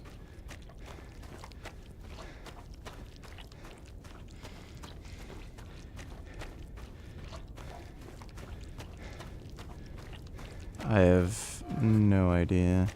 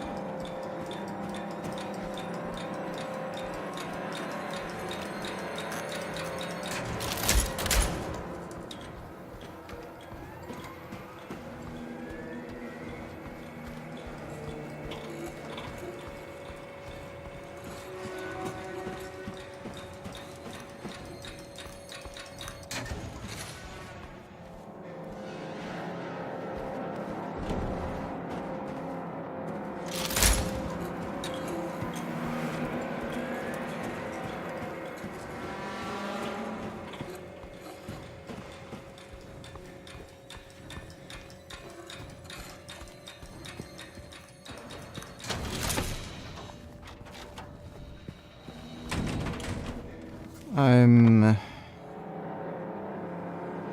very stuck here.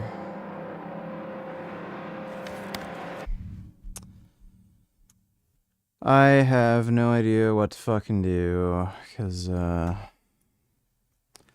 some of these puzzles are just kind of stupid and tedious. Silent Hill 2 Remake Prison Puzzle.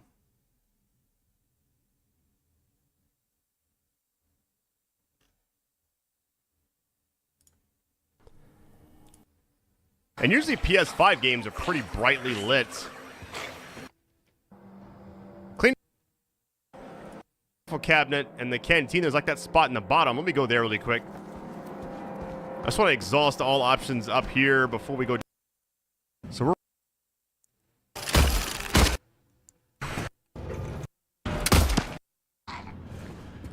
You know what? I'll figure this out. Tomorrow. I'm too tired. I can't be fucked right now. But, hope you guys had fun. Big thanks to everybody who donated on Streamlabs. Really appreciate it. Should be on tomorrow night at around the same time, so we'll see you all then. Big thanks to everybody who donated on Streamlabs. I don't know if I said that already. But sweet dreams.